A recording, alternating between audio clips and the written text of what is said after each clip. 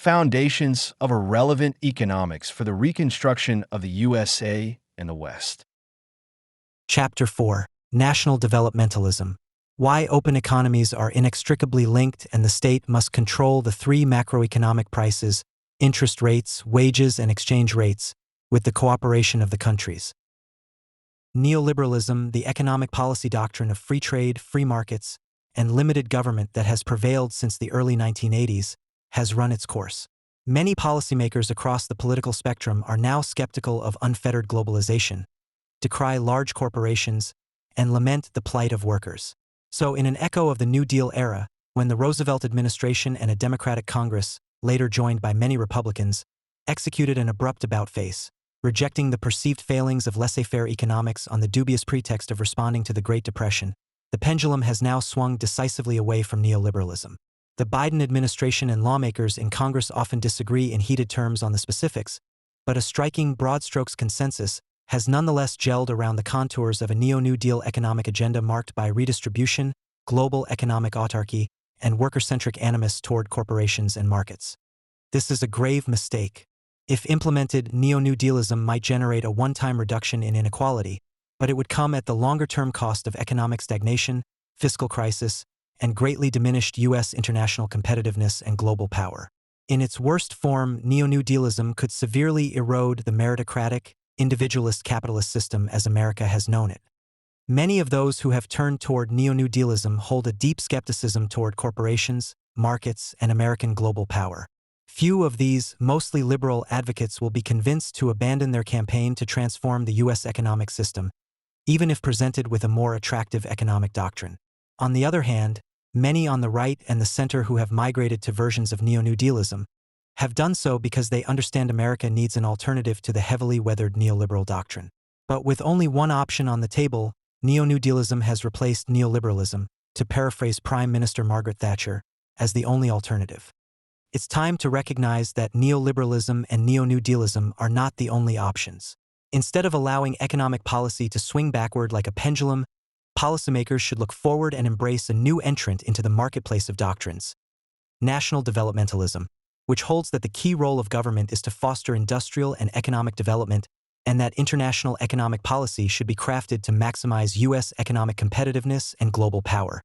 National developmentalism puts per capita income growth first, because growing productivity is the only way to continue improving everyone's living standards over the long term, and only after achieving robust growth would it prioritize efforts for greater fairness and increased government-funded redistribution.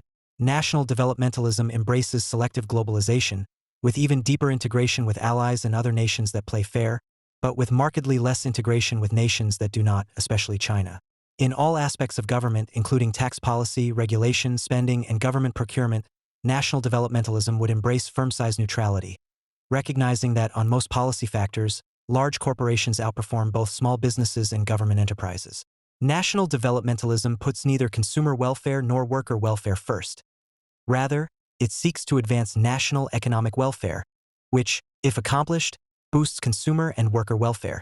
And finally, national developmentalism recognizes that companies competing in markets generally maximize national welfare, but only when government policy works to maximize organizations' dynamic capabilities, firms' ability to constantly innovate in what they produce and how they produce it, especially for large corporations, and where needed, seeks to align those interests with national interest. In short, America needs a new socio-economic doctrine that both parties can embrace, and national developmentalism offers the best path forward. The most important factor affecting the future of the U.S. economy will be the kind of economic doctrine that guides policy. In contrast to materialists who believe that economic interests and politics determine policy choices, the reality is intellectual frameworks and ideology are vastly more important, for they set the stage for defining problems and crafting acceptable solutions. Neoliberalism refers to a system of key operating principles for a society and economy. 1. Deep global integration. 2. Limited government, including low taxes and limited regulation. 3. A preference for price-mediated markets, including in labor and financial markets. 4. A focus on financial capital as the key ingredient for growth. 5. A focus on consumer welfare. 6. A rejection of the public interest as anything more than the sum of private interests. And 7. The general view that state policy be judged by the economic logic of the market. Despite certain origin stories putting its founding in the late 1930s, or in 1947 at Mont Pelerin, Switzerland, neoliberalism did not emerge as a dominant US and Australian, British, and Canadian governing doctrine until the mid to late 1970s as a number of structural problems emerged, including high inflation, slow productivity growth, and declining competitiveness, which doomed the prior, more progressive approach that FDR's New Deal had initiated and subsequent Democratic administrations through LBJ built upon. And many Republicans, including Eisenhower and Nixon, accepted most New Deal realities. With the election of Ronald Reagan in 1980, neoliberalism became the Republican Party's default economic doctrine. The order of the day was cutting top marginal income tax rates and reducing the corporate income tax rate at the cost of the investment tax credit. Expanding trade became a part of the Republican Party's DNA, and deregulation, including of financial markets, was the prevailing orthodoxy. And all policies, including on taxes and spending, trade, and antitrust, were now judged on the basis of consumer welfare. With the election of Bill Clinton in 1992, New Democrats largely accepted rather than fought the new neoliberal orthodoxy, but attempted to soften it in a way that would put people first. For while President Clinton and Vice President Al Gore stated that they were neither liberal nor conservative, they were in fact neoliberal. They supported deep globalization. They just wanted a better safety net for those who lost their jobs to trade and offshoring. They embraced the financialization of the economy. They just wanted an earned income tax credit for low-income Americans. They believed capital drove growth. But rather than cut taxes on the rich, they wanted balanced budgets to free up capital for investment. A generous interpretation of neoliberalism is that it was a needed corrective to accreted problems from a half-century of liberal New Dealism. A punitive tax code, stagflation, and overregulation of key industries, including trucking, airlines, and rail. However, a definitive judgment is not needed on the relative merits. Suffice to say that today it is no longer a useful doctrine to guide Anglo-American economic policy deliberations and solutions. The United States is not the only nation that adopted neoliberalism. Australia, Canada, the United Kingdom did as well. In the left's damning critique of neoliberalism, they point to its purported role in enabling increased income inequality, harmful globalization, corporate short-termism, and a string of other maladies. To some extent, these critiques hold water. But a more damning indictment of neoliberalism is its failure to address the most important economic challenges facing the nation today: anemic productivity growth rates and its related insufficient real wage growth, along with deindustrialization and loss of America's competitive advantage against China, including in most advanced industries. Indeed, most of the problems with neoliberalism that neo-New Dealers point to actually are caused, or at least made significantly worse by its failure to address these fundamental challenges. These failures are not accidental. Indeed, the very nature of neoliberal economic policy makes it impossible to solve these problems. Productivity won't be solved by cutting taxes for the rich or balancing the budget. Fiscal policy is not industrial policy. Rather, it will be solved by explicit public-private productivity policies, including at the technology and sectoral level, and neoliberalism ensures that such solutions are not only off the table but out of bounds. Competitiveness won't be solved simply by cutting the corporate tax rate or eliminating a few regulations. It will be solved by an explicit advanced industry strategy. Yet, under neoliberalism, privileging of national interest over global allocation efficiency is akin to economic malpractice that only cretins ignorant of public choice theory would propose.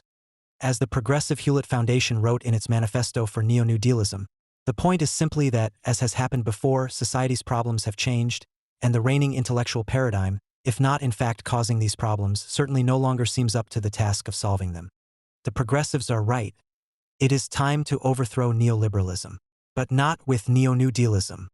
As the shortcomings of neoliberalism became more apparent, the progressive left found an opening to drive the equivalent of an intellectual truck through the typically narrow lanes that characterize policy debates in Washington.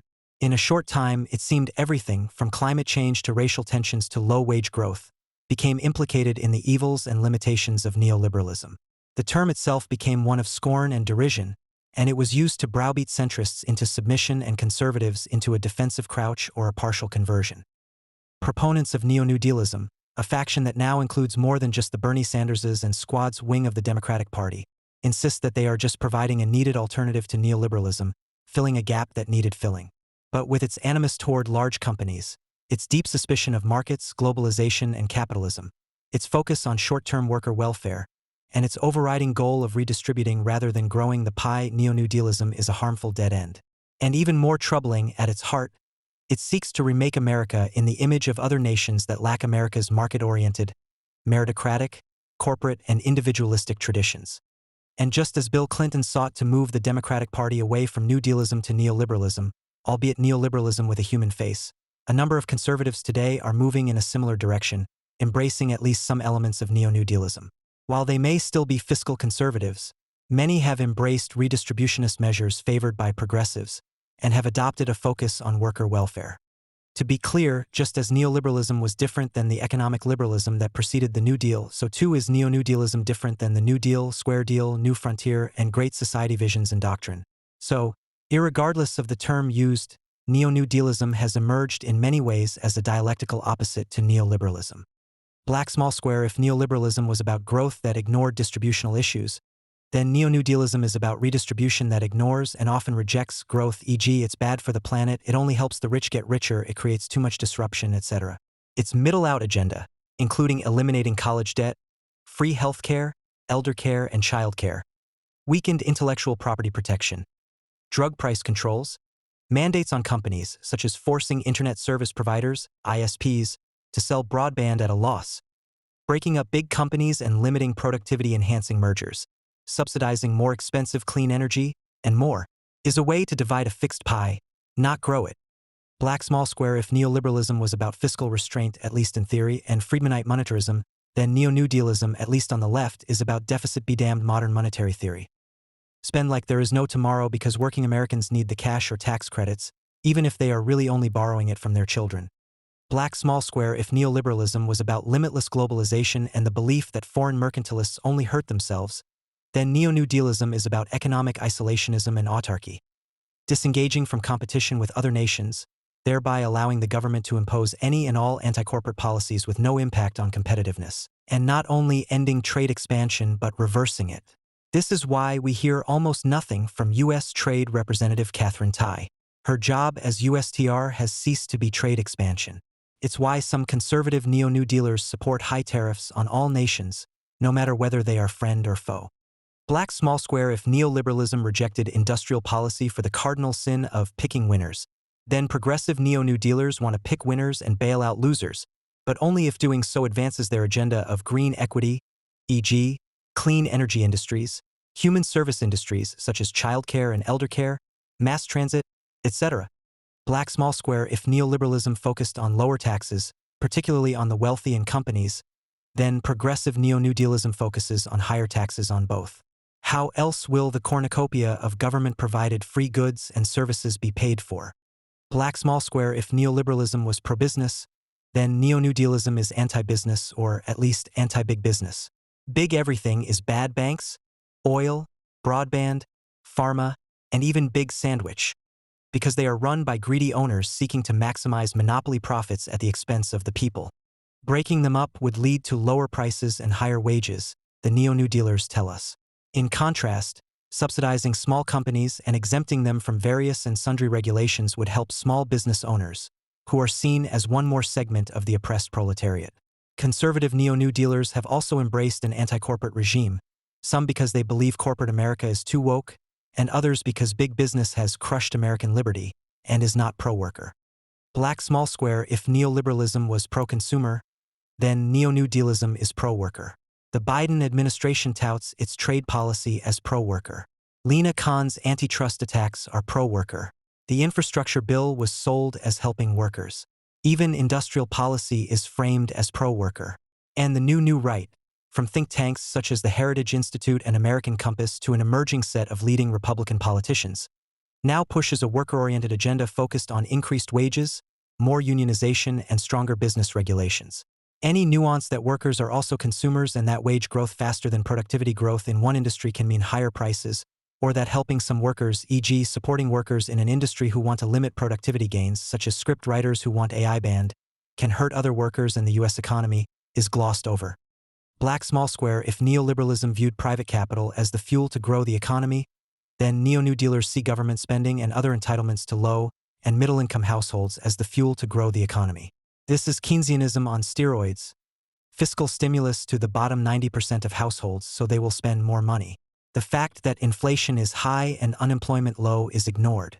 More redistributive spending is justified as boosting growth, something it only can do in periods of economic recession and then for only short-term periods.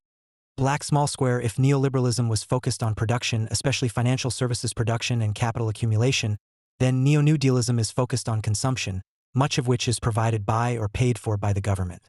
Want to raise incomes for low-income households? No need to boost productivity, just mandate a higher wage and provide an array of entitlements, including free college tuition and free daycare. Why not ignore the producer side of the economy completely and just pay people to stay at home and consume through universal basic income, aka welfare, and don't worry about paying for this? Modern monetary theory takes care of that. Black small square. If neoliberalism accepted automation and technological innovation, albeit with too little support for affected workers, then neo-New Dealism rejects technological automation as cruel and unusual punishment, benefiting only greedy capitalists. In its place, they favor an economy in which no worker ever loses their job, even if they don't perform adequately, which is why progressives in particular want to turn the U.S. labor market into an equivalent of the federal government employment system. Black small square. If neoliberalism disdained government and pushed privatization, then neo-New Dealers disdain corporations and seek an array of alternatives, including smaller firms, cooperatives, ethical firms organized as beneficial corporations, and publicly owned entities. 20. Want better broadband? Have the local government provide it. Want cheaper drugs? Have the National Institutes of Health (NIH) develop them. Want better transportation? Ride on public transportation. Black small square. If neoliberalism favored limited involvement in environmental issues, ideally through Pigouvian taxes on pollution, then progressive neo-New Dealers place green at the center, largely through regulatory mandates that ignore cost and attempt to change how Americans live, e.g., no more suburbs, passenger vehicles, airline flights, meat, gas stoves, or growing incomes. Black small square. If neoliberalism was about letting companies compete largely unfettered in the market, then neo-New Dealism, especially on the left, is about strong economic regulation and ideally government ownership, e.g. health insurance, banking, broadband, child and elderly care, drug development, transportation, etc., or absent that worker ownership of the means of production. Progressive journalist Michael Tomasky perhaps defined neo-New Dealism best. Middle-out economics, in contrast, is the belief that prosperity comes from a thriving middle class, and therefore government plays a role in supporting families and communities. This version of capitalism, more just, more equal, and in which prosperity is shared, could be the American future. Perhaps an even pithier definition of neo-New Dealism, or at least its goal for the left, is, in the words of Roosevelt Institute President Felsia Wong, high care, low carbon. To be clear, under neo-New Dealism, prosperity is shared, not increased. And the supply side of the economy, enterprises, is ignored in favor of the demand side. A middle and working class showered with a cornucopia of subsidies, hopefully green ones, with corporations increasingly shackled, if not completely dismantled or nationalized. Despite these differences, there are, however, several areas where neoliberalism and neo-New Dealism mostly agree. 1. Immigration. Neoliberals saw integrated global capital, product, and labor markets as optimal. The business forces in the Republican Party, especially small businesses, favored liberal immigration for the low wages it brought. Progressive neo-New Dealers also favor immigration, especially low-skilled, because it helps achieve their goal of global redistribution. While conservative neo-progressives want to limit immigration, they see it as a way to help existing U.S. workers. 2. Global competitiveness. Neoliberals never believed that countries competed with one another, seeing the very notion of competitiveness as, in the words of Paul Krugman, a dangerous obsession. 23. Neo-New Dealers also deny that America is in competition with other nations, not only because of their desire for global wealth redistribution, even at costs to the U.S. economy, but because they know global competition makes it harder to put in place a raft of needed policies they disdain, such as lower business taxes and limited regulations. If the United States is relatively autarkic, such as before the 1970s, tax and regulate to your heart's content, we won't lose any jobs to nations that don't follow this path. 3. Short-termism. Neoliberals view the pursuit of short-term self-interest as maximizing economic efficiency. If companies or individuals can do something that maximizes profits or benefits now, then it is optimal by definition, even if it leads to suboptimal longer-term outcomes. Likewise, Neo-New Dealers see the short-term maximization of individual worker welfare as ideal. It doesn't matter if that has longer-term negative effects, as the United Auto Workers, UAW, push for higher wages may have on the big three U.S. automakers, or as resistance to automation by many unions has on U.S. economic strength. As long as some workers are helped today, that is all that matters. 4. Enterprises. Neoliberalism embraces price-mediated markets. Enterprises are ignored and are assumed to function well as a group because of market forces.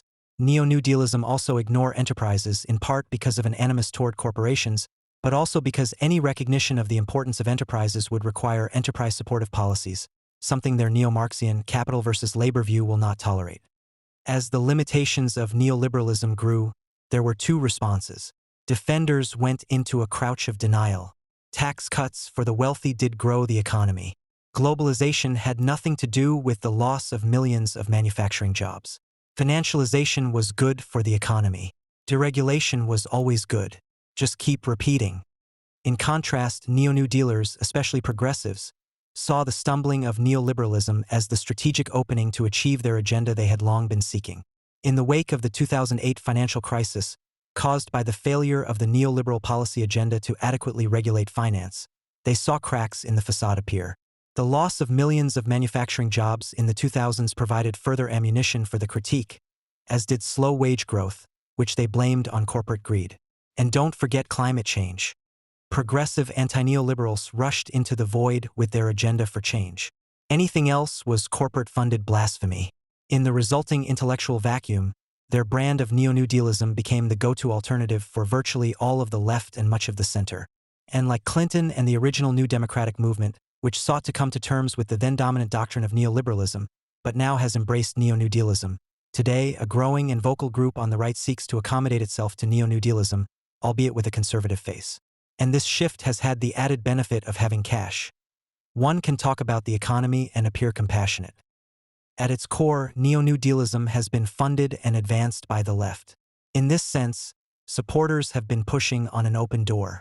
There are vastly more liberal and progressive university professors than there are conservatives, and national development scholars are even scarcer, as they are rejected by both neoliberal and neo-New Dealer economists. There are vastly more think tanks and civil society organizations with neo-New Dealer agendas than national developmentist ones. The main reason is there are hundreds of progressive foundations and ultra-rich liberal patrons interested in providing prodigious sums to press neo-New Dealism. As John Judas and Rui Texer documented in Where Have All the Democrats Gone?, the last 2 decades have seen the massive expansion of funding for neo-New Dealism, in part from existing foundations and the influx of massive amounts of monies from newly minted rich progressives.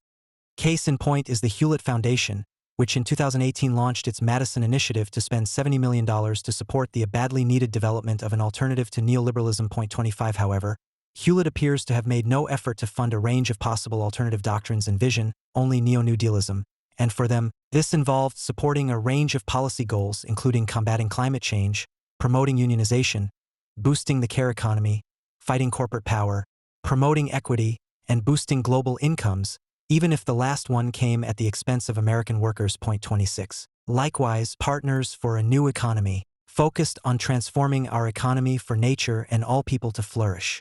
We were founded in 2015 by the MAVA, Oak, Marisla, and KR Foundations to address the root causes of environmental degradation that lie within our economic system.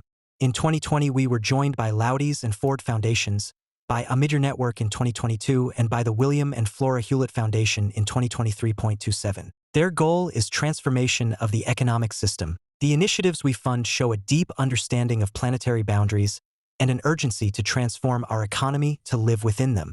They push the frontiers of alternative economic thinking and work to change the rules, goals, and mindsets underpinning our current economic system. Even as neoliberalism's actual results did it no favors, neo-New Dealers were not content with prevailing in an open debate where the facts would determine the winning replacement. They engaged in a sustained and massively well-funded campaign of fabrications and exaggerations to demonize neoliberalism. According to their new widely accepted narrative, the following are true. Black small-square workers saw no gains in income, and the rich got more than all the gains from economic growth. Black small-square corporate profits and markups are at an all-time high, now driving greedflation. Black small-square economic concentration is through the roof. Black small square globalization, rather than China, caused almost all of U.S. manufacturers' troubles. Black small square, a large share of jobs is or will be contingent gig jobs. Black small square U.S. broadband is deficient and we need government ISPs. Black small square drug prices are skyrocketing because of excess profits. Black small square big tech is killing privacy, the media, and democracy. Black small square the middle class is shrinking because people are getting poorer. Black small square we have all the tech we need to fight climate change, we just need regulation. As David Moskela and I point out in our forthcoming book Technology Fears and Scapegoats, 40 Myths About Privacy, Jobs, AI, and Today's Innovation Economy, all of these and more are either wrong or significantly exaggerated. Point 29 The Neo-New Deal movement assiduously produced and then endlessly marketed these myths in conferences, on social media, in books that the New York Times loved to review, at hearings, and in the media. Once these distortions, exaggerations, or both were repeated enough and picked up by an increasingly neo-New Dealism media, they became truths now virtually impossible to dislodge. As Mark Twain once said, "A lie can travel halfway around the world while the truth is putting on its shoes." When the truth is irrelevant in policy debates, policymakers can believe anything, including the Neo-New Deal narrative and agenda. One core difference between neoliberalism and Neo-New Dealism is that the former is focused on the supply side of the economy, the parts of the economy that produce rather than consume. Leaving aside the fact that its supply-side strategy of tax cuts, global integration, including with China, and deregulation no longer constitute a valid growth strategy. At least it tries to grow the economic pie so everyone can have more. In contrast, with its middle-out and bottom-up focus, Neo-New Dealism is a demand-side doctrine, giving subsidies to poor, working, and middle-class households and hoping the results, including consumer purchases, will grow the economy. With a few exceptions, such as helping workers get skills, their demand-side strategy will have no effect on growth unless the economy is in a recession, and then it is a temporary effect. It is likely to have a negative one as it comes at the expense of supply-side investments. Because of the notable limitations of neoliberal demand-side economics, many voters understand that growing the pie is central to their well-being. Some neo-New Dealers now paint their doctrine with a supply-side patina. Treasury Secretary Janet Yellen's repackaging of Bidenomics as modern supply-side economics is an example. According to Yellen, the approach prioritizes labor supply, human capital, public infrastructure, R&D, and investments in a sustainable environment. But Yellen's version of modern supply-side economics cares not only about growth but about creating a fairer and more sustainable economy, with the emphasis on the latter. The problem with this intellectual repurposing is that most of what is touted as a progressive supply-side growth strategy is in fact still demand-side redistribution, either in fact or in motivation, or it is spending that has no effect on growth. Childcare subsidies are painted as a supply-side intervention to let more mothers work. The administration's infrastructure agenda is largely about job creation and advancing progressive goals, such as more mass transit and demolishing existing freeways. The Massive Inflation Reduction Act is largely subsidies for clean energy projects, most of which would not be built if proponents had to rely solely on market forces, and few of which will lead to economic growth, but rather the replacement of existing energy sources and uses with cleaner ones. Secretary Yellen even defines money for IRS tax enforcement as a supply-side strategy. The reality is that the CHIPS and Science Act is the only true significant supply-side measure of the last few years. At its core, the supply-side initiatives for neo-New Dealers are to create jobs and achieve an array of social policy goals, not to boost long-run productivity and innovation. Neo-New Dealer and Harvard professor Danny Roderick even goes so far as to assert that the low-productivity human services sector is the answer as the rising source of good, green, human, local, gender-beneficial jobs. It is easy to see why so many progressives latched onto Neo-New Dealism. They were always skeptical, if not opposed to capitalism, markets, corporations, and unrestrained growth. But why did so many Clinton-era centrists such as Brad DeLong, Simon Johnson, Robert Reich, Gene Sperling, Larry Summers, and Tom Wheeler, as well as Biden administration officials Bruce Reed, Ron Klein, and Jake Sullivan transition to Neo-New Dealism? Sullivan is emblematic, writing in the progressive journal Democracy, "It's not the 1990s anymore. People want the government to help solve big problems." He calls for new old Democrats, clearly a swipe at the New Democrat movement and a call for Democrats to revive New Deal economics. And, covering one of his recent speeches, one journalist said Sullivan had declared the death of neoliberalism. His stated goal? Not strengthening the U.S. economy, but rescuing and rebuilding the American middle class.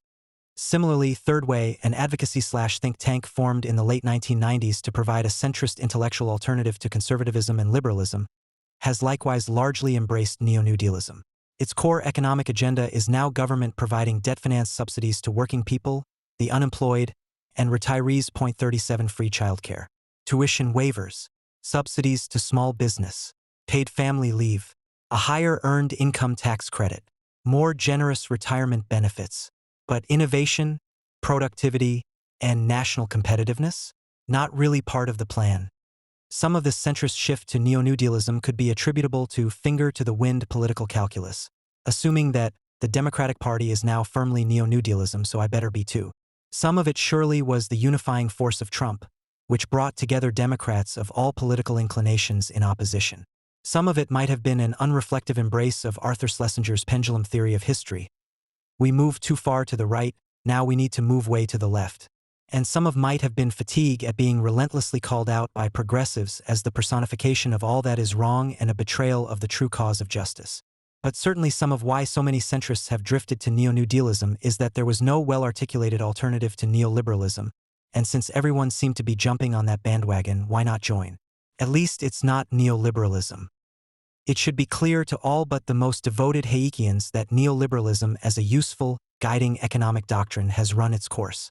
The travesty of UK Prime Minister Liz Truss, the shortest-serving Prime Minister in UK history, because of her neoliberal proposal to eliminate taxes on the rich in the belief it would spur growth, should be evidence of this. And yet, many conservatives remain stuck in neoliberalism, as when U.S. Senator and former Republican presidential candidate Tim Scott, RSC, said, "The Laffer curve still works. It never did and certainly won't now."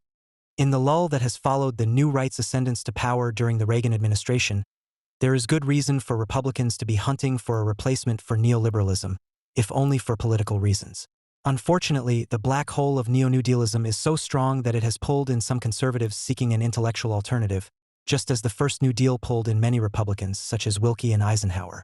At first glance, the nascent but growing movement among some conservatives to reject neoliberalism was a good sign, especially as some endorsed or generated ideas that fit with national developmentalism.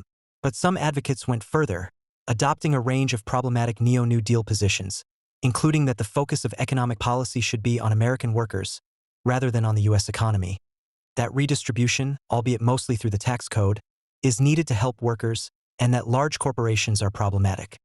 Emulating the progressives' neo-New Dealism middle-out framing, Orrin Cass, the founder and president of American Compass, a conservative reform organization, has written, "This response emerges from an insight that I like to call the working hypothesis.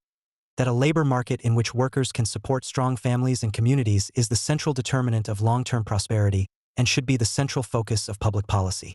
Genuine prosperity depends upon people working as productive contributors to their society, through which they can achieve self-sufficiency, support their families, participate in their communities, and raise children prepared to do the same."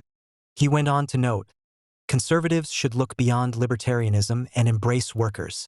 It's certainly politically appropriate to sell any economic doctrine on the grounds that it will help workers and retirees, but to actually believe that economic growth only stems from the well-being of workers and not from the capabilities and performance of enterprises is an embrace of neo-New Dealism. Moreover, conservative neo-New Dealers' industrial policies mirror progressives in singing the praises of manufacturing, regardless of how technologically advanced it is. Many new conservatives have also made their bed with progressives when it comes to their views toward large corporations, and in particular their embrace of anti-corporate neo-Brandesianism. Case in point is conservative Sohrab Ahmari, founder of the Journal Compact. In his new book Tyranny Incorporated, Ahmari attacked large corporations for all sorts of sins, the same ones, incidentally, that small businesses commit. In an echo of Marx, he asserts that the employer likewise faces an economic compulsion that forces him to coerce the worker. As one reviewer noted, more than half of Tyranny Incorporated is devoted to exposing the casualties of private economic power. The stories of corporate greed and judicial hard-heartedness would be right at home in Jacobin if not the Daily Worker. Making what appears to be a social democratic argument, Ahmari applauds FDR and the achievements of the New Deal. He's friendlier toward Karl Polanyi than he is toward F.A. Hayek. Ahmari approvingly cites Marxist and post-Marxist thinkers like Wendy Brown, Mark Fisher, David Harvey, and Chantal Mouffe, atypical reference points for a conservative author. New conservative editor of the Journal of American Affairs, Julius Krein, holds a similar view, for example, decrying the CHIPS Act for not imposing more conditions on semiconductor firms getting incentives to invest in U.S. fabs, damning them for the sin of being global companies and labeling the CHIPS Act as corporate welfare. In essence, Krein was channeling progressive neo-New Dealers, seeing economic policy first and foremost through the lens of limiting corporations, not increasing their capabilities in the United States. Likewise, inveterate centrist contrarian Joel Kotkin has also echoed the neo-New Deal cause, writing for the conservative Claremont Institute. Conservatives who may traditionally oppose government controls on business may find common cause with socialists worried about allowing so much power to be concentrated in so few hands.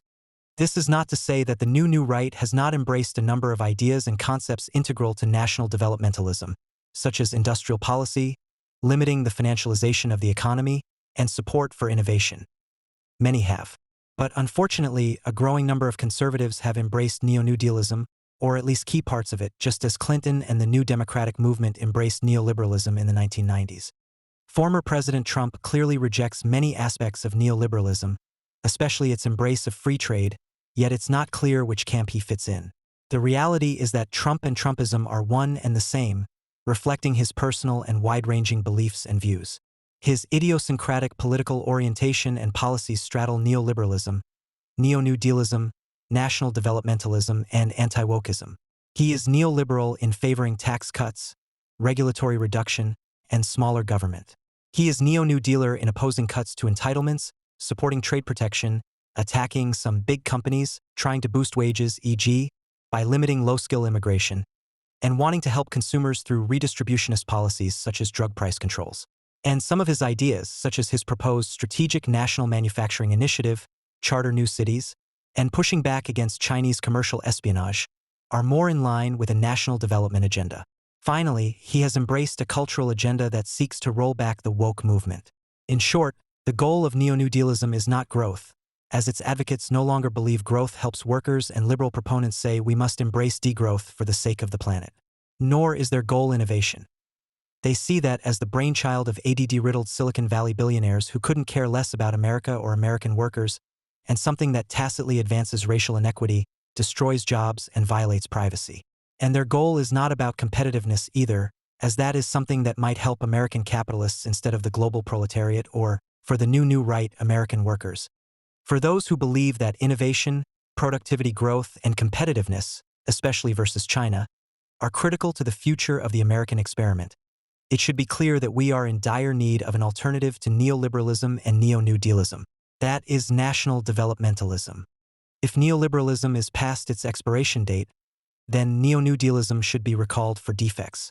In an era of near-stagnant productivity growth and rapidly declining U.S. technology leadership, it's time for a new doctrine. While there could be many names for this, Michael Lind and Robert D. Atkinson have termed it national developmentalism. It holds that the key role of the state is to foster industrial and economic development, including productivity and innovation, and that international economic policy should be crafted to maximize U.S. economic competitiveness and national strength. When these are achieved, other goals, including higher wages and greater government benefits, are much easier to achieve. There are 5 basic principles of national developmentalism. 1. First, growth is at the center, particularly productivity, innovation, and competitiveness. Productivity is the only source of increases in living standards, and it largely comes from the development and widespread adoption of new technologies in enterprises. Innovation is the development of new products, processes, and business models that provide value to society. It is not manna from heaven, but something that is maximized when a country's national innovation system is optimized for performance. Finally, competitiveness is the ability of the United States to run a trade surplus, or at least balance trade, in a range of advanced industries, while maintaining a strong dollar. A national developmentalist economic policy goes deep into crafting effective policies for all 3 areas. 2. Strong, dynamic capabilities of companies of all sizes, especially large corporations, are key to achieving growth. In contrast, neoliberalism relies on capital to achieve growth, and neo-New Dealers on a subsidized and protected middle-class consumer.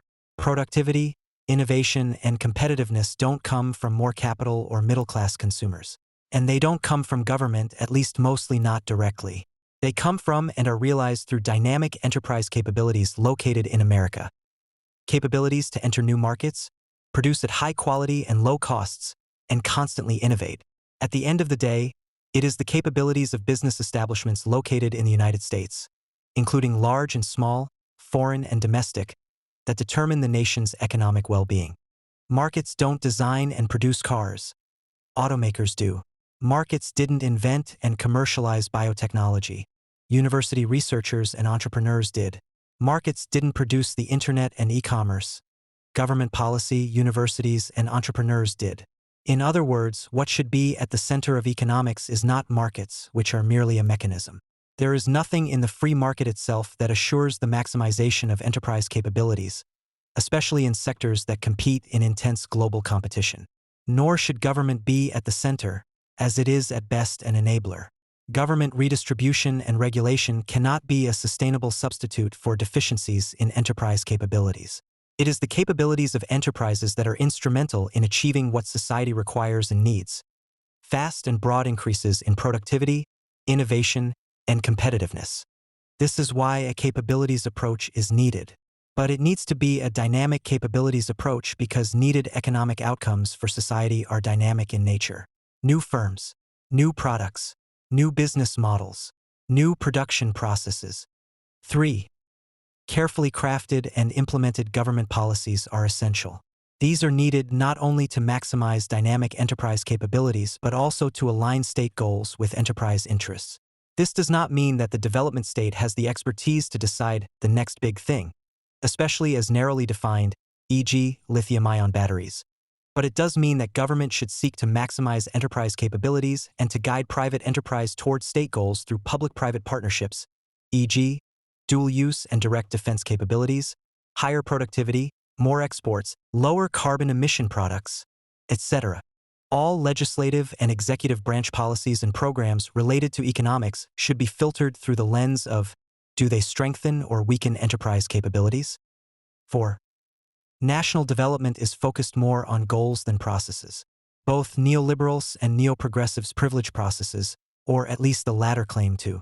For neoliberals, the process of free markets is largely sacrosanct, with the belief that if markets are just left alone, the final outcome, whatever it may be, is by definition optimal.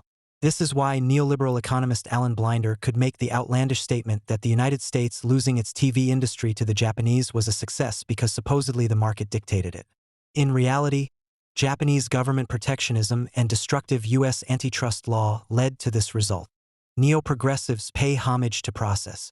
For example, they justify their antitrust attacks on corporations as defending competition. But competition is not an end. It's a means to other goals. They argue that the process of workers having voice is key. But again, that is mostly a means, hopefully, to higher productivity and innovation. National developmentalism is clearly focused on 3 goals: innovation, productivity, and competitiveness, and is agnostic about the means to achieve these goals. 5. National developmentalism rejects the neoliberal and neo-New Deal Marxian capital-labor dialectic. The list of inane and destructive ideas generated by Karl Marx would take several volumes to catalog, but one that surely deserves top billing is his notion that capital and labor are fighting in a zero-sum game where what's good for one is bad for the other. While neo-New Dealism is not the same as Marxism, this idea has been baked into neo-New Dealism and sometimes neoliberalism, with atrocious policy results.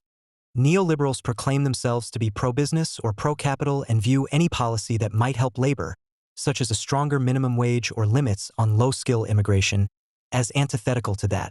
But business welfare should not be the goal. That is a means to maximize national economic welfare. Conversely, neo-New Dealers proclaim themselves to be pro-worker and see any action that helps a company, such as supporting labor-displacing automation or merging with another company to gain efficiencies, as helping capital at the expense of labor. The reality is that almost always such benefits flow through to the entire economy.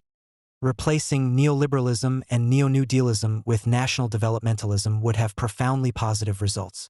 If applied and followed, it would mean a different approach to a wide array of economic policy areas, including trade, tax, antitrust, and budget, to name just a few. Trade policy would move away from the intellectual dead end of free trade versus protectionism and toward a trade regime focused on boosting domestic advanced technology capabilities. Tax policy would move away from the stale debate of taxing business more versus less to a more sophisticated one of how tax policy can support dynamic capabilities of entrepreneurs and established firms.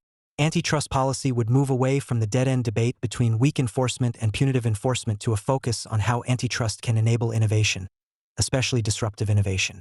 Budget policy would move away from the either-or of balancing the budget or boosting social spending to one of how targeted spending, through tax expenditures or direct spending, can boost capabilities.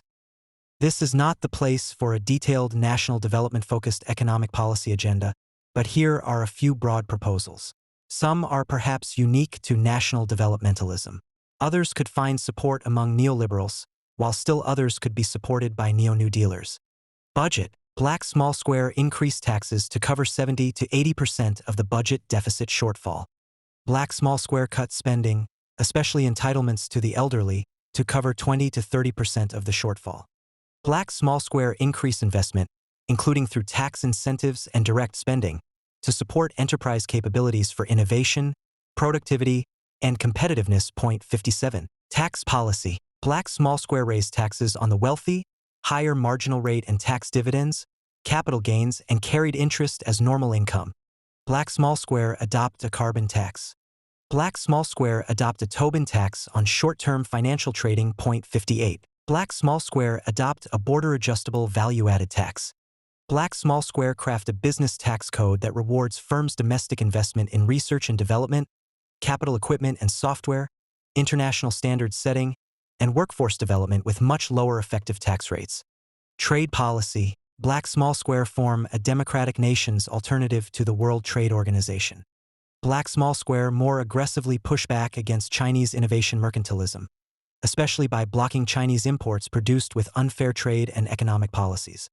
Black small square make global market expansion for advanced industries with high fixed costs and low marginal costs, such as semiconductors and drugs, the major goal of U.S. market opening. Black small square limit economic benefits, e.g., GSP preferences, foreign aid, etc., to nations with non-trivial mercantilist policies that harm the U.S. economy. Black small square significantly expands support to U.S. exporters through expansion and reform of institutions such as the Exim Bank. Black small square adopt a buy-allied system wherein the U.S. government agrees to buy from allied nations that commit to reciprocity. Reciprocity would also apply to programs such as the IRA tax incentives. Black small square increase STEM, science, technology, engineering, and math immigration. Regulatory policy. Black small square focus antitrust more on combating anti-competitive conduct and much less on purported anti-competitive industry structures. Black small square ensure proposed regulations are screened to limit negative effects on competitiveness and innovation. Black small square with regard to Internet and AI policy, embrace light-touch regulations that balance public interest protection with innovation, and focus more on harms, e.g., spam, identity theft. Black small square embrace size neutrality, favoring neither large nor small business. Industry and science policy. Black small square craft policies to shrink the financial trading sector and move firms away from short-termism. Black small square create and fund an industrial finance corporation. 59. Black small square adopt a whole-of-government approach to spurring productivity, innovation, and competitiveness. Black small square provide the lion's share of new science and technology funding to industry-led applied research projects. Black small square place a stronger focus on tech transfer and commercialization, and less focus on basic and mission-oriented research. Black small square establish a more industry-led workforce training system. The more national developmentalism is articulated and fleshed out, the greater the likelihood it will be accepted and become the intellectual foundation for those seeking a growth-oriented alternative to neo-New Dealism and a more efficacious alternative to neoliberalism. Both neoliberalism and neo-New Dealism have a leg up because they are at their core utopian and revolutionary projects, which appeal to many people's desire for meaning in life. In the former, a free society with minimalist government action where the free individual or homo economicus is seen as the summum bonum. In the latter, a society characterized by equality for all that throws off the yoke of capitalist oppression. Both are storm the barricades visions that tug on emotional heartstrings and lend themselves to easy demonization of alternatives. Whereas working to raise the productivity growth rate a couple percentage points and improve the high-tech trade balance while preserving a modicum of fairness mostly yields a yawn, even from hardcore wonks. In addition, the new national developmentalist doctrine suffers from an inherent nebulousness because it does not frame the world in Manichaean terms. Free trade versus autarky, not a bit of both. Low taxes versus low taxes on some investments, higher taxes on some individuals. Little regulation versus strong regulation, etc. It is, at its core, a middle ground approach based on the realpolitik and the real world. Finally, while free market libertarianism was always an elite intellectual project, it could and did draw on financial and political support from wealthy conservatives and many in the corporate community when the latter's agenda aligned with the neoliberal agenda. Neo-New Dealism has the advantage of a massive contingent of academic allies who now see their role as advocacy rather than enlightenment, extremely well-funded foundations committed to changing the world in the progressive direction, support within Wall Street, hundreds of advocacy groups constantly pushing the Neo-New Deal agenda, and a media dominated by voices sympathetic to Neo-New Deal goals and means.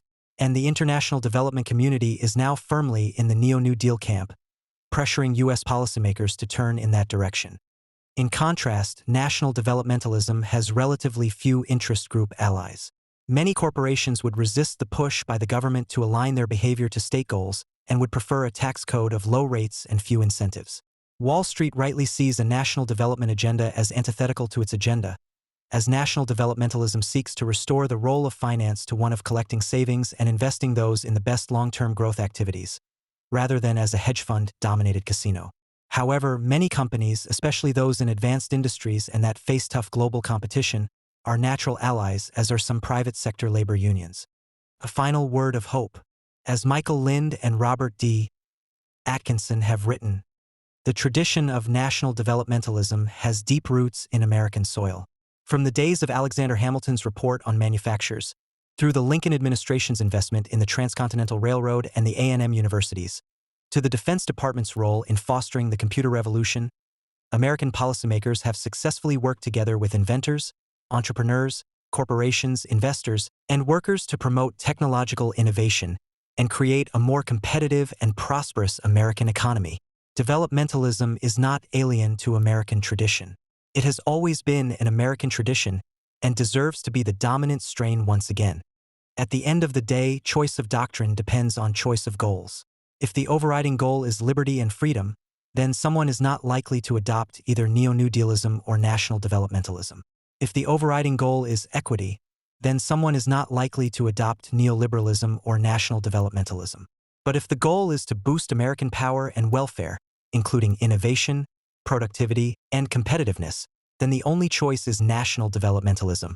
As U.S. productivity and wages continue to stagnate, the need for more robust innovation grows, and the international competitiveness challenges become more acute, particularly from China. It's useful to know that there is a doctrine, national developmentalism, ready to be adopted and enacted. The real question is, will it be adopted in time?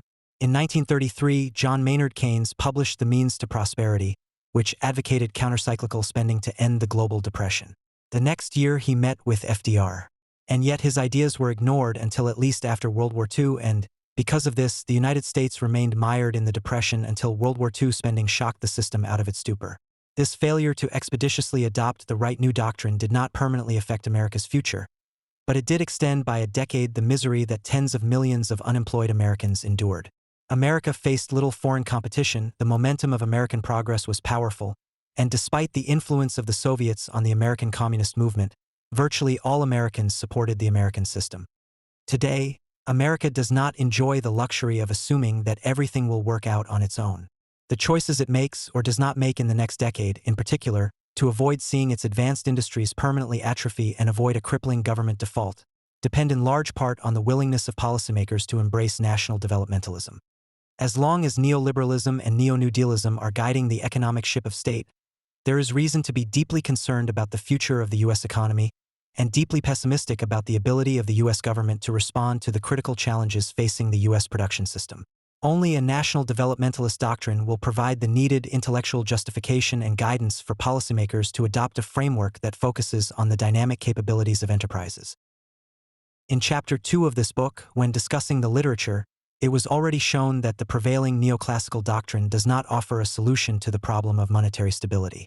In general equilibrium, prices can rise on average by 100% per period or by 1%. If price increases are even dependent on the dynamics that an economy develops over time, equilibrium economics is completely clueless. Consequently, for centuries people have been desperately searching for a way to find a market-based solution to this problem. A few hundred years before equilibrium theory and monetarism, a French economist by the name of Jean Bodin established a relationship between the quantity of money, whatever that may be, and the change in prices. This was based on the assumption that the historically recurring inflationary phases had to do with the loss of monetary stability in the system of metal-backed currencies. The equation developed from this suggested that the system had to be given an external monetary constraint in order to keep the internal dynamic processes within limits. The gold standard, with its attempt to guarantee price stability and currency stability at the same time through the natural limitation of existing money, was the first expression of the endless confusion in matters of monetary stability. The fact that even many decades after the official introduction of mostly completely unbacked or only symbolically backed paper currencies, the confusion has hardly disappeared certainly has to do with the fact that modern monetarism a la Milton Friedman has wanted to create the appearance of a scientific justification for the quantitative restriction of money in circulation since the 1950s. Gold was given a modern, national guise in the form of a money supply controlled by an independent institution, and international monetary stability was simply referred to the wisdom of the markets. This solution was eagerly taken up by large sections of academia and almost all major central banks and, apparently, successfully implemented. But this solution is not one. Neither has there ever been money supply management, as will be shown in the next sections, nor has the wisdom of the markets proved great enough to ensure a bare minimum of monetary stability internationally. So there is nothing left to do but start the story all over again and outline a solution that meets both scientific requirements and the possibilities of politics. When it comes to the role of money in the economy, there are two extreme views. On the one hand, there are all the theories that strictly separate money and monetary policy from the economic system. This is most clearly expressed in the thesis of the neutrality of money, with which neoclassicism and monetarism have operated for many centuries. On the other hand, there is completely endogenous money, which is created by the system and can be silently adapted to the needs of economic subjects at any time. Neither does justice to the monetary system in which and with which Western economies have been operating since the end of the Second World War. But it is not just about money. We must take note of the fact that we live in a mixed economic system in which the state also plays an immediate role as an economic subject and as an acting institution that should not be neglected. Anyone who wants to explain the development of the economy should take monetary policy and fiscal policy into account from the outset and at all times. If we add to this the fact that foreign trade cannot be regarded as independent of state regulation and, above all, the monetary system, there is no explanation here either without the involvement of the state or the community of states. Finally, as shown in Chapter 3, the labor market is by no means to be regarded as a market in the usual sense, but needs state intervention in order to function adequately at all. But let's stay with the importance of money for now. Questions about the meaning of money, the essence of money, or the role of money in a modern economy have occupied economists and many laypeople more than any other question. However, the fact that there are still so many riddles associated with money and so many myths surrounding it is mainly due to the fact that neoclassical economics has never found a realistic approach to money. Because this theory dominates economics on the one hand, but has remained static with its assertion of the neutrality of money on the other, thus denying it any access to a realistic theory of money, the impression has prevailed among many interested parties that paper money is being kept a secret for ideological or other reasons. One of the questions repeatedly asked is the link between money and debt. Why, ask concerned laypeople, can money only be put into circulation in exchange for debt instruments? Doesn't this debt money create all kinds of evil in modern economies? The answer is trivial, but by no means so obvious that it has become widespread. Because money in today's monetary economies contains a claim to goods, this claim cannot be given away, but must of course be asset neutral. This is only possible if the person who receives money from the central bank accepts a debt instrument in return. Many people are also bothered by the fact that our banknotes formally represent a claim on the central bank, although it never delivers anything in return other than the central bank money it has created.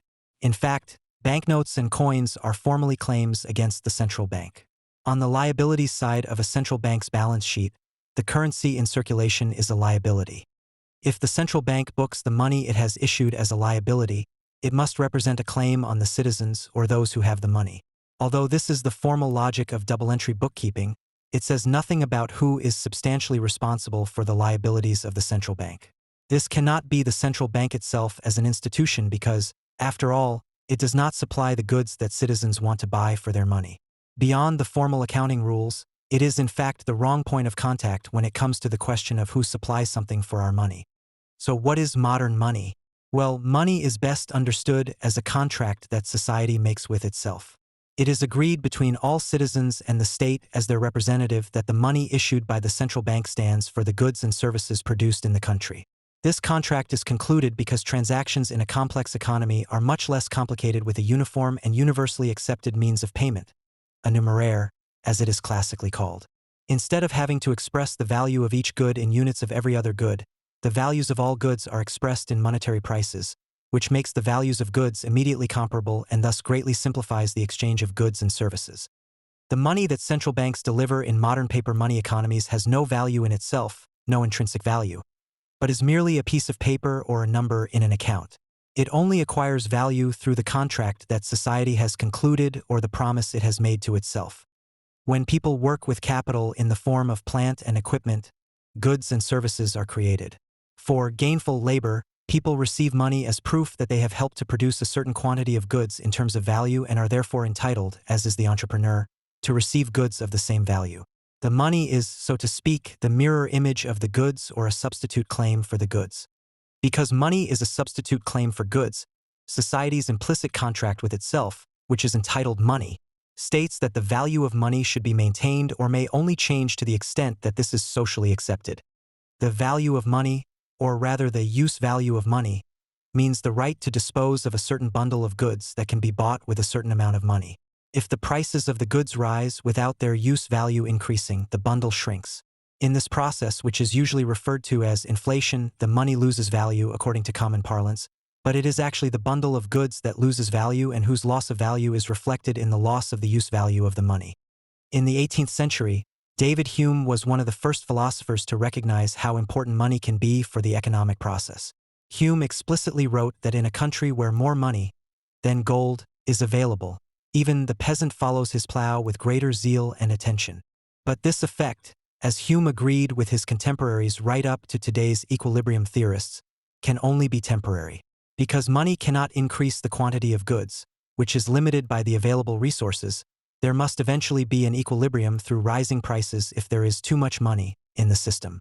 Joseph Alois Schumpeter comments on this. Since the quantity theorem holds only in a state of equilibrium, it is of course neither a qualification nor an objection to say that it does not hold in transition periods.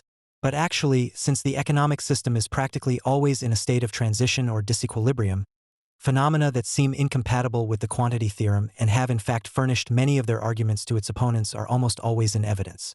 This clearly shows what remains of the monetarist saying, which is still used practically every day, that inflation is regularly the result of too much money chasing too few goods. Since it is impossible to know how large the quantity of goods is in a dynamic view, it is also impossible to know what too much money is.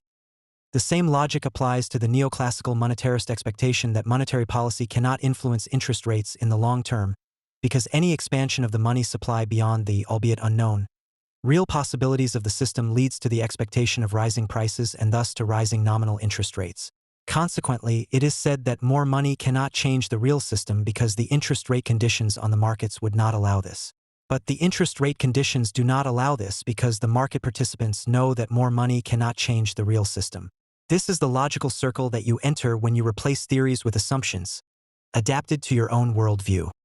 The money of the central bank in the hands of the citizens represents the agreement between the citizens that there are real goods to be exchanged for the worthless pieces of paper or the digital numbers on some accounts. Because everyone wants to live together based on the division of labor and not everyone has to be able to provide for themselves independently. Trust in money means trust in the division of labor not only today, but also tomorrow and the day after tomorrow. This is because every monetary unit represents the implicit promise that goods will be produced again tomorrow in a society based on the division of labor. Money is therefore an obligation backed by a state with its organs and institutions. Although the market provides the majority of goods that can be bought with money, it does not automatically provide the trust in money, without which it would only be worthless paper. This is why, for good reasons, the creation and maintenance of citizens' trust in money has not been placed in the hands of one or more markets or market players in all developed countries, and in the emerging markets as well, but has been made a genuine state task. This is because only a robust state is in a position to bear the macroeconomic responsibility for ensuring that money retains its value or that it changes to a desirable extent. The monetary system can only function on the basis of trust, because it is an extraordinary demonstration of trust in state institutions if citizens are paid for their hard work in paper that is actually worthless and do not insist that their employer provides them with goods that can be consumed, invested, or exchanged immediately without taking on greater risk by temporarily exchanging them for paper. However, trust in the state can only last if it succeeds in managing the overall social system in such a way that people are satisfied because they participate in the progress of society, and because they believe that the price stability to be achieved goes hand in hand with economic conditions that meet a basic need for fairness. The importance of social trust becomes clear when comparing national currencies. Only those who have sufficient trust in the institutions of a particular state will allow themselves to be paid with that state's money, and only such money is truly convertible and can be used to purchase internationally traded goods in the same way as domestic goods. Here, too, the states themselves or in cooperation with each other must ultimately ensure that the exchange rates, i.e. the prices of the currencies, do not fluctuate too much and that these exchange rates adequately reflect the purchasing power ratios between the states. Trade both between states and within states can only function with stable exchange rates, because the real exchange behind the trade result must not be massively and systematically distorted by the exchange of money as a means of transaction. Modern societies have created a single institution responsible for the creation of money and the enforcement of this agreement: the central bank. It creates the money and ensures that the money it issues serves as the sole legal tender for the society based on the division of labor. In most countries, this institution has also been chosen to guarantee the value of money. However, this is by no means self-evident, nor does it make sense. The value of money in the above sense arises as a result of the complex interplay of all markets. And it is by no means evident that the institution that issues money in exchange for promissory bills, the interest on which it fixes, should be best suited to direct this interplay comprehensively. It is, as shown in Box 10, due to an intellectual short-circuit that in almost all economies of the world it seemed obvious that the institution issuing money was also the institution best able to guarantee the value of money. As with a normal commodity, it was assumed that money must also be scarce in order to retain a high value. But who can keep money scarce? Obviously only the institution that issues it. That is wrong. Money must be plentiful in order to guarantee the smooth functioning of the system. The value of money as the value of a certain bundle of goods is high, low, or appropriate if all those who have agreed on a certain inflation target in the complex interplay of all markets adhere to the agreement once it has been reached. A democratically legitimized government is much better suited to guaranteeing this than a central bank technocratically staffed by the government. In other words, the value of money is appropriate if it corresponds to the expectations that were assumed by the contracting parties when they agreed on contracts to be paid out in money. The most important contracting parties in all modern societies are those who decide on the mass of employment contracts. That is why the wage is the decisive anchor for the value of money. We live in a paper money system with a wage standard. This has enormous implications, as will be shown in the following chapters. The confusion surrounding the scarcity of money can also be explained, as already mentioned several times, by the fact that in classical doctrine, including monetarism as well as in large parts of Keynesianism, it was seen as a real possibility to control a certain amount of money, a money supply. This in turn has led to the short circuit that by keeping this money supply scarce, the value of money can also be maintained. However, this is the biggest mistake of the past 200 years. There is no money supply that could be controlled by the central bank because the aim of all central banks is to create stable and favorable interest rate conditions for investments. Logically, this cannot be reconciled with controlling the money supply, because a stable money supply would then meet a volatile demand, which would result in strong fluctuations in interest rates. It is here, precisely at this point, that the difference between a science that has completely detached itself from its object of study and what happens on a daily basis in real economic systems becomes most apparent. While mainstream economics deals with a world in which attempts are made to find a balance between saving and investment, and interest rates are the result of various markets, which in turn are about balancing supply and demand, in the real world the role of interest rates is completely different. Interest is systematically used by central banks to encourage investment activity in line with economic circumstances, i.e. to ensure that investments run far ahead of savings as often as possible so that income can rise overall. An academic discipline that, for ideological reasons, is unwilling to even acknowledge the actions of the state, which must be seen as an unalterable part of the economic system, does not deserve the name science. The desperate attempts to strictly separate politics and the market have failed. In a monetary economy in which the state has secured a monopoly on issuing money, there is no market interest rate, only an economic policy instrument called interest. We have already established in Chapter 2 that the interest rate does not fit in any way with the supply-demand scheme used to determine prices on a market. The role of the central bank is of particular importance here, because, for the reasons mentioned above, it only issues money if someone borrows exactly the same amount. It has become customary for the central bank to demand the payment of interest from the debtor. This should come as a surprise because most economists and many other observers regard interest as a very special price. In society and in economics, the significance of interest has been the subject of heated debate for centuries. In Islam, there is even a ban on interest, and in Christianity too, usury has been at the center of many disputes for hundreds of years. In Western societies, usury with interest is still prohibited by law today, and in the free market economy, which Germany agreed to introduce after the end of the Second World War, the credit interest paid by banks on deposits was not a market interest rate until the 1960s but was prescribed by law. Interest also plays a decisive role in discussions about the distant future of our economy. If interest and compound interest did not exist, there would be no compulsion to keep growing and destroying the environment in the process, argue many committed groups who believe that perpetual growth of the human-driven economy on a finite planet is impossible. The interest burden arising from government debt, which is to be borne by future generations, also occupies a prominent place in the public debate on fiscal policy.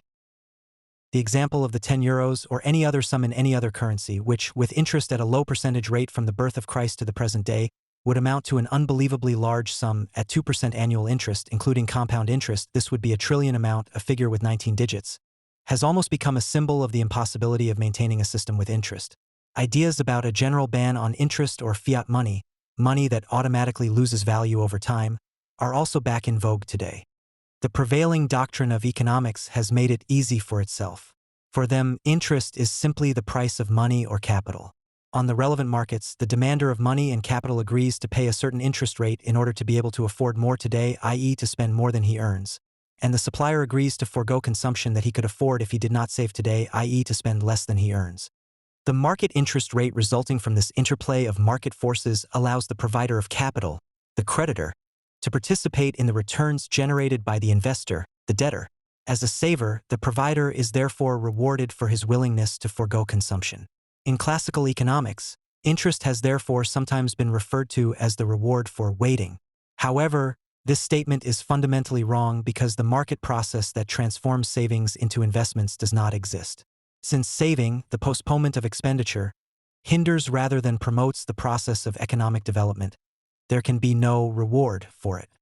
In a system in which money is created by banks, including the central bank, and made available to investors, no one has to give up anything if someone else wants to invest. But what is the price of interest then?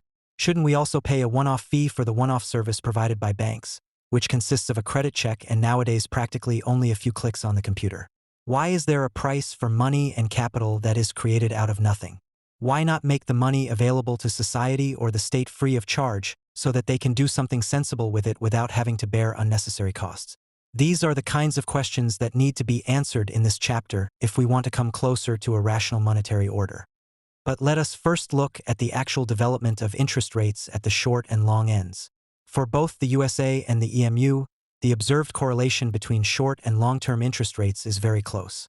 In the USA, for example, there has historically been no phase of increases or decreases in short-term interest rates that has not been accompanied by long-term interest rates, albeit to a lesser extent and with less volatility.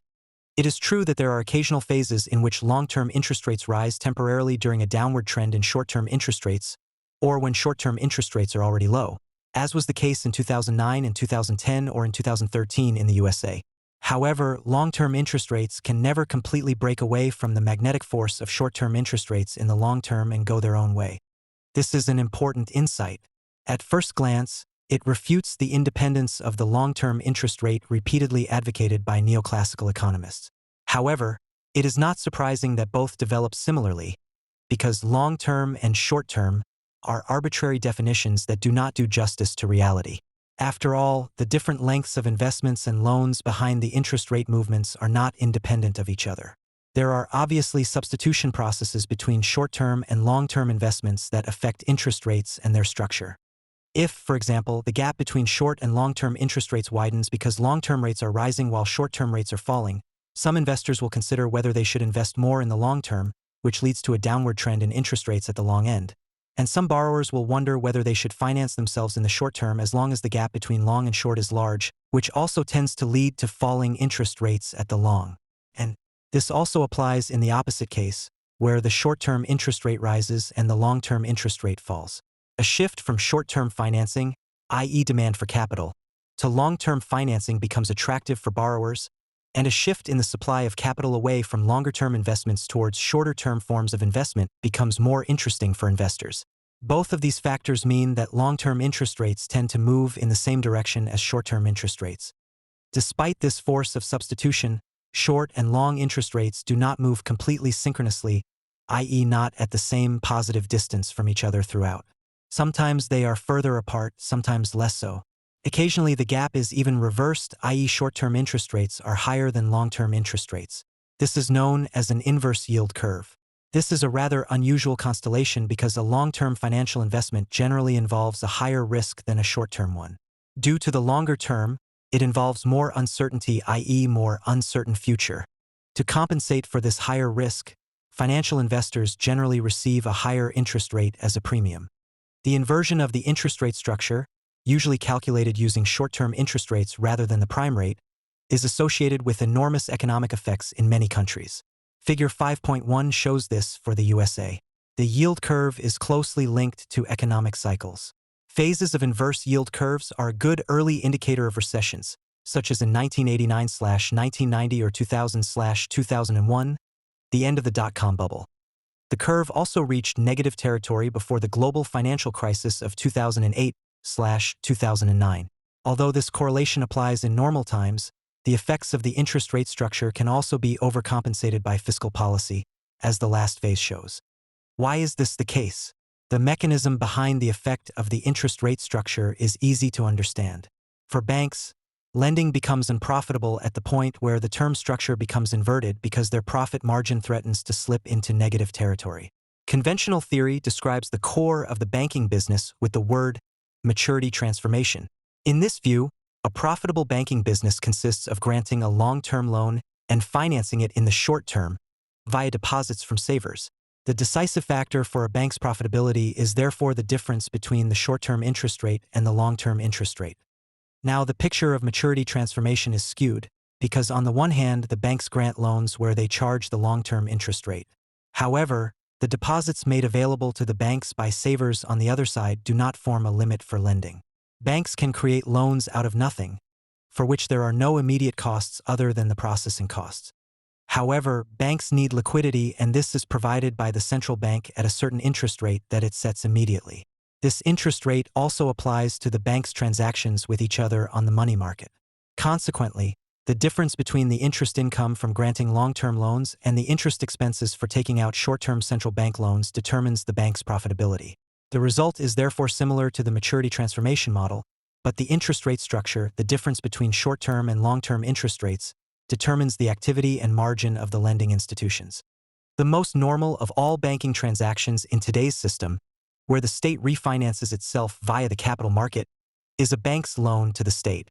The state sells the bank tradable debt securities, usually called bonds, and pays the long-term interest rate on these, let's say, 10-year government bonds issued by the federal government. The normal banking business is therefore profitable, and in the case of the government bond, extremely simple, precisely when the short-term interest rate is below the long-term rate. This is true in normal times. In this case, we say that the interest rate structure, i.e. the difference between the long-term and short-term interest rate, which represents the relevant margin for the bank between the lending rate it charges and the costs of payment transactions, is positive and therefore normal because the bank's margin is positive. With an inverse interest rate structure, banks have to restrict lending and the economy is put at risk because private investment activity is hampered. The reverse happens as soon as the margin turns positive again. Banks then make an effort to lend more. Incidentally, if reasonable demand conditions exist, such as positive income expectations among the mass of the population, the upswing can begin because the brake on the credit machine is released, so to speak. The expression comes from Schumpeter, who spoke of the golden brake on the credit machine in connection with the gold standard. Whether the central banks are strong enough with their interest rate policy to start the machine by releasing the brake is an open question. They have proven often enough that they can be strong in a restrictive direction. In contrast, central banks have never been very strong in an expansionary direction, but demand conditions were also so favorable in earlier decades that it was often enough to release the brake on the machine to get the economy moving again. However, the situation is different with wage deflation. At the end of the 2010s, the interest rate structure was close to zero or even below zero in some countries, including the USA. In Germany, the long-term interest rate was even clearly in negative territory. However, the underlying inversion was atypical. It was not, as in most cases in the past, triggered by restrictive central bank policy, i.e. the increase in short-term interest rates, but by the central bank's attempt to stimulate the economy by cutting interest rates at the long end. When assessing this policy, it must be borne in mind that in a normal inversion of the interest rate structure via rising short-term interest rates, long-term interest rates usually also rise, so that both effects, the effect of the structure and the level of interest rates, then move in the same restrictive direction. Consequently, the atypical inversion must be seen as further collateral damage of the low interest rate policy, which can hardly be avoided. Although this makes it less effective, it does not render it ineffective per se. It is obvious from these considerations and the empirical findings that the story repeatedly told about interest rates as market prices is not true. Short-term interest rates are clearly set by the central bank because, as the strongest market participant, it can and does enforce the price it is trying to achieve for economic policy reasons at any time. The answer to the question of the causal direction of interest rates is highly explosive. Thomas Piketty, for example, has caused quite a stir, see box 4, by claiming that the market economy automatically tends to concentrate wealth because the return on capital is higher than the growth rate of the economy in the long term. In order to overcome the problematic consequences of this constellation, which he sees as a quasi-natural law, Piketty recommends a high level of taxation on wealth. However, if the positive gap between the return on capital and the growth rate that Piketty has empirically identified over long periods of time is not a kind of natural law, but rather a specific behavior of the central banks, then the situation looks completely different, namely, then the first and decisive responsibility for the relationship between the growth rate and the long-term interest rate lies with monetary policy. Our judgment on the causality chain that explains interest rates is clear. Monetary policy determines the short-term interest rate and sets the direction for the development of long-term interest rates, even if other factors, e.g. risks depending on the length of the term, also influence long-term interest rates. In conjunction with wage policy, which in turn largely determines the inflation rate, the interest rate level at both the long and short end of the market is the result of monetary policy action.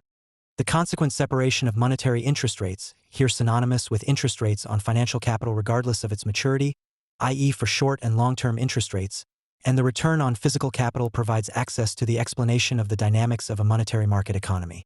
Although this is not the last word, whenever this separation has been ignored or neglected, erroneous conclusions have been drawn that have had a serious impact on the economic policy recommendations derived from the analysis.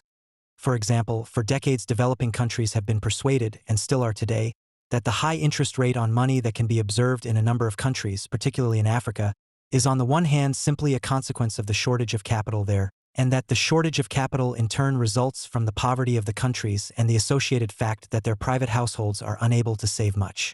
On the other hand, the high interest rate points to the enormous profitability of investments.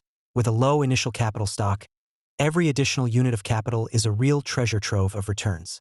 It is precisely for these reasons, a lack of financial capital and an abundance of profitable physical investment opportunities, that an opening of the capital markets in these countries, i.e. liberalization in favor of the freest possible international movement of capital, is essential for economic development. Even when interest rates are extremely high, no one would think of blaming this on a nonsensical central bank policy and/or a lack of competition among local banks and advocating a change in these conditions. Instead, they usually call for structural reforms on the labor and goods markets in such a country. In addition, institutional changes such as a stronger fight against corruption are proposed in order to reduce the risks for investors and, as a result, risk premiums on interest rates. For a long time, the central banks also supported the fictitious model assumption that money interest rates and returns on real capital corresponded, because it was convenient for them under the monetarist dogma to refer to their money supply policy and reject any direct responsibility for the level of money interest rates and their consequences. It is only with the demise of monetarism and increasing deflationary tendencies that central banks must increasingly acknowledge their responsibility for monetary interest rates and thus their responsibility for overall economic development. But even in an analysis that makes a consequent distinction between the money interest rate and the return on physical capital, it would be a mistake to take the return on physical capital as a given, as is often suggested by Wicksel's theory and more recent accounts modeled on it. If the average return on real capital were given, i.e. independent of monetary policy, the central bank would only have the task of setting the money interest rate in relation to this return in such a way as to achieve an optimal result in terms of its objective. Combating inflation would then require an interest rate that is higher than the return on real capital, while deflation would require a rate that is lower. If one also assumes a theory based on the Phillips curve, i.e. the view that the inflation rate has a stable functional relationship with unemployment, the central bank would always automatically have to pursue the goal of higher growth and higher employment in the case of deflation and vice versa in the case of combating inflation. The idea that there is such a thing as a neutral interest rate comes up again and again. A recent Brookings publication states that, in the long run, the neutral rate of interest is determined by the supply of and demand for savings. For example, for firms to make new investments, they need households and other savers to supply the capital to finance that investment. Therefore, total investment in the economy must be equal to the pool of available capital or savings. For that to happen, interest rates need to be high enough to convince savers to save and low enough to incentivize borrowers to borrow. The interest rate that does this in the long run is the neutral rate of interest. End quote. You can already see from this description in the light of our considerations on saving in Chapter 3 that all the problems of reality are simply defined away here in the best neoclassical manner. Saving is simply good, absolutely necessary, and has a clear effect on interest rates. This completely misunderstands the core of the dynamic development of a market economy, and everything that follows from this is simply wrong. What is more than alarming, however, is the fact that even economists with immediate economic policy responsibility believe they can work with the neutral interest rate. Isabel Schnabel from the ECB, for example, believes that there are good reasons to assume that the global R**, the scientific name given to the neutral interest rate, will move upwards compared to the period after the financial crisis, including higher investment to combat climate change, higher defense spending, the fragmentation of the global trading system, and higher government debt. We don't want to comment on this in detail because we think the overall idea is already completely flawed. Some economists have also associated the neutral interest rate with ideas such as so-called secular stagnation, Larry Summers, or a savings glut in the world, Ben Bernanke, which are responsible for its decline. Both are pure and in some cases even inconsistent offshoots of the false neoclassical basic idea of an interest rate that comes about without the intervention of monetary policy and can be used by monetary policy as a reference point. But unfortunately, it is not that simple.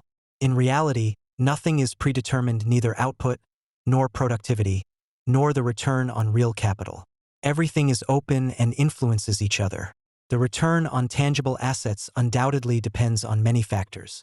If we leave aside the regulatory factors, or set them constant in our minds, and do not concern ourselves with the private sector factors, e.g. the brainwave of an engineer in a company that devalues a competitor's tangible investments overnight, we are left with the macroeconomic factors, i.e. those that are continuously set by economic policy in the area of monetary and fiscal policy, i.e. labor relations and foreign trade. These are available in the short and medium term when it comes to giving the economy a new direction or greater dynamism. In the case of many African countries mentioned above, which is characterized by prohibitively high interest rates due to unsuitable monetary policy and a lack of competition in the banking system, hardly any investments in tangible assets are made because their return is not able to generate the incorrectly set monetary interest rate. These economies simply cannot continue to develop if there are no other factors that provide incentives to invest from outside, e.g. rising commodity prices, because the return on real capital is not exogenous, but is co-determined by monetary policy. Monetary policy operates under a high degree of uncertainty. Based on its knowledge of the macroeconomic context, it must always estimate what interest rate level might be appropriate. The situation following the Great Recession of 2008/2009 provides a vivid example of a constellation of this kind. For a long time, the global economy was unable to emerge from the trough because demand was weak, mainly due to the fact that the income expectations of the vast majority of households were tending towards zero. The wage standard, on which any lasting and sustainable momentum and stable inflation expectations are based, was fundamentally weakened. In this situation, corporate profits and returns on capital employed also fall at a global level because the weakness in demand cannot be overcome. Monetary policy is then forced to follow the yield with the interest rate and approach the zero line. However, corporate profits and the return on existing physical capital often remain high, even though there is a lack of sufficient overall momentum on the wage side. Even when the incomes of the mass of the population are stagnating, there are temporary mechanisms that allow relatively high returns. These are linked to the financial balances, which we have discussed in detail. A reduction in household savings can ease the burden on companies if their incomes fall or rise little. This is the effect that has repeatedly stabilized economic activity in the US, but also in the UK, over the last 20 years and ensured decent profits for companies, even though employees no longer share in productivity progress in the same way as before. Government support measures can also help companies to make profits. For example, the increased indebtedness of public budgets in almost all industrialized countries after the financial crisis was a profit stabilization program. Massive tax cuts on capital gains had already prevented net yields from collapsing. In addition, individual countries can rely on additional foreign debt for a limited period to stabilize the profit situation of their companies, albeit at the expense of the profit situation of local companies. Germany's wage dumping in the EMU is the classic case.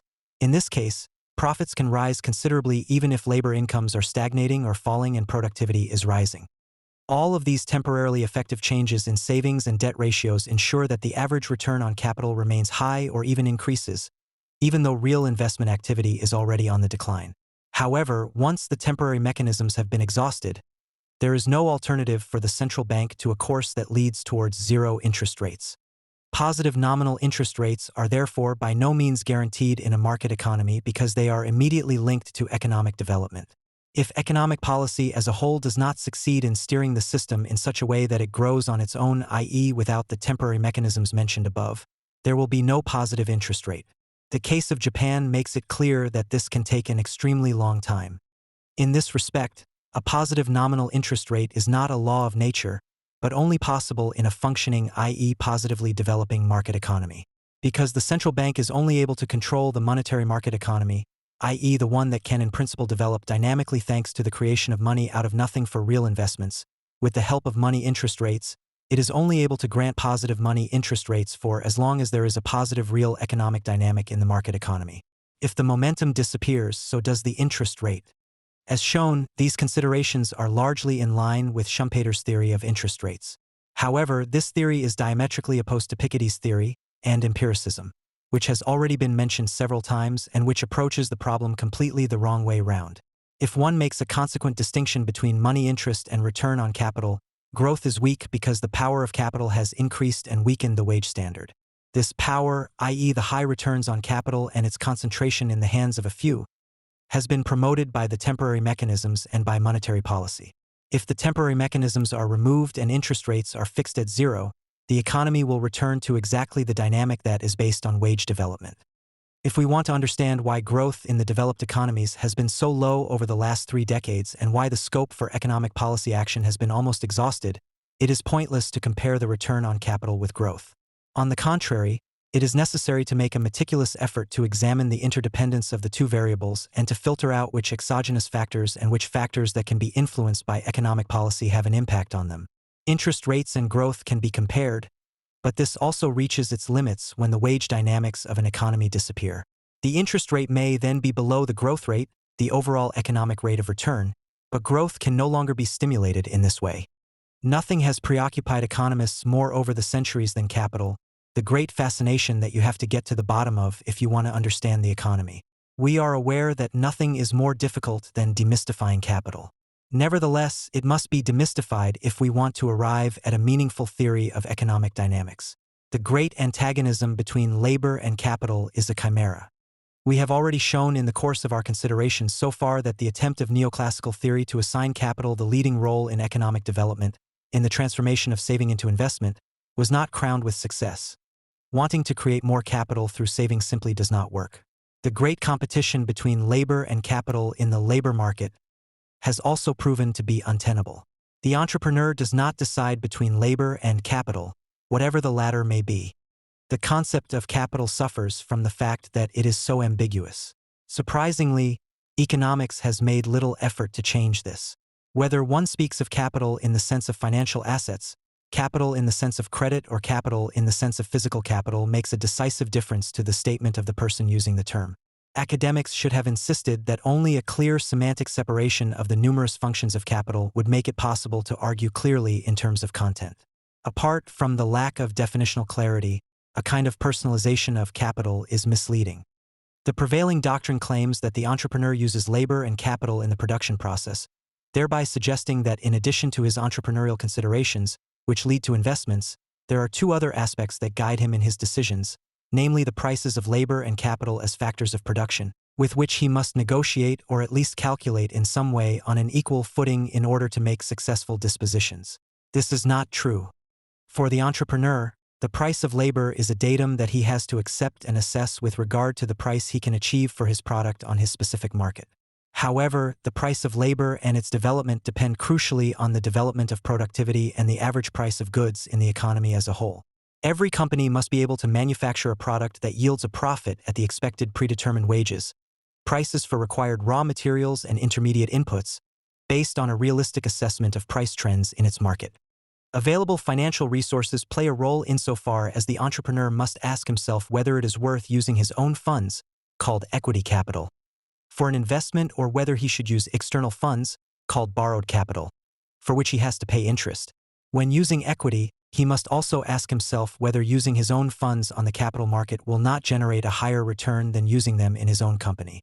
The price of the loan is also a given for him and, as explained above, is largely determined by the dynamics of the overall economic development, because the central bank is guided by this.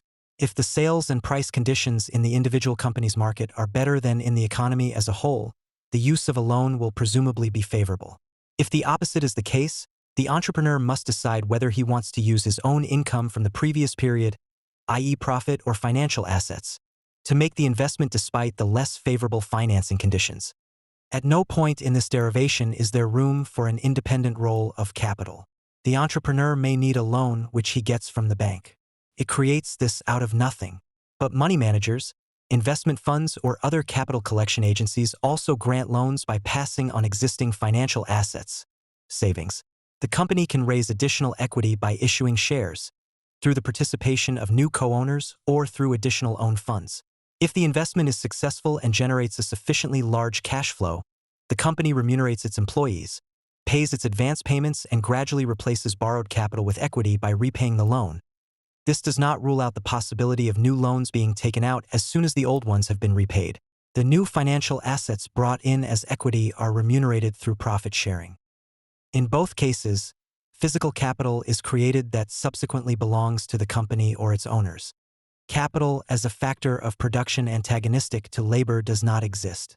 The company always tries to save as much labor as is possible with the given technical progress or expected technical developments. The incentive to do so is created by the fact that companies involve employees in technical progress in one way or another, be it through enforced price reductions or through pre-negotiated nominal wage increases.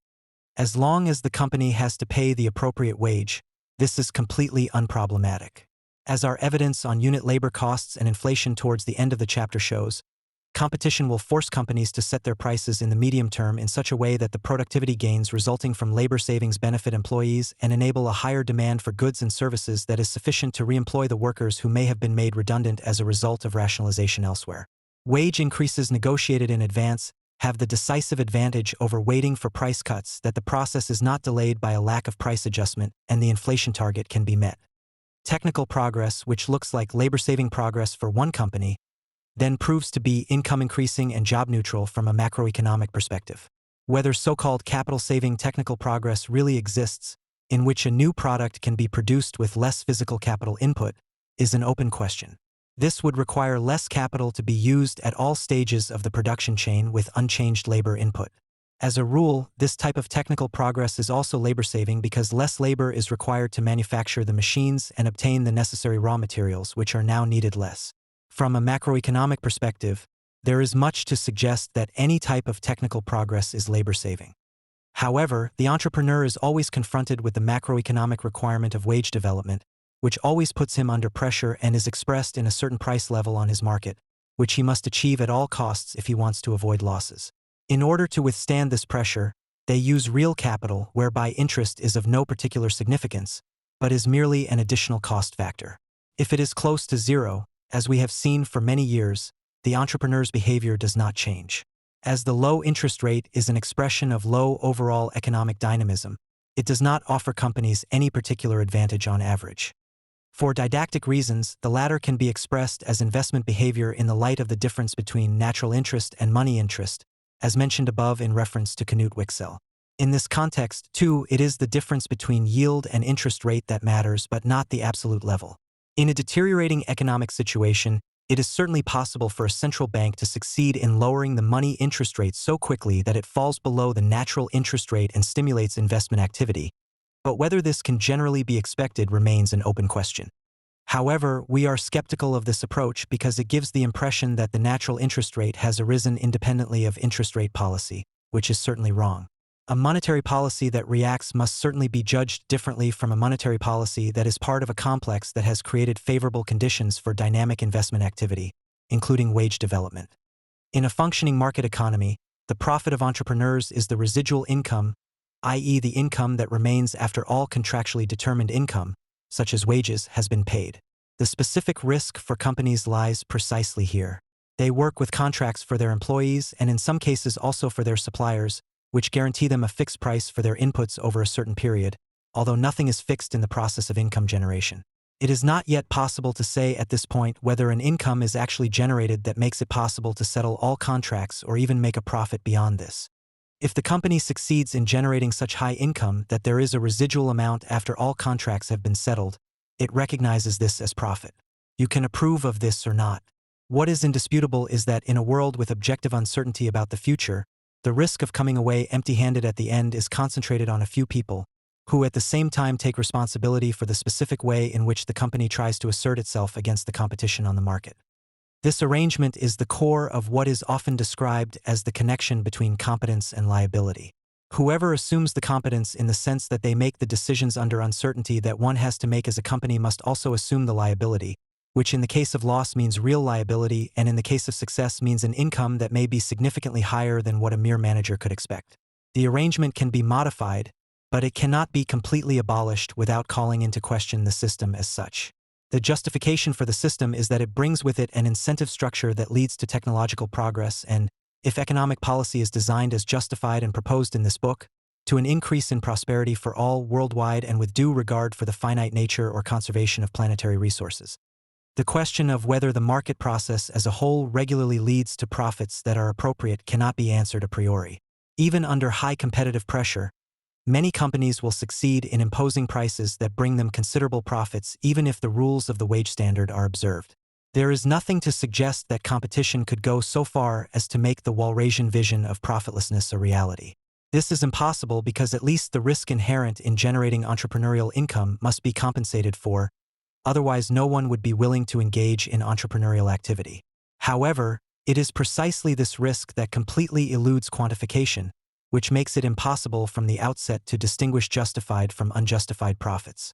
And since technological progress is a permanent process over time, it can and will, assuming a certain degree of freedom in a society, never come to an end, never reach the long term, after which the Walrasian auctioneer could become active or after which a profitless equilibrium could be reached. Almost all societies have also decided to grant higher profits to those who create something new in the Schumpeterian sense. This is not a fixed norm either, because it remains and must remain unclear whether the innovation creates social benefits, even if it proves successful on the market. Furthermore, it is almost impossible to decide objectively whether and for how long there should be specific protection for patents on the part of the state. After all, in most cases, the pioneer's knowledge and technological advantages and other frictions in the market process allow for a special benefit even if there is no state protection for technical innovations. But all these questions are secondary to the clear realization that it is profit by which companies can be measured and judged. An unclear concept of capital can simply be dispensed with. However, the profit that accrues to the entrepreneur does not automatically become physical capital.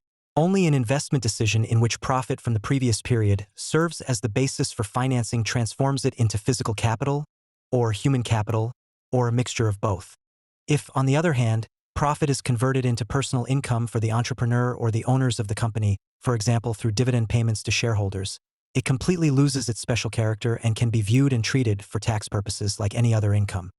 A recurring controversy revolves around the question of whether a company's profit should be taxed twice. namely once in the company itself as part of corporate taxation and then again in the personal taxation of the company's owners. This double taxation is certainly not systematically justified, but it is obvious that there are countless ways of using profits to create invisible transfers, via the assets, to the company owners that escape taxation. We must also leave this issue unresolved, like many others of tax treatment, as important as they may be in detail, in order to concentrate on the decisive errors in the interpretation of market economy processes.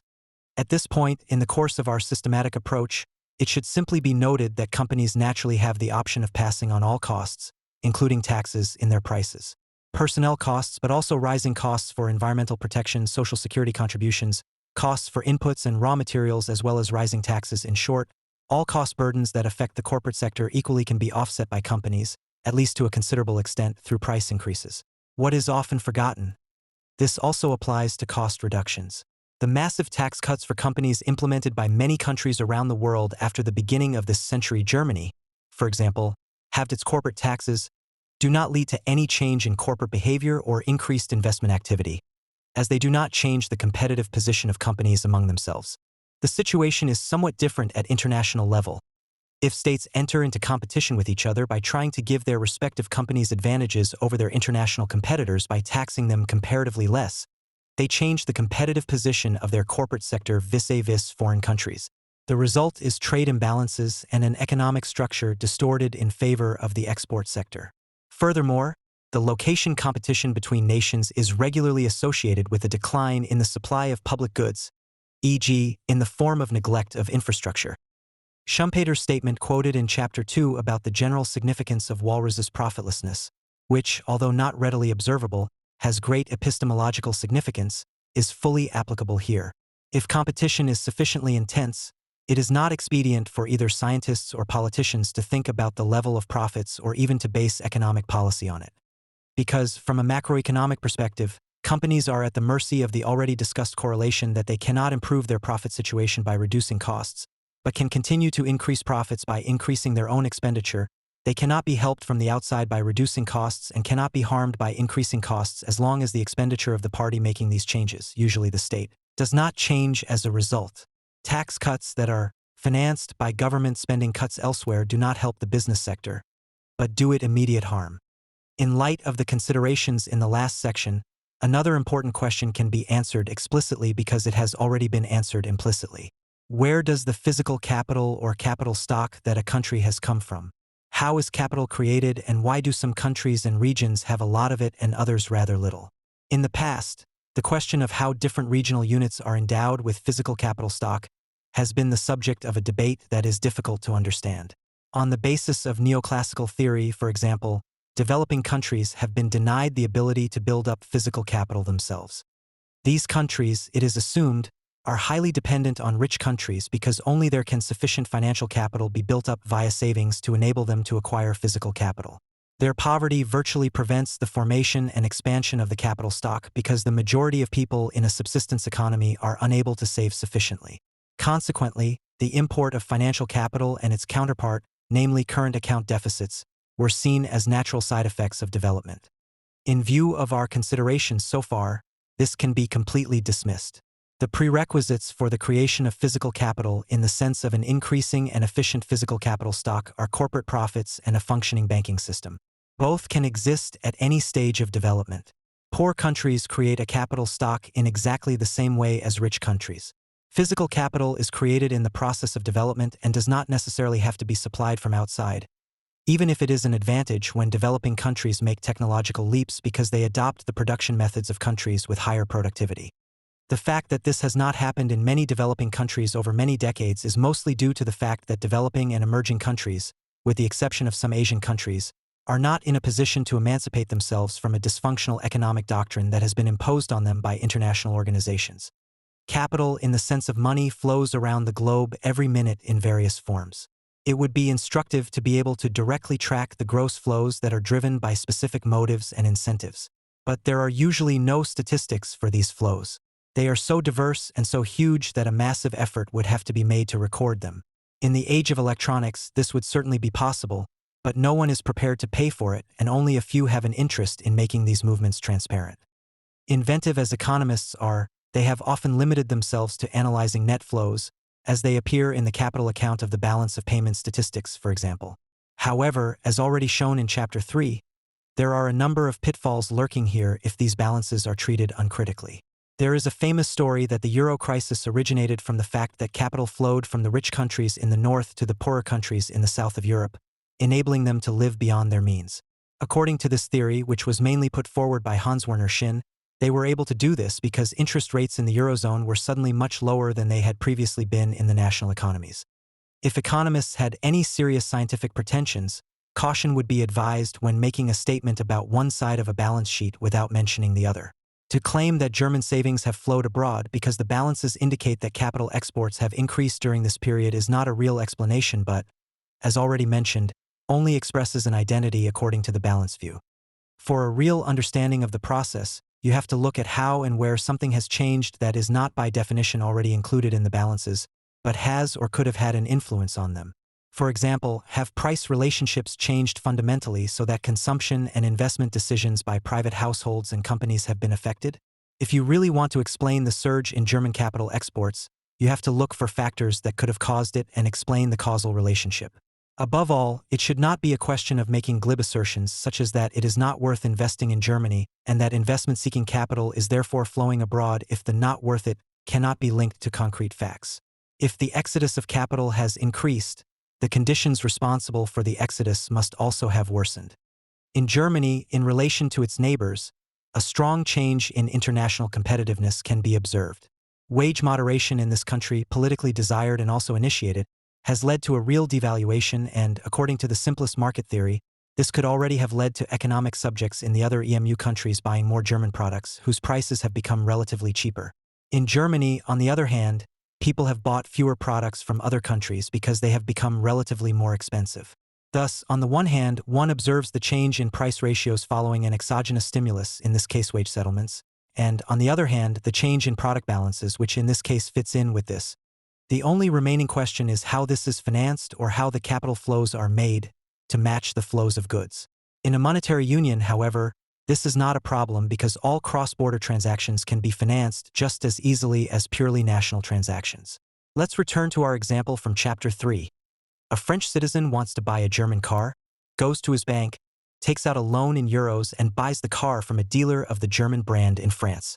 The dealer pays for the car from the German company with the euros he received from his customer. If a sufficient number of French people do this, the French banks that grant the loans may at some point have to take out a loan from the German banks to which the funds have flowed. But this is also unproblematic in a single currency area. Now let's try to turn the case around in neoclassical terms, i.e. we assume that German investors would want to export their savings to France, Spain or Greece for some reason, without the price ratios having changed beforehand. The first question is what should have motivated them to do so with the start of monetary union. After all, the relative attractiveness of the other countries in terms of interest rates, which could be relevant for savings and investment decisions, has not changed with the start of EMU. On the contrary, the French interest rate has moved even closer to the German interest rate, so that the two were almost completely equal for a number of years. So the initial impetus that could have caused capital flows to reverse and France to fall into a debt position is already missing here. But the real economic side does not fit at all in this case either. Because even if the capital flows had been the starting point and the flows of goods had followed them, how would that have worked? After all, the French citizen does not buy more German cars because his bank offers to finance them with a capital import from Germany, and the German citizen, without a relative price change, certainly does not forego buying French wine in favor of German wine.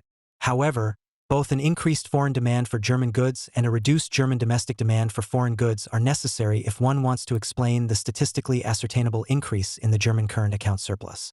After all, why would German citizens decide out of the blue, i.e. without any exogenous cause in terms of goods prices or interest rates, to build up the same amount of savings as before, but no longer invest them at home but in France instead? Trying to explain the flow of goods with the flow of capital simply does not work. The story never becomes plausible. It is astonishing that the majority of German economists share this thesis put forward by Hans-Werner Sinn. Admittedly, he applied it to the case of Spain. There was a house price boom there, which apparently offered an explanation as to why Germans wanted to transfer their savings abroad. But that is not a good explanation either, because the question of how the goods economy fits in remains unanswered. Why did Spaniards increasingly buy more foreign goods than Spanish goods with the money that German investors put into Spanish housing construction, i.e. into the wages of Spanish bricklayers, for example? Because the trade deficit shows that this was the case. Furthermore, a valid explanation should not only cover individual cases, such as Spain, but as many cases as possible, such as France, Portugal, Greece, etc., where such a serious shift in balances has also occurred. It follows from this, whoever uses the declaration of interest must also explain how the flow of goods is rotated. If they fail to do so, the interest rate hypothesis is meaningless from the outset. If balances are interpreted causally, i.e. in the same way as Hans Werner Shin, who deduces from the balance that the capital flows are the starting point of a development and the flows of goods then follow them, without explicitly mentioning the particular interpretation of an identity, the greatest caution is always required. Even more fundamental is another point, which is based on an unintuitive accounting rule. When a French citizen buys a German car, he obviously has fewer financial assets at the end of the transaction, not more. Regardless of how he finances the car, his equity has shrunk or he has more debt. There are no funds with which he could build a house or do anything else, even though the statistics show an export of capital from Germany to France. Joachim Nanninga has explained this paradox of what it means to ensure balance of payments in an inimitable way. First of all, he makes it clear that the system of the balance of payments does not depend on whether you are a post-Keynesian or neoclassical economist, because it is based on an agreement to represent economic transactions in a certain form. Exported and imported services are written down with their valuation in the relevant currency in one list, current account.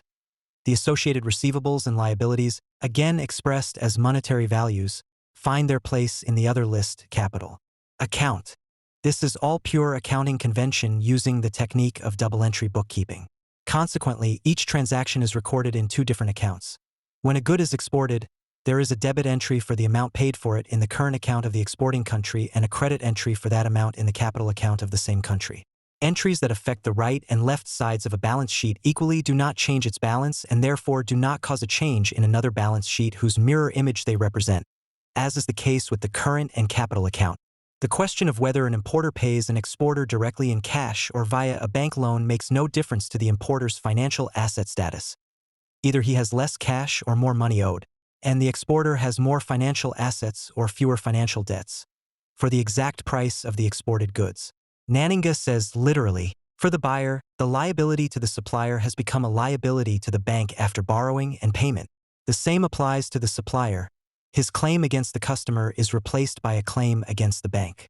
By acting as an intermediary between a debtor, and a creditor, the bank was able to create additional means of payment in conjunction with its customers. The original other receivable was monetized. As the payment does not involve a performance transaction, but a purely financial transaction, for the supplier, the other receivable is exchanged for a bank credit. For the customer, the liability to the supplier is exchanged for a bank liability. Only the capital account is affected. Entries that only affect capital accounts have no effect on the balance. The balance of the capital account remains the same. For the buyer, the credit claim has ceased to exist and has been replaced by the deposit, arrival of the means of payment. The reverse is true for the seller. The current account is not affected by the payment transaction because the payment is not associated with a performance transaction. The original claim against a customer has been replaced by a claim of the supplier against a bank. The result is not easy to grasp intuitively, but corresponds exactly to the accounting reality. The buyer pays money into his supplier's account, which is called a capital export, and receives an import of physical capital in return. The exported good was not paid for with money, but exchanged for a receivable, which remains a receivable even in the case of payment, with the only difference that it is no longer directed against a private economic entity, but now against a bank. The buyer has exchanged the service, the acquired good, for his bank debt in the case of direct payment. As already explained, capital stock is an important concept. This refers to the physical capital accumulated in an economy, which is used to generate economic income. This is therefore an ex post concept, which means that it refers to the physical capital accumulated in the past, which, divided into entrepreneurial units, is used by companies to achieve marketable output in combination with the available labor potential. The size and efficiency of the capital stock determine the overall economic income that can be generated. Every successful new investment activity that goes beyond the replacement of wear and tear increases the national capital stock. The capital stock is therefore defined as the past performance of a precisely defined national economy and is therefore, as it is usually called, path-dependent. It is the result of many individual decisions in that economy and is determined to a large extent by the economic policy pursued in the country concerned. In fact, capital stock is still a purely national concept.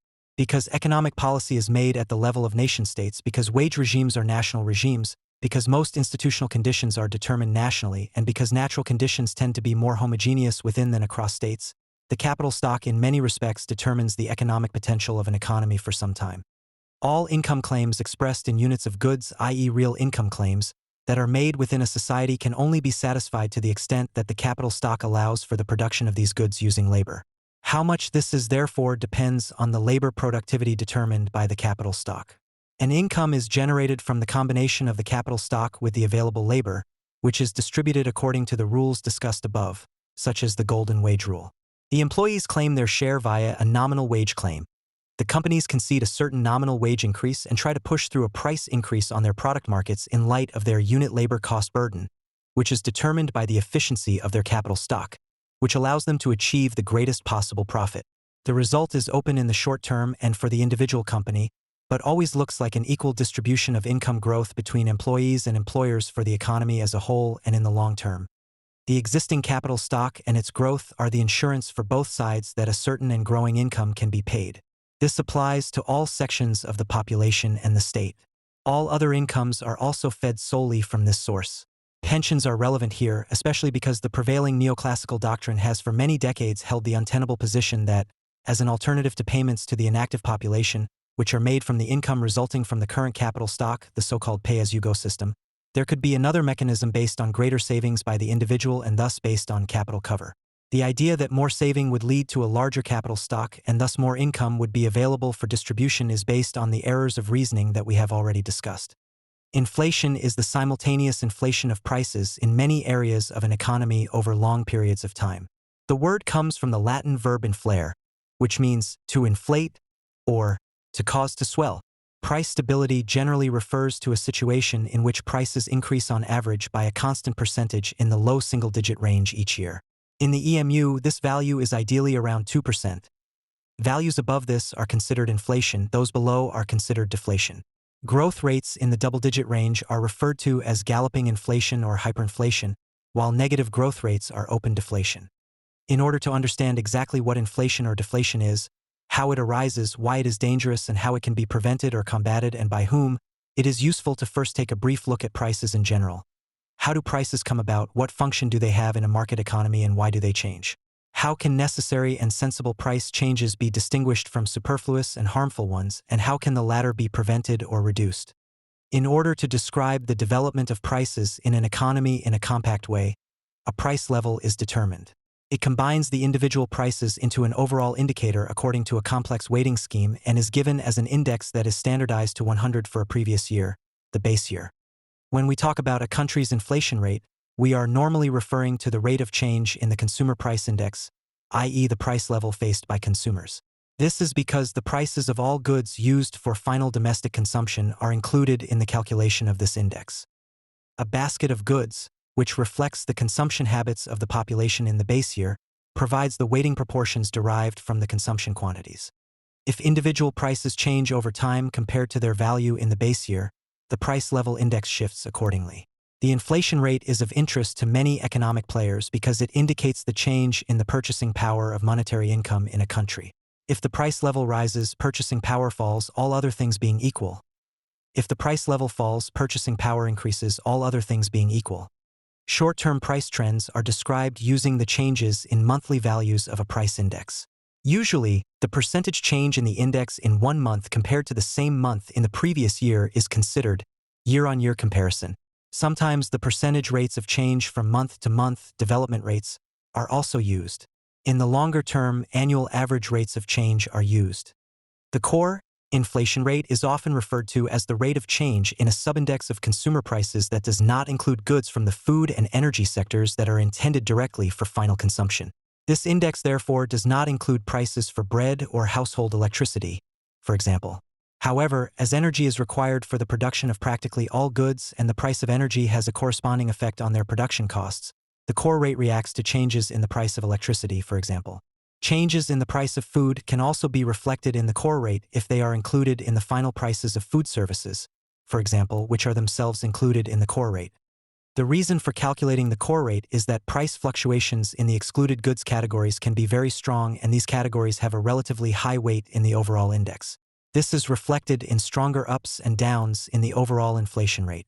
The core rate is therefore used to better recognize the basic trend in price development. In a market economy, the price of a good should indicate how scarce it is compared to other goods. In principle, the market mechanism then works in such a way that all resources are used in the best possible way, in the sense that the greatest possible benefit can be derived from them and scarcities are eliminated in the long term. This is known as the optimal allocation of resources. The scarcity of a good results on the one hand from the resources required to produce it, and on the other hand from its desirability to potential buyers. The coincidence of supply and demand on a single market in a given period results in a certain observable quantity turnover at a certain price. The price reflects the actual scarcity of a good. All the better, the greater the competition on the market in question, or the more balanced the balance of power between suppliers and buyers. If there are many players on the market, no market side is able to shift the price in its favor. Neither can manufacturers charge an above-average markup on the production costs per unit, the so-called markup, nor can buyers negotiate high discounts.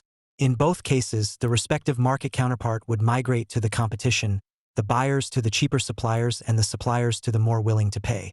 The lower the market power of the individual market participants, the tougher the competition, and the tougher the competition, the lower the profit margin that can be added to the production costs of a good when calculating its price. Competition therefore prevents consumers from having to pay inflated prices when buying goods. It also ensures that companies are constantly working to reduce their production costs in order to expand their market share by lowering prices, or at least to defend themselves against the competition and thus stabilize or even increase their profits. Considerations of how prices of goods come about show that they send out decisive signals for the development of a market economy. Under optimal competitive conditions, which, however, rarely exist in reality, changing unit prices reflect changes in consumer wishes as well as changes in production conditions. They show suppliers the way into profitable areas and in this way reduce the prevailing shortages there. In addition, rising prices generally reduce demand for a good, which also reduces supply bottlenecks on the market in question. Goods for which the achievable prices no longer cover their production costs disappear from the market. The resources used for their production, from raw materials and machinery to labor, become available for other uses. This is why the change in relative prices, i.e. the prices of goods in relation to each other, is an important driver of the market economy, which both characterizes and drives its structural change. However, understanding how relative prices come about and change does not yet mean that we have clarified how the average price level itself and its changes come about and what effect this has on overall economic development. A market economy does not tend to achieve a uniformly stable price level dynamic of its own accord as a result of events on the individual markets. Rather, the rational parallel behavior of economic agents in both economic upturns and downturns leads to an overall economic dynamic of its own, which can escalate in an undesirable way with regard to the development of the price level, in both directions, towards inflation as well as deflation. As both have a detrimental effect on the real development of supply and demand, they must be prevented. For this reason, the development of the price level beyond regulatory tasks with regard to a minimum level of competition represents a separate field of economic policy observation and action. In an economic upswing, overall economic demand increases and with it capacity utilization. The closer capacity limits are reached, the more likely it is that investments will be made in new production facilities. As it takes time for these to become available and investment demand in turn creates income that boosts demand, prices can rise. Investors then feel encouraged to expand their activities.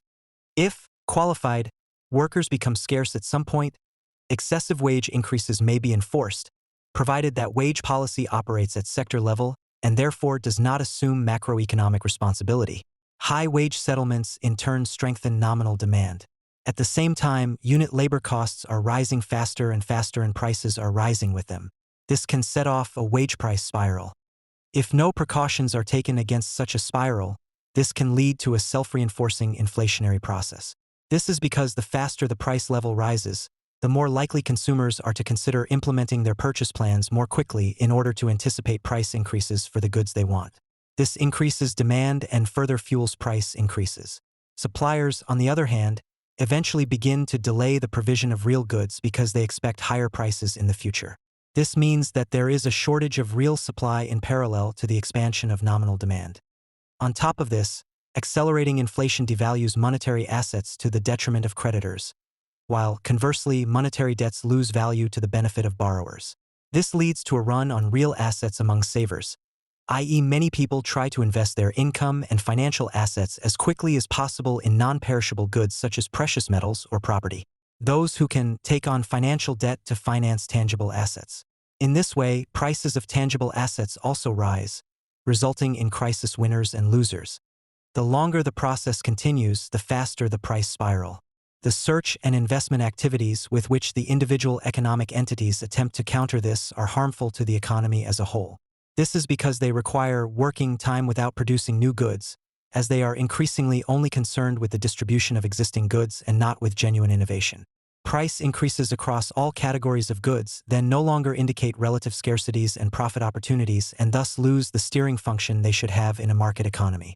Constantly changing calculation bases will at some point bring physical investment activity to a standstill.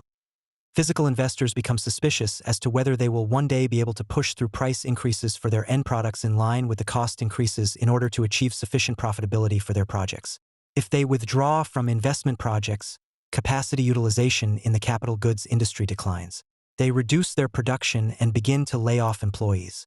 This gradually affects the sales opportunities of other sectors, whose capacity utilization also begins to fall. Companies are then increasingly forced to reduce their expenditure. They begin to cut back on investment plans and lay off employees. Unemployment rises. Wages may be reduced and private consumption falls accordingly. This triggers price-cutting competition, as every company wants to capture the increasingly scarce nominal demand. Although the inflation rate falls again in this way, the system threatens to enter a deflationary downward spiral after overheating. Consumers are reluctant to buy more than the necessities of life because they expect prices to fall further. Falling demand forces companies to cut prices again, so that the negative trend is reinforced by rational microeconomic behavior. Falling prices also make it more difficult for investors to meet their interest and repayment obligations for loans taken out for investment purposes. This is destabilizing the banking sector, which is therefore tightening lending conditions. As a result, even the few entrepreneurs who would still be prepared to invest are increasingly reluctant to do so.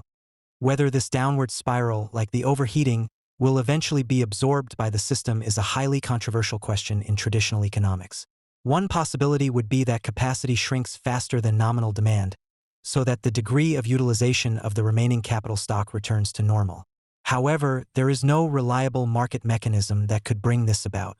All attempts by the prevailing doctrine to find such a mechanism, via falling wages or falling interest rates, or via rising demand due to prices falling faster than wages, were theoretically doomed to failure, as shown in many places in this book, and have practically never come to fruition.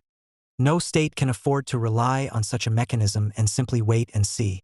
So much wealth is lost through unemployment and company bankruptcies and, more importantly and worse, hardship in the lower income brackets increases to such an extent that the political stability of the country and social cohesion are at stake.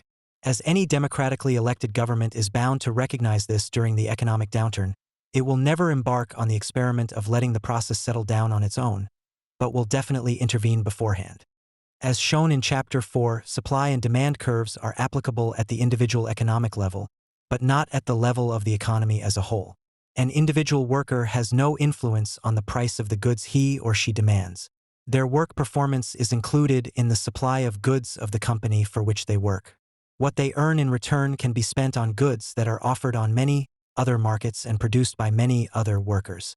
With her individual demand for goods, she therefore does not secure the demand on her employer's market and thus not her own job, which contributes to the supply on this market. The demand for goods there is independent of the supply of goods. The situation is the same from the perspective of an individual company. The company does pay its employees wages, and these are part of the total available income, which forms the basis of overall demand. However, only a small proportion of the latter reaches the individual market in which the company operates. An individual company cannot therefore increase demand for its own goods by expanding its production and thus its wage bill. Again, the supply of goods and demand for goods are independent at an individual economic level.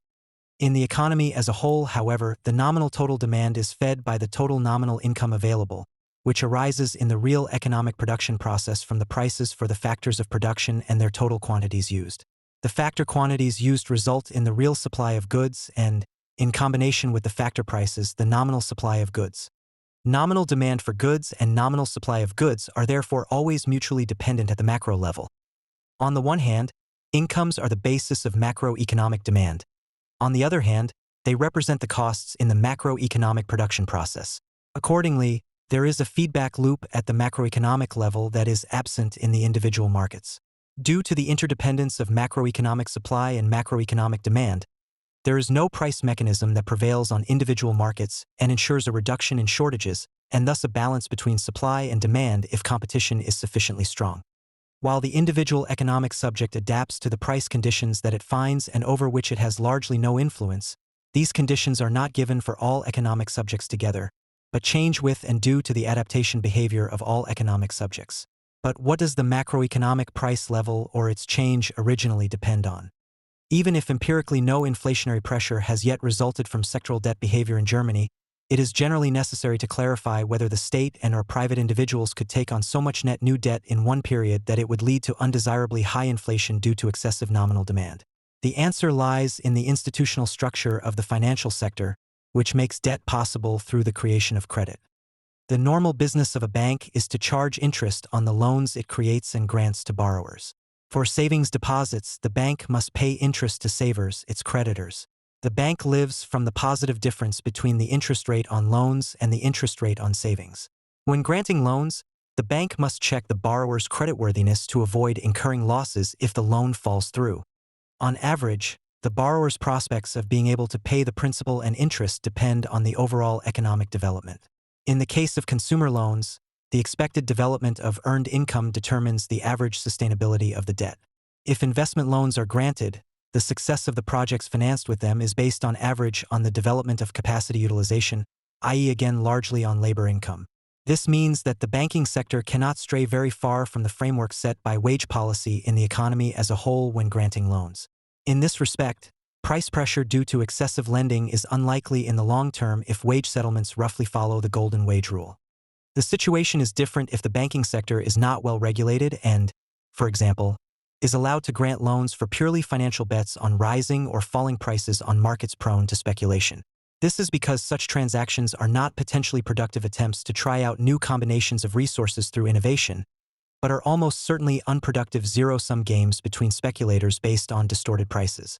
The emergence of such price bubbles is encouraged by the granting of credit and harms economic entities that have to operate in real terms with goods that are susceptible to speculation.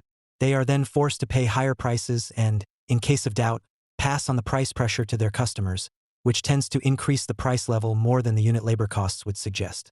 In addition, real investors find it more difficult to obtain loans if the returns on their projects cannot keep up with short-term speculative profits, and banks are therefore less willing to finance them. The bursting of price bubbles also damages the real economy because the calculation basis of those active in these markets turns out to be wrong and they therefore suffer losses.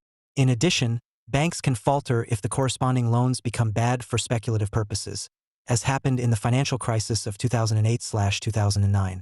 This can also subsequently make it more expensive and difficult to grant loans for investments in property, plant, and equipment. But what about borrowing by the state? Can it lead to undesirably high inflation? If a demand gap resulting from private saving behavior is filled with public demand through credit financing, there will be no additional macroeconomic price pressure. This applies, for example, to the automatic stabilizers in the form of the Social Security branches, whose transfer payments directly support private consumer demand. In individual areas such as the construction sector, additional public demand can cause prices to rise more than desirable if capacity utilization is still comparatively good. However, prices fall in other sectors with poor capacity utilization, so that on average for the economy as a whole there is a balance that does not drive up the overall price level to an undesirable extent. However, if the state takes on more debt while overall economic capacity utilization is already high, it is behaving procyclically. This can and should be avoided. The provision of public goods in the infrastructure sector usually requires lengthy planning and takes a long time to implement. In these areas, the state should always refrain from pursuing an anti-cyclical demand policy. In summary, it can be said that a state can, in principle, fuel the inflation rate with debt-financed fiscal policy. However, this is not the rule. It always depends on the dynamics of the economy as a whole, which is influenced to a much greater extent by wage policy on the one hand, and by private consumers' desire to save on the other. Balancing out the latter is a permanent tactical task for the state, while persuading the former to comply with the golden wage rule is a strategic one. What is the role of monetary policy in controlling the rate of price increases in the economy as a whole? By setting key interest rates, it provides the interest rate level that the profitability of potential borrowers' plan projects must be able to withstand. The higher this interest rate benchmark is, the fewer projects are worthwhile and banks' lending decreases accordingly. Conversely, when interest rates fall, more projects can meet the benchmark. The interest rate therefore serves as a filter for selecting projects. This is an essential function, as there are not an infinite number of resources available with which the projects can all be tried out at the same time in order to continue with the best ones and terminate the less successful ones. It is important to understand that the returns on investment projects are not independent of each other in macroeconomic terms. The more projects that are carried out, the more positively overall demand develops, which increases the profitability of other projects. This is another example of the self-reinforcing process that generates parallel microeconomic behavior through macroeconomic feedback. Monetary policy can dampen investment activity by increasing interest rates. Sooner or later, it will reduce the rate of price increases in the economy, because falling investment demand leads to falling incomes. This is gradually reflected in lower wage settlements, a declining number of employees, and, via the reduced wage bill, weakening consumer demand, forcing companies on average to change their price calculations. The overall social costs of this strategy to combat inflation are high because it works via the detour of unemployment, which forces a more sensible wage policy. In addition to the direct loss of prosperity, such a use of monetary policy is also accompanied by a slowdown in structural change, because the investment demand that supports it has to collapse to such an extent that it has an effect on wage settlements. On the other hand, a responsible wage policy from the outset, i.e. one that is geared towards the economy as a whole and does not lead to permanently high inflation, is clearly the superior policy strategy. Monetary policy can therefore always stifle the economy, but it cannot automatically stimulate it. This is because the lower limit for interest rates is at or just below zero. No one can be forced to keep their money at a bank that offers negative interest rates and therefore effectively charges money for keeping savings.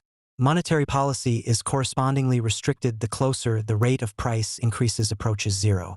If wage policy falls below the golden wage rule over a longer period of time, the overall economic rate of price increases will remain below the target level in the long term and may even become negative, deflation. The resulting restraint on the part of consumers and investors reduces capacity utilization and slows down the investment process. At some point, the expected returns on potential projects are so low that even extremely low or even zero interest rates are unable to change this basic constellation. Monetary policy is then caught in a kind of deflation trap from which it cannot escape without the support of wage policy alone due to the natural interest rate floor of around zero. The 2010s with the ECB's zero interest rate policy were a prime example of this fatal constellation. Box 12, the fiction of money demand and money supply. The central bank's interest rate policy has nothing to do with setting the money supply. Strictly speaking, there is no such thing as a money supply. There is cash and bank money and less liquid, money-like forms of investment. Depending on the velocity of circulation, money changes hands so many times in a period. You can call this the money supply and try to define and measure it however you like. But you will never arrive at a result like the quantity of goods produced in a period, which does not actually increase or decrease depending on how often they change hands. Goods are there to be used and consumed. Goods acquired purely for the purpose of storing value, such as gold, are an exception to this rule. Money, on the other hand, is not used or consumed in the same sense, but only spent and then belongs to the recipient who can use it for other transactions. The idea that monetary policy creates a kind of money supply that meets a demand for money is fundamentally wrong. If monetary policy tried to do this, it would be possible to observe strongly fluctuating interest rates because the demand for money is subject to considerable fluctuations from hour to hour. In fact, however, key interest rates are completely stable for months, and sometimes even years. See figures 1.26 and 1.27. The immediate consequence of this is that there can be no money supply enforced by the central bank. Monetary policy uses the key interest rate to set the price level for borrowing money. Logically, it cannot then simultaneously make a quantitative offer of money to be lent, because in this case it cannot systematically enforce the price it has set, but only by chance. The interest rate and fictitious money supply only match if exactly as much demand for credit is expressed at the specified interest rate conditions as monetary policy would like to see lent. If monetary policy subsequently declares the credit volume actually realized at the set interest rate conditions as its money supply and money demand always coincide by definition. The term money supply is then redundant from the outset. Money created by banks at the push of a button is different from real goods. The latter cannot be made available out of nothing in a matter of seconds when demand for them rises, and they lie in stockpiles when they are produced but not demanded. Accordingly, a mixture of price adjustment and quantity adjustment takes place on the markets for real goods over time. In contrast, banks can always meet the demand for money that arises at the interest rates set by monetary policy because they are always in a position to create the required amount of money out of thin air. If there is no demand for loans, no money is created. There is no money supply in stock. Money never really has to be produced like real goods. It is simply a fictitious agreement between economic actors. The market model does not capture the macroeconomic interrelationships, so that an economic policy that is based on the microeconomic price mechanism and only sees its task as creating the strongest possible competition and high market transparency is no guarantee for the stable positive development of an economy. An understanding of the dynamic processes in the economy as a whole with the feedback mechanism of the financial balances inevitably leads to the price level development being traced back to the development of unit labor costs in the long term, which, as will be shown in the next section, has been excellently confirmed empirically. The most important economic policy conclusion from this is that wage policy should be based on the golden wage rule. Only then will a country's monetary situation be so stable that monetary policy can provide lasting positive support for the country's development process through a favorable interest rate level. If wage policy does not assume macroeconomic responsibility, monetary policy can prevent an upward deviation from the inflation target in the long term in a largely closed economic area with short-term interest rates. However, this creates such negative side effects for the real economy that cooperation with wage policy is clearly the superior economic policy strategy. In an economic area open to trade, monetary policy is in any case not free to enforce its desired inflation target against an excessive wage policy by raising interest rates. This is because in the current system of largely free currency markets, an interest rate policy aimed at curbing an undesirably high domestic inflation rate creates incentives for exchange rate developments that run counter to the fight against inflation. In both cases, a closed and an open economic area, the price for a policy with the interest rate hammer is very high in the form of unemployment, lost opportunities for prosperity, and delayed structural change. In the event of downward deviations from the inflation target, monetary policy is even powerless in the long term if wage policy does not support it. At best, monetary policy then fuels asset price speculation through extremely low interest rates. While hardly anyone in mainstream economics disputes the obligation of monetary policy to combat inflation by raising interest rates, the field of macroeconomic wage policy is almost a blank space despite its central importance for the development of the price level of national economies and thus for their real economic dynamics. The inherent instability of a system of markets, which is caused by the self-reinforcing macroeconomic feedback of parallel rational behavior of individual economic actors, is underestimated or not taken into account at all.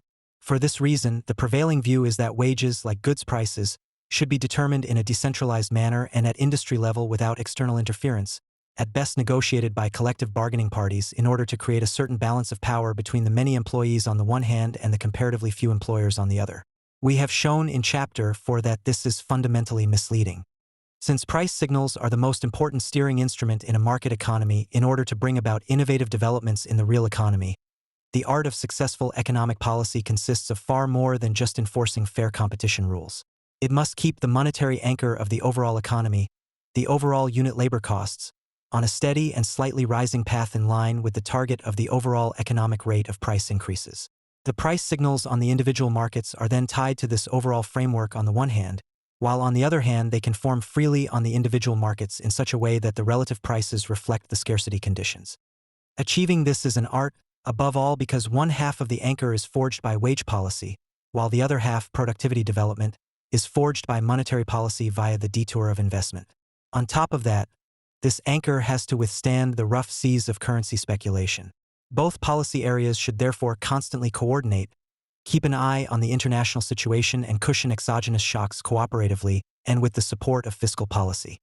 We have shown that after the corona shock and the war in Ukraine, there were individual and macroeconomically effective price changes in many industrialized and some emerging countries, which had a major impact on measured inflation rates compared to the first 2 decades of the century. Production and global trade were greatly reduced during the pandemic, causing the supply of goods to shrink. However, demand also fell because the measures restricted visits to stores, restaurants, public events, and travel opportunities in many places. As a result, price increase rates fell at both producer and consumer level, even dropping below zero in Germany at times. When the pandemic protection regulations were relaxed and then lifted completely, German domestic demand recovered faster than supply in some areas. This is because the increasing interdependence of the international division of labor over the past decades has led to complex international supply chains, the massive disruption to which only gradually dissipated. In addition, investments in new capacities were postponed in many countries due to the crisis, meaning that capacity utilization increased rapidly when demand picked up again. These two factors drove up import prices and, with them, producer and ultimately consumer prices significantly from the start of 2021. Neoclassical economists typically react to the observation that inflation is not the result of a booming economy, but rather the consequence of price increases in the wake of supply shocks and speculation in certain commodities and energy sources, by immediately unpacking their analytical tools and applying them in a consequent manner. First of all, they state that supply shocks can never trigger a weakness in demand because the price increases they trigger mean immediate increases in yield for the producers of the materials that have become scarce. As stated in Chapter 1 in the context of the oil price shocks of the 1970s, this leads to a redistribution, but by no means to a global drop in demand. The real incomes that are destroyed by high energy prices are, after all, rising real incomes for the suppliers of raw materials and energy. This seems to put neoclassical economics on the safe side.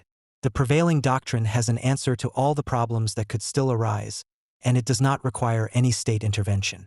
If the actors benefiting from the supply shock do not buy exactly the same goods that the now disadvantaged consumers would otherwise have bought, this would mean structural change, which the state would have to accept because it could only be managed by private companies without causing much friction.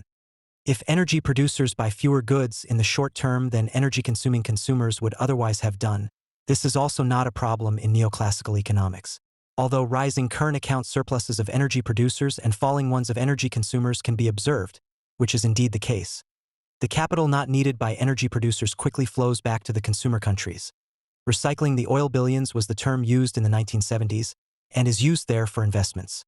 If the beneficiaries of the price increases have a higher savings rate than the disadvantaged, then, from a neoclassical perspective, this represents an opportunity for the world as a whole, as the increased savings can be used to invest more. The only question that remains is how this happens in the neoclassical view. What transmission mechanism must be relied on so that this opportunity can be exploited by the highly efficient capital markets? Here, too, there is no doubt for neoclassical economists. Higher savings lead to an increasing supply of capital on the world's capital markets. This forces interest rates to fall and encourages companies to invest more. There could therefore never be a demand shock, even if a redistribution in favor of wealthy players with higher savings rates was at the beginning of a supply shock. Unfortunately, the reality at this point does not match the course expected by the neoclassicists. Far from falling, interest rates have risen significantly worldwide. As in the 1970s, the central bankers, above all those responsible at the ECB, have reinterpreted the temporary price increases triggered by the supply shock as dangerous inflation, and have consequently enforced the exact opposite of what neoclassical theory considers to be a mandatory market outcome. One would have expected the neoclassicals to go on the barricades and, above all, massively criticize the European Central Bank for creating exactly the opposite of what would have been right from a neoclassical perspective because it was market-driven. But no renowned representative of the doctrine has taken monetary policy to task for this attack on neoclassical reason. They all cheerfully congratulate the central bankers for their consistency in fighting inflation. Neoclassical economists who are asked by politicians or the media what can be done about the malaise should actually reply that nothing will help as long as the absurd constellation of higher savings and simultaneously rising interest rates has not been overcome. Instead of adopting such a theoretically acceptable position, in this situation they ponder subsidized electricity, better depreciation rules, general tax cuts, or even a reduction in bureaucracy as suitable therapies. However, using bureaucracy reduction against the constellation described above is like putting a thumbtack on the road to stop a tank. However, not only the academic neoclassicists but also the political neoclassicists who call the shots at the central banks obviously do not know what is happening and what they should do. At the central bank meeting in Jackson Hole in 2023, Christine Lagarde made a statement about investment activity in Europe that is more than strange. At the same time, our higher exposure to these shocks can trigger policy responses which also move the economy. Most importantly, we are likely to see a phase of front-loaded investment that is largely insensitive to the business cycle, both because the investment needs we face are pressing, and because the public sector will be central in bringing them about. End quote. With a global demand gap and sharply rising interest rates, for which she herself is responsible in Europe, she expects front-loaded investment from the private sector and the state because the investment needs are pressing, and these are also supposed to be insensitive to the business cycle. Indeed, the need is high all over the world, but that means nothing. When central banks raise interest rates, they destroy the actual demand for capital goods, and when countries in Europe have to comply with nonsensical debt rules, any hope for the public sector is also absurd from the outset. What the president of the ECB is saying is not only naive but also dangerous, because it gives the impression that politicians simply have to wait until the need asserts itself. In March 2021, NATO held military exercises in the Balkans and Russia increased its military presence on the border with Ukraine. This apparently gave rise to speculation about supply shortages on the international oil and gas markets. On the German market, which is dependent on raw material imports, price increases soared into the three-digit range. As a result, producer prices in the energy supply sector in Germany rose by high double-digit rates even before Russia's attack on Ukraine. The prices of other commodities such as coal, metals, and rare earths, which are mined and exported not least by Russia, also picked up speed. Overall, producer price inflation had already climbed to 25% by the beginning of 2022. After the start of the war in Ukraine, the price increase at the producer level accelerated significantly, fueled by the EU Commission's sanctions against Russia. In summer 2022, this price index reached growth rates of over 40%, although this had fallen to below 8% by 2024. The easing of price trends in the energy sector made a significant contribution to this. In particular, natural gas and crude oil have not become more expensive, but have become cheaper again on the global market and subsequently also in Germany. The recent increase in producer prices for food and animal feed by a quarter shown in Figure 5.2 has, as expected, been reflected in the consumer price index shown in Figure 5.3.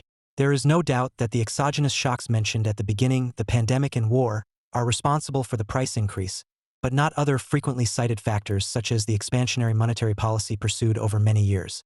Because the price increases were mainly concentrated on essential consumer goods such as energy and food, the lower income brackets were cushioned. The newly concluded collective wage agreements contain strong elements of wage structure compression. The lower wage groups received disproportionately high wage increases, while the upper wage groups received disproportionately low increases. In this way, the overall loss of real income in the economy, which is linked to the increased price level of imported goods that are difficult to replace, was distributed in a more or less socially acceptable manner. The market economy system can eliminate shortages and make adjustments, provided it is possible to try out innovations and implement corresponding investments. In addition to monetary macroeconomic stability, this requires favorable financing conditions. Monetary policy is responsible for this. Trusting cooperation between wage and monetary policy is therefore the key to overcoming times of crisis quickly. We have reached a decisive point, perhaps even the decisive point. There is no question that market-based systems need monetary stability in order to develop dynamically and successfully. But that is not enough. They also need a stable combination of monetary stability and favorable monetary conditions that lasts for many years. Achieving this is the real art. You can use monetary policy to forcibly keep the inflation rate low, unilaterally fix the exchange rate of your own currency against a stable currency, try to combine the two in so-called anchor systems, but none of this is of any use if you do not simultaneously and permanently succeed in positioning interest rates well below the growth rate and establishing a banking system that transforms the state-set interest rate level into an equally appropriate private one. The key to success is a suitable theory of inflation. As already shown in several places in this book, unit labor costs at the macroeconomic level are a good way of explaining the inflation rate of nation-states. As the following three figures show, They provide by far the best indicator when it comes to periods of between 10 and 20 years. Figure 5.4 shows 10-year periods, i.e. 6 averages of 10 years each for the group of industrialized countries. The correlation is very close in these periods. The coefficient of determination R2 is almost 1, indicating an almost perfect correlation. The regression line passes exactly through the 45-degree line, which means that there has been an exactly equal distribution between employees and employers on average across the countries over the entire period. If the periods are split up and the trend line is only calculated for the first 3 decades, as shown in Figure 5.5, there is a regular spread across almost all inflation rates. If we calculate the period between 1990 and 2019 as shown in Figure 5.6, we have deliberately left out the coronavirus years. The correlation is much less close and the points have slipped towards 0, which means that the equal distribution is no longer given to the same extent at low inflation rates, although the trend line continues to lie exactly on the 45-degree line. This long-term correlation between unit labor costs and inflation rates points the way to solving the growth problem of modern monetary economies. If it is true that monetary stability over time is a decisive prerequisite for successful economic policy, then obviously only those economies can be successful that succeed in limiting the rise in wages over long periods of time to values that are stable on the one hand and ensure that real wages rise in line with national productivity on the other. Achieving this goal is a genuine political task. As shown several times in this book, there is no market mechanism that could ensure price stability via wage stability. The prevailing doctrine has recognized the principle of political primacy at this point by assigning the central bank the task of ensuring the stability of the value of money. However, it has backed the wrong horse. It is not monetary policy but wage policy that holds the decisive instrument in its hands for ensuring price stability. In order to create a willingness among employees to actively pursue this goal, it is essential to make it clear from the outset that the full participation of employees in productivity growth is inextricably linked to ensuring price stability. This is not only a political but also an economic prerequisite for successful development in terms of a steady increase in labor productivity. Only by ensuring maximum utilization of the capital stock through full employee participation in the production result can the processes that regularly enable productivity growth come to fruition. However, this is only the necessary condition. The sufficient condition is fulfilled if the wage regime, beyond permanent compliance with the Golden Wage Rule, is designed in such a way that it favors the Schumpeterian processes described above. This means that wages for comparable qualifications must be the same in all uses of an economy. And this in turn presupposes that there are effective sectoral collective agreements, or that the mobility of the workforce is high enough at all times to enforce the law of equal pay for equal work. Only if the law of one price works can the entrepreneur fully realize his productivity advantage and translate it into falling prices or rising market shares. Flexibly reacting wages, i.e. wage increases that adapt to the economic development of a company or sector, are exactly the opposite of what a functioning market economy requires. The hope that company or sector-oriented flexibility will have positive effects is generally based on the idea that companies can and must remain competitive or ensure their survival if they get into difficulties. However, there is no justification for this, because it gives a completely arbitrary advantage to companies that may only be in difficulties because they have made serious management mistakes or are operating in a market that is facing massive structural problems or has even become completely obsolete due to shifts in demand. When a high-ranking European decision-maker like Christine Lagarde gives a keynote speech on policymaking in an age of shifts and breaks at a meeting of the world's most important central bankers, we should listen carefully. Because that is indeed what matters in this world.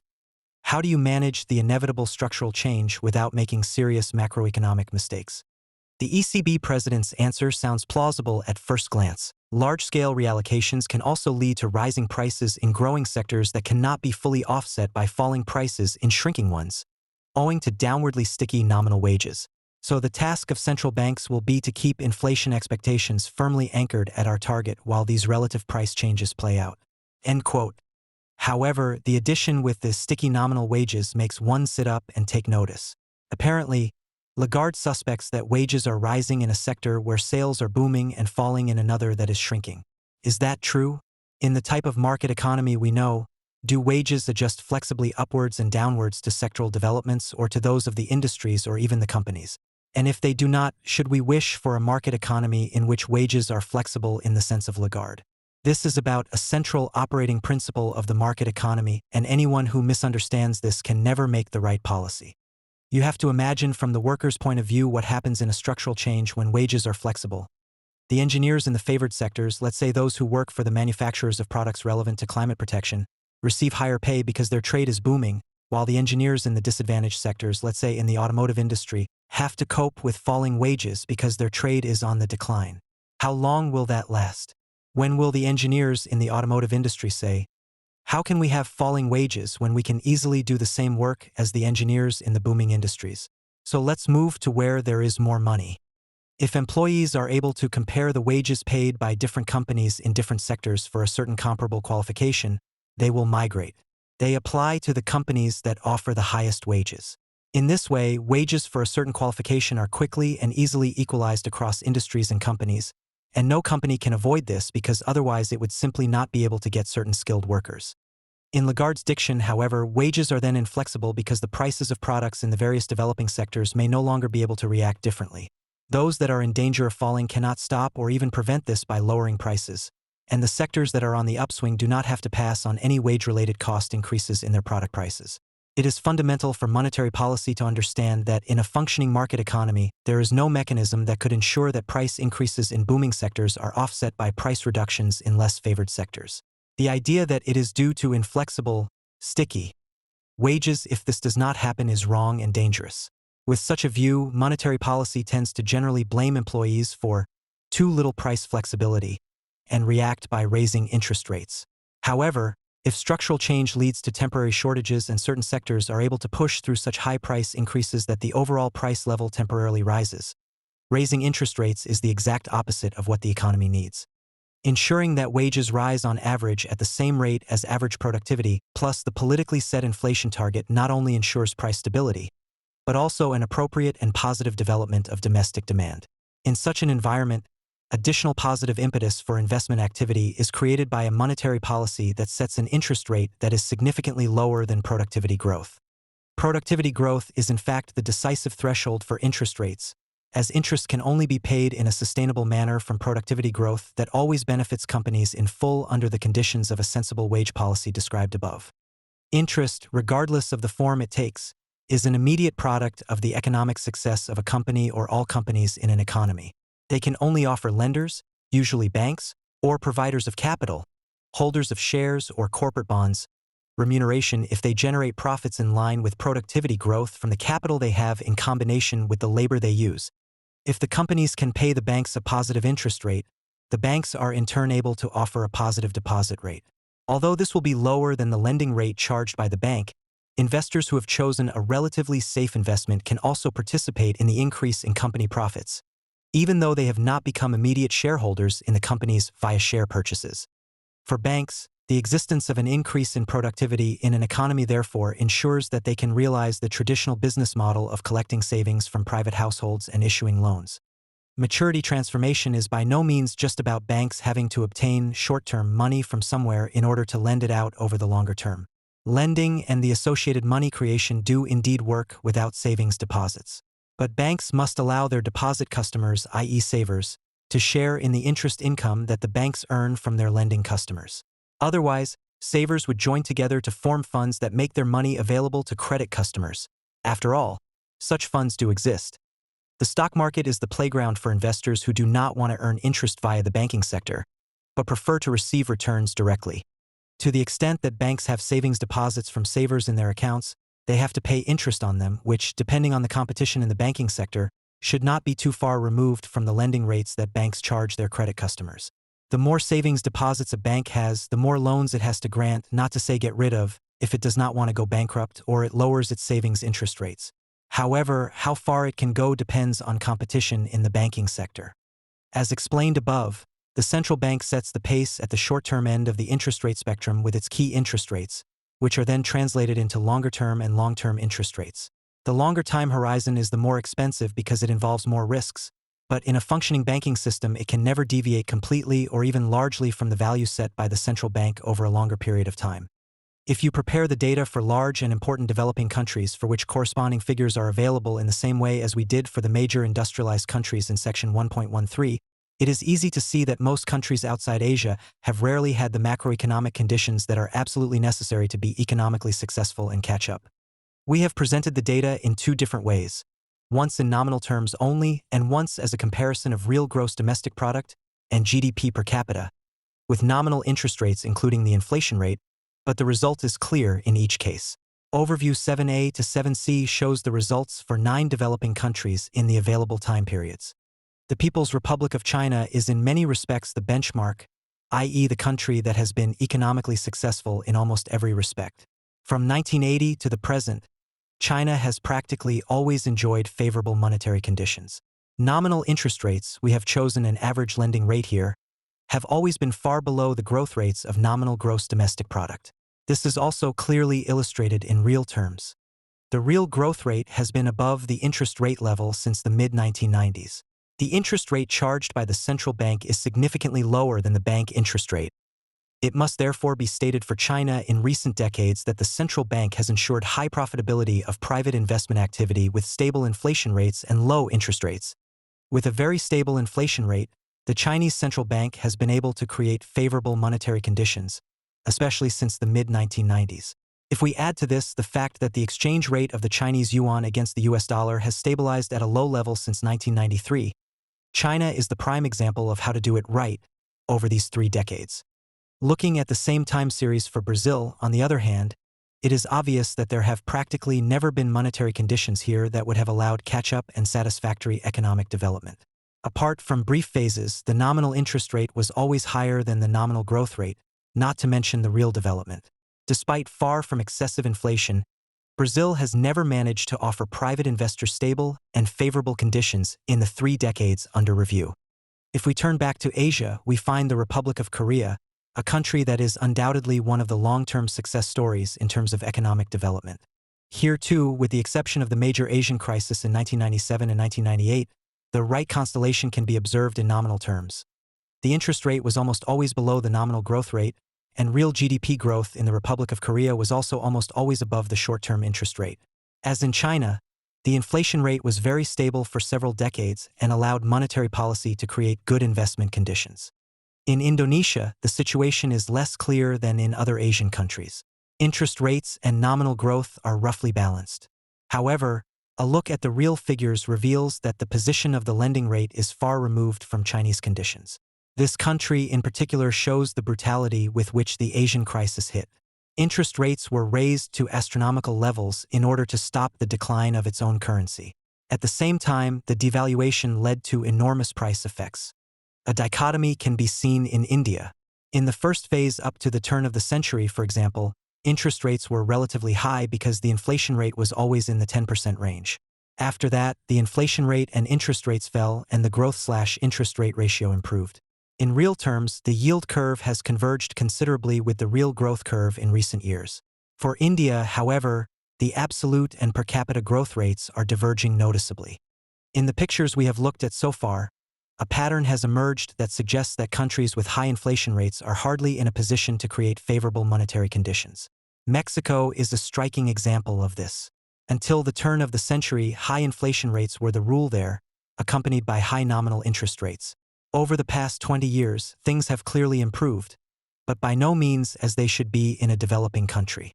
Africa has suffered from prolonged weak growth, especially where commodity revenues are not available or are not large enough to support the whole country. South Africa is the classic example of a country that sees itself in permanent danger of falling into an inflationary phase and therefore pursues a cautious monetary policy as a kind of prophylactic measure. The result, however, is that with the exception of a few phases over the past 40 years, interest rates have tended to be too high, both in the short and long term. This has been particularly true since 2010, given the very weak growth during this period. In addition, South Africa, like some other countries, is permanently struggling with a dysfunctional currency system. The situation in Africa's most populous country, Nigeria, is even more dramatic than in South Africa. There, inflation rates in the region of 15 to 20% are a recurring problem and, in recent years in particular, attempts have been made to counter this with a restrictive monetary policy, also recommended by the IMF. The result, as can be seen from the presentation of real growth, has been disastrous. In the last 10 years, there have only been very low growth rates, and in the last 5 years, the development of real gross domestic product per capita has been negative almost across the board.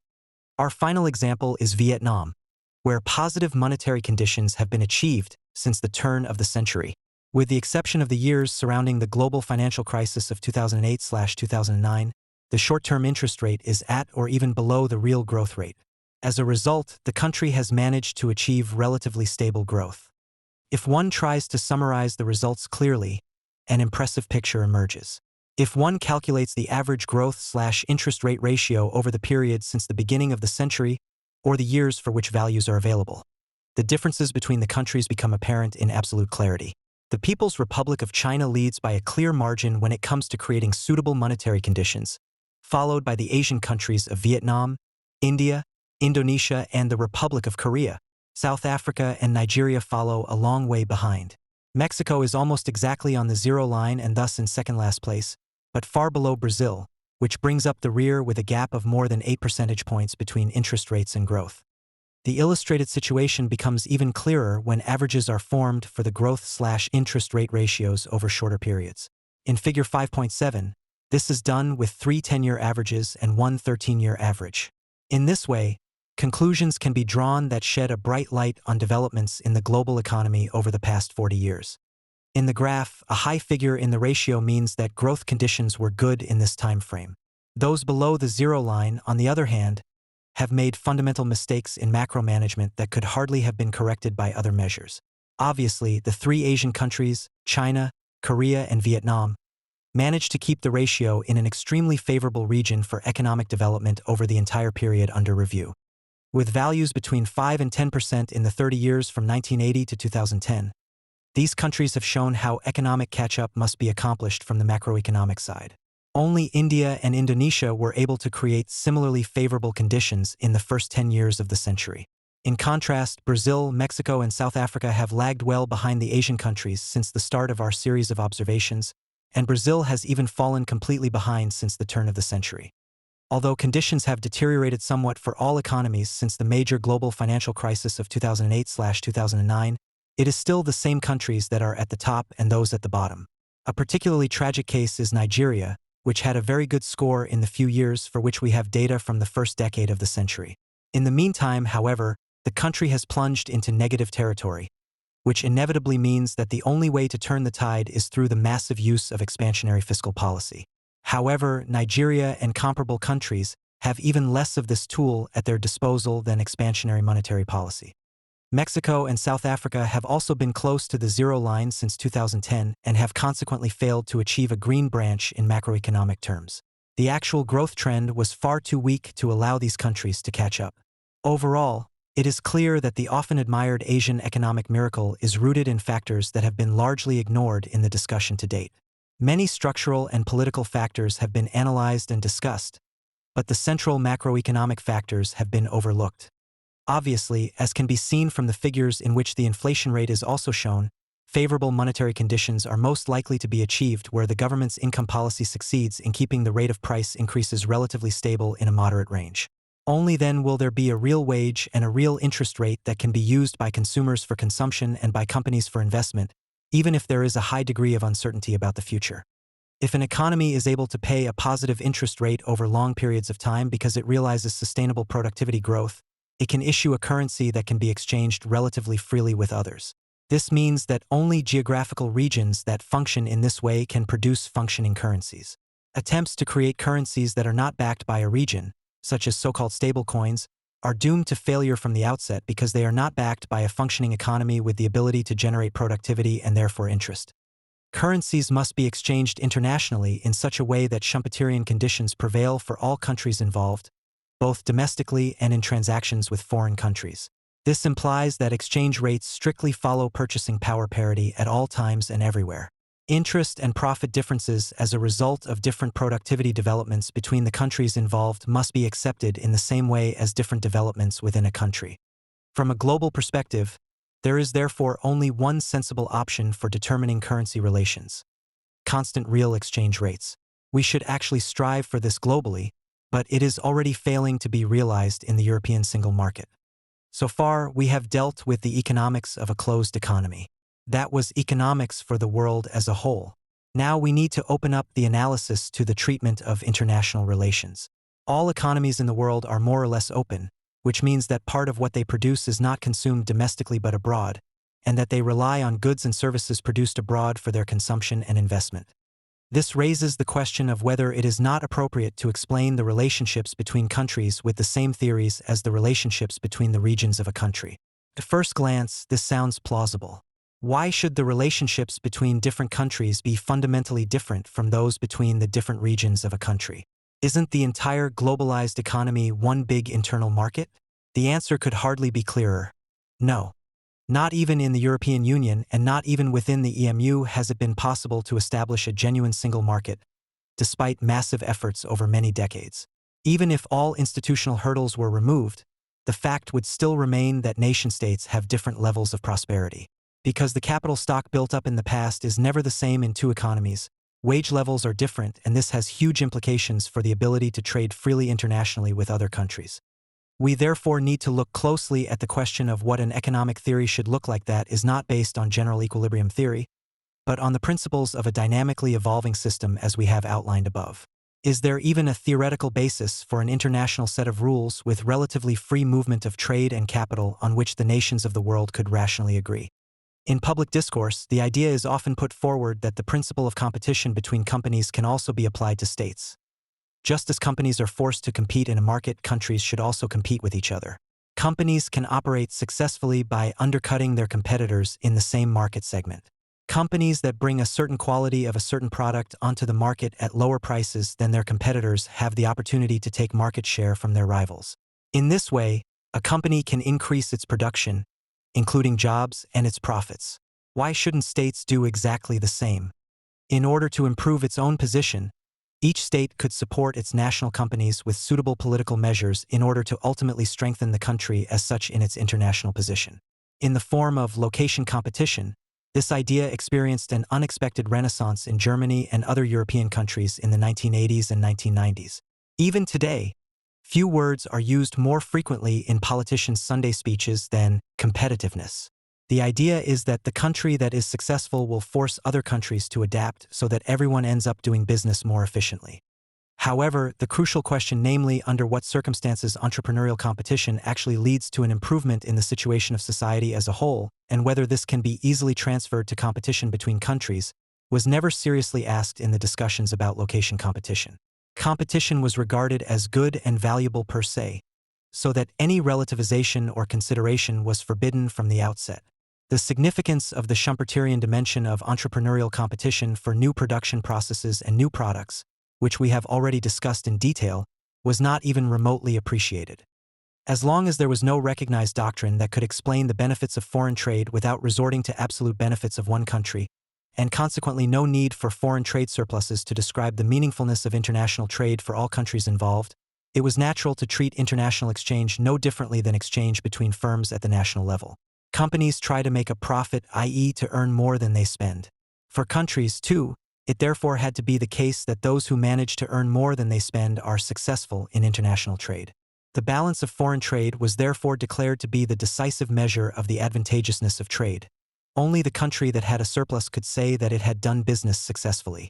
In mercantilism, the heyday of this school of thought in economic history, the surplus in foreign trade was also the most important economic policy goal because a foreign trade surplus was not only equated with an increase in foreign receivables, but also with an increase in gold and precious metal reserves.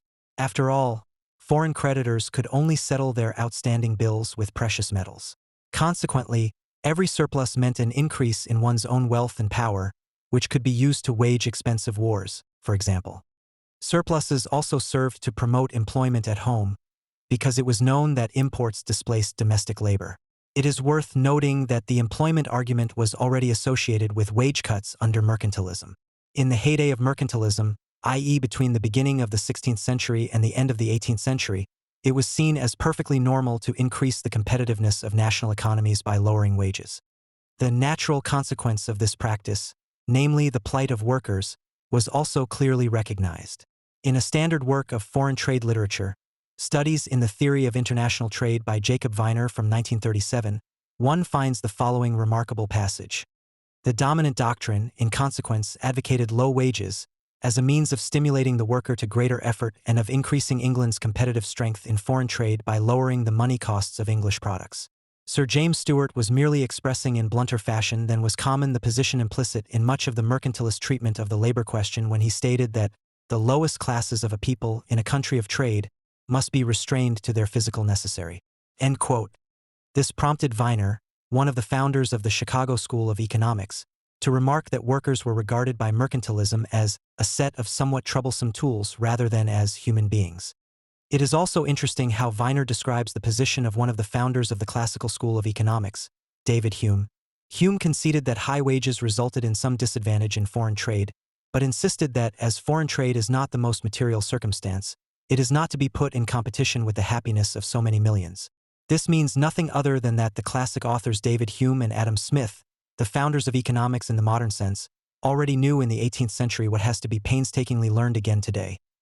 Namely, that foreign trade should never be used to justify a systematic impoverishment of the population, but that employment can also be created through increased production for the category of demand that is the real goal of human endeavor: private consumption. But this has been forgotten. Chancellor Merkel's famous example, according to which Europe now accounts for only 7% of the world's population and falling, generates barely 25% of global GDP and falling, but thus pays an opulent 50% of global social costs, which cannot be good in the long term, clearly shows that even the classical doctrine has been lost. Merkel's largely unchallenged warning that we will have to work very hard to maintain this prosperity and our lifestyle, and her conclusion that we should all stop spending more than we earn every year, is mercantilism in modern guise.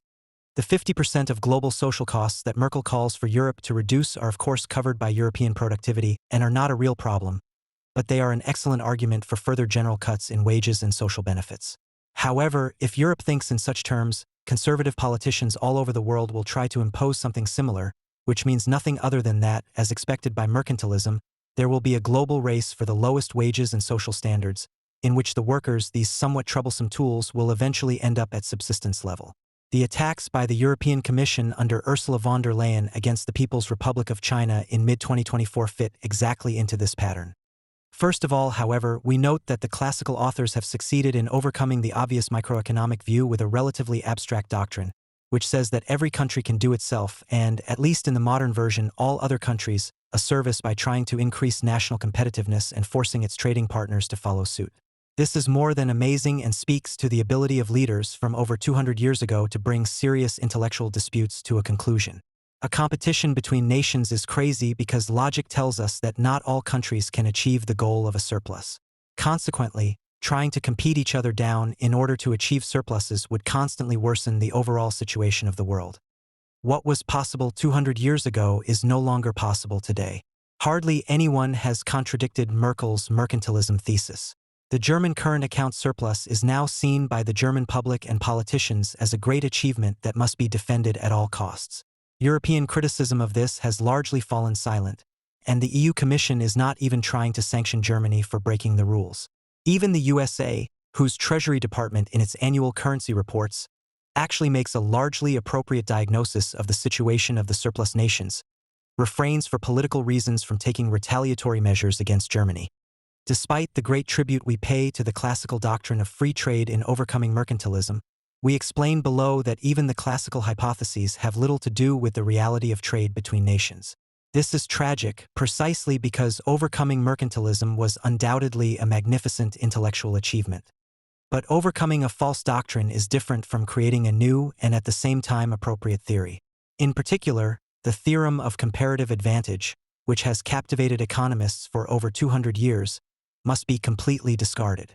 There is no easy way for poorer countries to catch up with richer countries and establish themselves as part of world trade on an equal footing with richer countries.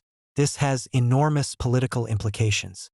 Wirtschaftswoche wrote on the bicentenary of David Ricardo's death on September 8, 2023, "Economists are contentious contemporaries, but they agree on one thing. The division of labor and free trade create prosperity, even in those countries that cannot keep up with other countries in terms of costs and productivity. We are sorry, but at this point we must once again denounce the unanimity of economists. The doctrine of comparative costs was supposed to show this, but it assumed conditions that can never exist in the world. In countries with low productivity and high costs, free trade in no way creates prosperity. On the contrary, they cannot keep up and fall behind." Ricardo's basic idea was extremely simple. He postulated absolute differences in the ability of countries to produce certain products. England was better at cloth, Portugal better at wine. However, even the word better poses a huge problem because the products are not of the same type. This is why the prices charged by countries for their products are of no great significance, because they cannot be compared. All we know is that the natural conditions in Portugal are conducive to wine production and those in England are not. If people demand wine and cloth, the two countries will begin to trade with each other without it being possible to say that one has a particular advantage over the other. Ricardo also noted that under certain circumstances it makes sense to entrust parts of the production of a good to the country that is at an absolute disadvantage in the production of that good, as this theoretically increases overall production. In this case, the inferior country has absolute disadvantages but comparative advantages. As soon as neoclassical theory took hold of international trade, it gained enormously in formal elegance, but completely lost touch with reality. The first major extension of Ricardo's ideas was presented in 1933 by the two Swedish economists Eli Heckscher and Bertil Ohlin. 108 A new understanding of comparative advantages emerged and the Great Confusion took its course. Heckscher and Ohlin argued that comparative advantage is less about how many workers are needed to produce a good, which Ricardo, without saying anything about wages, determined the respective opportunity costs, but about whether a country is endowed with comparatively much or little of a particular input factor and how intensively the respective factor is used in production, whereby input factors in neoclassical economics are always labor and capital. In this conception, a country's factor endowment determines its comparative advantages.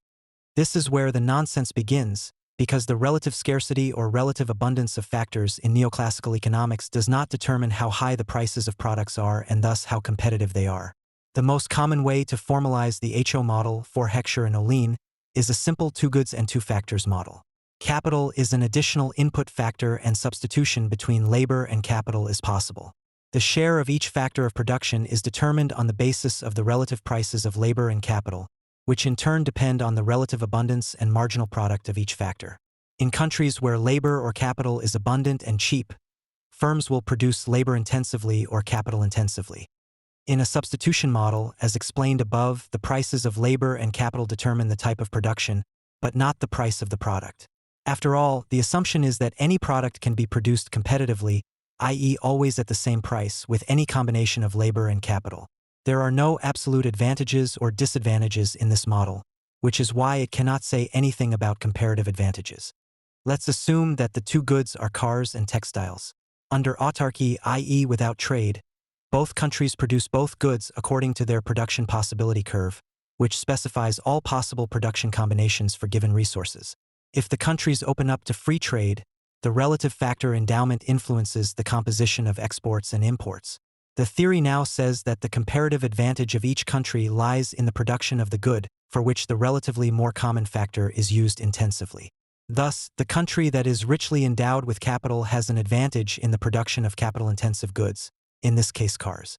The opposite is true for the other country, which in our example has an advantage in the labor-intensive production of textiles. A more general version of the HO model thus predicts that countries will tend to export goods, whose production is intensive in the factors with which the countries are abundantly endowed. This is a really great result. But it has nothing to do with comparative advantage. It only says that countries may produce different things if substitution is assumed. Since substitution is assumed to be driven by the relative prices of labor and capital, whatever that may be, is less available in poorer countries, it is mainly the wage in a poor country that determines whether production there is labor-intensive rather than capital-intensive. According to the basic idea of substitution, however, all products can be produced with any combination of labor and capital at the same price. Therefore, no one has an advantage in the HO model, neither absolute nor comparative. The extension of the classical model therefore followed a path that was bound to lead astray. Wolfgang Friedrich Stolper and Paul Anthony Samuelson further developed the original HO framework in 1941 within the framework of factor price equalization theory. They analyzed how price changes affect the remuneration of each factor used in production and found that an increase in the price of one good increases the remuneration of the intensively used factor, while the remuneration for the other factor decreases. In our car textile example, this would mean that the return on capital in the capital-rich country that exports cars and the wages in the labor-rich country that exports textiles both increase. At the same time, wages in the labor-poor country would fall, as would the return on capital in the capital-poor country. According to Stolper and Samuelson, such changes in factor prices in turn lead to adjustments in input factors, as a new higher relative price of capital to labor will inevitably lead to a relative substitution of capital for labor in each production line. Factor substitution and changes in relative factor endowments eventually lead to factor price equalization in free trade. In other words, the prices of labor and capital will fully equalize in both countries under certain conditions, including national but not international factor mobility. It is easy to illustrate exactly how this mechanism works. Let's stick with our simple model. In it, the countries we now call A and B produce cars and textiles with two input factors, labor and capital. Until then, everything remains the same. Let us also assume that country A is capital-rich and country B is labor-rich. Before trade, both countries produce both cars and textiles, but the relative share of goods will differ due to different production possibility curves. Since capital labor is abundant in country A, B, it produces a larger quantity of cars, textiles, compared to textiles, cars. Due to this factor endowment, wages are higher in country A compared to country B, while the remuneration of the factor capital is higher in country B. It must also be assumed that the production functions of both goods have constant returns to scale and that the technologies are identical. According to the HO model, opening up to trade will result in both countries exporting the good whose production is intensive in the relatively common factor. This in turn changes the price ratios so that the relative price of cars rises in country A and falls in country B, and vice versa for textiles. According to Stolper and Samuelson, the expansion in the production of cars in country A increases the demand for capital, so that its relative scarcity increases, which in turn causes the return on capital, or the real interest rate R, to rise.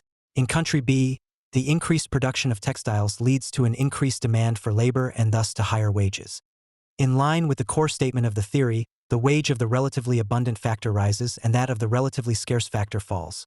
The relocation of production to country A creates an oversupply of labor relative to capital, as the demand for the labor-intensive good is now increasingly, but never completely, met by imports, causing wages to fall. In country B, the import of capital-intensive goods releases more capital relative to labor in the domestic economy, so that the remuneration of the factor capital falls and wages rise. In order to minimize production costs, neoclassical theory assumes that changes in factor prices force companies to adjust their input factors accordingly. As the price of the factor capital increases, decreases, and labor becomes cheaper, more expensive, companies replace labor, capital with capital, labor. According to neoclassical theory, if the use of one factor in production increases relative to the other, its marginal productivity also decreases. Since in equilibrium the factor prices must correspond to the marginal product of each factor, the optimal ratio of capital to labor for the production of the respective good will be the same in both countries, which also means that the factor prices must be the same in both countries. In short, the result of factor price equalization is that production in the formerly capital-rich country is now less capital-intensive and production in the formerly labor-rich country becomes more capital-intensive. There is no other way to put it. This also belongs in the realm of nonsense. Here, however, the idea of substitution is thought through to its consequent conclusion and, what a miracle, achieves the equalization of poverty and wealth without having to do anything and without there ever being an imbalance or even a crisis. Even without the migration of factors, for example, companies from country A bringing their capital to country B via direct investment in production facilities, or workers migrating from country B to country A, factor prices are equalized through trade. Trade replaces factor mobility, so there is no need for direct investment, and if there were, it would certainly be the wrong solution in the neoclassical sense. However, in view of the dramatic growth in direct investment and the migration flows that cannot be overlooked, the expansion of the existing models to include factor mobility was unstoppable. Rybczynski made an important contribution in this respect in 1955.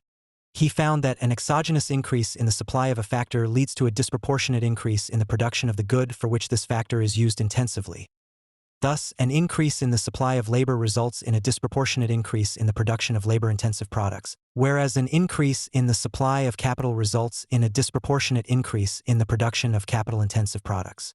In other words, a change in the factor endowment has an unequal effect on production in the two sectors of an economy, which is why its results are also summarized as a biased expansion of production possibilities. The increase in factors is exogenous in the model, i.e., an increase in the capital stock, for example, falls from the sky in this case, so that real factor mobility, i.e., a migration of capital or labor across the respective national borders, is not yet captured. One of the first relaxations of the assumptions about the immobility of the factor capital was made by Robert Alexander Mundell in 1957, who recognized that the previously prevailing assumption of capital immobility by Heckscher and Olien and their followers implied a serious theoretical flaw. In Mundell's model, capital movements are triggered by trade barriers, e.g. via tariffs, and differences in the marginal product of capital. As capital moves across the border, the supply of capital in each country changes, which consequently affects the marginal product of capital and labor. This process continues until the marginal product of each factor is identical in both countries and the new equilibrium is reached. Mundell came to the conclusion that factor mobility can be a substitute for trade and lead to factor price equalization. The comparative advantage in the model remains because companies are obliged by assumption to choose their input factors on the basis of the respective prices for labor and capital. In the 1980s, it became clear that the assumptions of neoclassical trade theory were no longer tenable and had to be modified. The inability of the theory of comparative advantage to explain the growing intra-industrial trade and the high proportion of trade between industrialized countries were among the most obvious weaknesses. This gave rise to the so-called New Trade Theory (NTT), which deals with peculiarities or anomalies in international trade and makes the models somewhat more realistic by assuming economies of scale, differentiated products, and monopolistic competition, among other things. However, although the assumptions are somewhat less unrealistic, the NTT literature is by no means a critical examination of the theory of comparative advantage, but rather a supplement that attempts to correct existing gaps on an ad hoc basis without questioning the theory itself.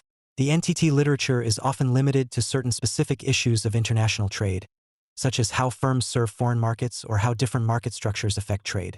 The theoretical framework of the literature itself is often based on Ricardian models of comparative advantage or factor proportion theory, so that differences in labor productivity or factor endowments remain the focus of economic analysis, although more modern approaches often replace the input factor capital with the level of skills, the skill intensity. The assumption of factor immobility is also surprisingly common in NTT, even in models that include transnational companies. Overall, we cannot therefore speak of a correction of a theory that is problematic in many respects. In fact, in their 2018 textbook International Trade, Theory and Policy, Krugman, Obstfeld and Melitz attempt to reconcile the complementarity of neoclassical and new free trade theory by arguing that multinational firms and firms that outsource parts of production to foreign countries take advantage of cost differences across production locations. This is similar to models of comparative advantage where production at the level of the industry is determined by differences in relative costs across countries. End quote. There is no wage-induced substitution of labor and capital. Even in countries where labor costs almost nothing, no entrepreneur would come up with the idea of inventing a new labor-intensive technology instead of the existing capital-intensive technology in order to produce the same product. He would have to be crazy to do so, because he would give up his high absolute advantage, even though he is competing with the whole world. After all, the entrepreneur has invested his capital in a low-wage country precisely in order to realize absolute advantages. Of course, wages rise in a well-managed country like the People's Republic of China if many Western companies produce there, and of course China can be said to be catching up with the developed countries. But this has nothing, absolutely nothing to do with factor price equalization as envisioned by neoclassical theory. The overcoming of mercantilist thinking for almost 2 centuries can undoubtedly be credited to the authors of the classical theory of free trade, from Adam Smith to David Ricardo. They obviously recognized how important international exchange could be for economic development, but also knew that it would remain the source of serious disputes between countries if it was not possible to counteract the nationalistic tendencies of states. When appreciating works from this period, i.e. around the turn of the century towards the 19th century, it should be noted that there was, of course, no theory of economic development and that international trade, which constantly brought forth new countries and new products, had to be seen as a significant, indeed indispensable, element in the successful striving of nations for a higher standard of living. This is an idea that is still frequently encountered today. It is believed that trade is needed in order to be able to develop at all. Some classical authors, as mentioned above, this applies in particular to Adam Smith and David Hume, suspected that consumption at home could be just as good as consumption in other countries, but they could not bring this realization into a systematic connection with the importance of wages as a cost factor for production on the one hand and as a source of the most important income for consumption on the other. However, it is not surprising that they did not understand this. After all, it is still not understood today. Although we begin our own theory with a critique of the theory of comparative advantage, we then completely detach ourselves from the classical world because, As we have shown in the course of the book so far, this world, even in national categories, hardly offers a starting point for grasping the dynamic development of a national economy in the course of real time. The antagonism between capital and labor, the importance of factor prices, and the complete absence of monetary phenomena make it impossible to use the prevailing doctrine as a starting point for an explanation of international trade and capital movements. The starting point alone is inadequate, and any path leading from there can only lead astray. The theory of comparative advantage, which goes back primarily to Ricardo, is in fact an almost ingenious way out of the dilemma implicitly created by mercantilism. On the one hand, as the political leader of a country, one would like to trade, but on the other hand, of course, like any business or individual, one would like to trade in a way that benefits the country itself and not just some businesses or individuals. However, while companies and private individuals can look for partners in the respective markets where they expect to trade profitably, the search process is much more difficult for countries. This is because markets are transnational phenomena in which companies and consumers from different countries, rather than countries or country representatives, meet and exchange ideas. Specialization takes place between market participants without it being possible to predict how the countries involved will fare. Each company produces what it is best able to do. To some extent, production results are determined by the natural conditions of the country or region. If a region has raw materials, companies will probably be found that focus on exporting them if there is a corresponding demand on the world market. Other companies may shift to the production of machinery and equipment because, for whatever reason, they have an experienced and highly specialized workforce in this area. Whether the two groups come from different countries or from one country, they will probably easily agree on an exchange because the other produces what its partner needs. If there is a functioning super-regional or international market for both products, the exchange can take place either bilaterally or as an anonymous market transaction using internationally accepted money. It remains completely open as to which region or country benefits from this. Cooperation is always easy to achieve when different products with regionally specific characteristics are involved. Among other things, it is also agreed to cooperate in cases where one company can produce both products in question for exchange better or cheaper in absolute terms, but the superior partner has capacity bottlenecks and leaves the part of production to the other where its absolute advantages are lower. This is a mechanism that almost everyone knows from everyday life. The boss of a company is overworked and is happy to find an employee to do some of the work for him. Even if the employee does his part of the work less well than the boss would have done it himself, the advantage for both sides is obvious. Given limited time, the boss concentrates on the things he is particularly good at and the employee does what is possible for him. Because both have an advantage, there is little question as to how well the other person actually delivers the tasks assigned to them.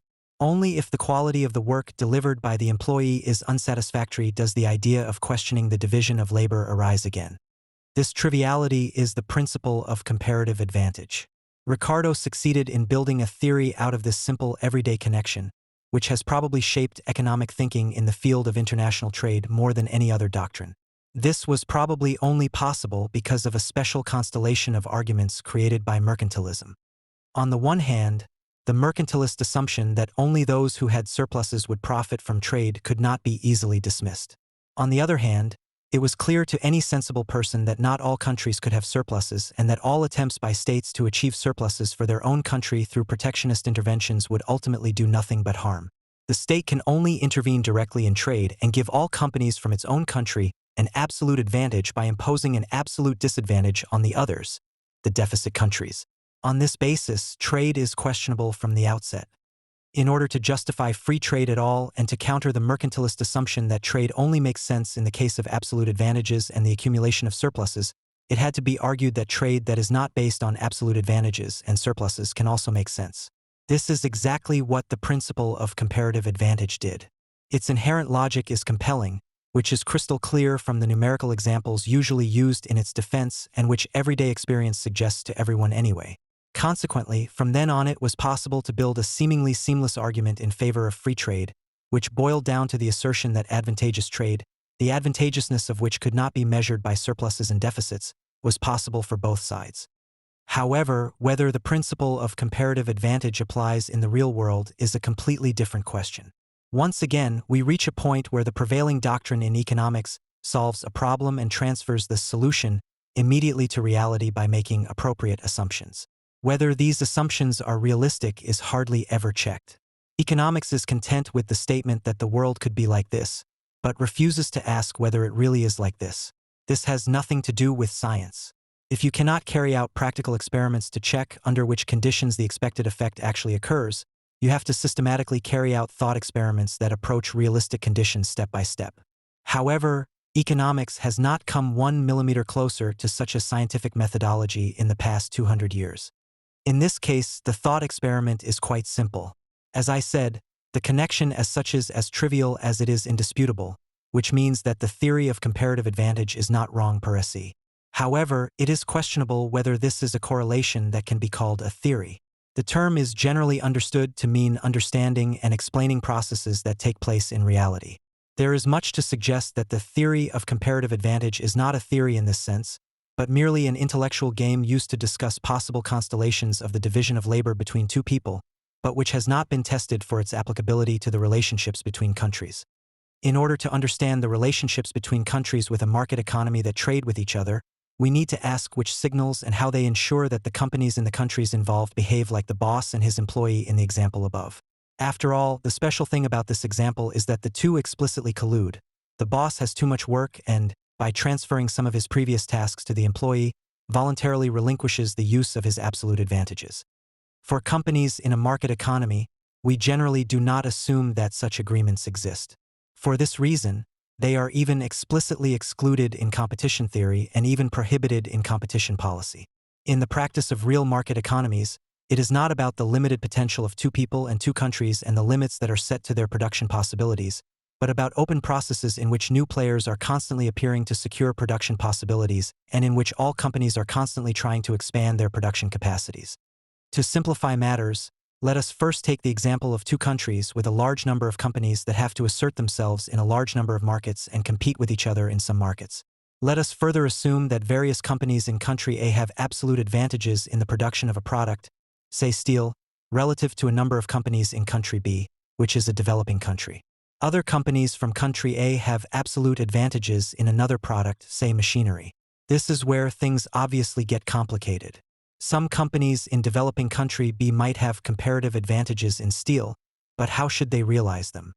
In such a constellation, what mechanism would lead to the steel manufacturers in country A refraining from using their absolute advantages and forcing their competitors from country B out of the market? After all, in this example, there is no regulating state that calls everyone to the table and discusses and examines the question of possible comparative advantages. The answer is simple.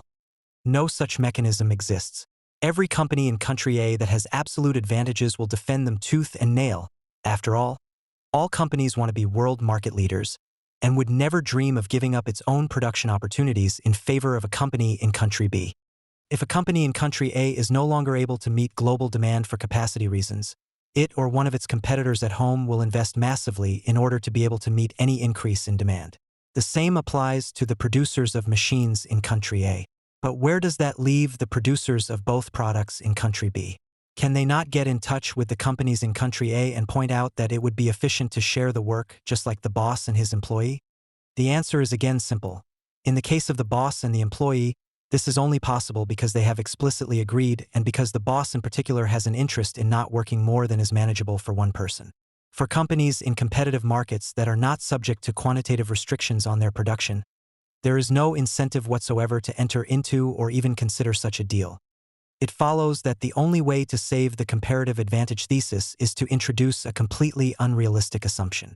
One must assume that the companies in country A are constantly working at full capacity and also have no possibility of expanding their production. This practically introduces the restriction that the boss in our example has imposed on himself, namely to work only for a limited time. It is only under such a completely unrealistic assumption that increasing demand for steel and machinery can also benefit companies in country B, which are at an absolute disadvantage. But if developing countries and weaker countries in general have no inherent opportunity to participate in international trade on an equal footing, how can some countries such as the People's Republic of China successfully participate, and how does the catching up that can be observed in a number of developing countries take place? In order to answer this question satisfactorily, we need to go a little further, because this requires a complete deconstruction of neoclassicism. Not unlike the theory of the closed economy, international neoclassical theory is also essentially based on the theory of labor and capital as factors of production and their prices as the decisive control instrument. In poorer countries, capital is scarce and expensive, but labor is plentiful and correspondingly cheap. In richer countries, the reverse is true.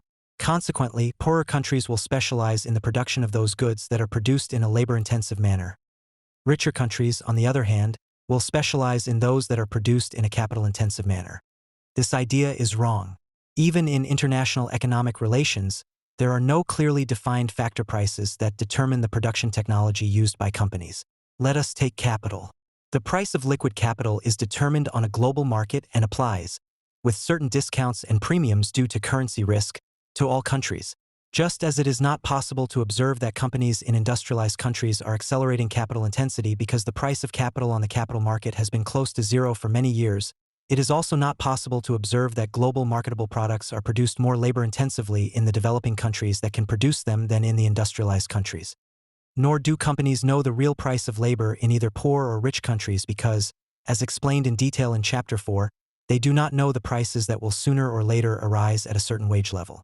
In this respect, none of the mechanisms that are expected to equalize factor prices in the various variants of neoclassical theory exist.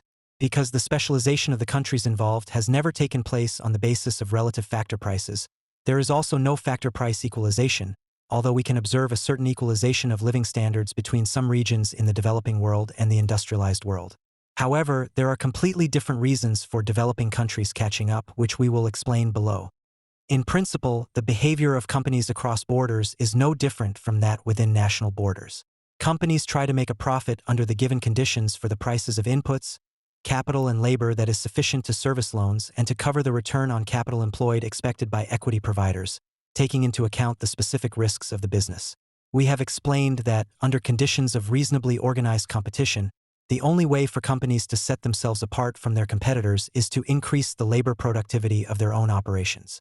This applies to poorer countries with low productivity as well as to richer countries with high productivity. Obviously, there must be a close connection between the level of labor productivity and the wage level in all countries. After all, wages and salaries can only be paid from the income that corresponds to overall economic production, i.e. productivity.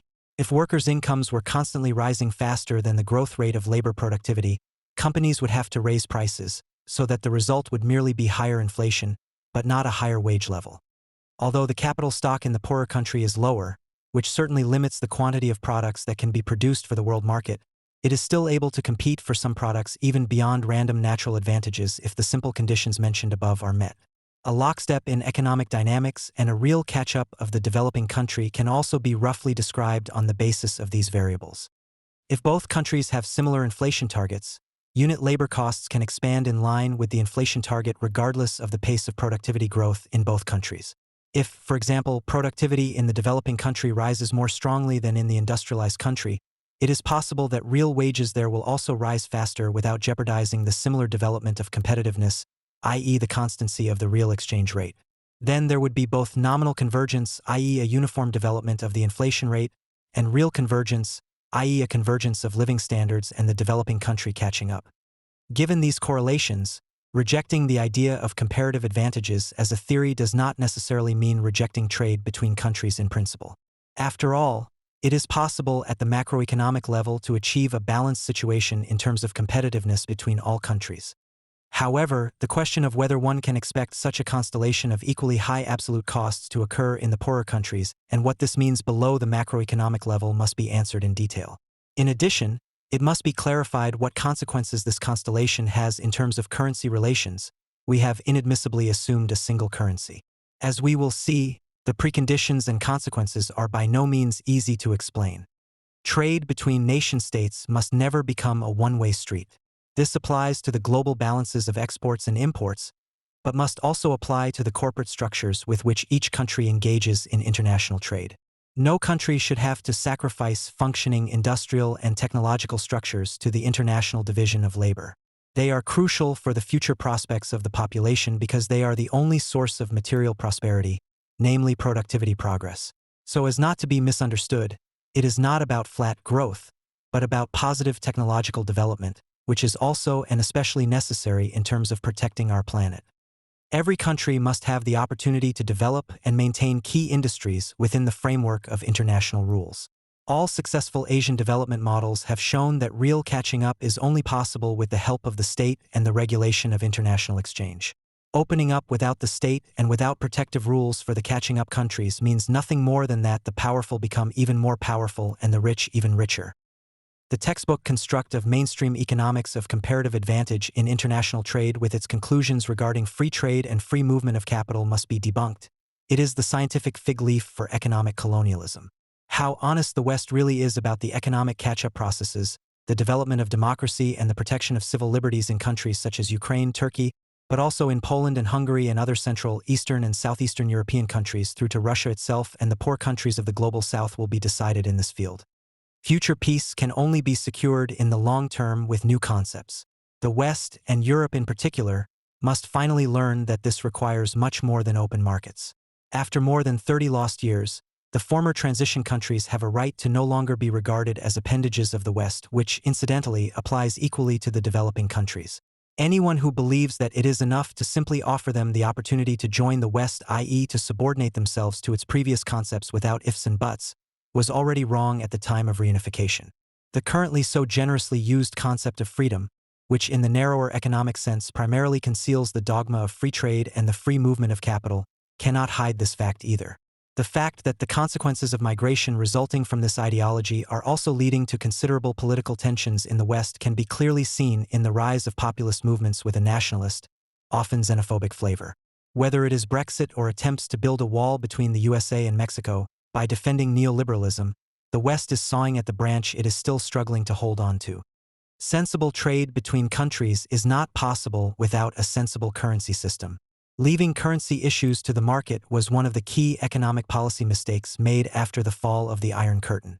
Russia was the largest and most important country whose naive political leadership was thrown into the ice-cold waters of the international capital markets in the 1990s. Without the Russian currency crisis and the failure of the Yeltsin government, Vladimir Putin would probably not have come to power so easily. The prevailing economics has so far paid no attention to this complex and, despite the clear evidence in the case of the People's Republic of China, has clung to the fiction that production relocations motivated by cost differences and the resulting long-term monopoly rents either do not exist at all or at least not on a relevant scale. Of course, this also ignores the fact that the relocation of highly productive plants to low-wage countries and their operation with the help of cheap labor immediately and indisputably refutes the neoclassical thesis of the substitution of labor and capital according to factor prices. The production of global marketable goods at low prices with the help of Western high technology and cheap labor in developing countries clearly shows that substitution and thus the prices of labor and capital, assumed by neoclassicism, play no role in the calculations of companies. Companies are guided by their cost situation and the prices that can be achieved on the markets for their products and services. It also shows, as already explained in Chapter 3, that companies that deviate from the most cost-effective line by foregoing productivity or productivity gains fall behind in competition immediately, because they have to reckon with the fact that not every company has the same assessment of the development of prices and the relevant wages. There is no such thing as a profit-maximizing company in the neoclassical sense, because companies do not know the prices that are decisive for neoclassical economics. They act under a high degree of uncertainty, as they have to estimate the behavior of their competitors and the result for their product prices as correctly as possible. In such an environment, no company can afford to take technological steps backwards, as this could quickly lead to losses that would cause it to leave the market. This is where another fundamental methodological error of neoclassicism becomes apparent. It is assumed that there are clear price signals for all companies at home and abroad, even in a case such as the one we have discussed here. Only under this assumption can each individual company expect its competitor to adhere to the signals and react similarly, or only then does this make sense. However, such price signals do not exist for various reasons. A Western company that wants to invest in a developing country knows that wages there are low because the technology used by most local companies is much simpler than its own. This gives it the opportunity to gain a major cost advantage because it is introducing far superior technology. To do without this technology would be absurd in his eyes, because it would mean giving up the opportunity to realize a head start. The fact that neoclassicism completely misses reality in its diagnosis here is due to its concept of capital, which we have criticized at length. The prevailing doctrine assumes that labor is cheap and plentiful in developing countries, while capital is scarce and expensive. The assumption is that the poorer country simply has a poorer endowment of the two factors of production. But this is fundamentally wrong. Poorer countries are not poor because there is an acute shortage of available capital, but because, for whatever reason, They have not had enough time to build up capital, in the sense of a physically available capital stock, in a successful process of economic development to an extent that would have allowed them to generate a higher level of income. This completely eliminates the chain of effects that, according to neoclassicism, is based on a scarce and expensive capital stock in the developing country. It would not have been relevant for the Western company anyway because it refinances itself on the global capital market. But the domestic companies in the developing country also try everything to rationalize their production, i.e. to get exactly where the Western competitor already is. Precisely because the latter is confronted with the attempt of domestic companies to imitate it and thus catch up, it will try to increase its original lead as much as possible by choosing the best available technology in order to be able to realize a monopoly profit for as long as possible. What prevents companies in developing countries from immediately realizing the state of the Western company is easy to understand. They need time.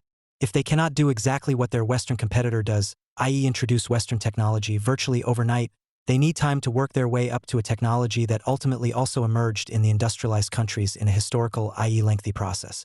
If we were able to shorten the development process so that the latest technology was immediately available, there would be no need for Western companies, and Western companies would not have any opportunities in low-wage countries from the outset. To put it clearly, timeless economics is pointless economics. Low wages and technological backwardness are a fact of history that cannot be dealt with using timeless models. They are path-dependent, in the language of modern model economics.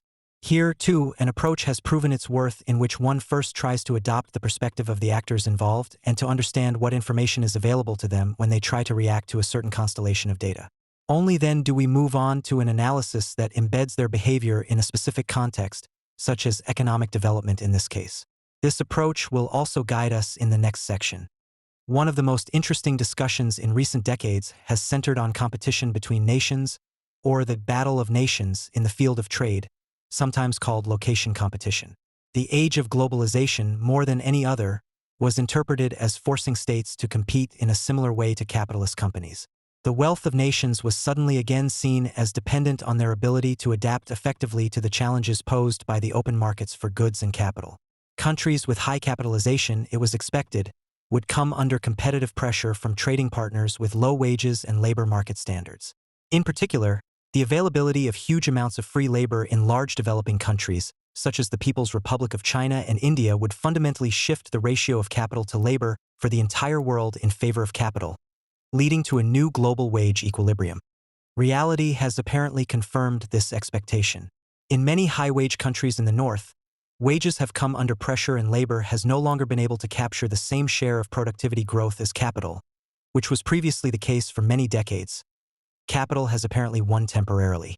The share of wages in gross domestic product has fallen, and confidence in the ability of market economy countries to guarantee all people full participation in the progress of society as a whole has dwindled.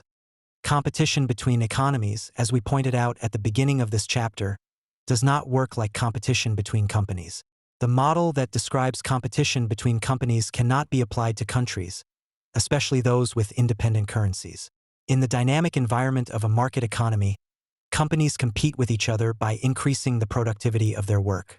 Supply-side conditions, especially the prices of intermediate goods, labor, and capital, are usually similar for companies within a country and are the same for everyone.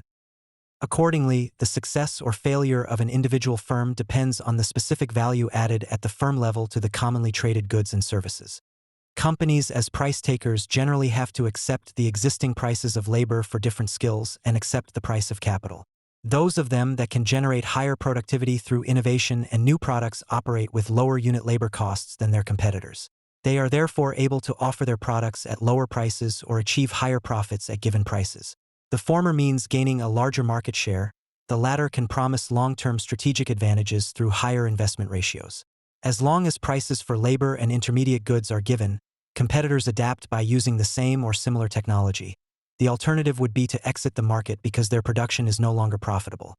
This fundamental competitive mechanism does not apply at the country level because wage rates are normally set at the national level. Unlike companies, countries are the ones who set wages, not the ones who have to accept wages, whether this is achieved at the mobility of labor within a country or through wage negotiations at the national level. When wages are negotiated at the national level or when labor is geographically mobile, the law of one price should be applied, i.e. equal pay for equal work. and this in turn means that all firms must pay the same wage regardless of their profitability or efficiency.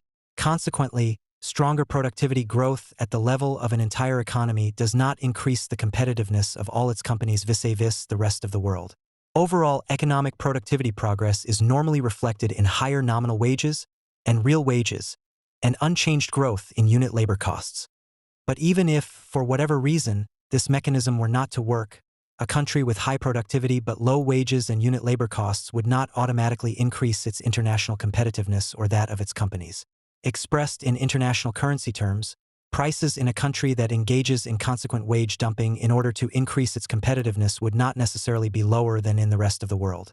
Under the premise of national currencies and national monetary policies, a country offering its goods at significantly lower prices would gain market share and accumulate huge trade and current account surpluses. At the same time, however, political pressure to adjust wages and prices in international currency would increase. Sooner or later, the country would be forced to comply and revalue its currency.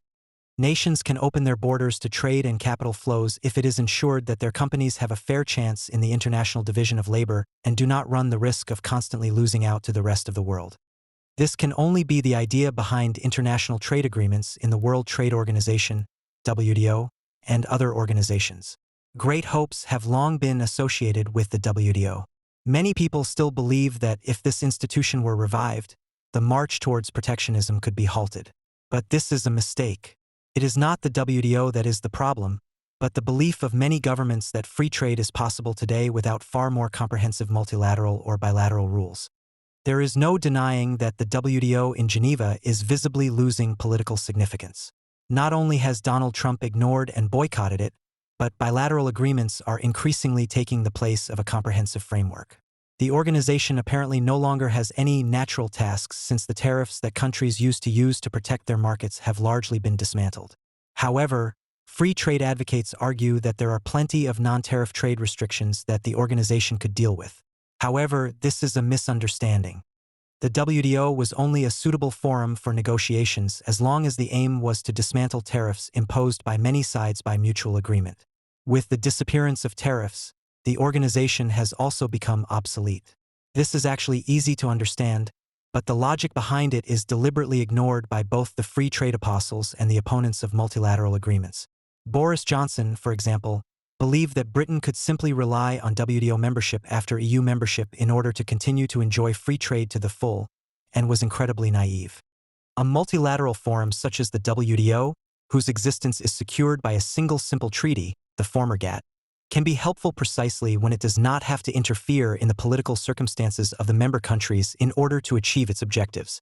This was the case with tariffs, because the removal of a tariff barrier had no other implications than the impact on a generally manageable group of companies and on the national budget.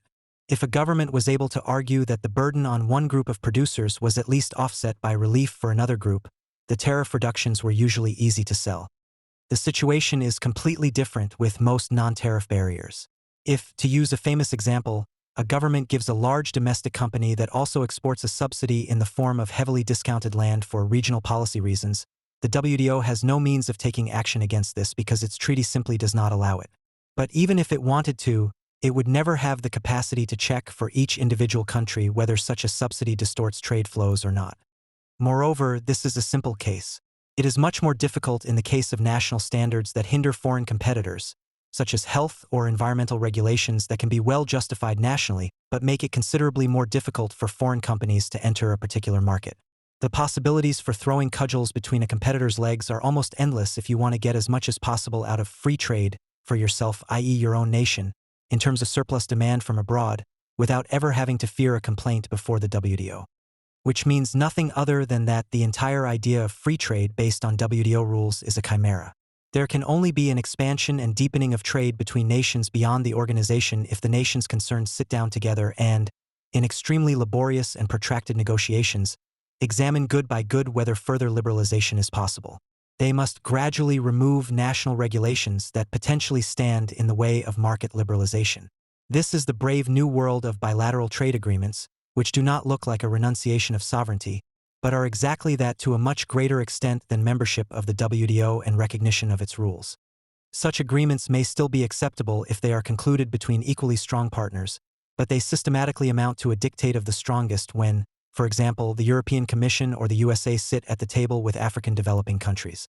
In the now infamous European Partnership Agreements, the poorer countries are confronted with conditions that are regularly to their massive detriment. However, they are put off, supported by 90% of the economist community, with the miraculous effects of free trade, which sooner or later should lead to the proverbial blooming landscapes in every country. Anyone who wants to change these conditions must first make a decision. Those who, like Johnson and his successors, at least formally strive for sovereignty, will simply wait for the benefits of free trade to fall at their feet.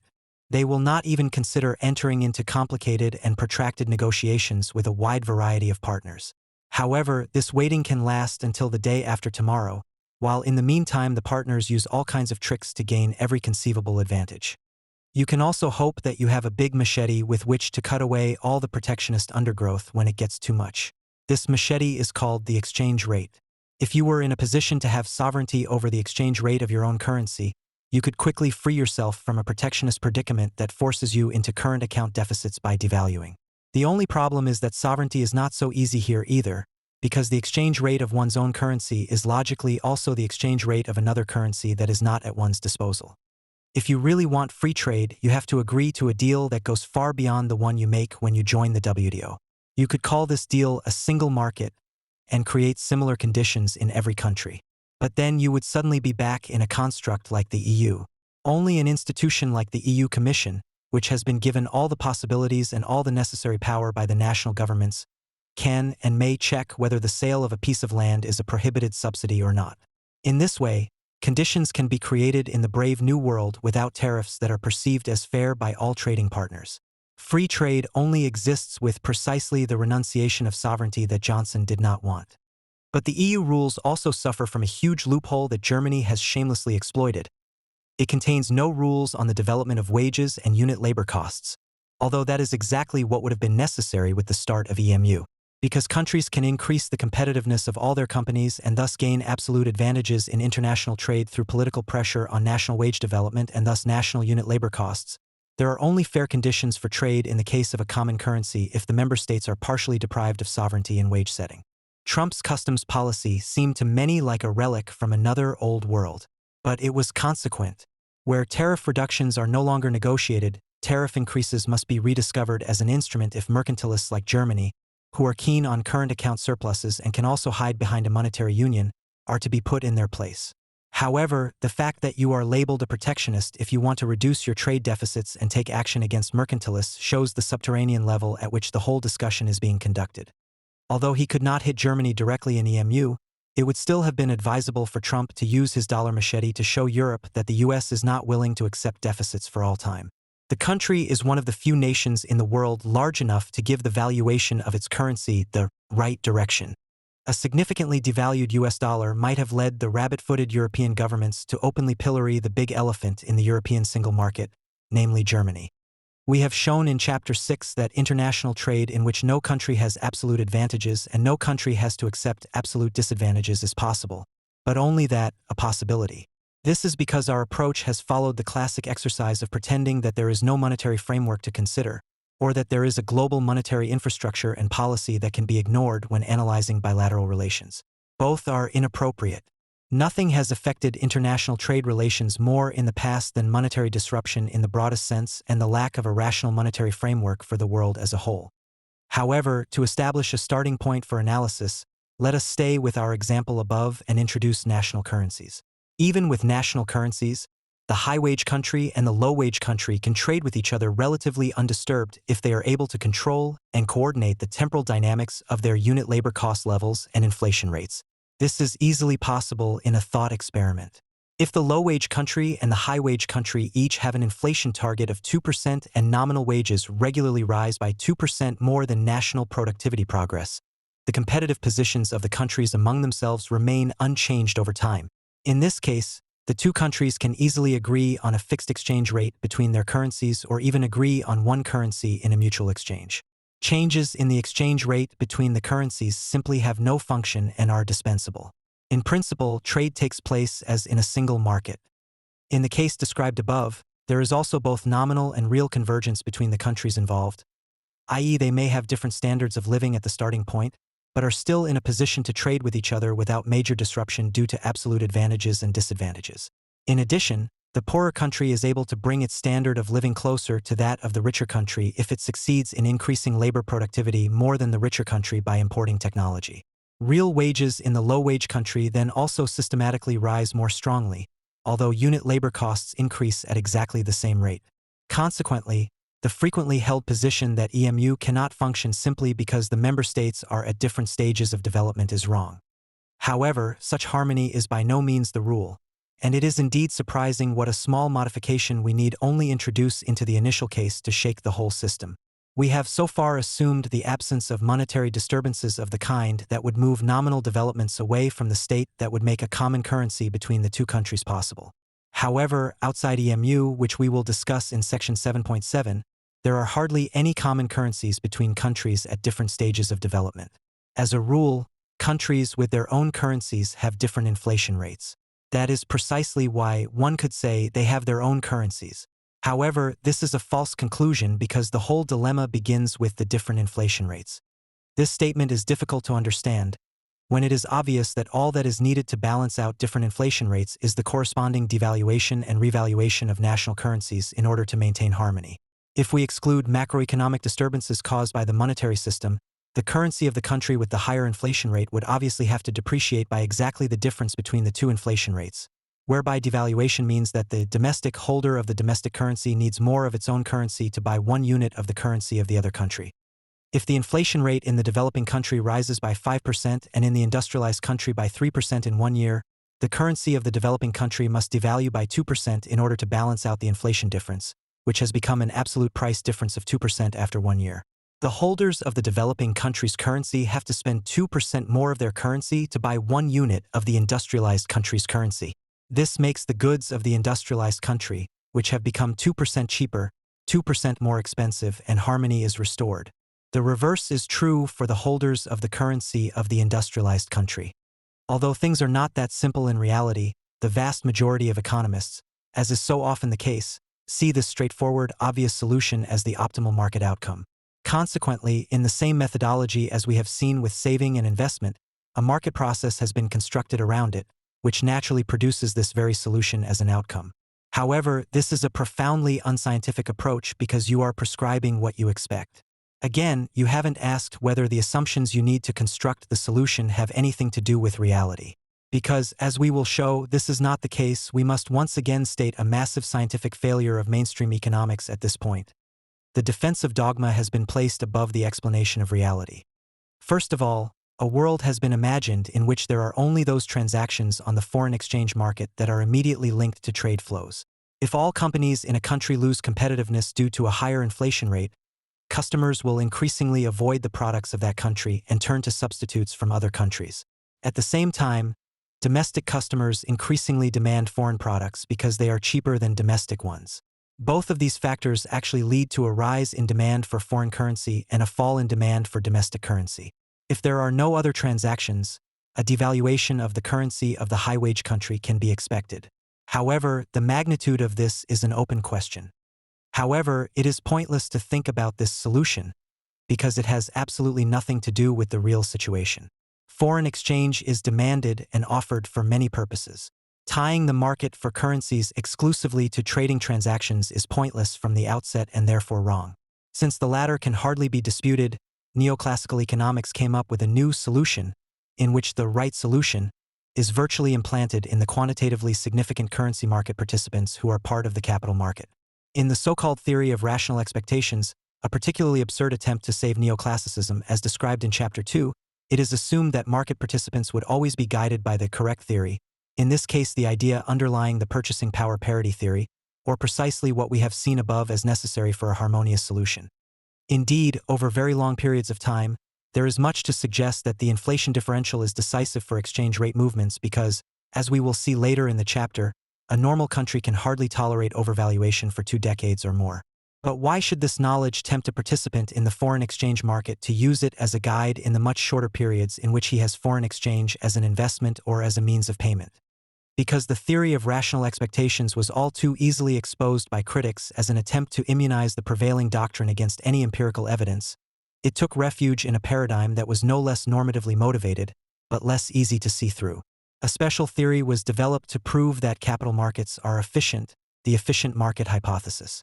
This is a more than astonishing approach because the entire neoclassical theory is based on the assumption of market efficiency. Why would you want to prove this separately for the capital market? We have already pointed out several times that a problem like that of inflation compensation through exchange rate changes must be approached completely differently by a positive science. In order to understand what happens with a certain constellation of data, it is necessary to put oneself in the position of the typical and thus quantitatively significant market participant and ask what information is available to him and how he reacts to it in order to exploit profit opportunities. There is no doubt that the most important market participant in almost all financial markets today is the investor seeking to invest, i.e. the person who tries to achieve the highest possible return on the basis of the amount of cash capital available to him via a bank or hedge fund. In our example above of the rich and the poor country, where real convergence is taking place but the two countries have different inflation rates, the constellation is easy to understand for the typical investor looking for investment objects in the emerging markets. The developing country with the higher inflation rate usually also has a higher interest rate because the central bank sets a higher nominal interest rate with a higher inflation rate. We can even easily assume that both countries have the same real interest rate or a real interest rate that is in a certain relatively fixed relation to the growth rate of the respective country, i.e. a real interest rate that is always 1 or 2 percentage points below the growth rate. What all these constellations have in common is that they show an interest rate differential in the long and short term in favor of the developing country. This is a clear signal for investors looking to invest. As interest rates are set or largely determined by the central bank in both industrialized and developing countries, there is even a certain stability in the differential so that he can work with relatively stable expectations regarding the duration of the interest rate differential once it exists, as the central banks do not adjust interest rates very frequently measured against the opportunities to invest in the short term. Consequently, the simplest and most obvious transaction that an investor can make is the simple operation of borrowing money in a low-interest country, presumably an industrialized country, and investing it in a high-interest country, presumably a developing country. All he has to do first is convert his funding currency into the currency of the country in which he wants to invest, the asset currency. This is what is known on the financial markets as a carry trade. You move money capital from a low-interest country to a high-interest country. This transaction can apparently be carried out for almost any period of time. Any investment period from 1 minute to 3 months is possible if the high-interest country has a reasonably developed financial market where professional transactions are possible without excessive transaction costs, even over very short periods. Longer periods are usually riskier because the central banks can change the basic constellation. This starting position should make academic economists prick up their ears.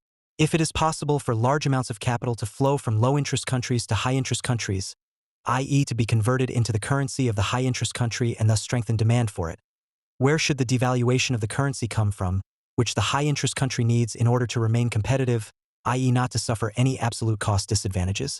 This simple question is still practically never asked, let alone answered, in economics worldwide. The reason for this is probably that there is no really good answer. Instead of examining the question in a consequent manner, the prevailing economics has created all sorts of sideshows to give the impression of having penetrated the matter scientifically. For example, it is stated that the markets efficiently ensure so-called interest arbitrage, i.e. that a purchase or sale of a currency agreed today does not allow risk-free profits at a later date. It is possible to buy a certain currency, say US dollars, forward on all currency markets, which means ordering a sum of dollars today that must then be delivered by the contracting party in 6 months' time at a fixed rate, the forward rate or futures price. The ratio of the forward rate to today's rate, the spot rate or spot price, always corresponds exactly to the interest rate difference between the two currency areas over the same period. If this were not the case, e.g. if you could buy Brazilian reals for dollars today, whose forward rate has depreciated so little against the spot rate that you could make a risk-free interest profit by investing dollars in Brazil, a high-interest country, you would not find a partner for this transaction because they would certainly make losses. Consequently, the difference between the spot and forward rates always corresponds exactly to the interest rate difference over the period between the spot and forward rates. This is the so-called covered interest rate parity theory, which is, however, a triviality. This difference between future and spot is quite stable, for example, in the case of the exchange rate between the Brazilian real and the US dollar. The real is almost always traded at a discount, the future price is below the spot price, because Brazil always has higher interest rates than the USA. However, the forward rate has no relation to the future. For this reason, The interest rate parity theory in its covered form is of no significance for explaining the exchange rate. Although it is possible to hedge the risk for 6 months, i.e. to buy a Brazilian real for delivery in 6 months' time, this only hedges against losses from the interest rate differential. The actual movements of the real against the US dollar, e.g. with the incredible appreciation of the real between 2004 and 2008, have nothing whatsoever to do with the relationship between the spot rate and the forward rate. Both appreciated during this period, although the futures price in itself constantly showed a depreciation. In concrete terms, this means that the relevant movement of the exchange rate, more precisely the complex of future and spot, may be determined by the interest rate differential. However, because investors, speculators, take risks and do not hedge their transactions, there are movements in both exchange rates that are not clearly predictable, but are characterized by carry trade operations. In addition to the covered interest rate parity theory, mainstream economics has also developed a theory to explain exchange rates using interest rate differentials, which contains risk but is no less problematic overall than the covered form. The uncovered interest rate parity theory assumes that interest rate differentials play a role, but that market participants have an expectation regarding the future exchange rate of currency relations that corresponds to the purchasing power parity theory. If the investor or speculator sees that Brazilian interest rates are higher than American interest rates, he anticipates that the real will depreciate sooner or later, which means that the interest gained from an investment in Brazil will be wiped out by the depreciation. This theory is wrong. It is, once again, pure neoclassical wishful thinking and the result of a search for stability where there can be no stability in reality. As with the theory of rational expectations, an expectation is built into the minds of market participants that has nothing to do with reality. Even if the carry trade speculator suspects that the entire constellation created by him and the other investors cannot last in the long term, this has practically no significance for his dispositions. Once again, the decisive factor is time. The typical carry trade speculator makes his transactions within a time horizon that ranges from a few minutes, in high-frequency trading possibly seconds, to 3 weeks or 3 months. He invests briefly, lets the first transaction expire, and immediately starts a new one if the conditions continue to appear stable. He is just as uninterested in the inflation rate in the target country as he is in the investment conditions there. Even if he buys shares in the target country, he is only interested in placing his money there, not in acquiring goods or investing in tangible assets. He is not interested in the fact that purchasing power parities over 20 years or more have an impact on currency relations because his time horizon is completely different. The risk for the carry trade speculator is that a crisis could occur in which the target currency depreciates.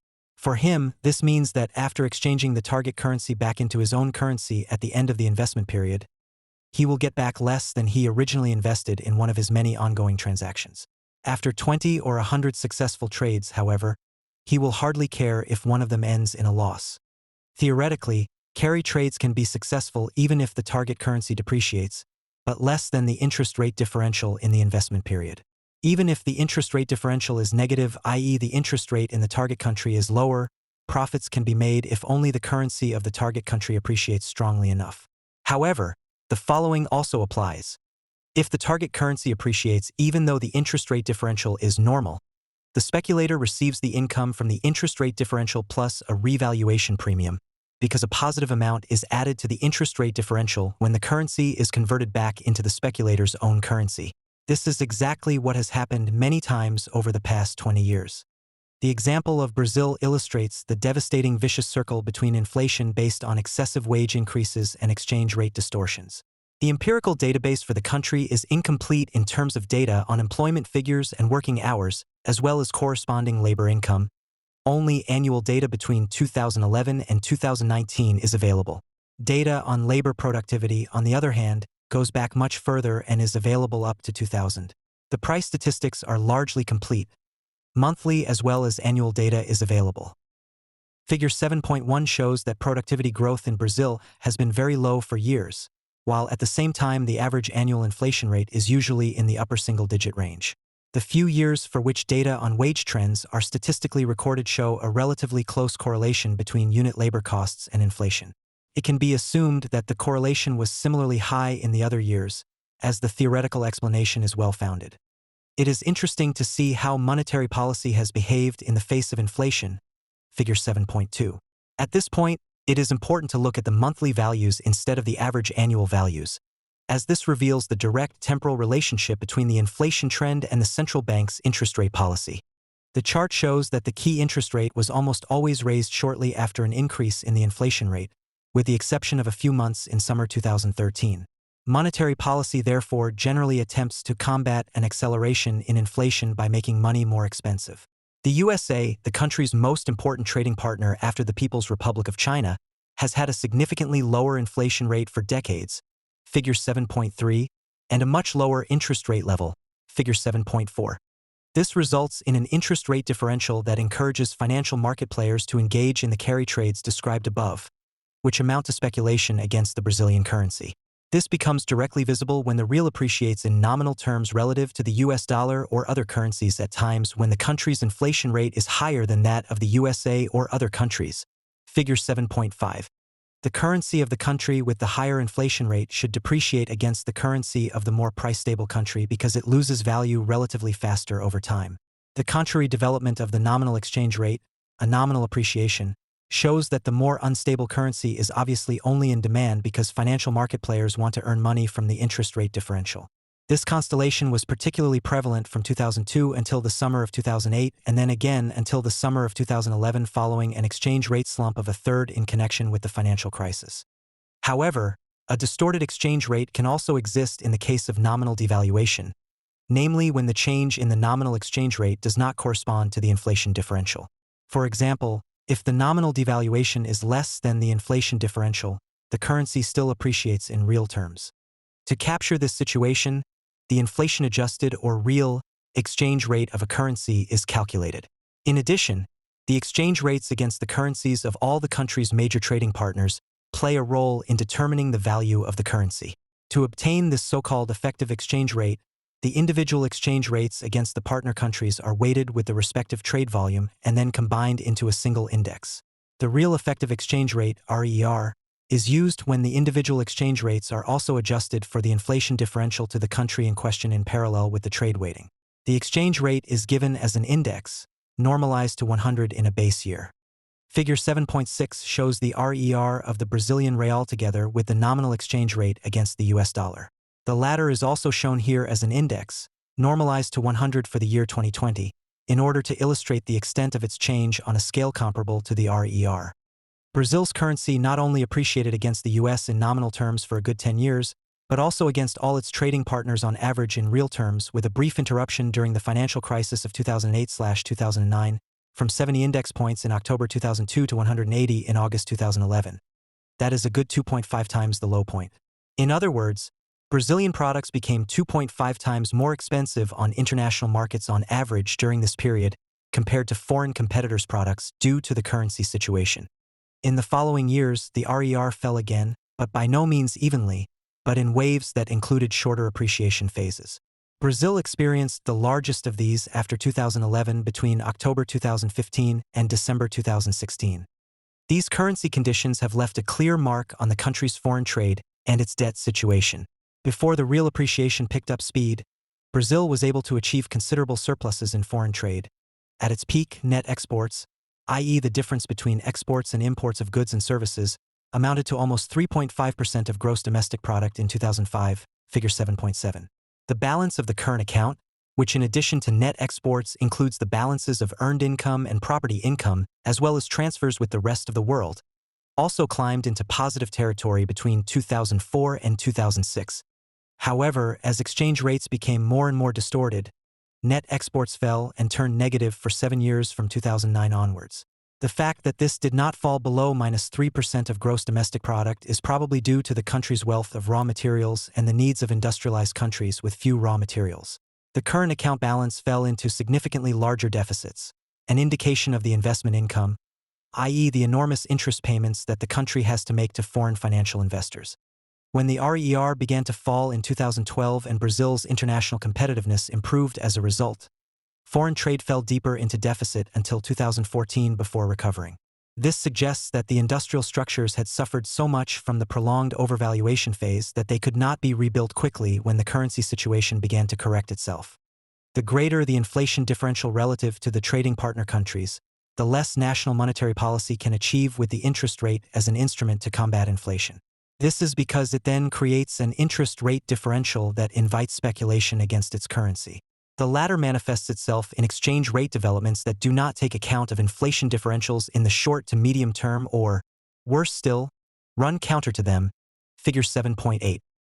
As with other price bubbles, the real economy suffers during the period in which the overvaluation of a currency builds up. It also suffers when the bubble bursts, i.e. when the exchange rate collapses abruptly, which is often associated with an underperformance of the exchange rate so that the currency is temporarily undervalued. If a currency suddenly depreciates sharply, imported goods become abruptly more expensive. As they cannot usually be substituted in the short term, this results in a surge in domestic inflation. If employees try to compensate for this with wage increases, the inflation screw turns even faster, so that a monetary policy geared towards the economic mainstream starts the next, fruitless and economically disastrous, round of interest rate hikes. No national monetary policy on its own can escape the vicious circle of undesirably high and accelerating inflation. It is dependent on getting a grip on the monetary anchor of the domestic economy, the development of unit labor costs, together with wage policy. Without the support of wage policy in the form of compliance with the golden wage rule, monetary policy is powerless. By raising interest rates to extreme levels, it can at best bring about a kind of economic graveyard, in which the domestic inflation rate falls at some point and speculators abandon the currency of the sucked-out country, but investment activity also comes to a complete standstill because real investors are unable to generate the interest rate level. Extremely high interest rates to enforce price stability also mean that the country can hardly participate in international trade. A lack of modern capital stock due to a lack of investment means that its economy can no longer produce a supply of goods that is sufficiently attractive for demand on the world markets, even if its price level is comparatively low. At best, raw materials are still in demand internationally. However, their exploitation, including the skimming off of profits, is usually carried out under the direction of foreign companies because domestic companies have no affordable means of investment thanks to the extremely high interest rates. For the same reason, most of the value creation associated with the processing of raw materials takes place abroad. In addition, the economy of the country, which focuses on commodity exports, depends on their volatile world market prices. As financial speculation is also the order of the day on these markets, the country is also subject to dependencies that are removed from its national economic policy. In the long term, this means that there is no way around a wage policy that assumes macroeconomic responsibility. Establishing structures that make this possible is not easy politically and takes time. For a country to face up to this process, it needs the support of the central banks of trading partner countries whose currencies are more price stable. They can help to protect the shaken country's currency against speculation during the transition phase until a sensibly functioning wage policy is established. The real appreciation of the real over long phases also shows that this is not about the famous overshooting of market-determined exchange rates, which was discussed at length in the literature of the 1980s. This means that the real exchange rate appreciates when it should have remained constant. The nominal exchange rate would then have depreciated, but not sufficiently to compensate for the inflation differential at Brazil's expense. However, this is the wrong direction. The nominal exchange rate is appreciating although it should be depreciating. As a result, the real exchange rate appreciates more than the nominal exchange rate, because the inflation differential and the nominal appreciation reinforce each other in their fatal effect on the Brazilian economy. The efficiency of the financial markets can therefore be assessed quite simply by looking at the foreign exchange market. Efficiency in the foreign exchange market is the ability to do what a foreign exchange market is supposed to do, namely to balance out inflation differentials so that the prices of all countries, calculated in international currency, are not distorted by inflation rate differentials. Measured against this, the international currency markets are proving to be extremely inefficient. Instead of stabilizing, they have destabilized international economic relations and massively distorted international trade. It is of the utmost importance to acknowledge this finding appropriately. In the foreign exchange market, we are dealing with a market where there is at least a guideline for exchange rate development in the form of inflation differentials or purchasing power parities. Despite this guideline, the markets deviate dramatically over very long periods of time from the values that are decisive for the stability of the economies involved and for the efficiency of international trade. In the stock markets, with which the theory of efficient markets has mainly dealt, an objectively correct or sensible valuation is much less easy to find and assess from the outside because there is no economic guideline. Consequently, the average of the market has been used as a benchmark, so to speak, for what is efficient. The efficient market hypothesis, EMH, claims that the market uses all available information and is therefore efficient. The hypothesis, developed primarily by Eugene Fama, can also be expressed with the expectation that nobody can beat the market in the long term because nobody can use more than the available information. But what is the point of knowing that the available information has been used if you don't know which information has been used by the market participants and how? With the EMH, however, neoclassicism has succeeded in immunizing itself in a way that at first glance seems plausible and difficult to refute. But a thorough analysis shows how little relevance this thesis has in all financial markets and why it has been so clearly refuted in the foreign exchange market. In the light of our considerations, we must conclude that EMH could at best be a tautology if the conditions underlying the statement that market participants would use all available information were generally given. However, these conditions do not exist in reality. The core of the problem with the EMH only becomes apparent when its philosophical basis is critically examined. The idea of the efficient use of all information by a market goes back to Friedrich August von Hayek, who argued back in the 1940s that only markets are capable of intelligently bundling the infinite amount of information available to individual market participants and in turn producing consistent signals for all market participants. And this is indeed a compelling idea for all micro-level markets. John Cochrane, one of the great defenders of neoclassicism, has said, "This difficulty is no surprise. It's the central prediction of free market economics, as crystallized by Hayek, that no academic, bureaucrat, or regulator will ever be able to fully explain market price movements. Nobody knows what fundamental value is. If anyone could tell what the price of tomatoes should be, let alone the price of Microsoft stock, communism and central planning would have worked." End quote. Consequently, each market participant comes to the market with the information it has gathered from its immediate environment, from communication with its customers and with its suppliers. This information is independent of each other, which means that it is generated at the micro level. The special thing about it is its individuality, its creation at the level of the individual household or company.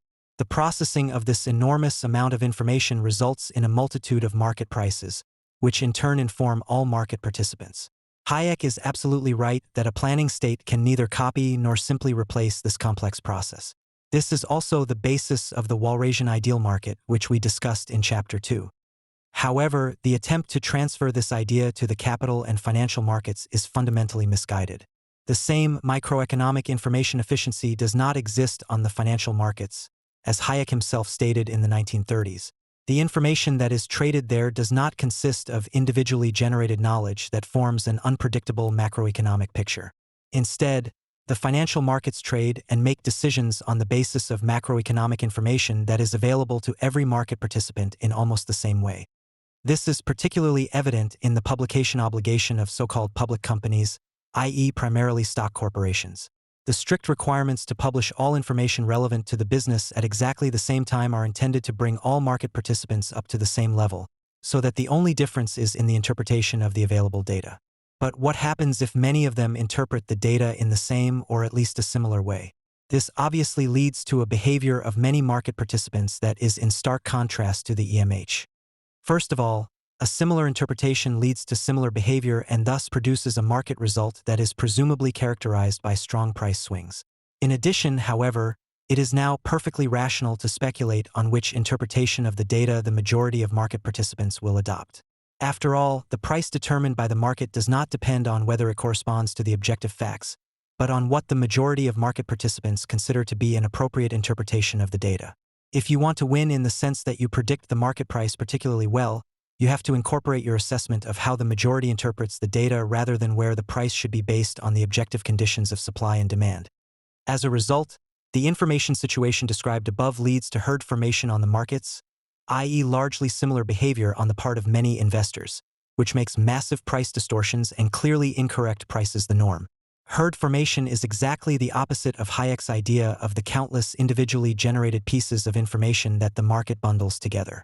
In the herd, investors generally follow economic information and information provided by politicians, regardless of whether it is interpreted appropriately or inappropriately. The critical point is that the herd wins as long as it runs. Once an upward movement in the price of an asset, be it a currency, a share, a mortgage, or a commodity derivative, is underway, it makes all speculators richer and invites new investors to jump in. Unlike the Walrasian market, where many market participants can develop a good sense of fair price and massive distortions based on their individual information and counter them, here there is only macroeconomic information, the interpretation of which results in certain patterns emerging, regardless of whether they are right or wrong in an economic sense. The appreciation of the Brazilian real in the first 10 years of the century, as shown and explained above, was clearly wrong in an economic sense because the country had relatively high inflation rates. Some individual investors may have suspected this, but they would have made losses for several years if they had bet on a devaluation of the real too early. Those who ran with the herd at the right time, on the other hand, could make a lot of money. The only difficulty was getting out in time when a crisis appeared on the horizon in Brazil. However, those who had invested for the short term were able to do so and may have avoided any losses. The neoclassical idea that there is a regular counter-movement on the financial markets when a wave of speculation sets in, which ensures an appropriate valuation, is naive. Financial markets do not fulfill any of the informational prerequisites that would be needed to be able to expect appropriate pricing. There is no justification for the fact that the prevailing theory of economics ignores this and even almost completely ignores the blatant case of destabilizing currency speculation. A subject, we must also say at this point, that is so selective when it comes to dealing with reality cannot be called a science. Commodity investment, which also usually falls under investments in emerging markets, is regarded in many circles as a particularly sensitive form of speculation because it has an immediate impact on the living conditions of many people in poorer countries. However, this is not correct in this sweeping way because currency speculation, as in the case of Brazil, can have at least as serious consequences for the poorer part of the world. Nevertheless, the question of whether and in what way commodities can be traded and moved on the financial markets has attracted much more public attention than currency speculation. On the commodity markets, just like on the currency markets, there are basically three variables that can be changed to make money. The three variables in question are the current price of the commodity, the spot price, the expected future price, the price of futures, i.e. contracts that do not have to be serviced today but in 3 months' time, for example, and, often overlooked, the development of the overall market, i.e. the direction in which futures and spot prices develop together. For oil, for example, there is usually a difference between futures and spot. Sometimes the future price is higher than the spot price, sometimes lower. There is also the movement of both prices, regardless of the difference. The big difference to the foreign exchange market is that here the difference between future and spot does not remain stable, but fluctuates strongly. An additional complication for the investor is that this difference in commodities varies from market to market and is in fact significantly influenced by many individual events on the various markets. Hedging takes place between the future and spot price. If some market participants expect prices to be higher in 6 months' time than they are today, e.g. due to unfavorable harvest prospects, the customers of the commodity producers, in this case the farmers, try to buy futures contracts that offer them protection against the possibly rising prices. If the farmers or other market participants are of a different opinion regarding the price trend, i.e. they expect falling, constant, or only slightly rising prices, they are happy to sell such contracts because they already know today what they will have in their coffers at a certain harvest volume they expect. Transactions of this kind are usually mentioned in public and in academia when commodity speculation is discussed, but such hedging is completely unproblematic. If the farmers consider the risk of significantly higher prices to be low, both sides are served by such a contract, although in the end one side has lost. If prices are really high after 6 months, the farmers have lost out because they would have achieved higher yields without futures contracts, but they can probably accept this because of the lower risk to which they were exposed over the entire term. If many futures contracts are in demand, their price rises, i.e. the difference between futures and spot is positive, futures are above spot, the market is then said to be in contango.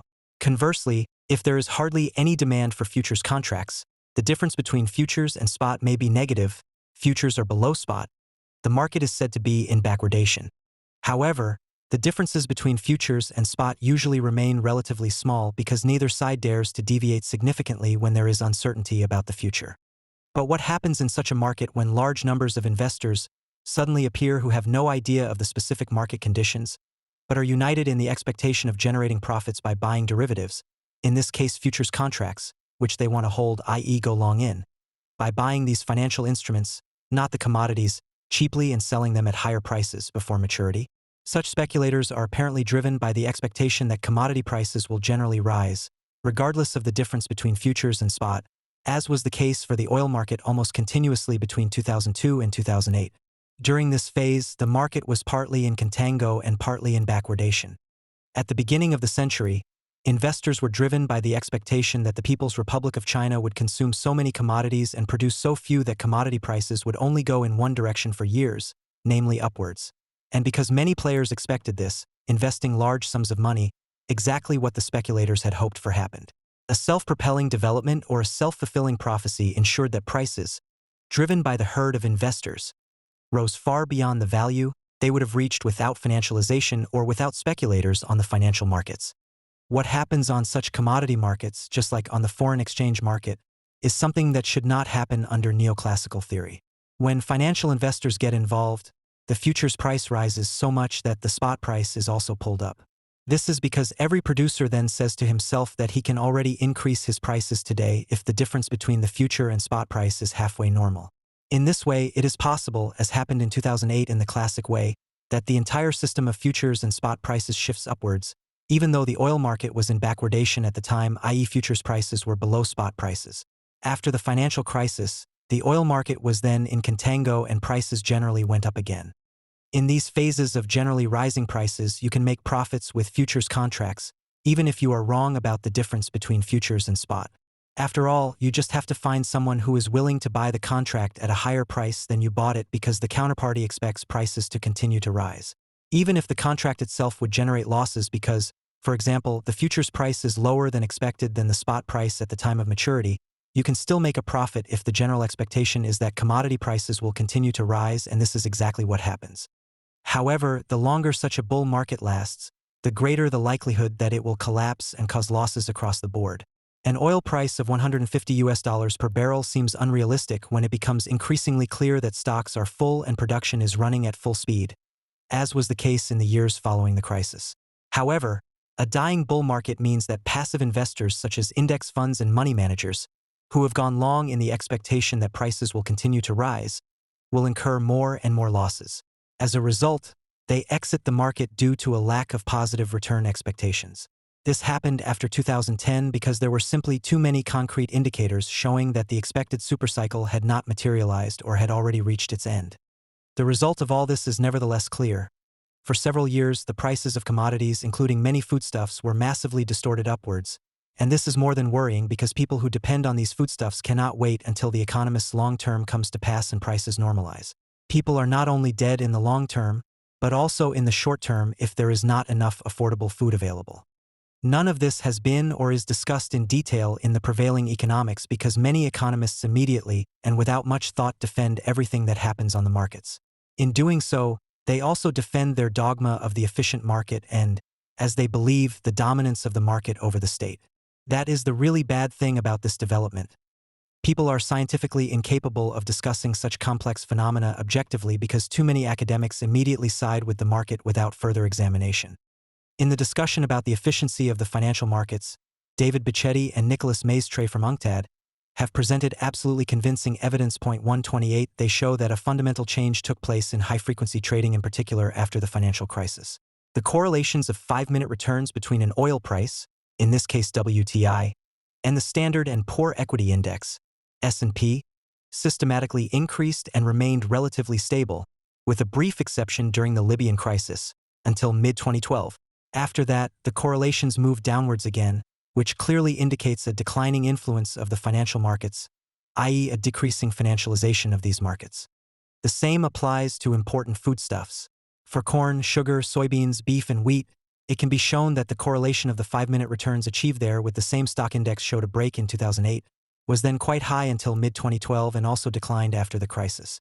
The decline in financialization for commodity prices after 2012 and commodity returns, where return is the difference between the buy price and the sell price 5 minutes later, is accompanied by reports from regulators such as the UK Financial Conduct Authority, FCA, that far lower amounts of capital flowed into commodity markets afterwards than before. This correlation between the decline in price correlation and the decline in flows proves that the claim that financialization, i.e. increasing investment in commodity securities, massively distorted prices for several years was and is completely correct. The reasons for the withdrawal of the investors, whose presence was previously considered absolute by the defenders of financialization, can only be speculated about in the truest sense of the word.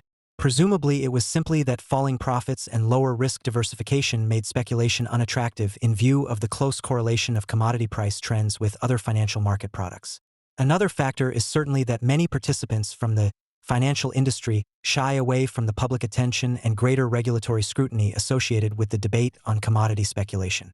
However, the decisive factor is probably that the assumption that there would be a new supercycle for commodities, i.e. a shortage for many decades, has simply not been fulfilled.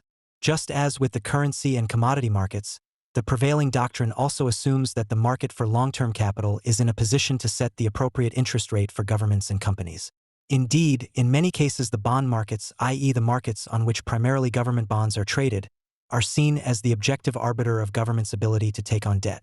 Even where the exchange rates between national currencies are not at issue, such as in the EMU, it is nevertheless believed that the capital markets ultimately determine the price at which sovereign states, with which no specific exchange rate risk is associated, can borrow.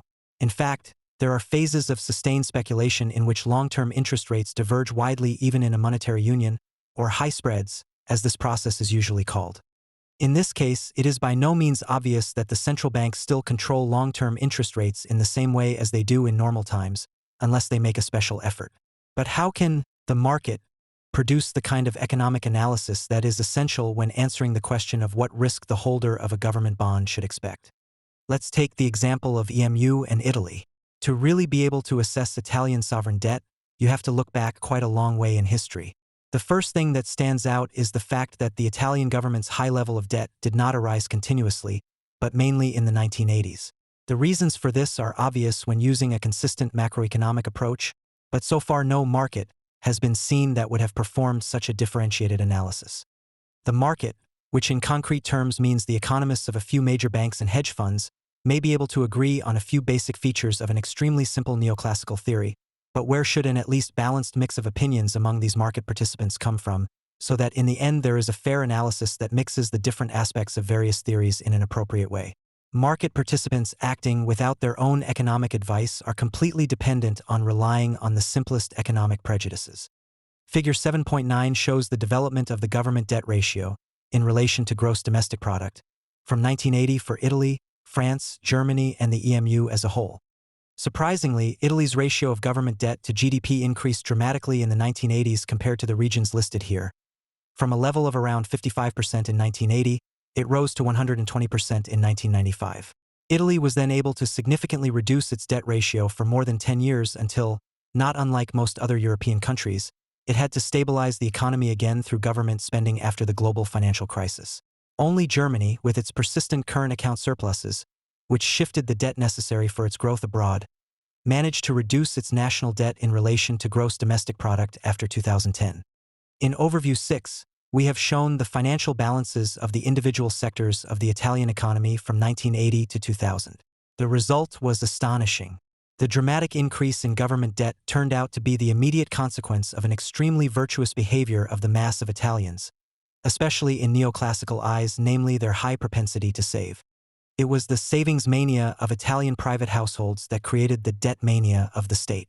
After the recession in the early 1980s, the state had no choice but to keep the economy going with its own debt, even though Italian companies had previously played a constructive role by consistently supporting the state in its role as debtor.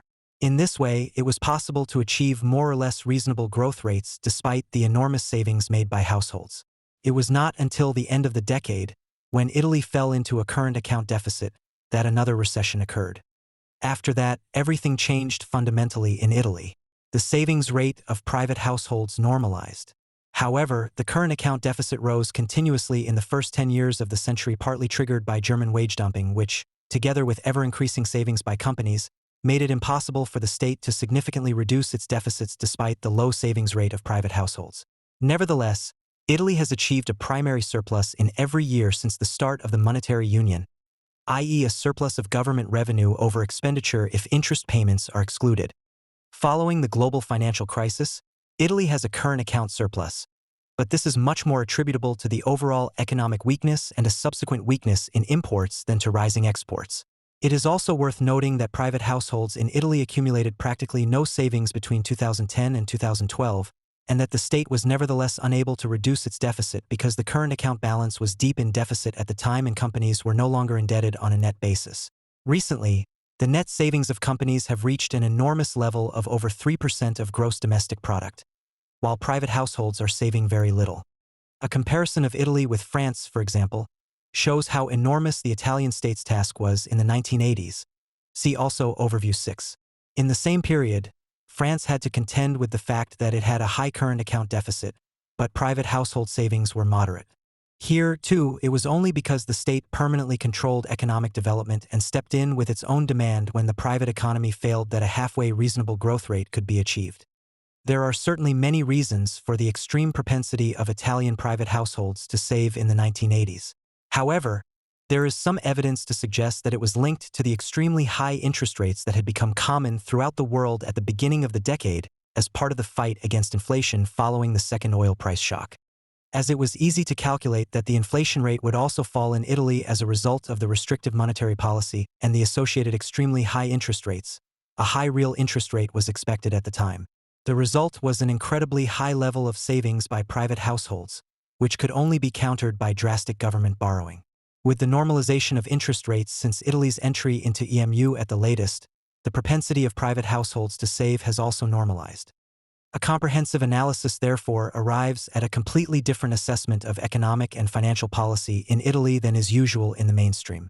Since the market relies on the usual prejudices, which amount to accusing Italy of having pursued a sloppy fiscal policy for decades, it systematically produces a false price. There is nothing to blame for Italy's high national debt other than a global phenomenon in the form of high interest rates at the beginning of the 1980s and the completely rational reaction of Italian private households to this. Overall, it must therefore be stated that the financial markets are not only in no way efficient, but also systematically tend to generate false prices.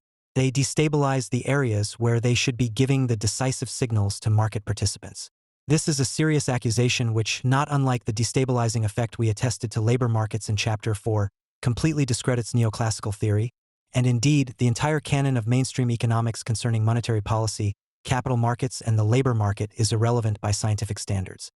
Financial flows can only have a stabilizing effect where the fluctuation margins and the price to be stabilized are strictly predetermined. This was the case with the gold standard, for example, because the price to be stabilized and the ranges within which it was allowed to fluctuate, the gold points, were clearly specified to the markets by the international community. Any freedom granted to the markets beyond this is misleading. There are neither equilibrium prices nor atomistic markets with independent information for market participants. Economic solutions can only be found by means of a comprehensive economic analysis. This is and remains the domain of the state and the global community of states. This applies in particular to currency relations.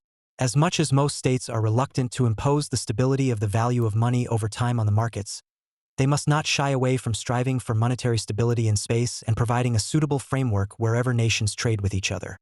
However, the failure of the various monetary systems raises the question of whether there can be such a thing as monetary autonomy in a highly interconnected global economy. The clear answer is no. Beyond the trivial fact that a country with its own currency formally has the sovereign right to issue money and thus prevent a sovereign default in its own currency, there is no autonomy.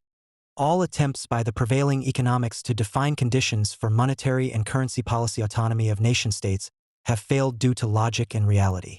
First of all, one must take note of the simple logical restriction that says that n countries only have n-1 currency relations. At least one country cannot freely choose the exchange rate of its currency. In other words, there is no national exchange rate, only the exchange rate that two countries agree on. This alone makes some form of international coordination absolutely imperative.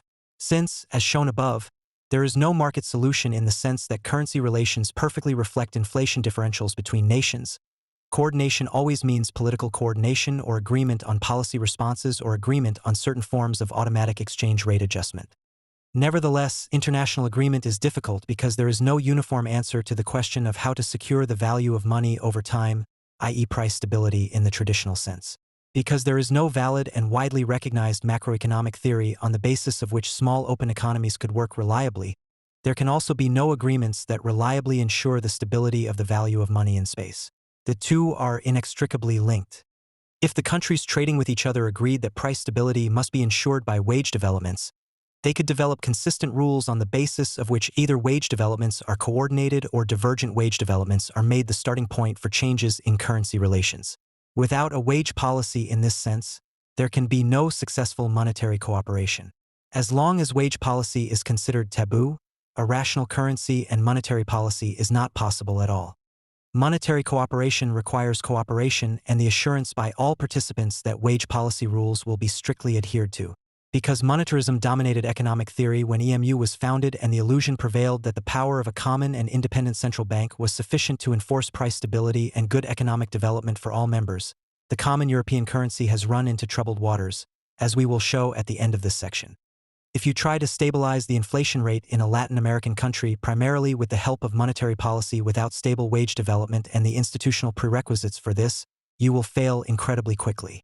You run into wage-induced inflation and don't know what to do about it because you can only stifle the economy, which you want to avoid politically at all costs. If the currency of a country with wage-induced inflation is still being revalued by the market, it is certain that after a while it will come under devaluation pressure without mercy. If you want to prevent an accelerating devaluation from leading to new inflation and raw materials and other important imports becoming unaffordable, you have to intervene or restrict the movement of capital, but this usually does not work because the institutional conditions for this are also lacking. However, it is not possible to intervene for long, and certainly not convincingly, because the country does not have unlimited foreign exchange reserves, but only very limited ones. Once again, international help is needed. Consequently, a fire department is needed whose responsibility does not stop at national borders. The IMF took on this role after the Second World War. The fund was repeatedly asked by the affected countries, albeit reluctantly, to become active because they were unable to stabilize their currency without its help. In addition, there are many countries that have completely voluntarily renounced their monetary sovereignty, Austria being the classic case. Obviously, there are economic constraints at work in this area that need to be taken into account if we want to understand the political context. There are states that voluntarily replace one currency that they can produce themselves with another, whose banknotes have to be fetched from the USA in suitcases, e.g. as payment for oil, and literally carried into their own country. Dollarization means nothing other than becoming slavishly dependent on the monetary policy of the USA, yet countries do this to themselves. Why do they simply give up so much national power? Because what is considered normal and self-evident in our latitudes is by far the most difficult, and sometimes simply unsolvable, task of economic policy in many countries, namely stabilizing the internal and external value of the currency in such a way that the population is prepared to be paid for their work in this currency and not exchange everything, except what is needed for taxes, for US dollars 5 minutes after wages have been paid. In Austria, where they have never tried to have an independent currency and monetary policy, this approach has been discussed at length as tying their own hands, and for many years with the result that this is exactly what can be perfectly reasonable.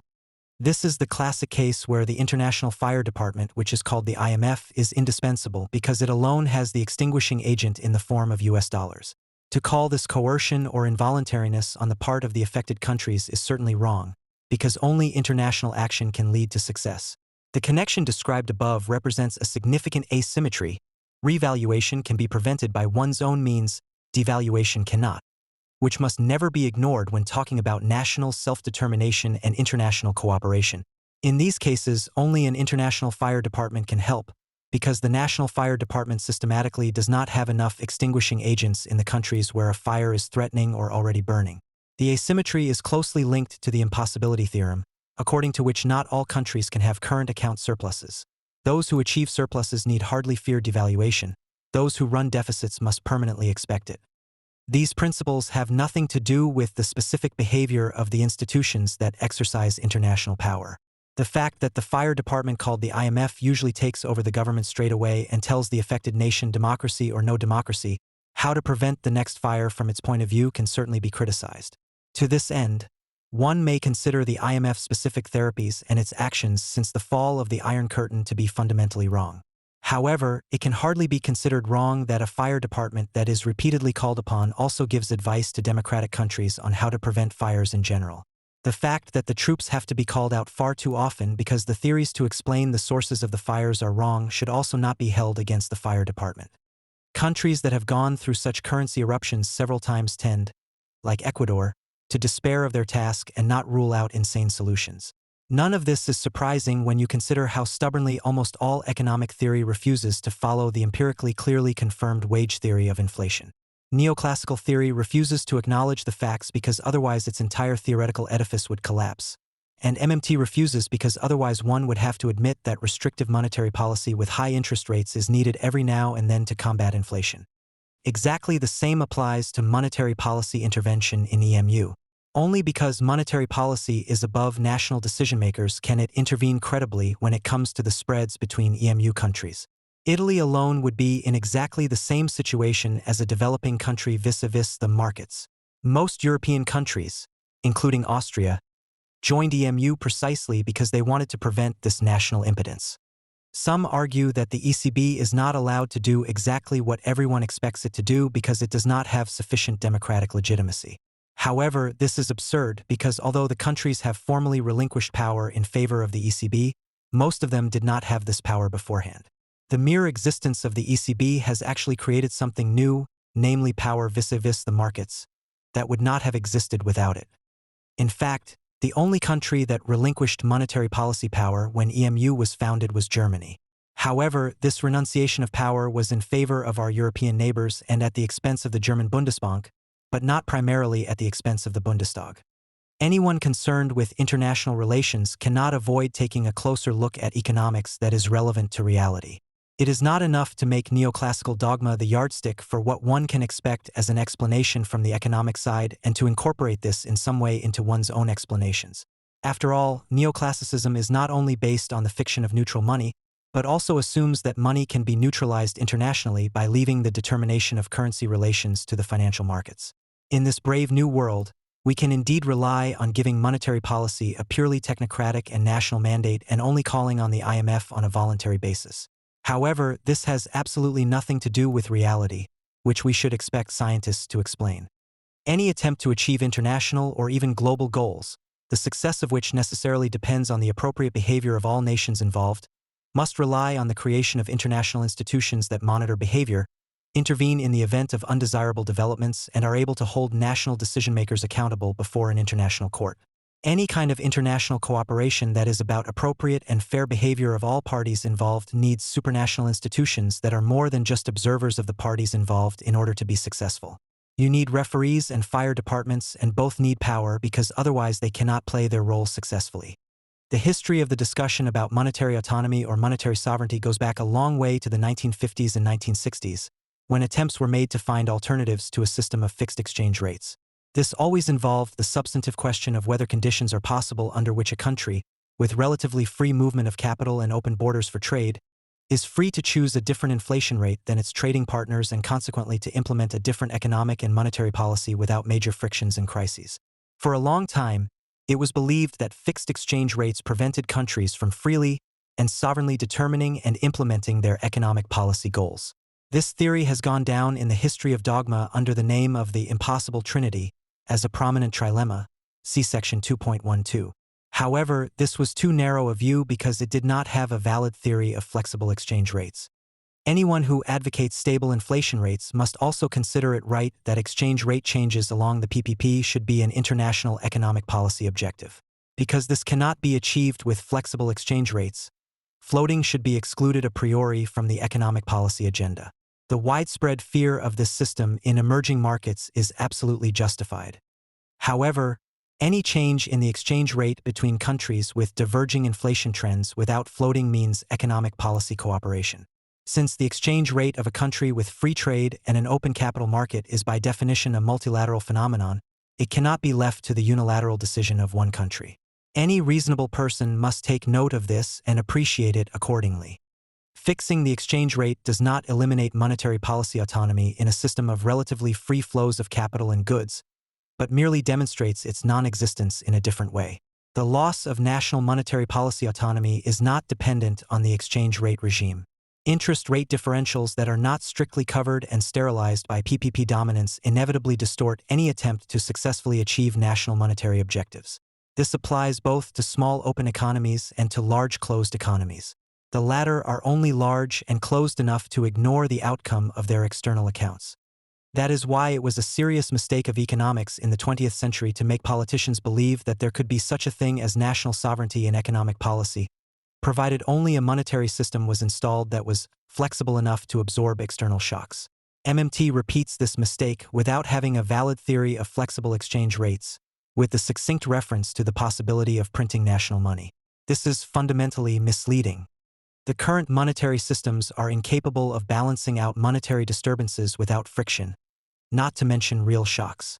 The frequent global crises between 1980 and 2010 have shown that national sovereignty in the sense of effective insulation from such events does not exist. Every state in the world is affected in some way. The loss of national sovereignty, the impossible duality, is the immediate result of the opening of goods and capital markets, not of an inappropriate monetary order. There is therefore no alternative to international cooperation in monetary policy if relatively free trade and largely free movement of capital are to be guaranteed. The idea of a cooperative global monetary system is to create a level playing field for all participants on a multilateral basis, just as multilateral trade rules must apply equally to all participants if a minimum level of efficiency is to be achieved. Therefore, the main idea when the IMF was founded in the 1940s was to avoid competing devaluations in a world that could not agree on a firmly institutionalized multilateral solution to the currency problem. In a well-designed global monetary system, the necessity and advantages of devaluing a country's currency must always be weighed against the disadvantages that arise for other countries. Since changes in the exchange rate deviating from the PPP have the same impact on international trade as changes in tariffs and export premiums, they must be the subject of multilateral negotiations. The reasons for the real devaluation and the necessary extent must be determined in multilateral negotiations.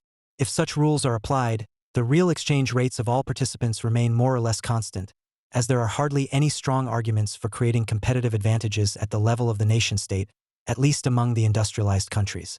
Real appreciation caused in a country by excessive wages must always be compensated for by an appropriate devaluation of the currency and vice versa. Trade partners should be allowed to respond to unjustified and unilateral national measures with retaliatory measures. Far beyond the fear of floating, there has even been a unilateral, permanent fixing of exchange rates over the past 40 years, in which the anchor country assumes no obligation to maintain stability. Currency board regimes or dollarization have been used to create a stable monetary framework for countries with inherently unstable institutions. This means the immediate renunciation of any national monetary action. You have to keep your own interest rates stable vis-a-vis a large and flourishing economy like the US. Achieving this without massively impairing your own employment opportunities is an extremely challenging and in many cases completely impossible task. In Western Europe, only the very highly developed countries managed to fix their exchange rates without major fluctuations against the Deutschmark as an anchor. But even these countries were only successful because they were part of a much larger multilateral institutional arrangement, the EMS and the EU, in which they could seek an orderly devaluation in the event of a crisis, which is not possible with unilateral approaches such as currency boards. For highly inflationary or high-growth countries that are not members of a currency union, trying to control short-term capital flows offers some way out. If one is able to avoid destabilizing inflows and outflows either through taxation or direct quantitative limits, the most difficult decisions and misallocations caused by erratic exchange rate changes can be avoided. However, the use of controls is not a substitute for finding an appropriate exchange rate regime. If a highly inflationary or high-growth country chooses to trade freely with its neighbors, despite capital controls, it must find ways to maintain its competitive position, i.e. to devalue or at least not to revalue its currency. At a global level, this means a return, as in the Bretton Woods system, to a mix of adjustable exchange rates combined with controls in the event of a crisis. As the foreign exchange market is by far the most problematic sector of the financial market casino, a monitoring and early warning system should be developed by the major industrialized countries in cooperation with the emerging economies. A prompt adjustment of nominal exchange rates can prevent major imbalances in foreign trade and a cumulative buildup of foreign liabilities. Even in such a system, destabilizing capital movements cannot be completely ruled out, but they are less likely because the markets are given clear guidelines and unsustainable interest rate constellations and massive real under- or overvaluations are avoided. Regional cooperation can be a temporary response to the challenges arising from globalization and liberalization if global solutions cannot be achieved. However, even regional currency systems cannot reliably prevent crises and turbulence on the capital market. In view of the insoluble conflicts in a world of different nation-states, recurring crises that force governments and central banks to intervene were inevitable in every monetary system that has been put to the test since the Second World War, the Bretton Woods system and then the EMS in the 1980s and early 1990s. It was only with the creation of EMU that European countries went a step further than in the fixed exchange rate systems of the past and finally put an end to speculation about exchange rates. This is an achievement for the global economy. However, it cannot easily be copied by other countries, as their political framework conditions may not be as favorable as in Europe. Nevertheless, multilateral efforts to lead developing countries towards regional arrangements are inevitable as long as global progress seems unattainable.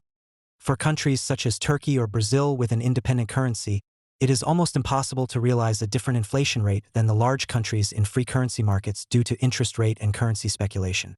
The dilemma that a smaller, more price-unstable country cannot protect its currency on free currency markets against unjustified real economic appreciation, and certainly not against unjustified real economic depreciation without affecting its domestic economy, can only be countered through international monetary policy cooperation.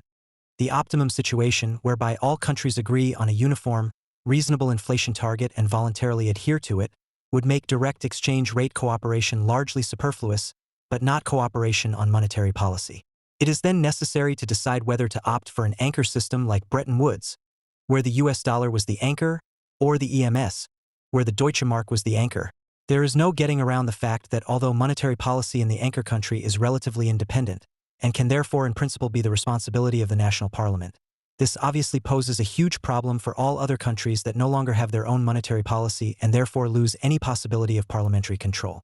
This is because the monetary policy of the anchor country is by no means automatically correct and effective for the other countries. If, on the other hand, agreement is reached on a multilateral institution that really makes monetary policy for the entire currency area and not just for a part of it, national parliamentary control is logically no longer possible.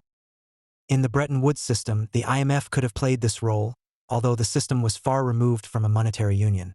In a monetary union such as EMU, which is not also a union of states, it is also unavoidable for logical reasons that the institution of the common central bank is beyond any national control. This may be considered wrong.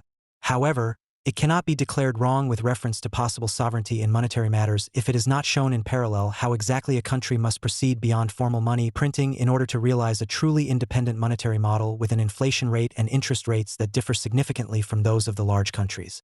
The single European currency was therefore the right answer to the monetary dilemma described above, but it did not work as hoped. This was due to design errors that were made when the monetary union was founded, but above all due to miserable management. From the outset, the basic conditions for a functioning monetary union, the close nexus of wages and prices and the resulting implicit obligation of all states, were disregarded. The management of the monetary union, focused primarily on fiscal solidity, was completely inappropriate. The wrong focus on fiscal issues, sovereign debt crisis, also prevented a comprehensive and targeted therapy in the attempt to deal with the division of the EMU during the euro crisis.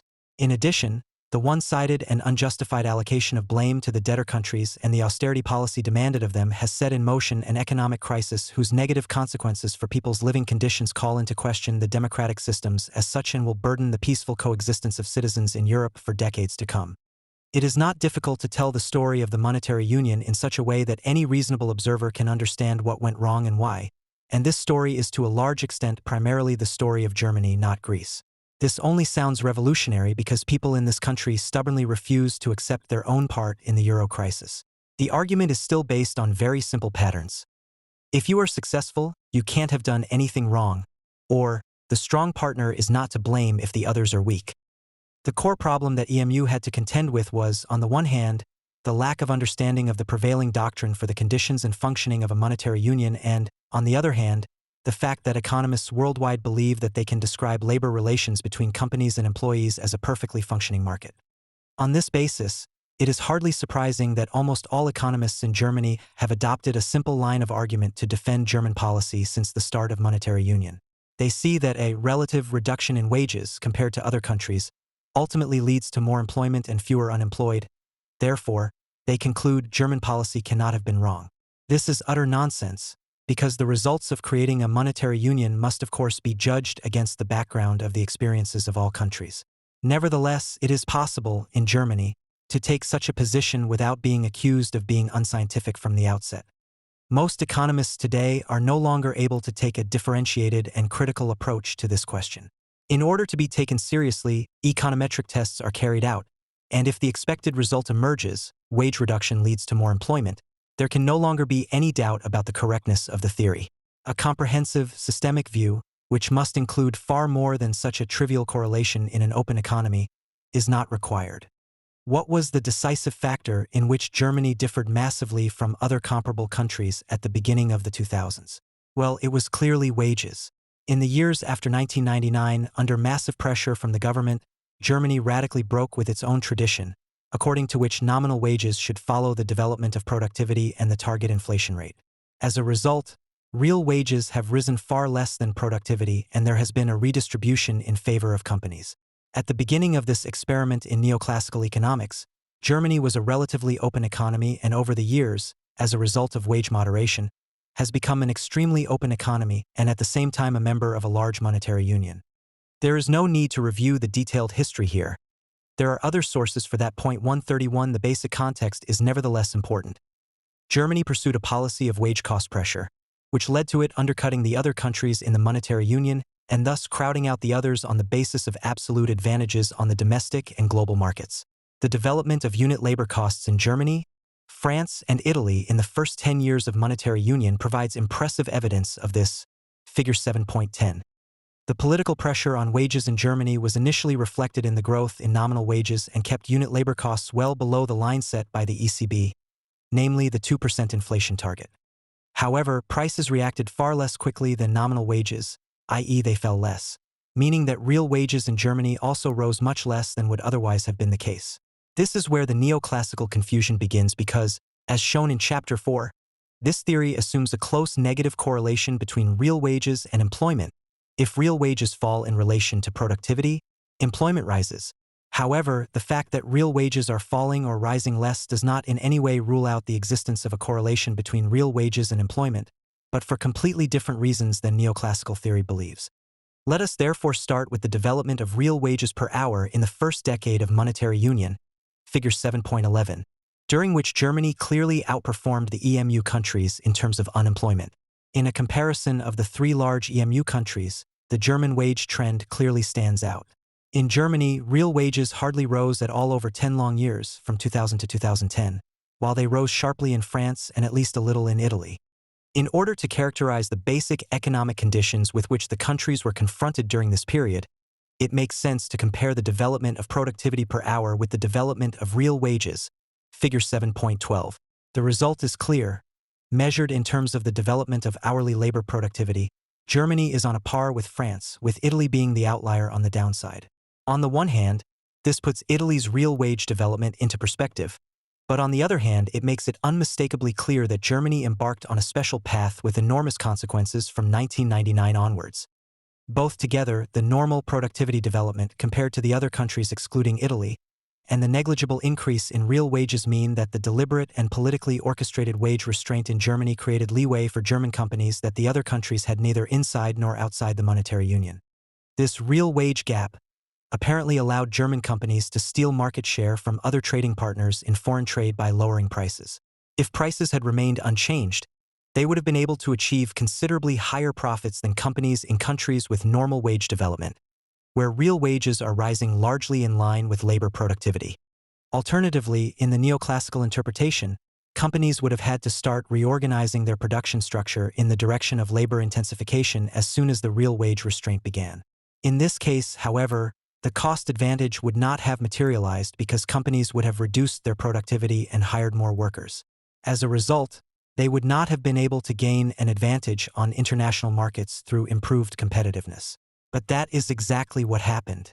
Most German companies decided, presumably under pressure from competitive conditions, to cut prices, and this can be seen immediately in the development of exports, Figure 7.13. Here, Germany far outperformed all others. From 2000 to 2023, the share of exports in gross domestic product rose from just over 30% to over 50%. German exports literally exploded in 2006 and 2007 and after the financial crisis. Germany was able to maintain its global market share despite the emerging competition from the People's Republic of China, while the other industrialized countries fell far behind. At this point, it is already immediately apparent that Germany's success, in terms of foreign trade, is by no means exclusively related to its current account surplus. Consequently, all attempts to explain the balance of the goods and services balance with the capital account balance, which is of equal size due to accounting factors, are pointless from the outset, as already explained. German exports are not a current account phenomenon, but the current account is an export phenomenon. However, the price for the decision of companies to expand their market share instead of reorganizing their production structure was weak domestic demand. As expected, private households in Germany reacted to their dramatically worsened income prospects by cutting back on their consumption. Private consumption was extremely weak until the end and almost perfectly matched the stagnation of real wages per hour. This resulted in a split economic development rarely seen in history. While exports took off, German domestic demand remained at rock bottom for all these years. This completely solved the riddle of Germany's export success. There was not one channel through which the wage reduction affected the goods and labor markets, but two completely different channels, the domestic market channel and the export channel. The first was a disaster for the prevailing doctrine, the second was the reason for Germany's apparent success story. The fact that the expected domestic economic effects did not occur can be seen simply from the fact that domestic demand did not increase. The neoclassical idea of eliminating unemployment through wage reduction or wage moderation is based, as already explained in Chapter 4, on the fact that in the event of a wage reduction, or real wages lagging behind productivity, companies begin to restructure their production processes by replacing the relatively more expensive capital, whose price has not changed, with the now relatively cheaper labor. This substitution of capital for labor will, it is hoped, tend to lower productivity, which is ultimately labor productivity, so that rationalization-related redundancies will no longer occur. Substitution has two important aspects that can be tested empirically. First, it should be possible to see, at least over time, that productivity increases less than in comparable countries that have not exercised wage restraint. This is only the case in one country in our five-country comparison. Italy has weak productivity growth and weak real wage growth, and domestic demand is flat. In Germany, however, productivity continues to rise at a pace similar to that before the wage slump and that of France, which has not embarked on wage moderation.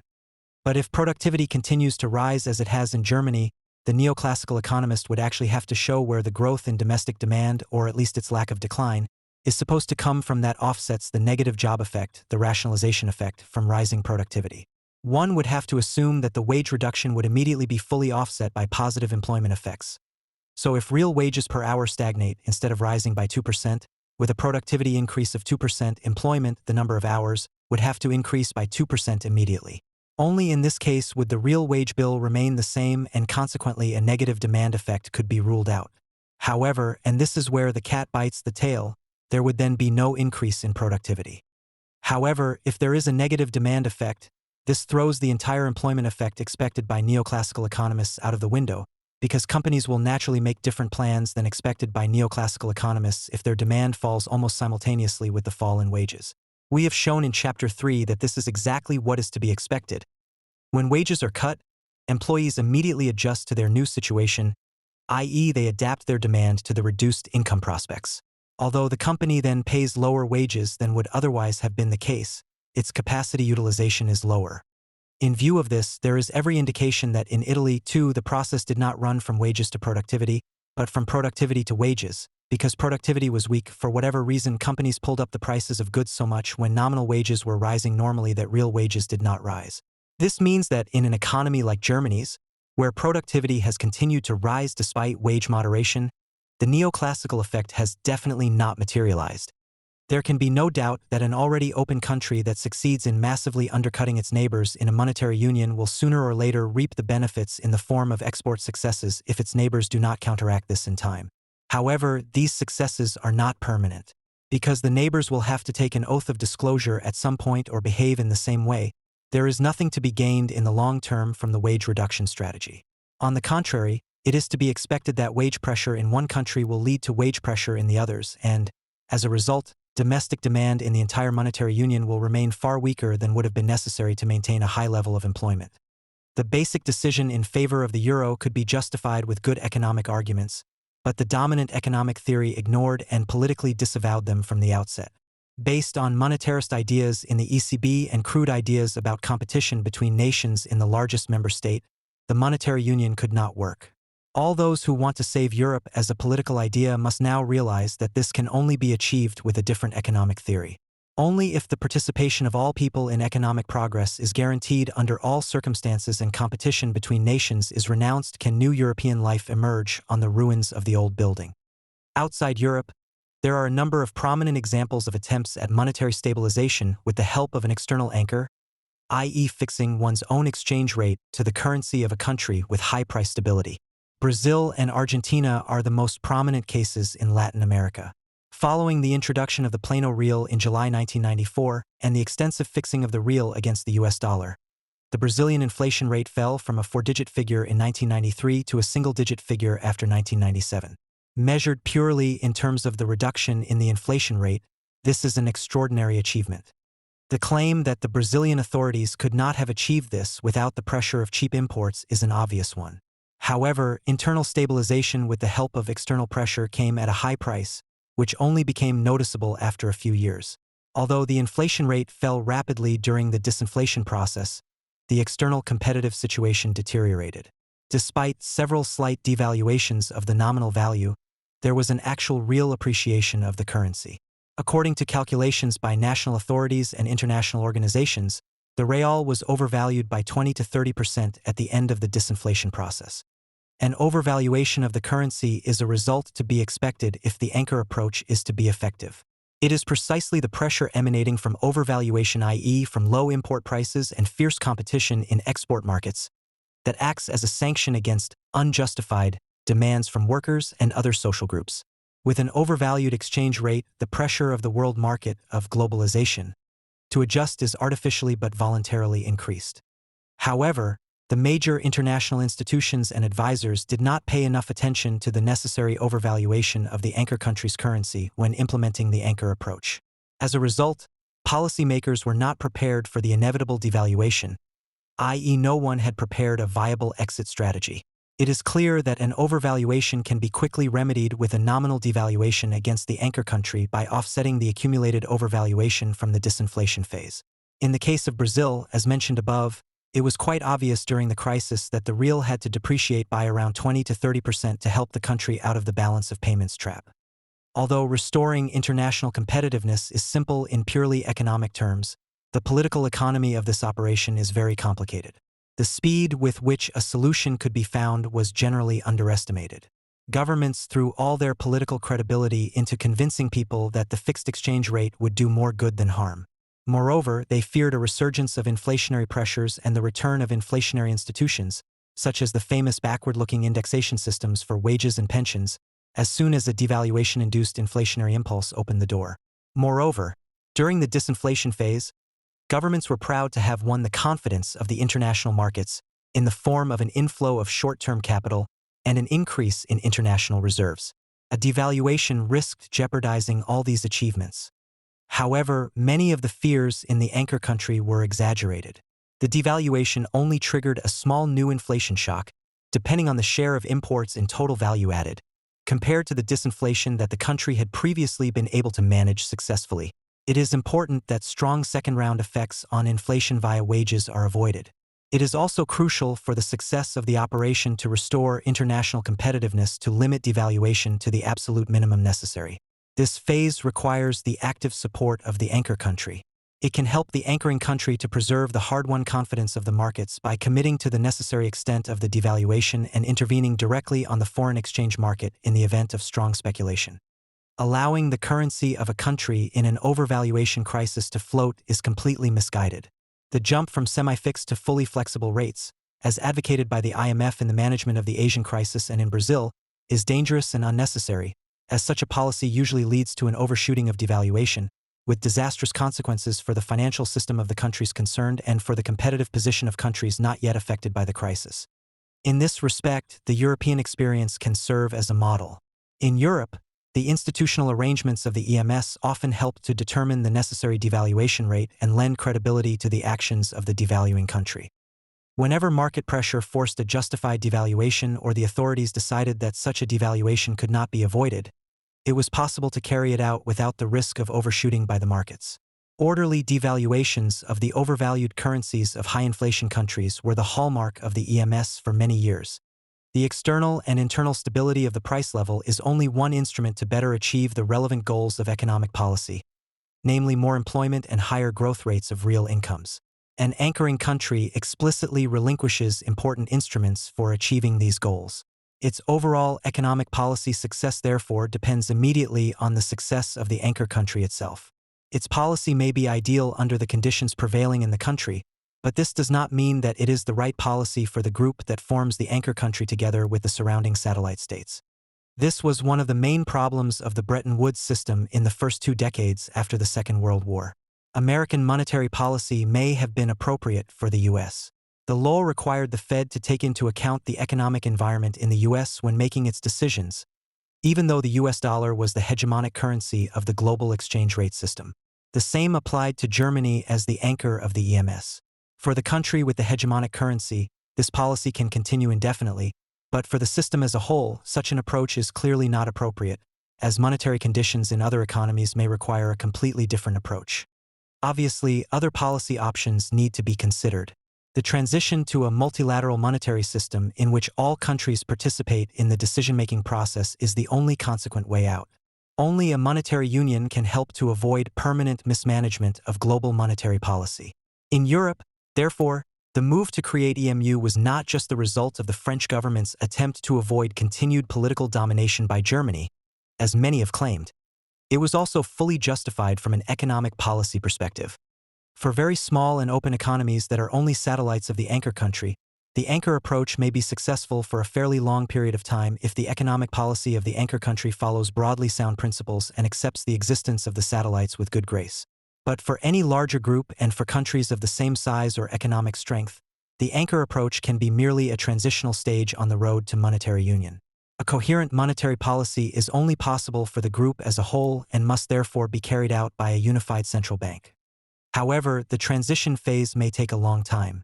It has taken Europe 30 years from the first steps to the last. But the progress of the various steps towards monetary union and the political will to move further in the right direction potentially gives such groupings of countries an enormous degree of independence to act vis-a-vis the rest of the world, as well as to minimize interference by international financial organizations in internal affairs. The situation is different with unilateral solutions such as currency boards or even unilateral dollarization. These systems explicitly do not have the advantages of a monetary union, but many disadvantages, as they are neither transitional nor sufficiently isolated from the floating exchange rate systems that surround them. Argentina fell into the same trap as Brazil because the adjustment phase ended in a massive overvaluation. For a long time, many observers believed that Argentina had a chance of overcoming the ongoing economic slump through structural adjustments such as privatizations or a further reduction in the public deficit. The country also received generous unilateral aid, as donors were convinced of its ability and willingness to adapt. Years before the crisis, the Argentine government took draconian measures to reduce public spending, e.g. by drastically cutting the absolute salaries of public servants. Public spending as a percentage of gross domestic product in Argentina was lower than in any other South American country at the time. There was a fundamental misunderstanding among policymakers about the possible role of structural adjustment and fiscal policy in the case of a trapped currency board, as was the case in Argentina. This misconception is due to the dominance of neoclassical theory, which is based on the fiction of a smooth adjustment of flexible prices in a market economy. However, abandoning this fiction has led to bitter results. Once a currency board regime is faced with severe overvaluation, it has virtually no way of escaping this trap other than by devaluing and thus abandoning the whole system. A country with an absolutely fixed exchange rate has only the instrument of a general wage reduction to adapt to a strong appreciation of its real exchange rate. Unit labor costs must fall in absolute terms. In particular, those sectors that are most exposed to international competition must reduce wages. But even if this can be achieved through political pressure on trade unions and employers, there is no easy way out. While a general reduction in wages can usually restore competitiveness, it does not offer a solution for the economy as a whole.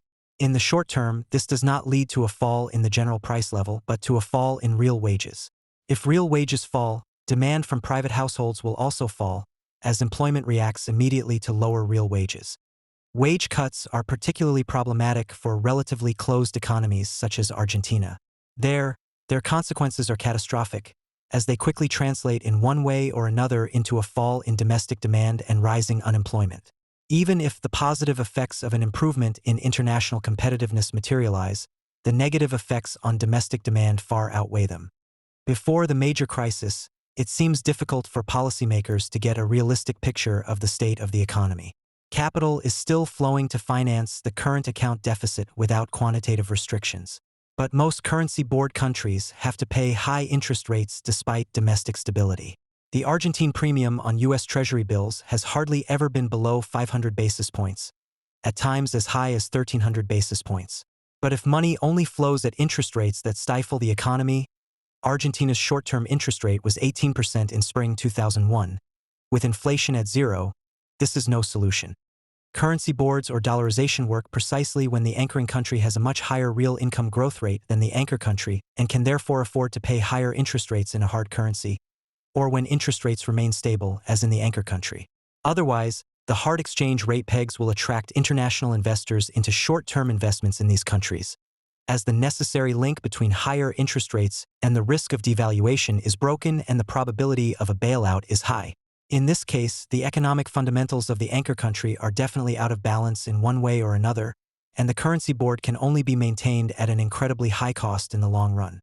The final solution to the currency issue is extremely simple, but is blocked by the prejudices that the prevailing doctrine of economics has imposed on us for centuries.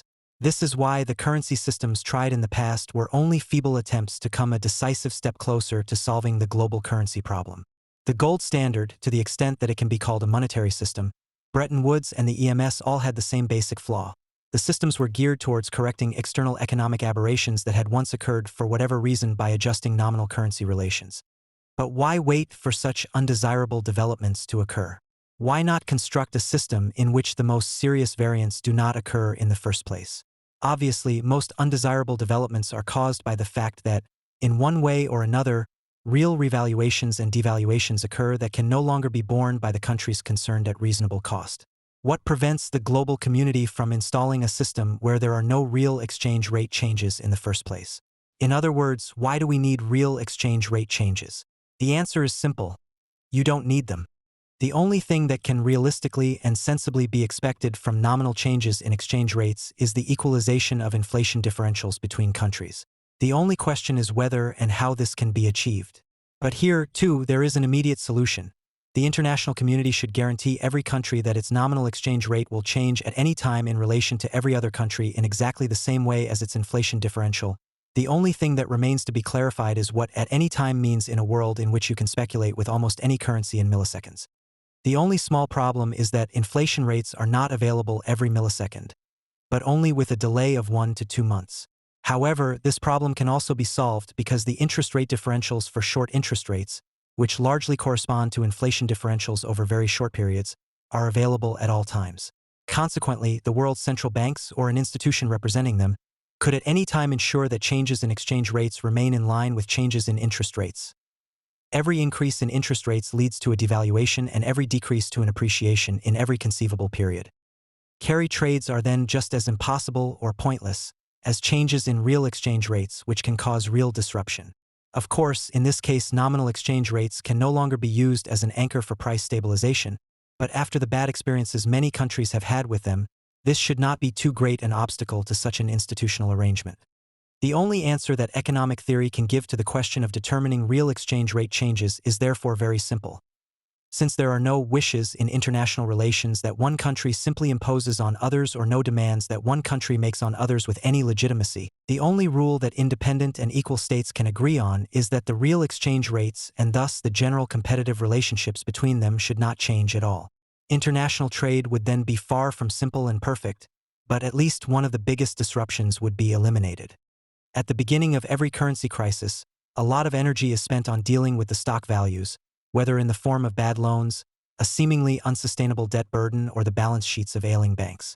In contrast, far less enthusiasm is invested in the reversal of current values, in particular the growth of income, investment, and consumption.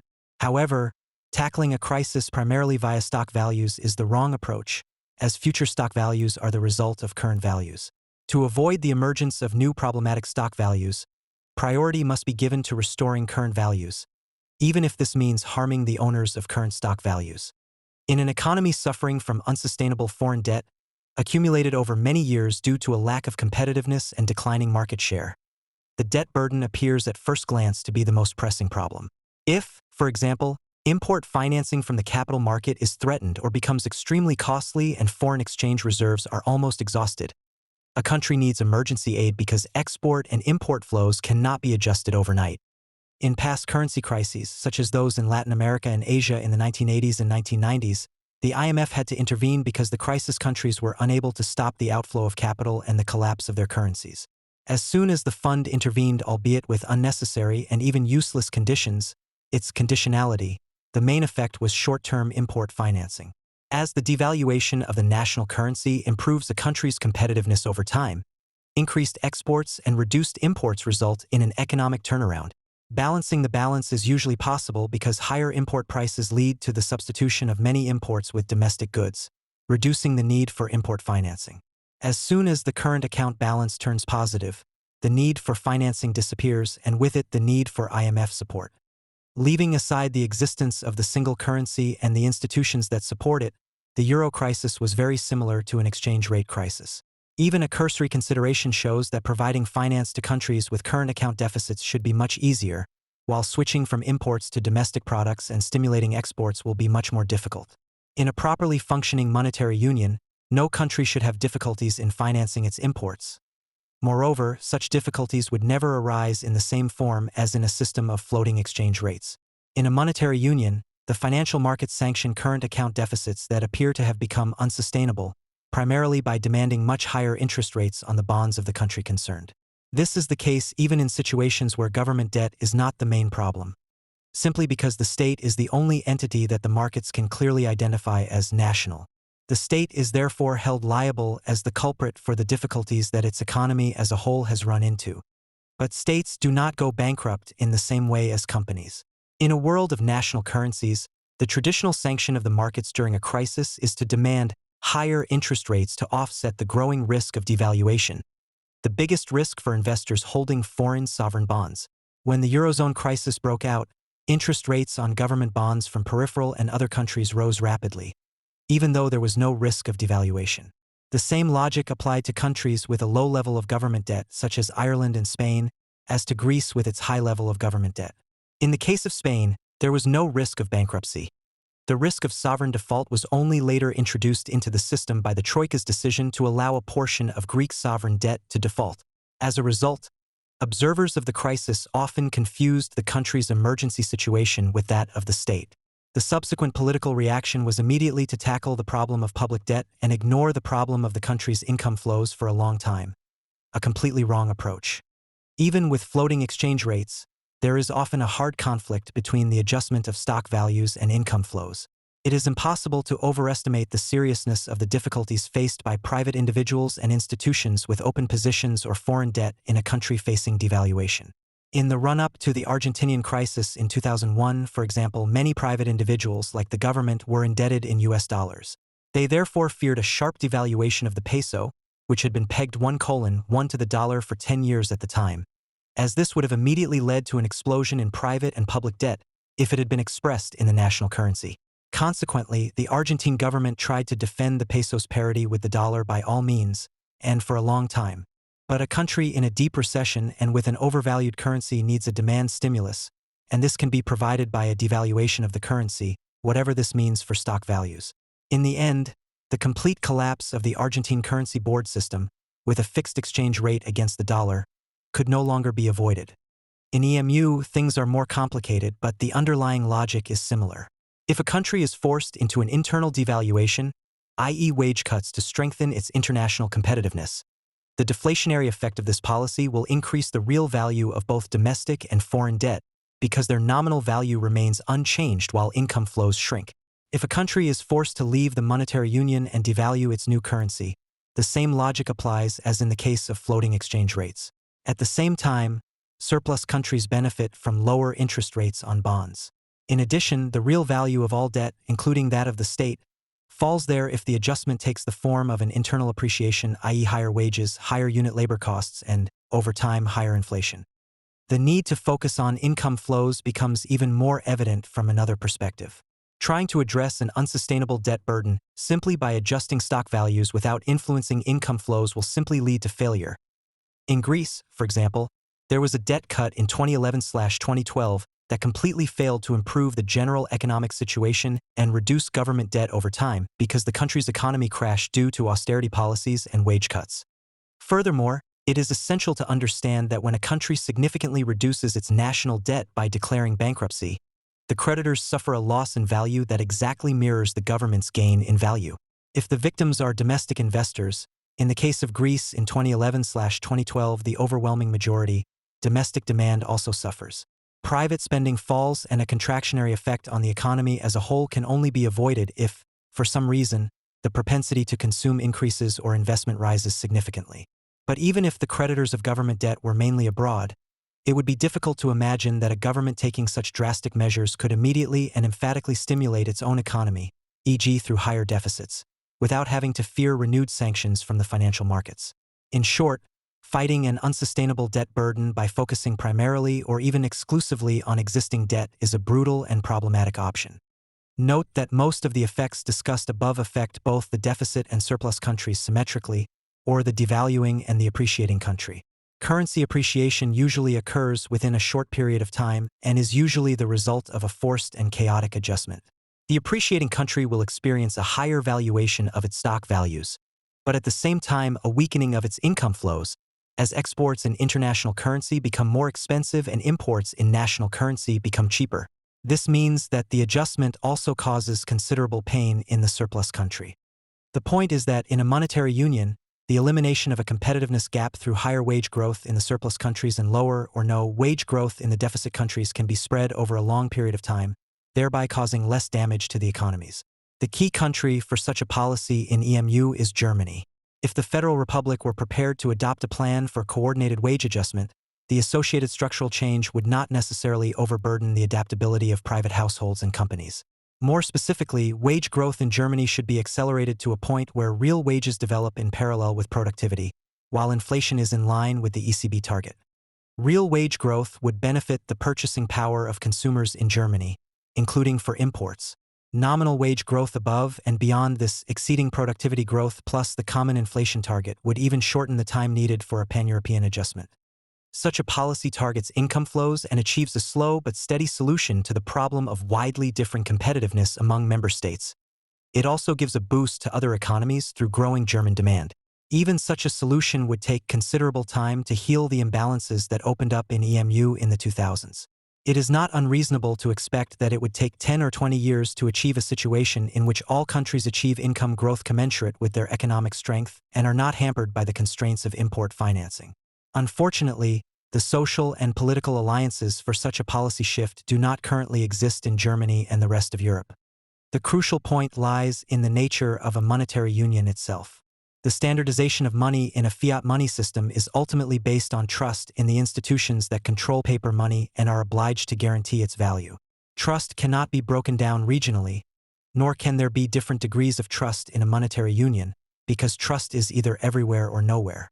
In a properly functioning monetary union, trust in the authorities is based solely on their promise to keep the value of money stable.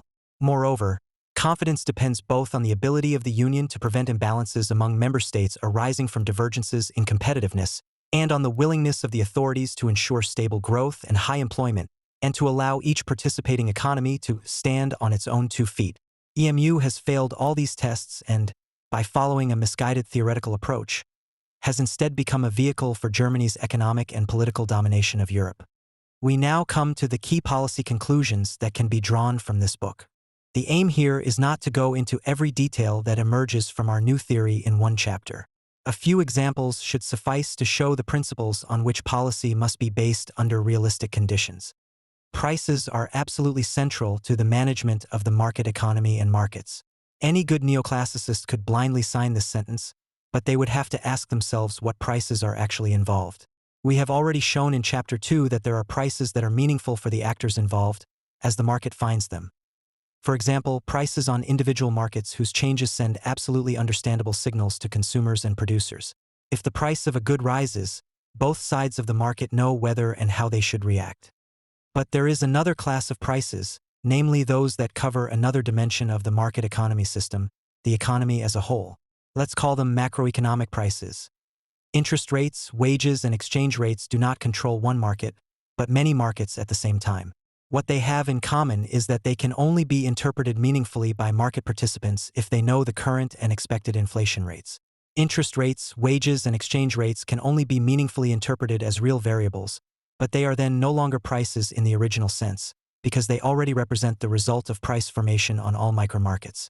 They depend entirely on the entire process of development and the policies implemented at the same time, and therefore cannot be regarded as prices that are suitable for controlling markets. Consequently, it is impossible from the outset to grant them a guiding function in the system. The system can only be controlled by those who, with the knowledge of how the system works, can influence the inflation rate in such a way that it matches the nominal values of interest rates, wages, and exchange rates set in parallel by politicians. Surprisingly, most mainstream economists would agree with this statement as such. However, they firmly believe that an independent central bank is needed to achieve an inflation target with minimal policy intervention. However, monetary policy and thus the interest rate are not the appropriate anchor for the monetary stability that economic policy seeks to achieve. Opinions are divided here because the neoclassical monetarist doctrine does not want to acknowledge that interest rates must be completely removed from market activity. Monetary policy was chosen by the majority of economists to maintain monetary stability because it was believed that the supply of money could be objectified in a technocratic manner. Now that this has turned out to be an illusion and the idea of a labor market has finally been laid to rest, there is every reason to leave monetary stability to wage and income policy. In the light of these considerations, simple and sensible rules for economic policy can be drawn up. The traditional distribution of roles inspired by the market model is completely rejected. We have already developed the guiding principles for international cooperation. In addition, macro policy and structural policy must be clearly separated. Macro policy aims to achieve monetary stability as a prerequisite for satisfactory productivity development and a high level of employment, irrespective of the specific plans of an economy. Structural policy, on the other hand, aims to achieve certain tangible or intangible goals that can be achieved with the help of individual markets. Monetary policy undoubtedly plays a key role in creating favorable conditions for dynamic economic development. As shown in many places in the book, the interest rate is the key variable that, more than any other, determines the success or failure of economic development. As Chapter 1 has made clear, the only long phase of real prosperity was the period after the Second World War, in which the ultra-loose American monetary policy with low interest rates made growth-friendly conditions possible worldwide. All attempts to assign monetary policy a special role because money is considered neutral or its task is considered purely technocratic are doomed to failure. Monetary policy is always and at all times part of economic development. There is no trend that can be defined without monetary policy or growth that falls from the sky, for which it would merely create a framework. These are the fantasies of those who try to separate monetary policy from politics in order to save it from its responsibility for the real economy. Because it is an inseparable part of development, monetary policy, more than any other policy area, must observe and analyze macroeconomic developments in real time. Equilibrium models, as they have become established as a tool of analysis, especially for central banks, are completely unsuitable for this purpose. Only an analysis based on an understanding of dynamic processes, taking into account macroeconomic correlations, can be relevant from a macroeconomic perspective. This primarily involves the logic of financial balances, which we have described in detail. Ideological reservations and theoretical one-sidedness are even more damaging for the central bank than for other policy areas. It is one of the great scandals of our time that the German Bundesbank, for example, which has been developing and regularly publishing the analytical tool of fiscal balances for Germany since the 1950s, has itself never used these findings to educate all stakeholders about the relevant interrelationships, but has always viewed government deficits from the perspective of microeconomics, thus fueling and magnifying prejudices. Good communication based on impartial analysis is crucial to the success of monetary policy. Because there is regularly great uncertainty about macroeconomic processes, including price trends, it is particularly critical for wage policy and fiscal policy to be informed by monetary policy on the one hand and to take a stand on its analyses on the other. However, politicians shy away from openly discussing monetary policy measures because they themselves know nothing about them and because they have been successfully persuaded that a formally independent institution should not be criticized. But it is exactly the opposite. The more independent the central bank, the more politicians and academics have to challenge it intellectually.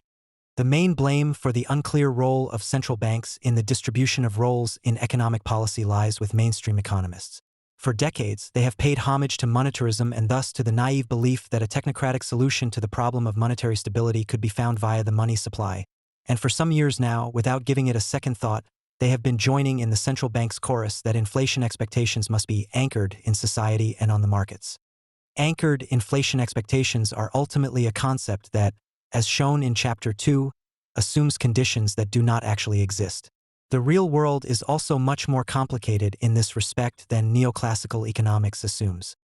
A thesis that is constantly put forward, especially in Germany, is that only a central bank that is independent of politics can prevent politicians from repeatedly using inflation as a means of economic policy, for example, to reduce the burden of government debt. However, this is nothing more than an unsubstantiated assertion.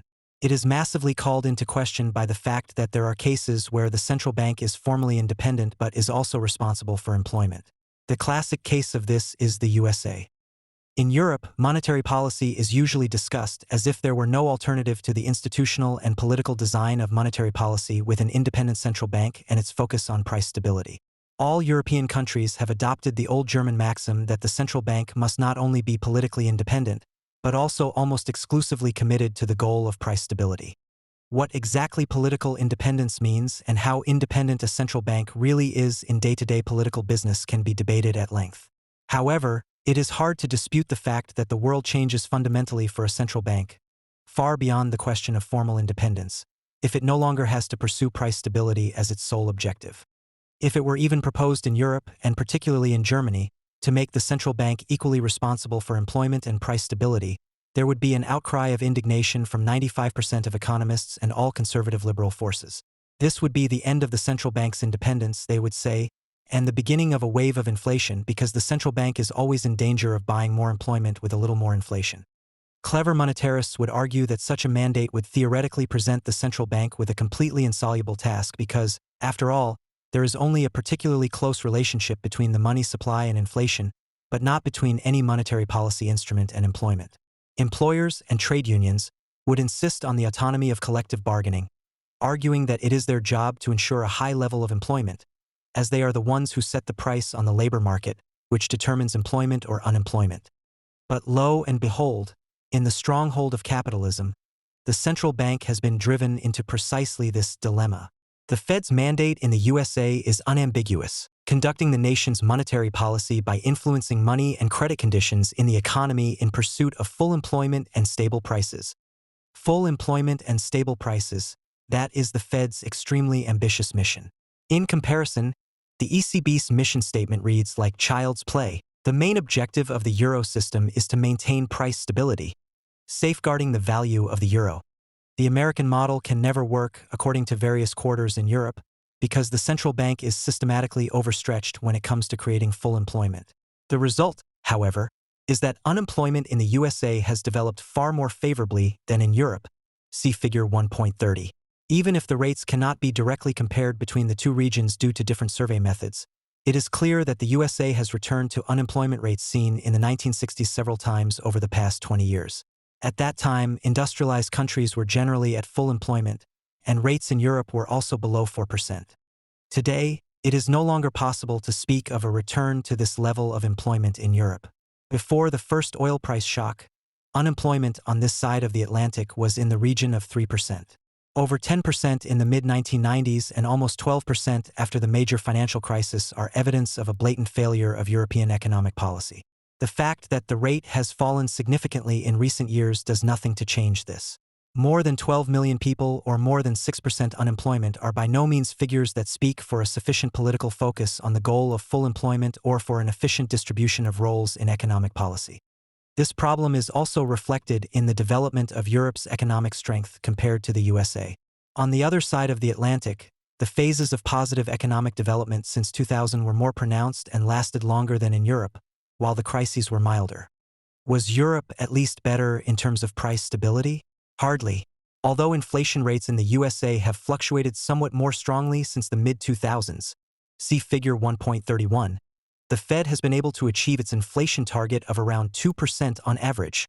The average realized rate between 2007 and 2023 was 2.4%. The most recent price increases in the USA were also no greater than in Germany, for example. In June 2023, the U.S. non-harmonized inflation rate was already close to the Fed's target rate again at 3%. The Fed was not significantly more aggressive than the ECB in raising interest rates at the start of 2023, even though the U.S. was at almost full employment and Europe was not. It also began raising interest rates a good deal later than the ECB in terms of the development of consumer prices, namely when the rate of price increases had already been above 5% for almost a year, in contrast to Europe where the ECB raised interest rates after just 6 months above the 5% mark. In addition, the USA had a veritable reason for tightening its monetary policy. As Figure 8.1 shows, wages had risen much more sharply in recent years than in Europe. Unit labor costs, which are decisive for inflation, had also risen more strongly than in Germany, Figure 8.2. In Europe, on the other hand, the sharp rise in consumer prices from mid-2021 was clearly due to the consequences of the coronavirus shock and the energy and food price crisis caused by the war in Ukraine, but not to excessive wage growth. So what leads the mainstream to believe that we have found the only sensible solution for the institutional anchoring of monetary policy in Europe? The main reason for this is probably the widespread prejudice, particularly in Germany, that a monetary policy that interferes directly in economic policy will ultimately help the state to finance government spending to such an extent that there is a constant threat of inflation. The USA shows that this is by no means inevitable. Although U.S. government debt has increased significantly over the past 10 years, this is, as in many countries around the world, an expression of the fact that companies are no longer assuming the role of debtor. It is precisely this economic Zeitenwende that Europe refuses to acknowledge. Time and again, especially when it comes to developing countries, we hear the question of why structural issues are not addressed in economic analyses and why the word corruption is not even mentioned, even though we know that many countries cannot get off the ground because they are corrupt through and through. But even beyond corruption, these countries simply do not have the institutional conditions to be able to develop dynamically, according to the assessment heard time and again. This is why a purely macroeconomic analysis is simply not meaningful. This is a fundamental misunderstanding of the relative importance of macroeconomic analysis in relation to institutional or, as we like to call it in Germany, regulatory analysis. Even countries with weak institutional conditions can be economically successful as long as they manage to set the other parameters, namely the macroeconomic parameters, in such a way that the weak institutional conditions are glossed over. To put it mechanically and simply, if a country with a potentially weak growth and productivity performance manages to offer favorable monetary conditions to domestic investors, i.e. favorable interest rates and favorable real exchange rates, it is still able to stimulate investment activity and create a sufficient number of jobs. By contrast, a country, Brazil is a classic example, that has great growth potential but is unable to get a grip on inflation and therefore has permanently exorbitantly high interest rates and a currency that keeps appreciating in real terms cannot exploit its potential. Structural problems and corruption in thousands of different forms have existed and still exist in every country in the world. Germany is no exception here, by the way, albeit to varying degrees. No one is even close to being able to quantify the impact they have on economic development. However, although these problems have existed for a long time, a number of countries have been successful in the past when faced with favorable macroeconomic conditions. An Italian colleague once put it this way: "In my country, corruption has demonstrably existed for 2,000 years, but only in the last 20 years has economic development been much worse than in comparable European countries. This is obviously not due to corruption, because it hasn't changed." You can also put it the other way around: if Western countries with their, by definition, perfect institutional conditions already need an extremely low interest rate level or a real devaluation in order to develop dynamically, then a developing country or a country in transition, in order to be successful, must under no circumstances have worse macroeconomic conditions. If the latter is the case, this is precisely where economic policy must be applied, because given its institutional problems, the country can never develop sensibly with worse macroeconomic conditions than those prevailing in the industrialized countries. Wage policy, sometimes also called income policy, plays a decisive role in stabilizing the value of money on the one hand and in maintaining the demand dynamics of an economy on the other. Only workers who earn exactly what they produce in terms of value keep the economy running and are therefore in the best interests of employers. Because wages cannot balance the market, they belong in the hands of players who know exactly that. If the collective bargaining partners are enlightened, there is no reason not to leave wage setting to them.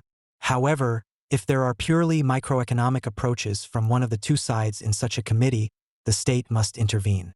Just like interest rates, wage growth is an instrument for stabilizing development. However, it has the additional significance that monetary stability can only be ensured through wage increases that follow the golden wage rule. Analytically decisive but completely misunderstood is the link between the development of productivity and real wages. Although this is absolutely imperative due to the close correlation between unit labor costs and inflation rates, it is consistently ignored. In this way, a subject that would like to be a science is deprived of any possibility of arriving at a logically compelling and empirically sound understanding of the market economy system and suitable economic policy recommendations. In a policy paper on financial and economic policy, Christian Lindner and Lars Feld show how difficult it is for neoclassical economists to think logically and in a macroeconomic context. They state, in particular, measures that increase labor productivity and reduce wage and price inflation help to reduce the risk of a wage price spiral and a de-anchoring of inflation expectations. There are also considerable misunderstandings within the ECB about the importance of wages for economic development, productivity, and prices. Isabel Schnabel, a member of the ECB's executive board, even assumes that higher productivity makes it easier to achieve the inflation target.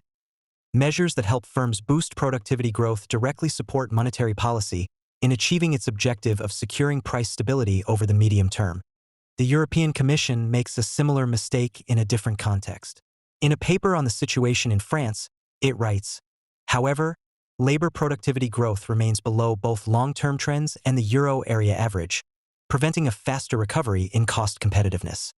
All of these positions are untenable because they assume that wage settlements will come about regardless of the expected overall economic productivity trend.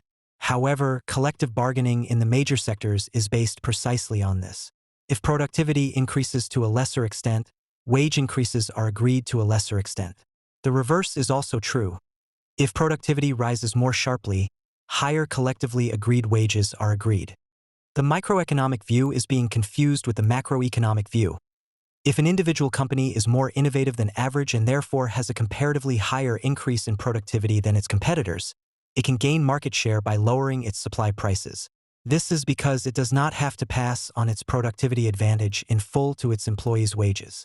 The company only pays the collectively agreed wage development, which is based on the average of the economy or at least its industry. However, this does not work for the economy as a whole because the total market share remains the same, regardless of how the shares are distributed among the various market participants on the supply side. If employers nevertheless try not to pass on the average productivity development, plus the central bank's target rate, in full in the average wage development and instead use it for price cuts or price rises, a deflationary process is set in motion.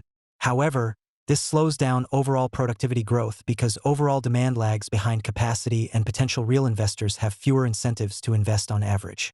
This was precisely the problem of the 2010s in the EMU.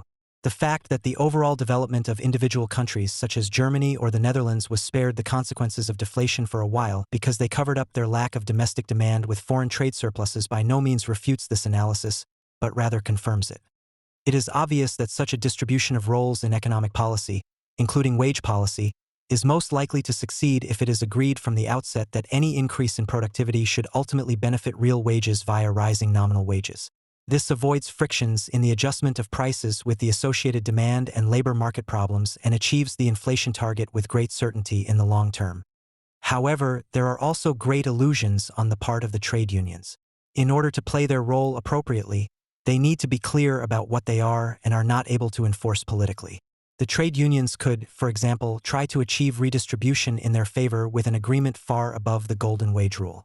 But then, as the evidence of unit labor costs and inflation rates shows, employers could immediately pass on rising labor costs in full to customers. The result would be an inflation rate far above the central bank's inflation target. The central bank would respond by raising interest rates until a recession and rising unemployment are unavoidable. If you want to pursue a successful wage policy, you need a clear strategy based on facts and reliable correlations. Trade unions can hardly avoid the link between unit labor costs and prices, which obviously applies almost globally. They have no way of preventing the rapid passing on of wage increases and/or the restrictive reaction of the central bank. They have even less possibility of influencing the behavior of the central bank. It is therefore useless to convince your own members that you are in a position to increase real wages or maintain them in the event of negative exogenous shocks. without having to fear any knock-on effect from one side or the other. One should be honest in internal communication and say that the golden wage rule is the outcome that one absolutely wants to and can achieve in the short and medium term. While monetary policy is automatically purely macroeconomic, the state, as the largest economic player, has a wide range of options for implementing its ideas on the economy and social development. We will not attempt to enumerate the various tasks of the state or even to do justice to them through careful analysis. We are only concerned here with the macroeconomic role of the state, i.e. primarily with its task of stabilizing potentially unstable private economic development, creating framework conditions for dynamic investment activity, and also giving the economy direction in a few specific areas. Financial or fiscal policy has the primary task of stabilizing demand dynamics if monetary policy and wage policy do not succeed in doing so to a sufficient extent. Many people believe that this role of the state as a demand spender for the other areas is tantamount to understretching itself, because it also has to intervene in the economy to steer it. In fact, it must do so, but first by ensuring that the three macroeconomic prices develop appropriately. Furthermore, it is essential that the state claims all fundamental issues such as the basic supply of electricity, water, infrastructure, and the protection of the environment, including the climate, as its genuine task. It must also never leave the healthcare sector to the market alone. The traditional welfare state is needed to protect citizens against poverty and to pay adequate pensions. In addition, the traditional tasks of monitoring the markets through antitrust authorities and financial supervision are part of the portfolio of a modern state. When it comes to structural change, it is usually weak outside of these areas because civil servants are not usually among those who anticipate new trends and fashions or are prepared to train citizens to have new needs through advertising. Declaring the state to be omnipotent overburdens it, frustrates the inventive spirit of citizens, and thus jeopardizes a great potential for innovation. The biggest obstacle to an effective fiscal policy is the lack of understanding of the macroeconomic context in which government action is embedded at all times. This is where practically all governments have failed over the past 40 years. Virtually no lessons have been learned by politicians from the great intellectual emancipation that a few economists achieved after the global economic crisis. It is easy to agree on an anti-cyclical role for the state across different schools of thought in economics. Neoclassicists and Keynesians generally agree that the state must act anti-cyclically during a crisis or recession, but that the same applies to an upswing. The state must make savings and even reduce its debt in absolute terms with the help of surpluses in order to prevent it from constantly increasing its debt levels, which in the long term will result in unsustainable interest burdens. For many decades, the only point of contention was whether the state really creates surpluses during an upswing. The Keynesians were full of confidence in the rationality of governments, while the neoliberals were highly suspicious because they generally did not trust the state to behave rationally. After all, in the 2010s, a German finance minister proved that the Keynesians were right and that the state is very much capable of behaving symmetrically, i.e. making provisions in the good times. This story makes sense to many. Unfortunately, in reality, such stories, with all their complexity, do not get to the heart of the matter.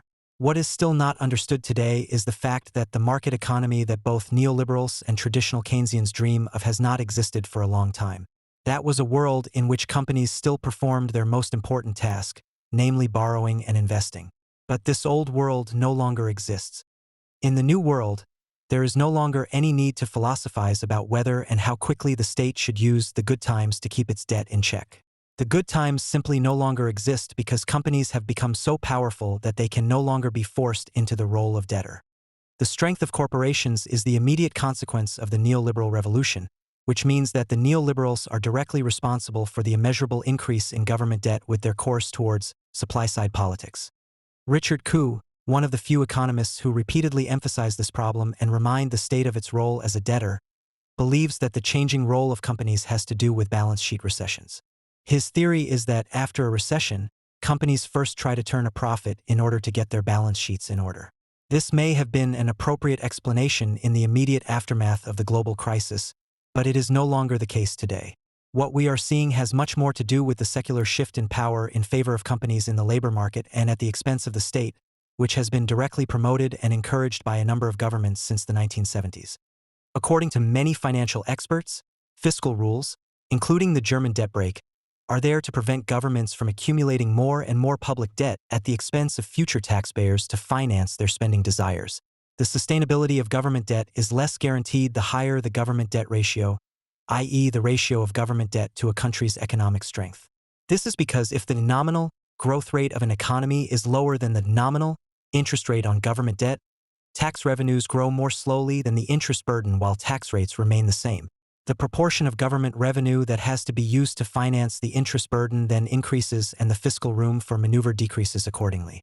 In order to remain able to act in terms of fiscal policy, taxes would have to be increased at some point. In other words, according to this interpretation, additional government debt today harbors the risk of higher tax burdens tomorrow. However, higher tax burdens lead to inefficiencies and disincentives and cover the private sector like mildew, reducing its innovative strength. In the long term, this would dampen growth, making the constellation of interest rates higher than growth rates even more likely or even cementing it. This dilemma should be avoided by setting limits to the spending behavior of governments through fiscal rules. The warnings against high government debt ratios and the justifications for fiscal rules go something like this. However, they suffer from the fact that they do not deal with the substantive dependencies of the overall economic growth rate, interest rate level, and government spending, but only with mathematical correlations. Empirical correlations are used in statements such as, if the interest rate is higher than the growth rate, then, are made without clarifying the question of when and why such a constellation occurred and how long it lasted. However, this has a decisive impact on the assessment of how relevant the statement made is and which economic policy conclusions can be derived from it. For 20 years, the contribution of companies to economic development in Germany and many other countries has been a burden rather than a relief. Despite or because of massive tax cuts at the beginning of the 2000s, the total tax burden on companies was halved under the red-green government. Companies have no longer contributed to closing the gap between income and expenditure, but have instead widened this gap in almost every year by saving money themselves. Germany has only been able to save itself through mercantilism. It is therefore completely absurd what the economy itself thinks about this issue. According to a survey in the Frankfurter Allgemeine Zeitung, the attitude of business experts towards tax cuts is interesting.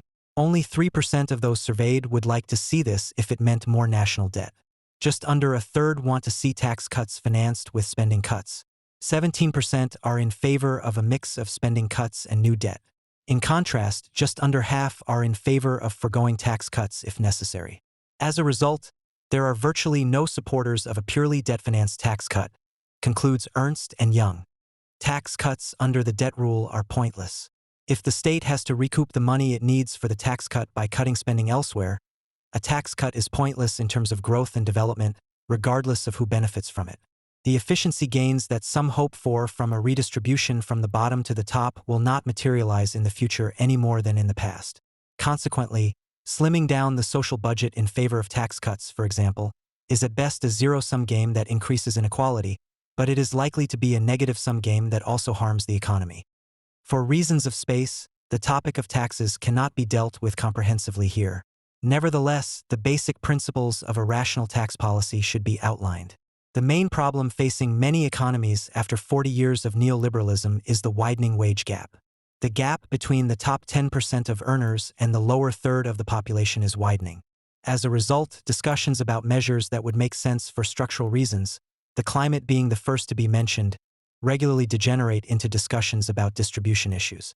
Global macro control of the price of fossil energy, which is an absolute prerequisite for structural change, fails politically due to the spread of incomes to the point that any new burden immediately provokes massive resistance in the lower income third.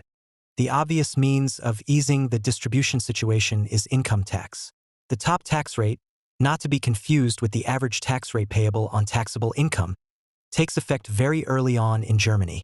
This ensures that the majority of politicians no longer dare to even think about increasing it. This section is limited to a proposal for the taxation of earned income paid by employees subject to Social Security contributions. This is the main source of income for the majority of the working population. The average income of the population is usually expressed either as a median or as an arithmetic mean. If the incomes of all those in employment are ranked according to level, the median divides the population into two halves. The bottom half has less than the median income available. The top half has more. The Stepstone salary report shows a gross median salary of €43,750 for Germany in 2024. After deducting all taxes and Social Security contributions, this leaves €28,926 per year, €2,410 per month. Owning your own house or apartment, preferably debt-free by retirement age, is thus a distant prospect for large sections of the population. This is why income tax needs to be restructured and radically simplified. Assuming a minimum wage of €15 per hour, 160 working hours per month and 12 months of work, this results in a gross annual salary of €28,800. A tax rate of 0% should apply to this. In contrast, the maximum marginal tax rate should be 56% for a gross annual salary of €200,000. The marginal tax rate can then be increased linearly from 0% to 56% between €28,800 and €200,000. Figure 8.3. In this tax system, the top tax rate only applies to income that is 7 times as high as the minimum wage income. Figure 8.4 shows that the actual tax burden, especially for the middle class, would fall enormously as a result of such a reform. The curve makes it clear that for large sections of employees subject to Social Security contributions, the income tax burden would practically no longer play a role in such a change. The interval has been deliberately chosen so that most people can find themselves in it. The burden for the richest members of society can also be shown graphically, figure 8.5. Due to the high values, the annual incomes on the horizontal axis are shown in logarithmic values. This means that the 5 stands for a 1 with 5 zeros, the 6 for a 1 with 6 zeros, therefore €1 million, and so on. From €200,000, the marginal tax rate remains constant at 56%, i.e. every additional euro would be taxed at 56%.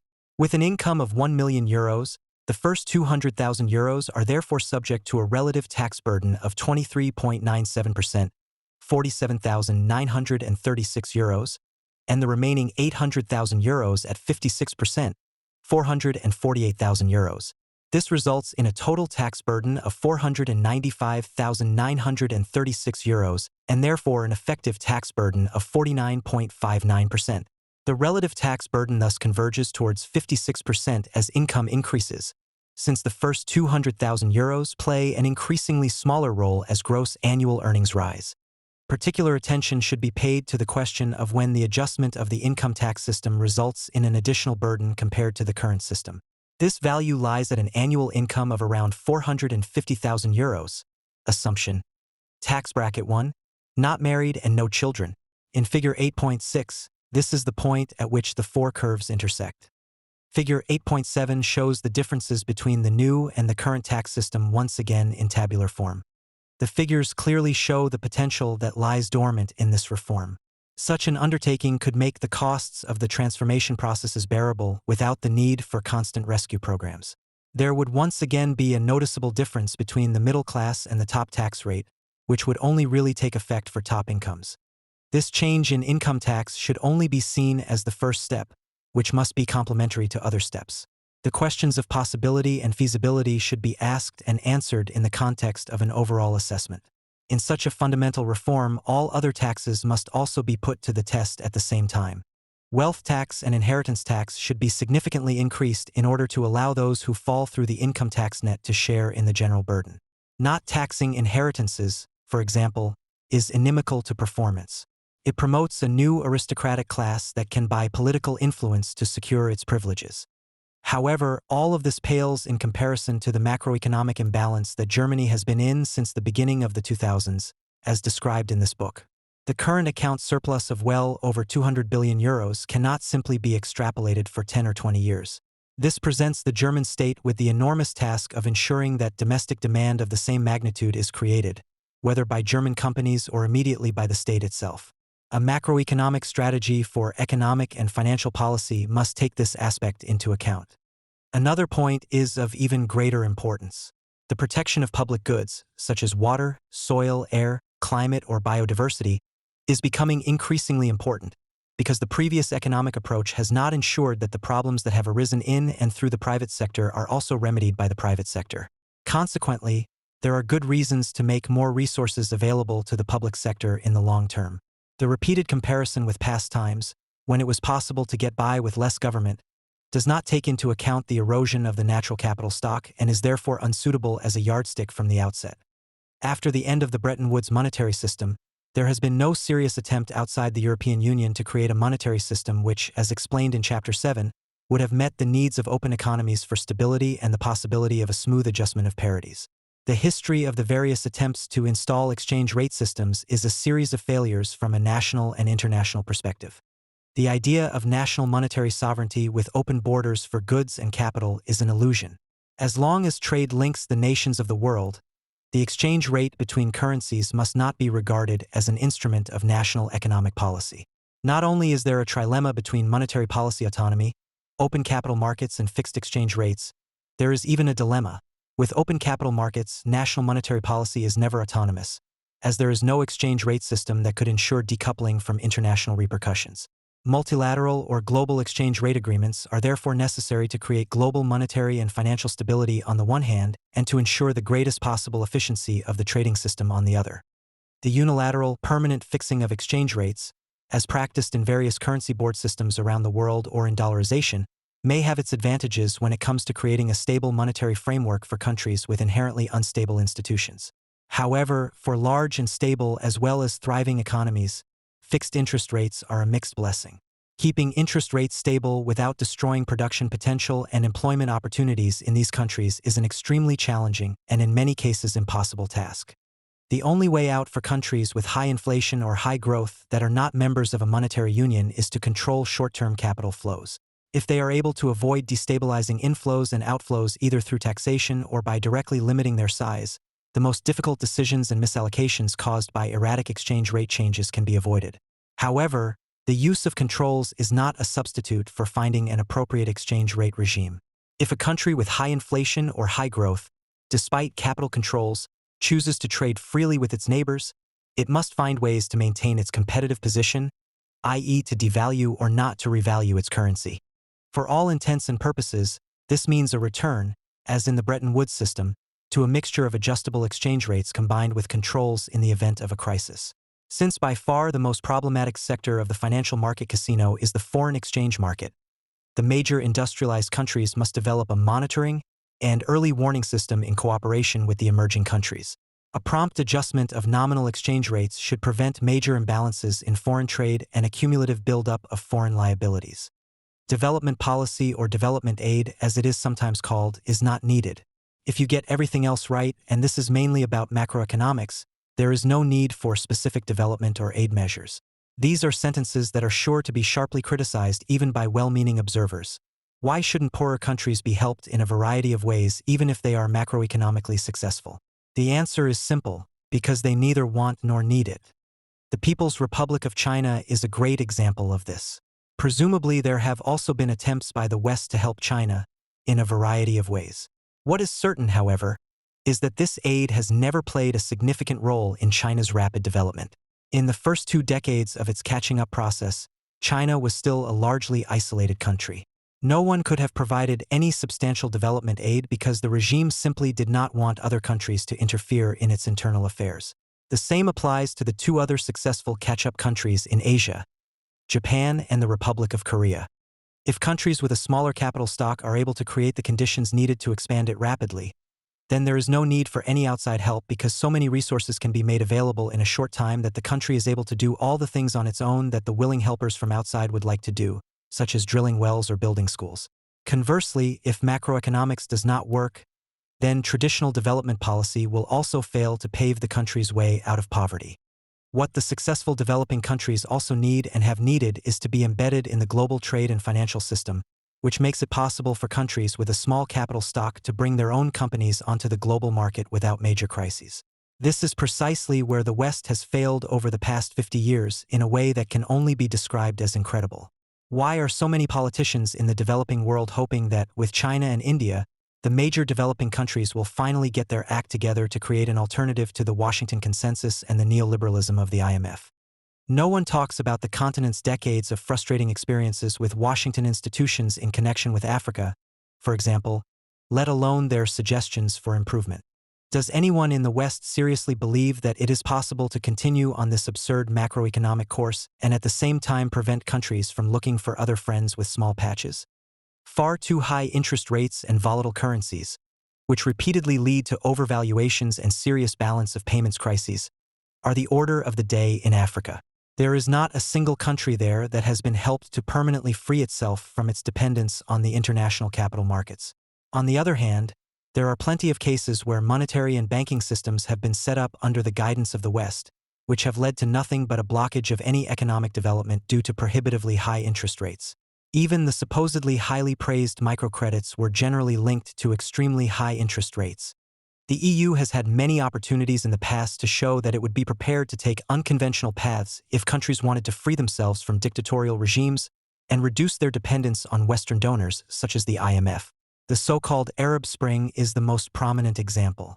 However, Egypt was allowed to relapse into dictatorship because otherwise it would have had to clash with the USA, because the USA, democracy or no democracy, clings to the dictatorship of the Washington Consensus because it consolidates its own supremacy. Successful development strategies are also in the global interest because no consensus can be reached in the fight against climate change without the poorer countries catching up economically. Time is pressing to integrate development policy into an overall concept of economic and climate policy, at least in Europe. Empty promises are not enough. What is needed is unprejudiced thinking and an examination of our own serious mistakes in the past. Structural policy has so many facets that we will not attempt to address them all here, let alone analyze and evaluate them. Nor is that the task of this book, which has set itself the goal of identifying fundamental misguided developments in macroeconomics and replacing them with realistic theories. However, it is important to understand the role of the respective policies in the development process.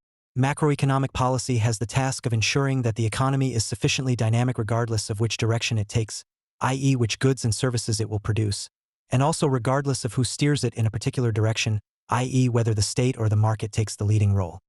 In principle, a market economy can be steered in almost any direction of development. This also applies in the context of decarbonization and the transformation to an environmentally friendly mode of production. Control via prices is best suited to a market economy. As shown, these set incentives for private companies and households to choose certain production paths and ignore others. In principle, the state can also impose bans that close off a certain development path. This is by no means a breach of market economy principles. Although bans force people to move away from a certain type of production or technology, they also create investment security in alternative areas. The state itself can create a market, especially in the case of large, comprehensive measures. Once this exists, companies can pursue Schumpeterian competition and then fill it with life. Today, it is practically impossible to create large new markets without the state. Which automotive company will single-handedly establish a network of charging stations and hydrogen filling stations, or build an energy infrastructure without knowing that its investments cannot be rendered worthless by an abrupt political U-turn? Legal and planning certainty play an enormous role here, and sometimes also appear in the form of bans. Real shortages can then find their way into a draft law in the democratic struggle for the best way forward. The role of uncertainty weighs heavily on every investment project, whereas the choices for important technologies of the future are usually limited to a few. On the one hand, this means that a lot of uncertainty can be eliminated with a ban, but on the other hand, it also means that uncertainty increases greatly and disproportionately with each additional technical option for a given problem. In the discussion about the future of the car, for example, fair competition between hydrogen cars and electric cars would require that there is a sufficiently developed infrastructure for both. Without infrastructure, there is no expectation of demand for the cars on the part of companies.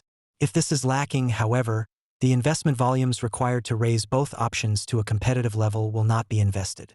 So should the state now build two infrastructures and then wait and see which alternative prevails? This would require enormous startup investments, sums that would perhaps be better invested in other areas.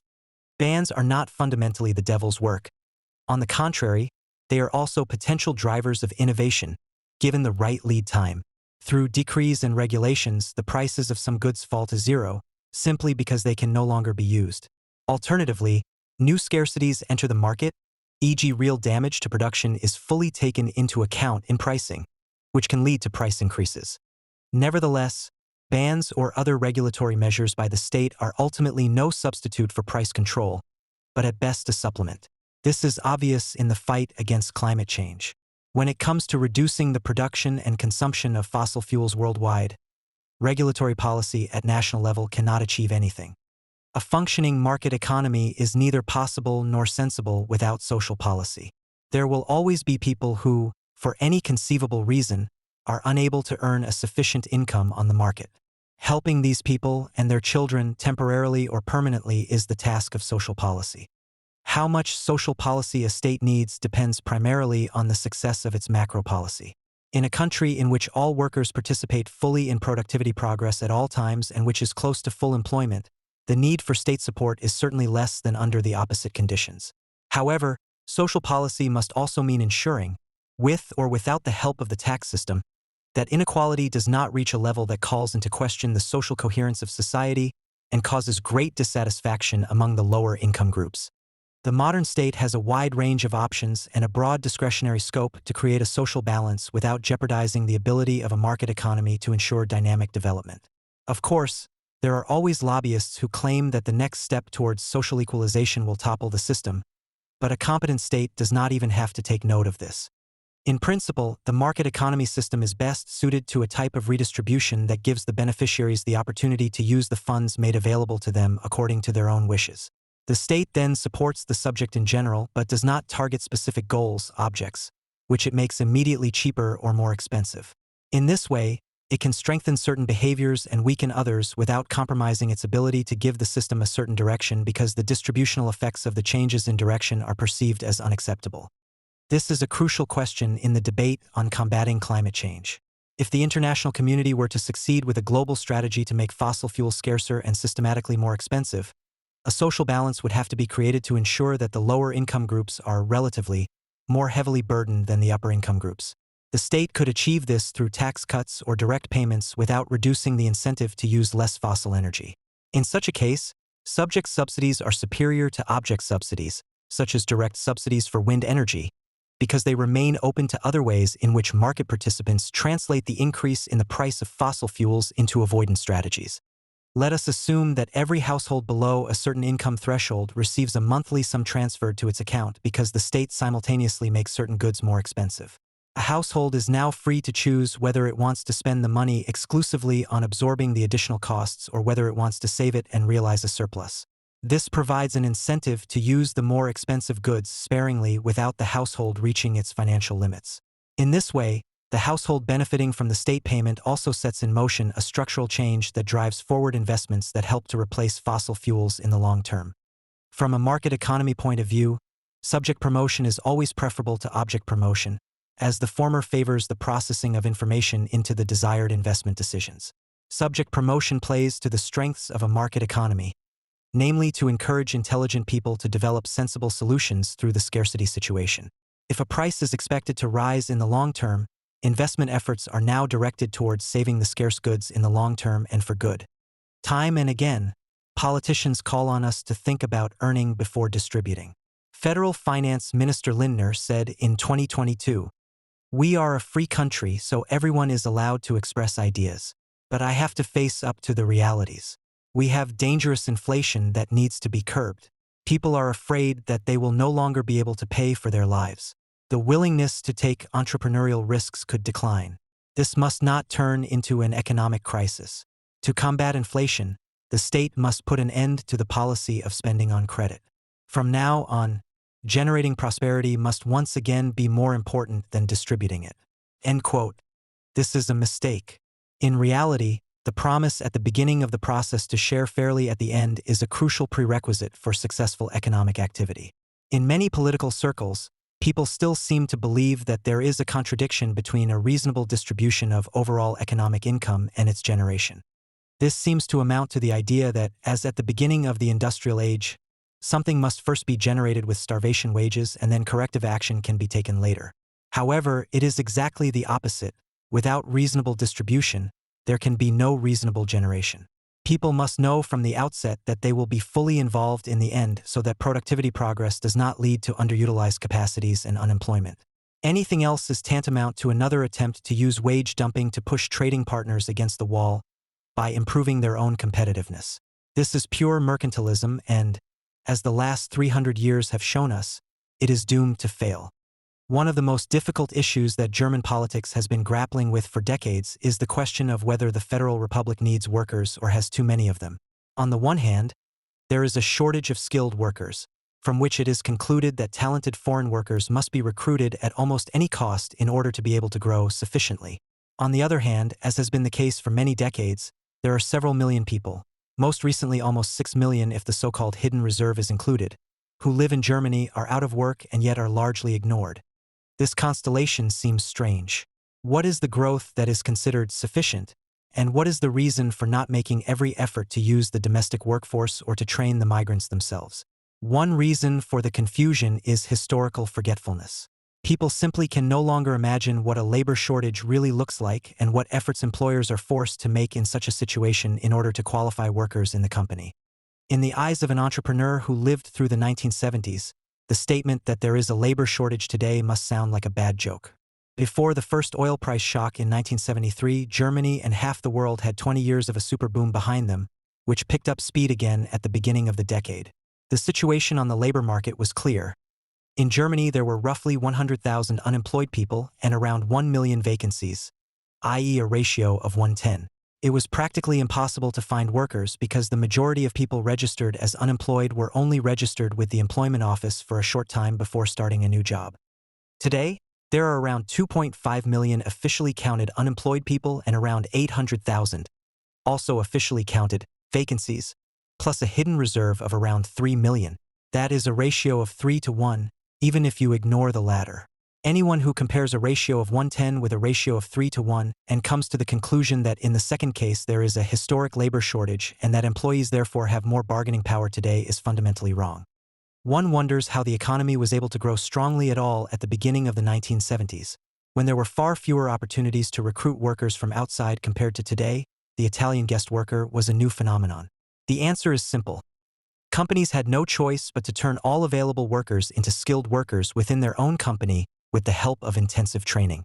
Those who were unable to find employees had to make do with the opportunities to expand the business that could be achieved with the existing workforce. In addition, there was every reason to invest in fixed assets, and more in productivity-enhancing ones than capacity-expanding ones.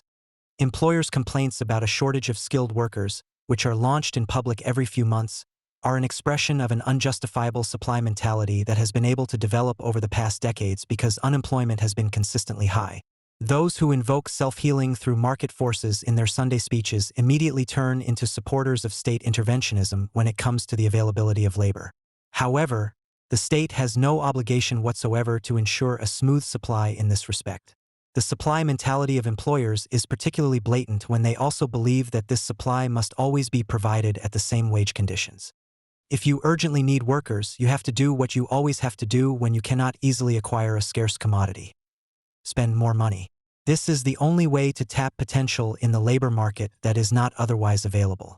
But when it comes to higher wages, employers always tend to forget that they are in a market economy and not in a state pension institution. But basically, politics is to blame for the misery. Federal ministers travel halfway around the world to recruit workers in developing countries.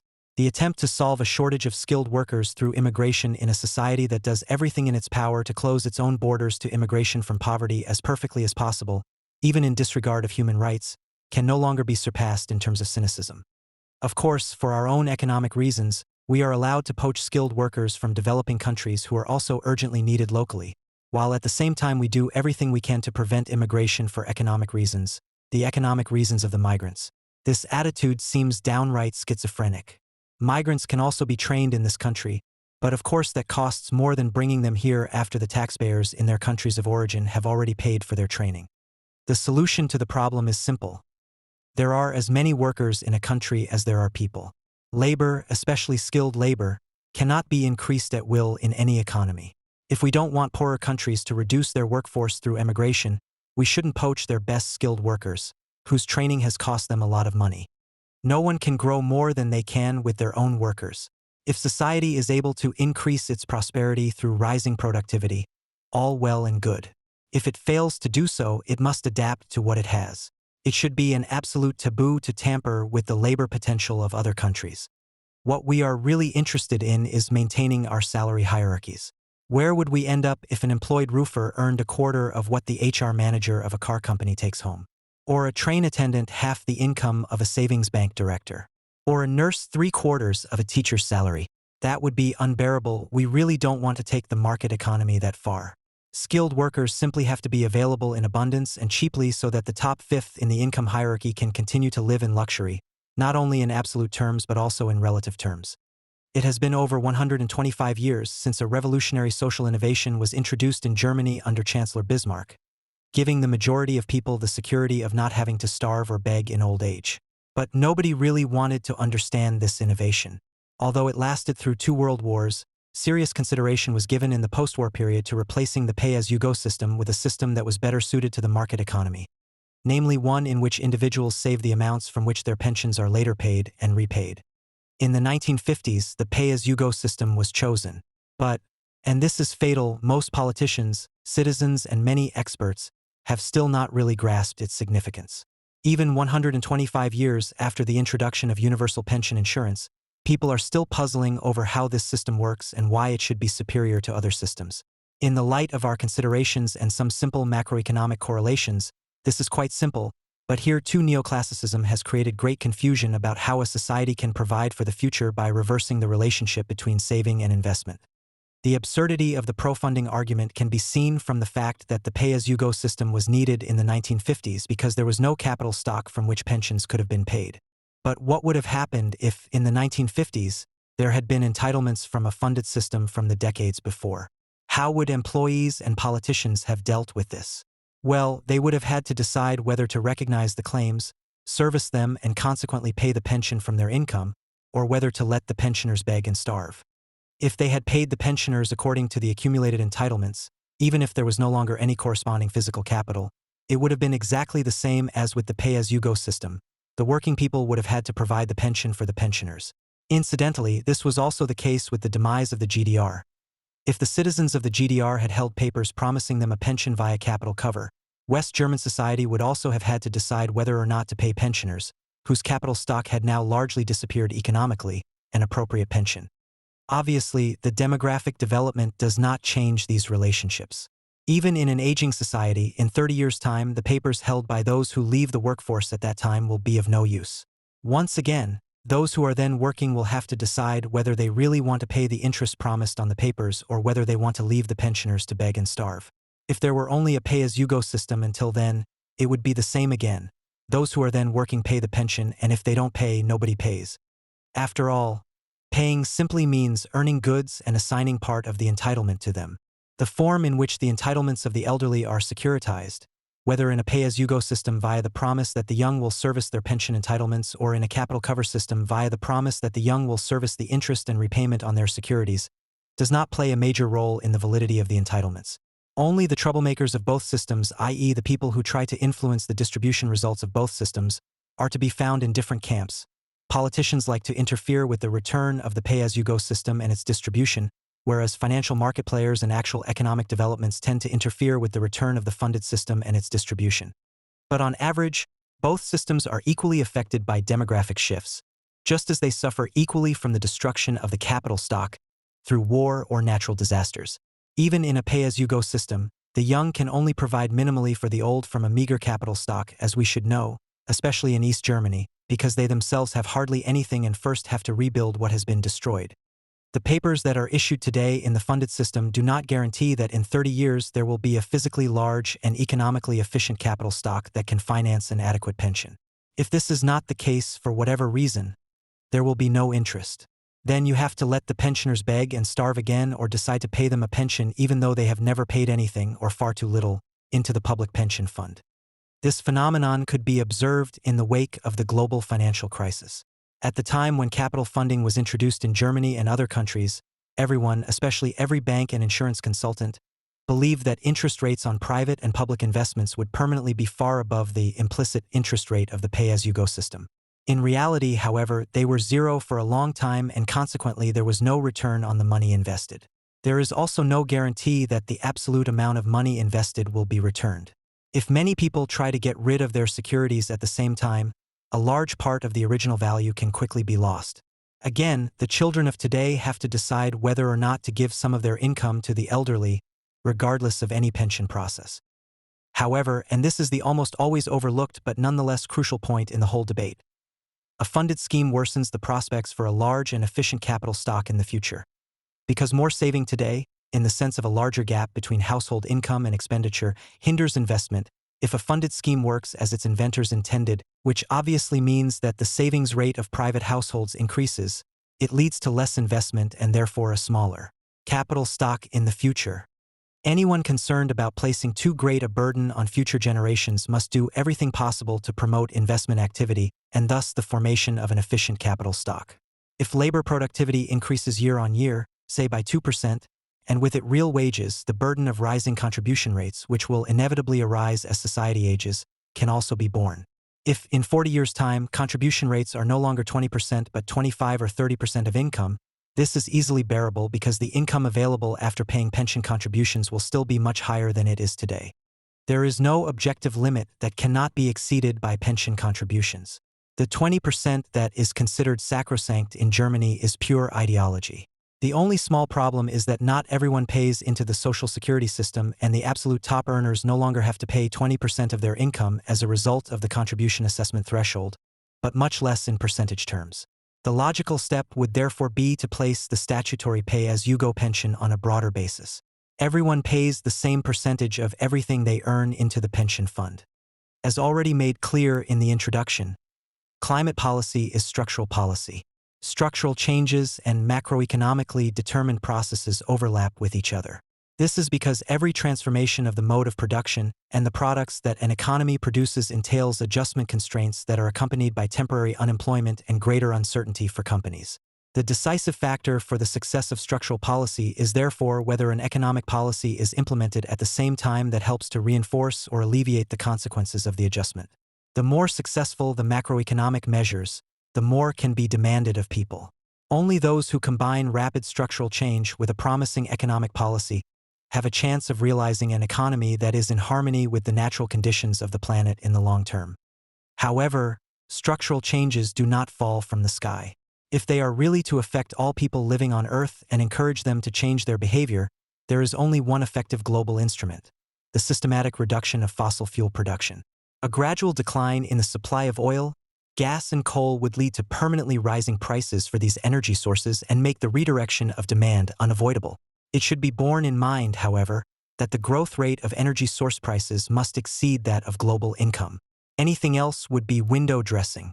But this is exactly what is not happening, as the so-called production gap reports show. These reports compare the actual production of fossil fuels with the reduction in production that would be necessary to meet the climate targets of 1.5 degrees or 2 degrees Celsius. The result is sobering. The producers of fossil fuels are not yet thinking about reducing production. However, as long as this does not happen, it is pointless to struggle at national level with a wide variety of small and very small measures. All the oil, gas, and coal that is produced is also consumed. In principle, the market regulates the price. However, it should be borne in mind that, as shown in Chapter 7, the market for oil is highly financialized, which means that speculation can override the actual supply-demand conditions and massively distort prices over months and years. However, this simple connection, which Hans Werner Sinn calls the green paradox, is something that committed climate protectionists refuse to accept.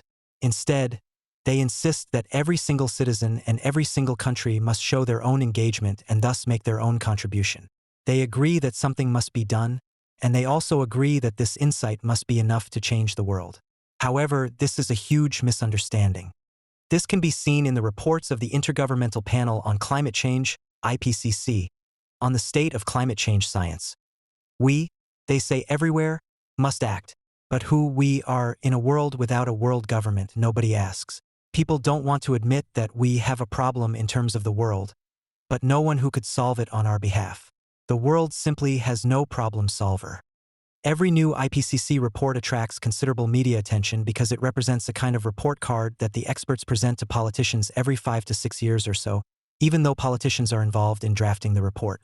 Against this background, however, it is astonishing that a report that is produced with the cooperation of governments and aims to shake up humanity says nothing about what exactly humanity should do. It is supposed to do something, but the IPCC explicitly does not tell politicians what it is. The assessments are policy relevant but not policy prescriptive. They may present projections of future climate change based on different scenarios and the risks that climate change poses and discuss the implications of response options, but they do not tell policymakers what actions to take. End quote.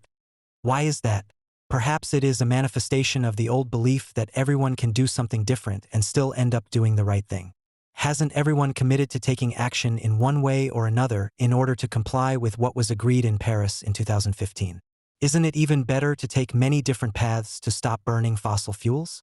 Can't all the different ideas that people around the world have contribute to achieving the jointly agreed goal? That's a nice wish, but it misses the point of the problem. Only if the world's governments agree on a common strategy and take consequent action will there be a way out of our dependence on fossil fuels. This obvious gap in the discussion on the climate issue was even noticed a few years ago by the Secretary General of the United Nations, Antonio Guterres, who at least said the courageous sentence in his press statement on the 2021 report: "This report must sound a death knell for coal and fossil fuels before they destroy our planet.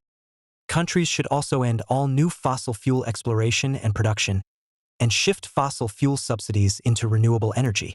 By 2030, solar and wind capacity should quadruple and renewable energy investments should triple to maintain a net zero trajectory by mid-century." End quote. According to Guterres, the report should sound the death knell for fossil fuels. But that is not what it does. In this metaphor, the death knell can only be rung by someone who proposes concrete steps to put an end to the fossil fuel industry. The report proposes nothing, and neither does the Secretary General. Most of the media and politicians are also enthusiastically in favor of ending the burning of fossil fuels.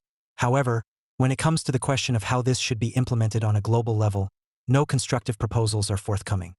Neither the UN Secretary General nor the acting politicians of the major countries have understood, or do not want to understand, that an end to fossil fuels presupposes that the producers of these raw materials not only cease new exploration, but also gradually restrict and ultimately end extraction.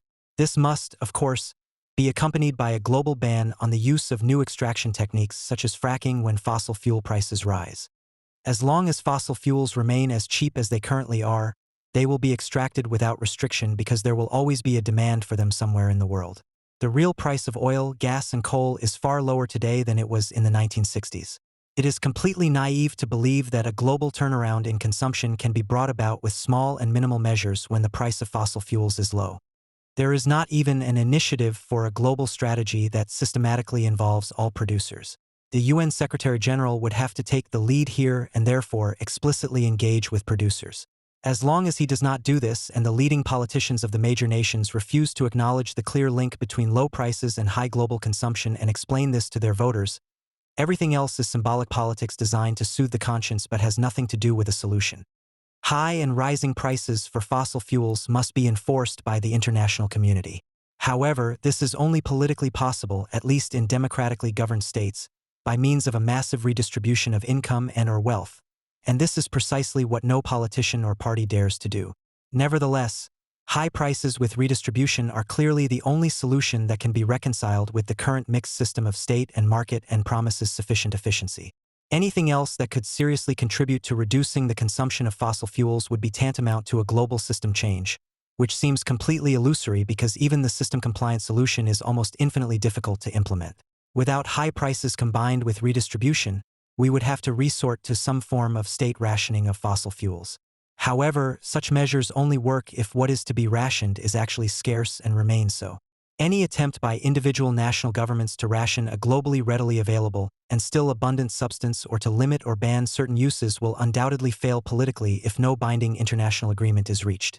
But even if there were a general shortage of fossil fuels, rationing would be much more difficult to achieve than a general price increase with redistribution. It is a breach of the system that entails unimaginable political problems.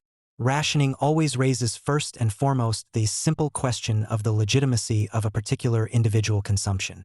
It must then be possible to say clearly who is allowed to emit how much CO2 and for what reasons, and who is allowed to deviate from this, and also who should control this. Anyone who wants to ration cannot avoid calculating an individual ecological footprint and the question of whether there can be a reason why one person pollutes the planet more than another, or has already polluted it in the past. In our opinion, the answer is clear. The same right must apply to everyone, and those, for example in developing countries, who have sinned less in the past have a right to be compensated by those who have sinned more in the past. Those who want to consume more today than they are entitled to must buy the right from those who are willing and able to pollute the planet less than permitted. In this rationing model, we have then created a brave new world in which every person and every company in the entire world must meticulously report all their activities to a central statistical office, which will tell them on the same day whether they have exceeded or fallen short of the norm so that they can adjust their behavior accordingly on the following days. Anyone who fails to meet the standard will have their access to fossil energy blocked by the central office until they reach it again. At the same time, the great haggling begins, with the rich buying pollution rights from the poor in order to minimize the need to change the way they live their lives. The whole thing is so absurd that it needs no further comment. Anyone who now believes that, in view of such simple logic, the international community should finally sit down together to discuss a realistic political strategy for phasing out fossil fuels has not understood our political system. As no one dares to tackle the big question of a real increase in the price and scarcity of fossil fuels on a global level, not to mention the associated redistribution of income, people are making do with hectic activity on the sidelines.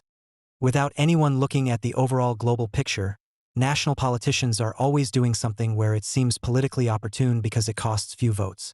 One day we abolish the combustion engine, the next we ban domestic flights or promote regional products. As no one knows exactly what the contribution of this symbolic policy is on a global level, we can cheat our way through to the next IPCC report, whose renewed and even harsher warnings will then be answered with even more hectic symbolic policy.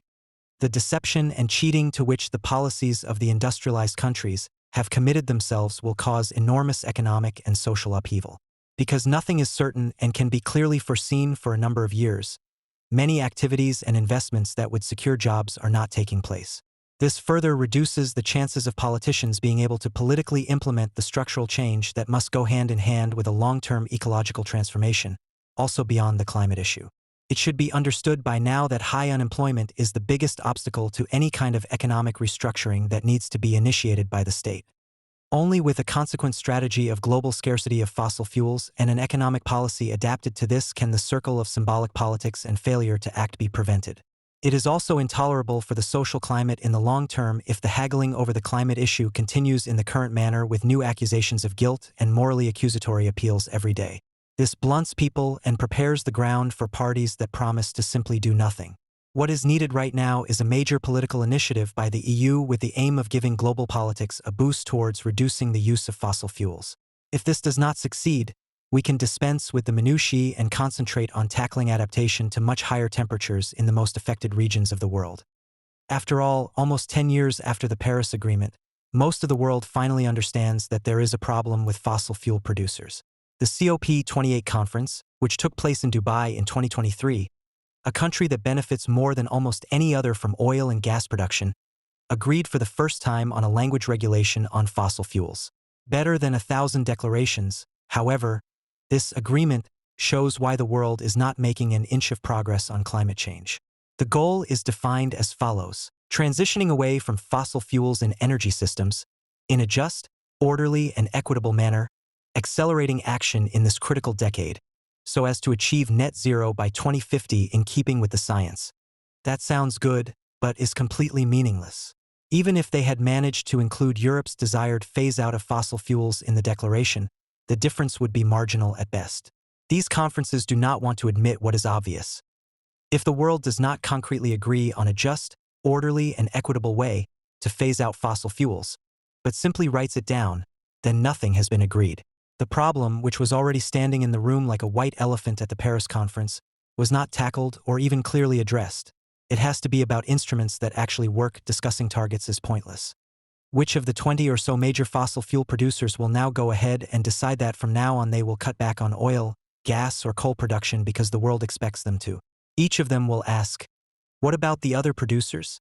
In a world where oil, coal, and gas are in demand like never before, why should I go ahead and forgo income while others simply do nothing?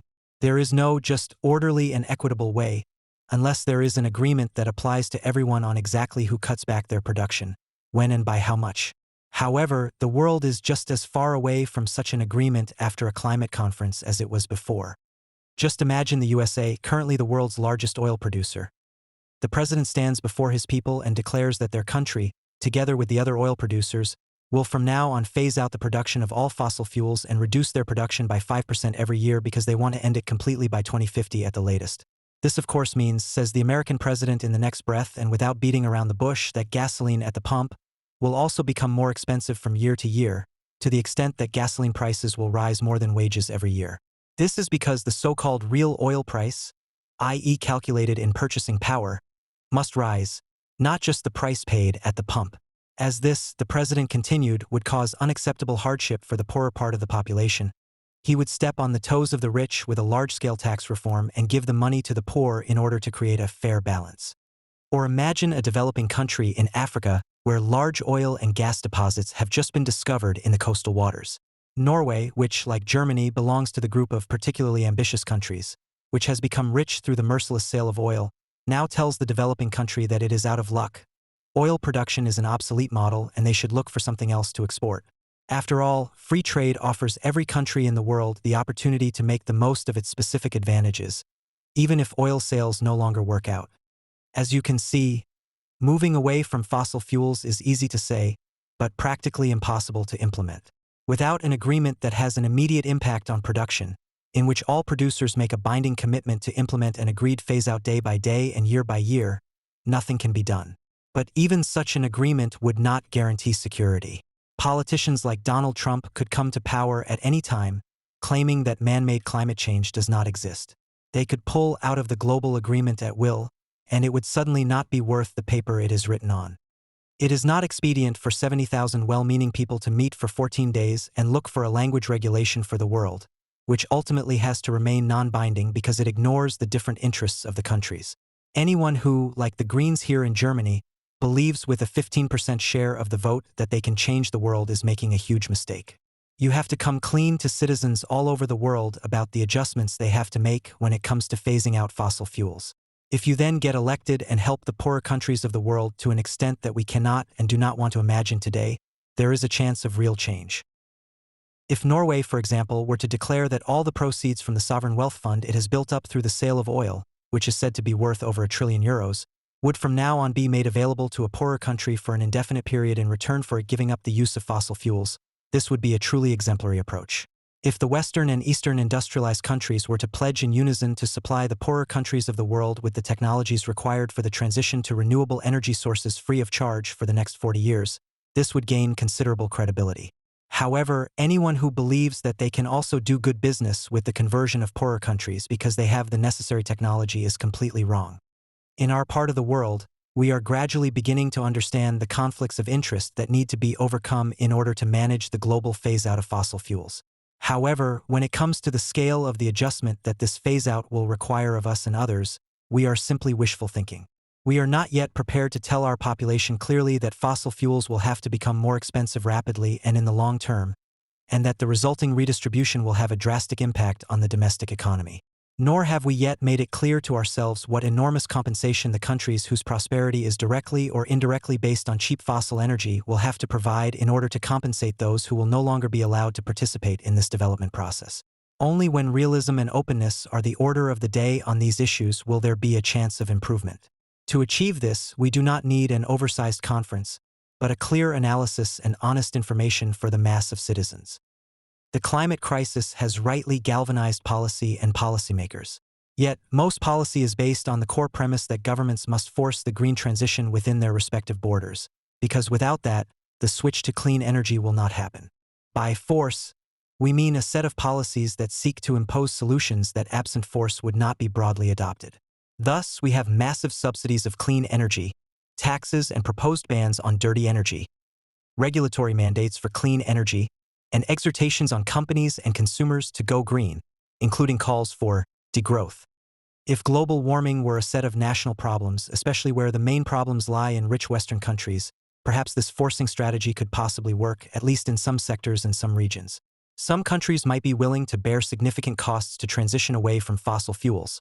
Although even in rich countries there is widespread opposition to policy-induced cost increases. 1. Even in the United States, there is no serious appetite to adopt more expensive, greener alternatives. But climate change is not a national issue. Global warming is global, and as such requires global solutions, specifically, solutions that work in all nations, especially low-income countries where emissions continue to grow rapidly with an expanding population, economic growth, urbanization, and electrification. So effective solutions can only be those that all consumers, corporations, and nations can adopt with little or no extra cost or reduced performance. The current strategy of forcing more expensive and often less functional clean energy solutions onto users cannot, therefore, scale globally and is not even likely to scale in wealthy countries that are most fervently committed to addressing climate change. This is not pessimism. This is realism. It is time then for a fundamentally new strategy. We must use government policy not to force change, but to enable change through the widespread development of technologies that meet the price and the performance levels of dirty energy, price/performance parity, or P3. That central strategy should be reflected in all climate policies. Without that, the world will not transition to clean fuels, no matter how many severe weather events we get, how many roads activists block, or how many speeches climate activists give.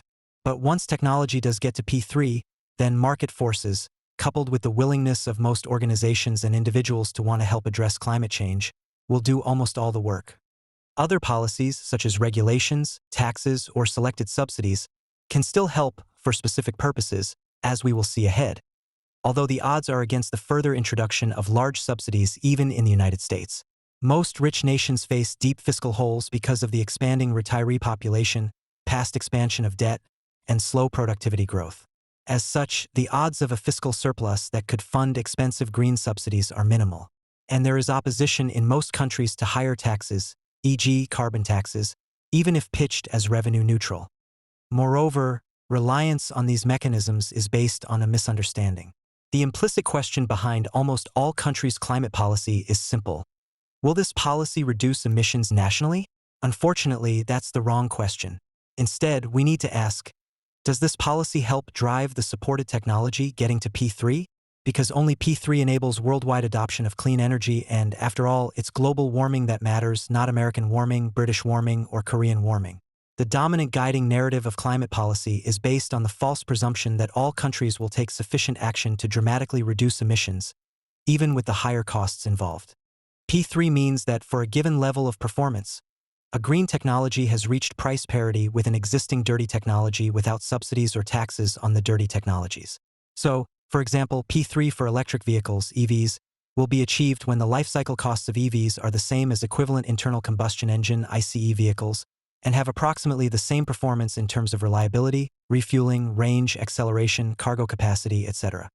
Performance captures the wide range of product characteristics beyond price: availability, quality, terms and conditions of sale, delivery, reliability, and much more, from the perspective of the end user. For example, if solar energy could be produced at the same cost as coal-fired power, it would still not be at P3 if the electric grid became unreliable or if it could only deliver power for 8 hours a day. Factors such as availability and reliability play heavily in purchasing decisions, so they must all be part of the parity equation. P3 therefore requires that green technologies must be close to price competitive on an apples-to-apples basis. Price and performance are both essential parts of the equation. Let us be clear. This does not mean we are market absolutists or that we believe that the market will solve the climate crisis on its own. The energy market is profoundly influenced by numerous factors beyond the simple cost to supply energy and the price at which customers will buy it. Energy prices are the net result of all those variables, which include a vast pile of existing regulations, subsidies, policies, and preferences. What we do believe is that the net result is politically sticky. It is hard to shift, especially in countries where protests are possible and potentially powerful. We argue that it is very hard to move the price of dirty energy upward in most countries, and hence that solutions which require upward movement in energy prices won't be successful. This is reality. It's not necessarily the world we want, but it's the one we've got. The current policy environment has been driven partly, perhaps largely, by the urgency of environmentalists who have successfully pitched a narrative of emergency and climate crisis. Every extreme weather event is now interpreted as further evidence that the climate ecosystem is on the brink. And in that context, activist demands are about urgency, do it now, and scale, it's not enough. These pressures are useful counterweights to a status quo still dominated by fossil fuels, a status quo that, after all, has enormous inertia. But this urgency has some downsides. It has led to a kitchen sink problem, in which we try to do everything everywhere all at once, without considering trade-offs, cost, or even effectiveness.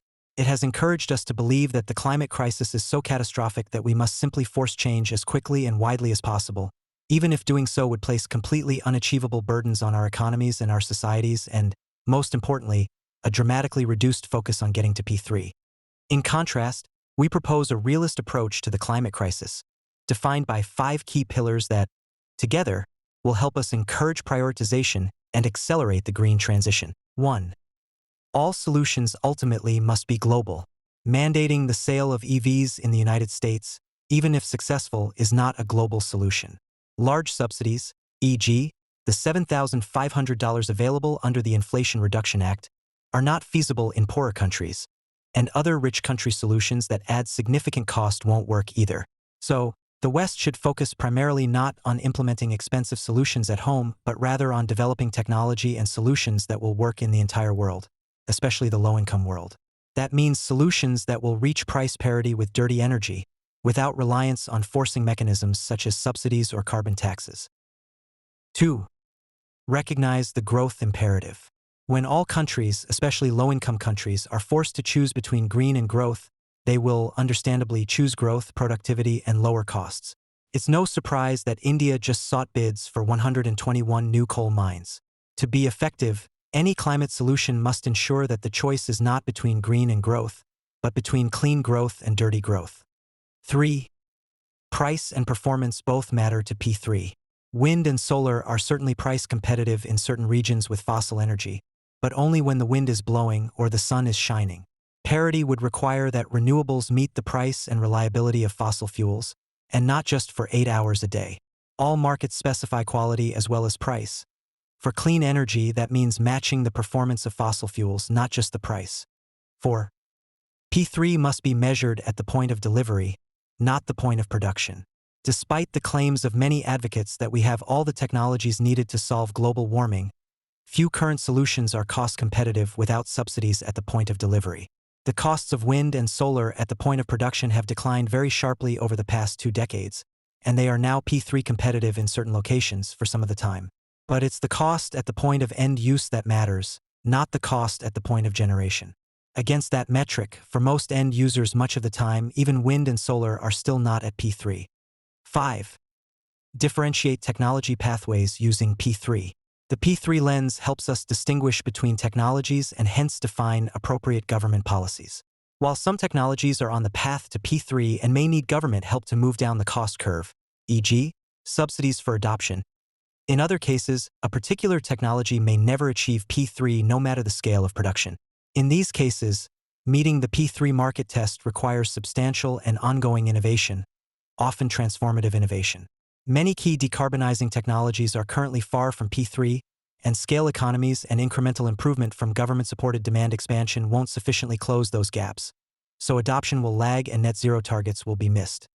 The 4 curves in Figure 1 illustrate A, the existing price/performance for a fossil fuel technology, B, the pathway for a green technology that is on course to achieve P3 as demand increases, C, a pathway for a green technology that will not achieve P3 on the current technology pathway, and D, technologies for which there is no conceivable pathway to P3. Current policy often fails to differentiate between B and C or even D technologies. So enormous efforts are made to grow demand for C and D technologies. But since neither will ever reach P3, neither will be adopted globally. Instead, for solutions to certain emissions challenges that are essentially pipe dreams, policymakers should simply focus on mitigation, such as offsetting carbon capture. For the many technologies on Curve C, the challenge is to shift the curve down entirely by developing new technology solutions. For example, batteries based on chemistries other than lithium-ion. The current pathway for Curve C will never intersect with P3, leaving only expensive, endless, and ultimately fruitless efforts to fill the gap with subsidies or regulations.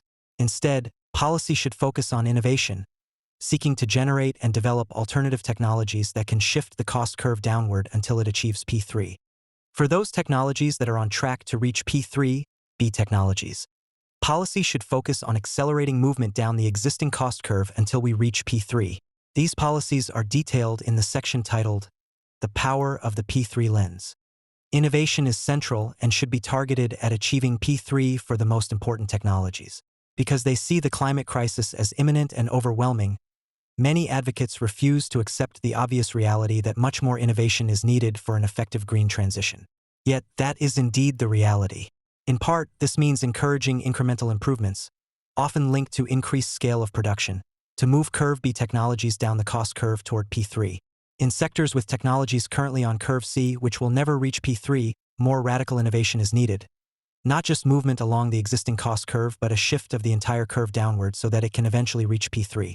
Both kinds of innovation will be critically important, but government policy should be focused particularly on the transformative technologies needed to shift cost curves, where the private sector likely won't invest enough because risks and costs are higher. Once P3 is achieved, markets will be the primary lever. At that point, markets can and will do most of the heavy lifting. The scale of the climate crisis is such that only markets are big enough to drive the change that's needed. The International Energy Agency, IEA, has estimated that the necessary global investments will be $84 trillion by 2050, while the McKinsey Global Institute put the cost at $275 trillion. But governments collectively cannot and will not provide that level of funding or anything like it. Only the spending and investment of market actors making economically self-interested decisions has the leverage and scale to deploy all the products and technologies needed. This does not mean, as some free market conservatives would believe, that markets alone can manage the green transition. Like almost all technology transitions since the Industrial Revolution, it will take concerted effort from both governments and the private sector focused and organized around getting to P3. And that should be the lodestar for climate policy in all nations. What we propose, therefore, is fundamentally a realist approach to climate change, which must become the bedrock on which effective policies should be built. Using the P3 framework, the overriding imperative must be to create cost-competitive solutions that work globally and will be voluntarily adopted via the market. And for that, we must find ways to get to P3 for climate-critical technologies. This realist approach may just seem like common sense, but the P3 lens is important precisely because the climate debate is largely dominated by other voices. The remainder of this paper explains why a force approach will fail, and then presents a realist approach to climate policy, one that will simultaneously address the urgency of climate change and effectively reflect the political and economic realities of the 2020s and beyond. Finally, the report provides pathways through the policy space and through the technical, financial, and political constraints that bind the available options for climate policy in the United States and elsewhere. There are at least 4 major schools or groupings in the force approach: radical optimists, nation-centric climate advocates, Cassandras, and Herrschers. In many ways, they offer different perspectives, but their messages all fundamentally lean in the same direction. We must act now in ways or at speeds that without force we would not. Force firsters, which includes virtually all climate advocates, believe that force is the only way to solve climate change, focused in particular on forcing policies within their own nation. President Biden, for example, talks about decarbonizing the U.S. electric grid and vehicle fleet, largely through force, regulations, and subsidies. But this kind of forcing can only work if most of the world adopts it, which is very unlikely no matter how much pressure is exerted. As noted in the next section, because climate advocates see the crisis as so severe and action is needed immediately, almost all their recommendations rely on getting individuals, organizations, and governments to take actions they would, in the absence of climate change, not normally take. This includes mandating solutions, subsidizing solutions, taxing and otherwise limiting dirty energy, and pressuring organizations, individuals, and other governments to take action. There are, of course, differences among force-first proponents. Radical optimists, e.g., Stanford professor Mark Jacobson, offer no guidance in making difficult choices because they wrongly deny choices are necessary. For him and many climate activists today, most if not all technologies are on curve B already, with wind and solar, for example, being perceived as cheaper than dirty energy. A related argument is that the clean transition will be net positive economically, because it creates jobs and spurs investment. But this is only true if we get to P3 and beyond. In the West, the nation-centric advocates largely driving climate policy in their own nation ignore the core observation that climate is truly a global issue. Focusing on policy in rich countries misses the key point. While forcing the green transition through subsidies and regulations will not work in most rich countries, for reasons laid out ahead, those mechanisms will definitely not work in low-income nations, where the lion's share of the world's population lives and most of the growth in energy consumption will come from. Cassandras warn that, absent even more force, catastrophe awaits. Case in point, Simon Sharp's book 5 Times Faster, Rethinking the Science, Economics, and Diplomacy of Climate Change. A better title for the book might have been 5 Times More Force, as Sharp argues that we must decarbonize at a rate 5 times faster than today, and the way to do that is to motivate governments even more by 1. Developing risk models that significantly increase damage estimates. 2. Having climate cost-benefit models that significantly ratchet up the cost and benefits. And 3. Encouraging countries to cooperate on specific climate projects. Given that climate warnings are now an almost daily part of many people's lives, it's not clear that more alarming models will get much more done. These warnings could easily backfire as well, leading people to tune out. Finally, hair-shirt environmentalists believe that people must be goaded or shamed into giving up much that they now enjoy, that people can be persuaded to adopt a radically reduced carbon footprint, walking to work, no longer flying, becoming vegans, and living simply. The United Nations tells people that they can solve the climate crisis through their individual actions, such as keeping their house colder in the winter, giving up their car, eating less meat, buying fewer clothes. 5 But exhortation on climate hasn't worked in the past and it won't work in the future. It hasn't worked in rich countries, and it certainly won't in poor ones. It is especially damning that the United Nations, an organization that should reflect, above all, the interests of low-income nations, is arguing that low-income countries should suppress their aspirations and aim instead to live at levels poor people in developed nations would reject out of hand. Taxes on dirty energy are one tool for forcing change. Economists have argued that carbon taxes are the best way to solve the climate crisis, using price mechanisms to drive shifts in demand. However, it appears that non-economists are not so keen. Lessons from both the United States and France demonstrate how sensitive energy prices are, and why politicians have become so reluctant to impose carbon taxes on energy. Numerous U.S. attempts to implement a carbon price have failed. The last concerted effort was the 2009 American Clean Energy and Security Act, widely known as the Waxman-Markey cap and trade legislation. It passed the House of Representatives by just 7 votes, despite the 79-seat Democratic majority, but was not brought up for a vote in the U.S. Senate and quietly died at the close of the legislative session. Major opposition came from large energy companies, labor and consumer organizations, and environmental groups. Energy providers opposed the cost increase on most fossil fuels and the complicated structure of allowances, credits, phase-ins, carbon banking, etc. Environmental groups such as Greenpeace opposed free allowance allocation, more than 85% of proposed allocation through 2026, as giveaways to special interests. Large trade organizations such as the American Petroleum Institute, the American Gas Association, the U.S. Chamber of Commerce, and the National Association of Manufacturers, alongside some national labor groups such as the United Mine Workers Association, also opposed the legislation. Legislative timing during the Great Recession further weakened support. Waxman-Markey offers some key lessons, pointing to the failure of force mechanisms like carbon pricing. To attract sufficient support, policies that raise the price of fossil energy must include significant carve-outs, concessions, offsets, and other giveaways to special interests. These outs reduce the policy's effectiveness, and while they are designed to increase industry and public support, they also expand opposition from some environmental groups. Today, the latter largely oppose price-based mechanisms in favor of regulations and prohibitions. The failure of Waxman-Markey demonstrates that an explicit price on carbon is unlikely to be imposed in the foreseeable future in the United States, and price-based policies continue to be unpopular among a wide range of political constituencies. Of course, polling is far from conclusive on this, but in one reputable recent poll, less than 38% of Americans were willing to pay just $1 a month as a carbon fee, down 14 percentage points from 2021. Only 21% said they would be willing to spend $100 a month. The Gilets jaunes, or Yellow Vest protests, a series of civil protests and unrest in France that involved tens of thousands of people on a weekly basis, started in November 2018. They kicked off after the national government announced a modest fuel price increase as part of its climate strategy, about 8 euro cents per liter or about a 5% increase. This green tax explicitly aimed to increase the price of gasoline and diesel fuel and to encourage drivers to conserve, carpool, walk, bike, or take public transport to cut emissions.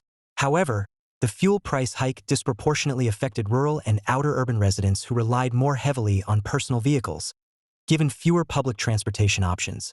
Many also felt that the national government, based in the urban environment of Paris, did not understand the personal financial difficulties imposed by increased fuel taxes. The protests were a national phenomenon and lasted for more than a year. Protesters also challenged other national economic policies such as the low minimum wage, rescission of the national wealth tax, and the ongoing cost of living crisis. National support for the yellow vests, named for the obligatory yellow safety vests all French drivers must keep in the boot of their cars, was high, polling at around 70% throughout the protests. As a result, French President Emmanuel Macron was quite quickly forced to rescind the proposed fuel tax increase. The Yellow Vests protests further highlight the weaknesses of mechanisms such as carbon taxes that impose additional costs on consumers. Such price increases were enormously unpopular and quickly generated overwhelming pushback across the political spectrum, even in an affluent county such as France. The scale of the change needed to address climate change is unprecedented, and it requires extraordinary acceleration to meet the demands of a warming world. Typically, it takes decades for foundational technologies to gain even a foothold in the market, much less dominance. True, technology shifts have become faster in recent decades, but the climate transition is still in a class by itself. IEA's 2021 net zero roadmap calls for extraordinary and sustained investment in clean energy, $84 trillion by 2050. Point 10, that is a formidable challenge, but it is just the start of issues related to scale. Rapidly rising demand for scarce minerals spiked the price of lithium by more than 200% in 2022. Many critical inputs have only a few sources and will be very hard to scale up. Even land for big solar and wind farms is becoming scarcer and more distant from population centers. Building enough production is itself a challenge. The IEA pathway requires enormous additions of wind and solar annually, far more than 2022 levels, as well as massive increases in the production and use of hydrogen, plus necessary investments in supply chains and infrastructure. Critical enabling technologies will be needed. Wind and solar, for example, require long-term storage if they are to replace 24/7 reliable fossil fuels.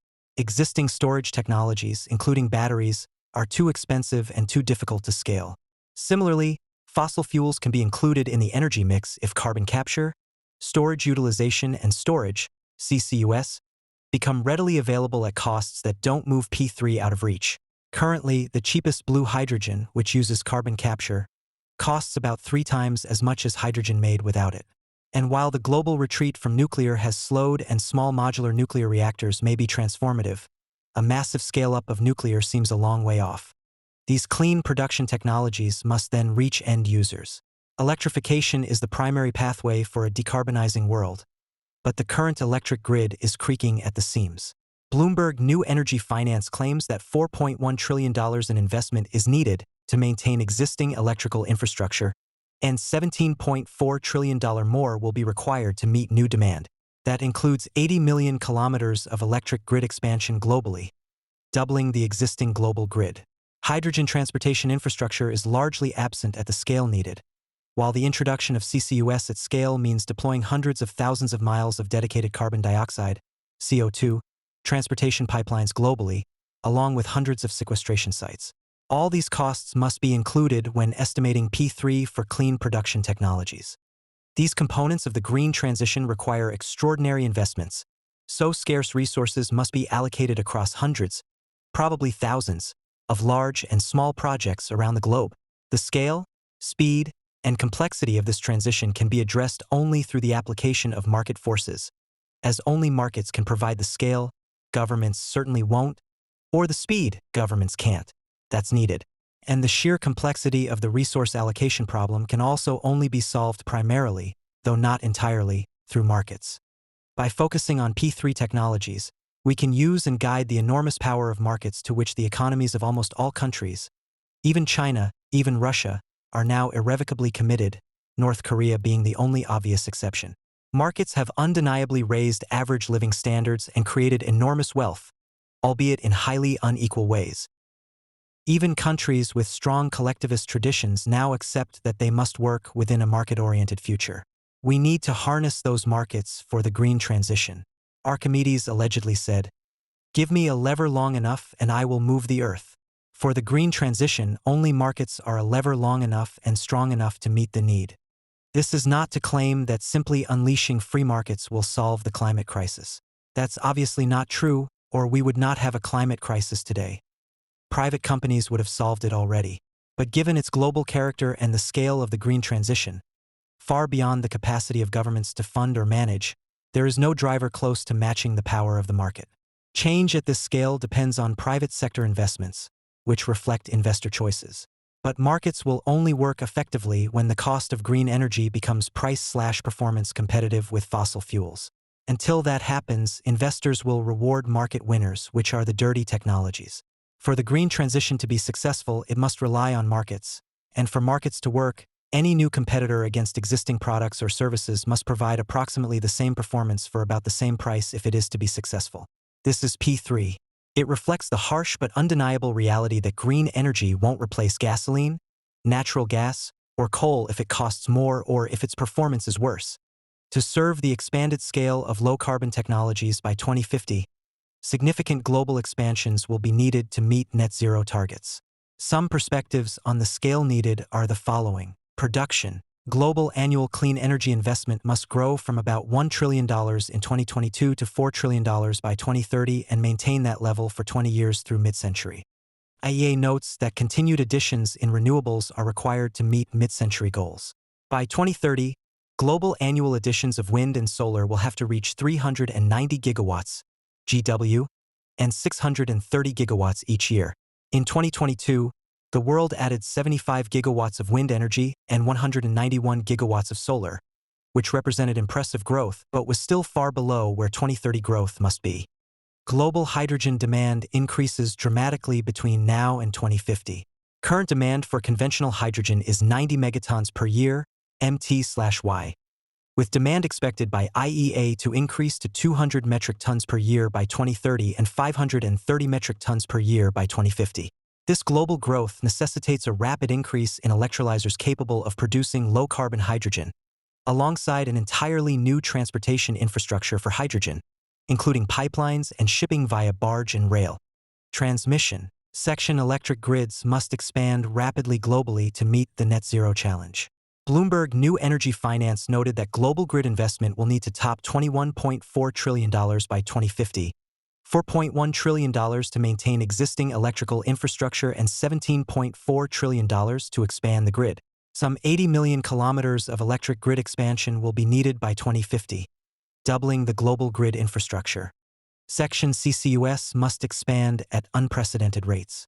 The IEA NZE roadmap models 7.6 billion tons, GT, of annual CCUS capacity by 2050, from a current level of 250 metric tons in 2022, a 30x expansion in roughly 25 years. This includes 6.6 GT CCUS in the electricity, industrial, and fuel supply sectors, and 1 GT of direct air capture sequestration.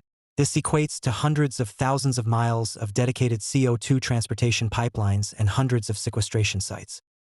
EV sales need to go from 14% today to 60% by 2030, per IEA. There are 26 million EVs on the road today around the world, and about 1.5 billion ICE vehicles. Decarbonizing heat for both residential consumers and manufacturers is an IEA priority. Heat pumps met only 10% of global space heating needs in 2021. By 2050, IEA estimates that heat pumps will be used in 40% of residential buildings in emerging markets and 55% in total. By its nature, climate itself is global. That global character is acknowledged in almost every article written about climate change, and is then promptly forgotten. The United States accounts for 12.6% of CO2 emissions, see Figure 2.14, when combined with the rest of the Organization for Economic Cooperation and Development, OECD. The total reaches 35%, and both figures are declining. 0.15 CO2 emissions from outside OECD are close to two-thirds of all emissions, and both their share and total emissions from low-income countries are growing, as their needs expand rapidly, and they mainly use the cheapest and dirtiest technologies to meet their needs. So, the future of greenhouse gas, GHG, emissions and hence of the green transition lies not in the EU and not in the United States. It lies in the low-income countries. Indeed, to the extent the green transition takes hold in the West, the center of gravity for GHG emissions shifts more heavily elsewhere. That reality is reinforced by demographic shifts.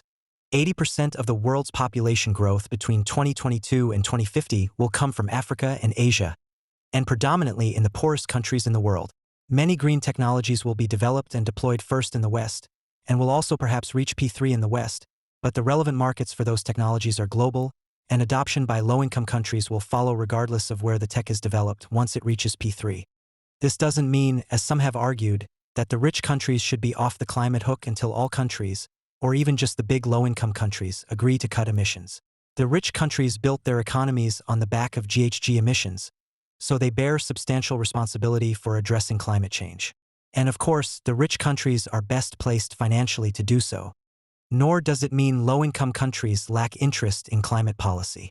On the contrary, especially as there are close connections between burning fossil fuels and the disastrous air pollution enveloping many cities in low-income countries, as well as the predicted rise in sea level and more intense weather generally, going green seems to be an attractive option.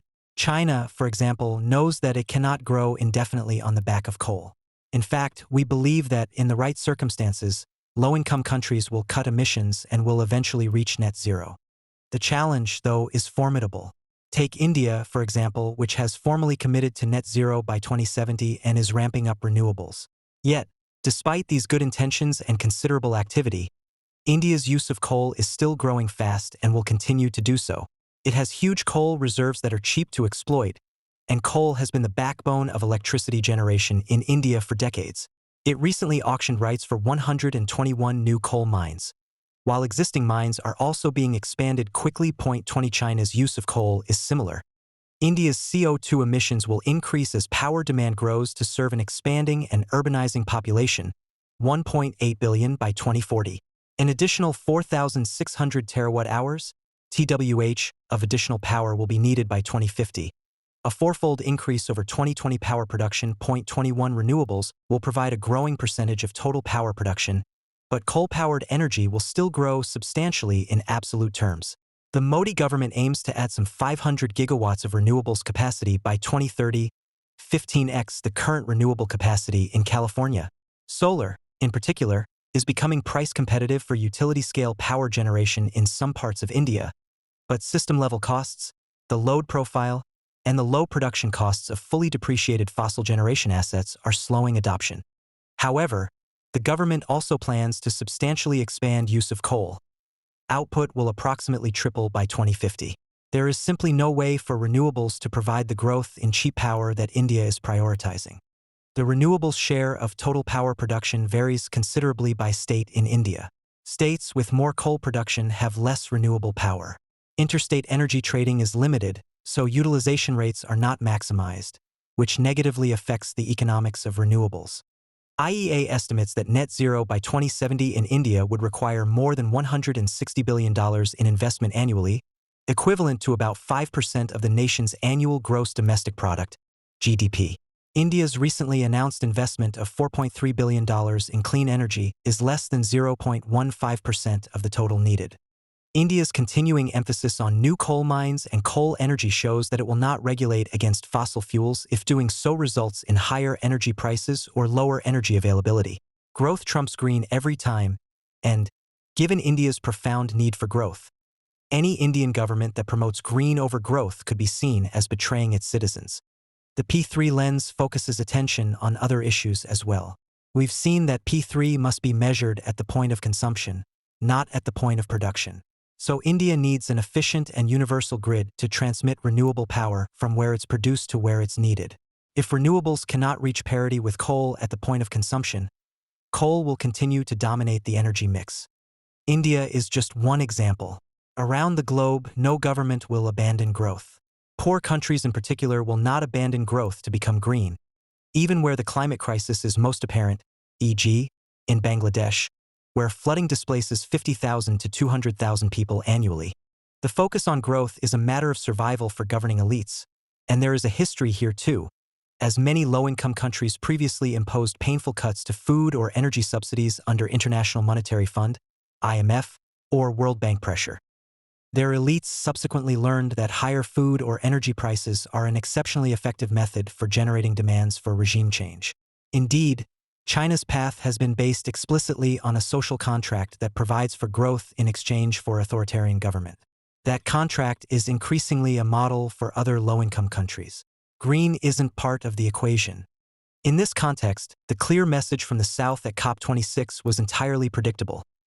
They want a green economy, will work toward it, but cannot and will not pay a substantial premium for it. That message has both a practical and a moral dimension. Practically, social contracts everywhere limit what governments can impose, and those limits are far lower than the cost of the green transition in poor countries that need to grow fast. Poor countries cannot and will not pay a substantial green energy premium, and COP26 and COP27 showed that the West, while it will contribute something, will not pay anywhere close to that premium for poor countries either. The 7 countries that committed to loss and damage contributions at COP27 offered a total of $275 million, which is not a serious amount for a transition that will cost trillions of dollars. In fact, despite recent large investments, the West won't even pay for its own transition. That's the practical picture. But the moral dimension is also important. Over the 150 years since the start of the industrial age, industrialization in the West has created the climate crisis. So poor countries see no reason to pay for the cleanup. They believe they didn't benefit and that they didn't cause the mess, so they shouldn't pay to fix the problem.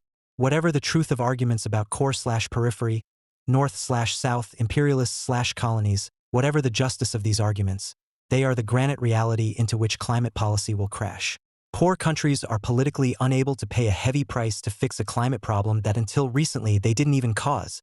Aggregate emissions since the Industrial Revolution have, of course, predominantly come from rich countries. These realities suggest we are not going to meet the 2050 timeline to net zero, but they also provide a very specific roadmap that can direct us toward a better approach. If low-income countries will always choose growth over green, then growth and green cannot be cast as alternatives. P3 gives us the tools to avoid that choice. While few countries will pay the green premium needed to install high-cost clean technologies, many will accelerate their green transition if the cost is low enough.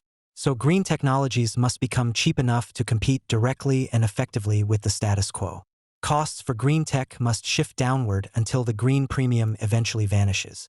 When that happens, we can have our cake and eat it too. We can continue to grow, a practical and politically imperative, even in the West, while at the same time shrinking GHG emissions to reach the eventual goal of net zero. We need cheap green technologies, so can current technologies become cheap enough quickly enough? Are they all effectively on curve B? It's become a mantra among certain parts of the policy crowd that we have all the tech we need. Mark Jacobson's recent book, No Miracles Needed, is one example. Summarized in a recent Guardian article, the best solution is one that can be implemented quickly and at low cost.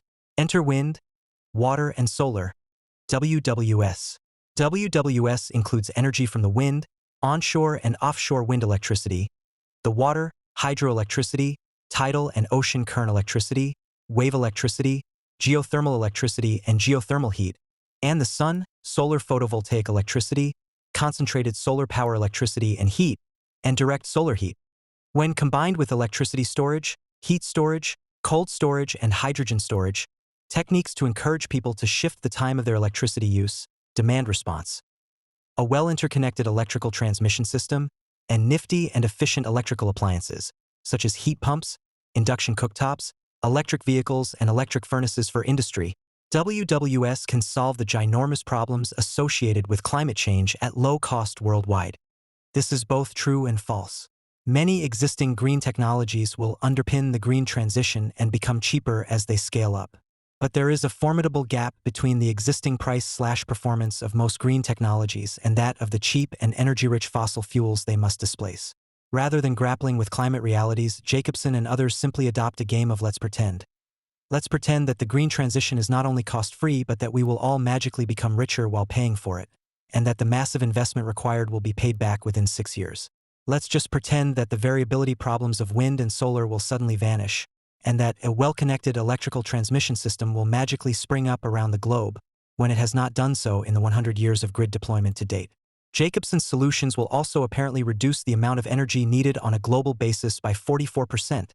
The math apparently works if we add in the magical appearance of some efficiency improvements beyond what is expected. Even though, as we have seen, global energy demands are growing rapidly. Jacobson is not alone. Indeed, 15 years ago, in An Inconvenient Truth, his 2006 documentary, Al Gore claimed that we have all the technology we need, and various Biden administration officials have argued much the same. This approach assumes that countries, and the citizens they represent, will not sign up for an arduous, expensive, and uncertain transition to a green future. We agree. But instead of accepting this reality and working to change it, the solution on offer simply applies magical thinking. It just insists that the green transition will be painless, profitable, quick, and certain using technologies we already have. That's just not true. And in the end, we have all the tech we need is a disastrous message. It suggests that the green transition will be cost-free and easy. Hence, the only missing ingredient is willpower. We just need to focus our efforts and we will emerge into the sunlit uplands of a green economy that is cheap, more efficient, and cost-free. We just have to believe that people will ditch their gas stoves, junk their second most expensive asset, ICE cars, install geothermal heating along with a heat pump and electric water heater, solve the energy storage and electricity transmission problems so we can ignore the daily, seasonal, and annual variability of wind and solar, replace 136,000 TWh of fossil fuels primarily with solar and wind, and generate and deliver enough green hydrogen to decarbonize heavy industry, transportation, and aviation. It's all just an easy lift that requires no significant new technologies at all. Just the will to save the planet. In November 2021, as the Biden administration was gearing up for COP26 in Glasgow, it published a white paper setting forth how the United States could cut emissions by investing in renewables, along with other measures. The paper asserts that the strategy would result in a net economic benefit to the United States between now and 2050. It cites 11 studies from energy think tanks, environmental organizations, and universities in support of this conclusion. But what the administration did not say, and what the cited studies do not make clear, is that those net economic benefits are contingent on continued steady declines in renewable energy costs. All studies rely on a single set of cost projections that are updated annually, the National Renewable Energy Laboratories, NREL, Annual Technology Baseline, ATB. These projections are fed into varying energy models to predict future overall renewable energy deployment and total system-wide transition costs. Notably, to achieve ambitious climate targets with a net benefit to the economy, continued declines far beyond today's already low costs will be necessary. For instance, the projections for offshore wind through 2030 imply cost reductions between 25 and 43%. With its higher capacity factors and fewer land use constraints than traditional onshore wind, offshore wind is seen as vital to a high renewables grid. Similarly, utility-scale battery storage, which will dramatically expand renewables deployment, is expected to decline in cost by between 33 and 60% by 2030. If the energy transition models relied on today's costs rather than this projected decline, the system transition would be very costly, rather than provide a net benefit. What might append these projections? To be sure, cost declines are likely as more units are deployed, driving innovation in design, deployment, and management. However, scale and learning effects eventually exhaust themselves, and history suggests they may do so unexpectedly. The recent uptick in renewable costs should serve as a wake-up call, even if it proves to be transitory. IEA, for example, notes that investment costs for utility-scale wind and solar projects could increase by as much as 25% over the next few years before inflationary pressures in global commodity markets subside. Continued investment in hardware, software, and soft-cost innovation are crucial to achieving a low-carbon future. So, costs will likely continue to decline thanks to scale economies, incremental innovation, and market forces, but they very well might not, and either way the declines might or might not lead to P3. The cost declines assumed in the models are not necessarily impossible, exaggerated, or somehow deceptive, but policymakers, entrepreneurs, and scholars must avoid the trap of thinking that they describe a future reality. They offer only one version of that reality, and there are numerous and formidable pitfalls on the way. We need to unpack the hidden assumptions that the models use to derive these positive outcomes, especially assumptions about continued policy support, and then take steps to guard against contingencies that could derail the expected progress. To bolster their claims, proponents also argue the climate transition, rather than costing money and reducing productivity, will boost economic growth and jobs.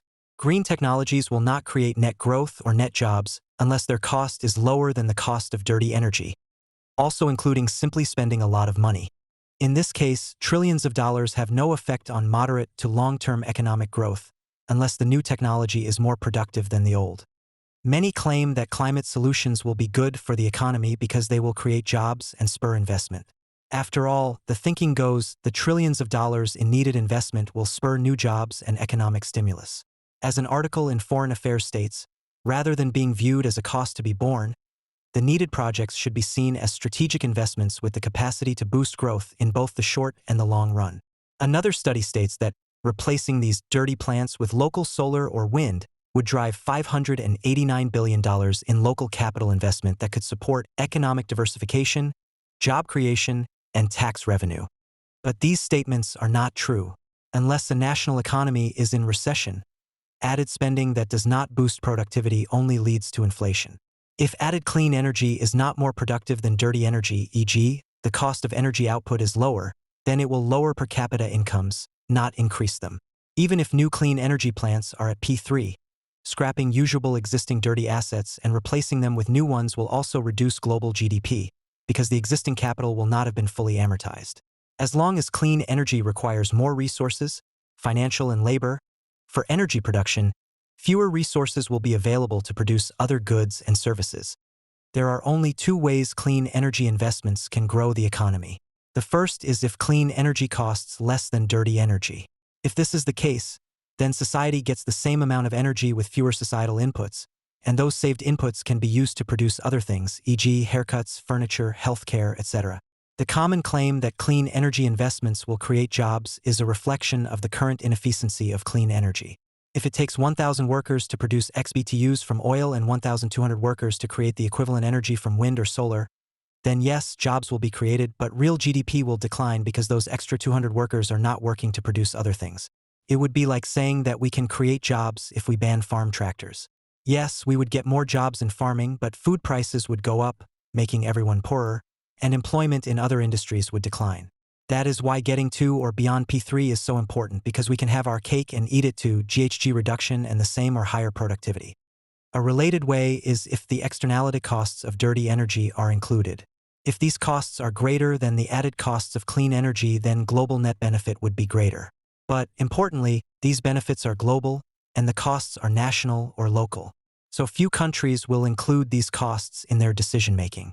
The second possible way clean energy investments can grow the economy is if a nation expands its exports because it gains competitive advantage in clean energy sectors. This allows a nation's terms of trade to improve, letting its currency appreciate and making imports relatively cheaper. And it is certainly possible and desirable for the United States to gain competitive advantage in the clean energy industry. But success is anything but assured, especially given China's clean energy mercantilism. Moreover, competitive advantage is a zero-sum game. If the United States gains, other nations must, by definition, lose. In other words, the global trade balance in any good, including clean energy goods, must be zero. Exports must equal imports on a global basis.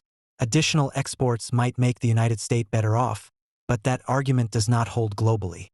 As the British say, if wishes were horses, beggars would ride.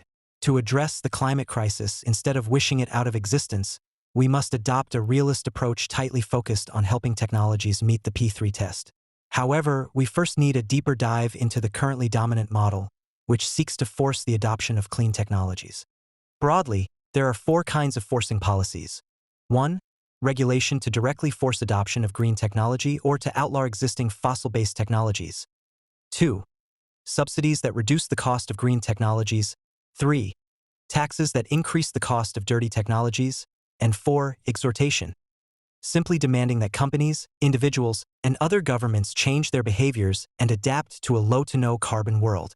None of these approaches will work to enable global climate solutions. Regulation is used by governments to legally require or prevent an action. Regulation can make dirty products more expensive, block their use altogether, or require the adoption of cleaner products.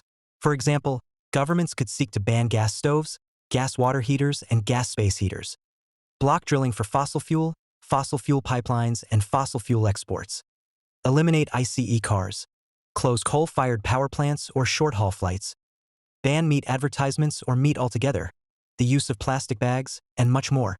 Instead of providing end users with choices that will lead to a change in their behavior, regulation imposes change, usually but not always on the producers of goods rather than on consumers. Can we simply impose green energy by fiat? Simply mandate the end of fossil fuel use by a set end date, such as California's recently mandated phase-out of ICE vehicle sales by 2035? This is superficially plausible, even attractive. It seems to address GHG emissions without needing to meet the P3 test. Indeed, without confronting end users at all. Usefully, it centralizes decision-making so political pressure can be more effective. In the United States and similar federal systems, federal-level regulation can help avoid the slow strangulation of policy by conflicting power centers, while also addressing the free rider problem between and within countries. Some U.S. states, for example, are much more skeptical about the climate crisis and the need for potentially costly mitigation, and hence may simply free ride on the efforts of California and other bright green states. Regulation also reflects the shared assumptions of most economists, including such conservative icons as Hayek and Friedman, that capitalism requires a regulatory framework that sets boundaries for acceptable economic activity, boundaries that go well beyond obvious guardrails around marketplace activity, fraud, stock manipulation, etc. Humans have regulated the wider economy since the beginning of recorded history through rules governing currency, trade, apprenticeships, and even who is allowed to buy what. Time after time, new regulation has been accompanied by warnings of direct economic consequences, dating back to the first trade unions, child labor laws, the income tax, and early trade policy. Many of these broad regulations have been effective. Starting in the late 1960s, regulation has, for example, achieved impressive successes in requiring clean air and safe water. It's now the failures in these areas that are newsworthy, and the costs have long ago been integrated into the general cost of doing business. The Cuyahoga River near Cleveland no longer catches fire, and London is no longer blanketed in crushing fog every winter, now that coal and wood fires have been banned. Why will this top-down approach fail to spur the green transition we need? It will fail because regulatory successes share some key characteristics that make the political and economic costs of regulation bearable, and climate regulation doesn't meet those tests. Black small square concealment. In most cases, the costs of regulation are largely hidden from end users. Consumers don't know that plastic chairs got more expensive because in the late 20th century plastics companies were forced to address environmental externalities. That's a hidden cost. There is no clean water tax line on the US 1040 tax form. Efforts that are more public are, conversely, much harder to implement. The federal gas tax in the United States has, for example, not been raised since 1993, even though inflation has eaten away half its value. Black small square scale. The size of the new regulatory burden must be manageable given the productivity and the wealth of the specific society. Clearly, this implies that rich countries are much more able to afford a higher regulatory burden than poor countries. Black small square feasibility. All aircraft flights that generate GHG emissions could be banned tomorrow. But that's not feasible because there is no practical transportation alternative to flying across oceans and for long distances. Regulations must offer existing industries an effective pathway forward.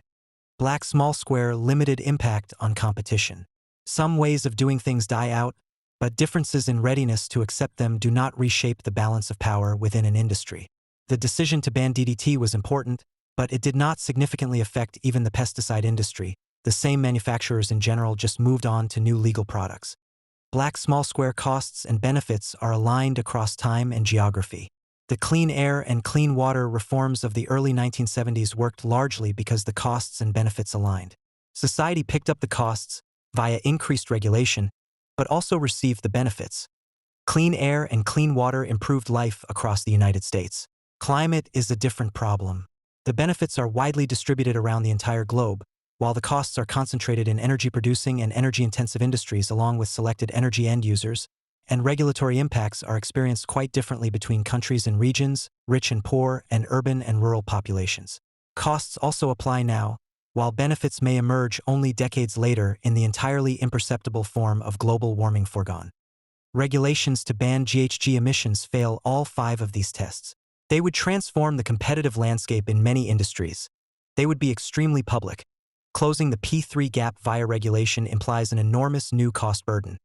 Some regulations, e.g., banning ICEs immediately, are currently not feasible, and the benefits are global and distant, while the costs are local and immediate.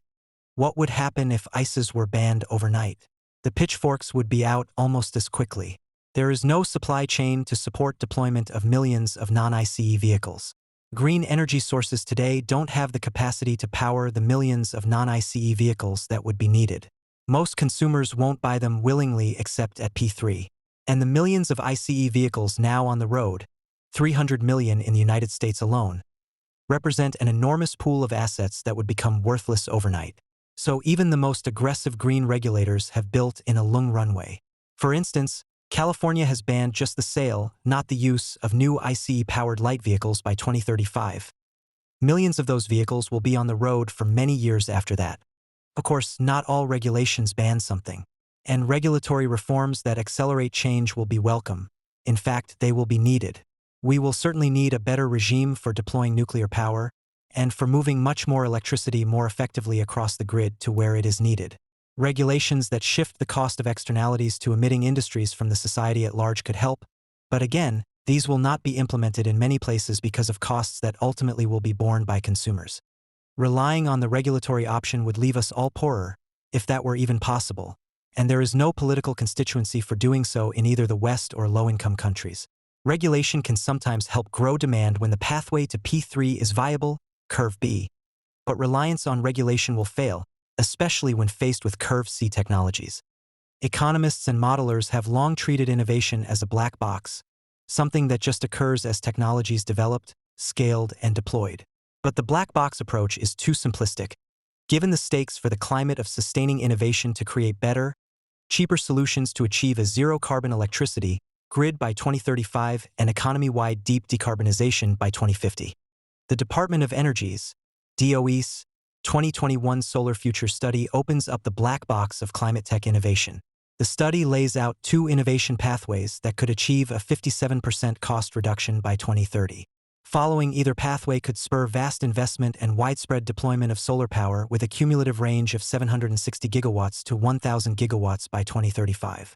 One pathway, low cost, relies primarily on demand-side drivers to cut the costs of solar PV modules and balance of system (BOS) components through mass production.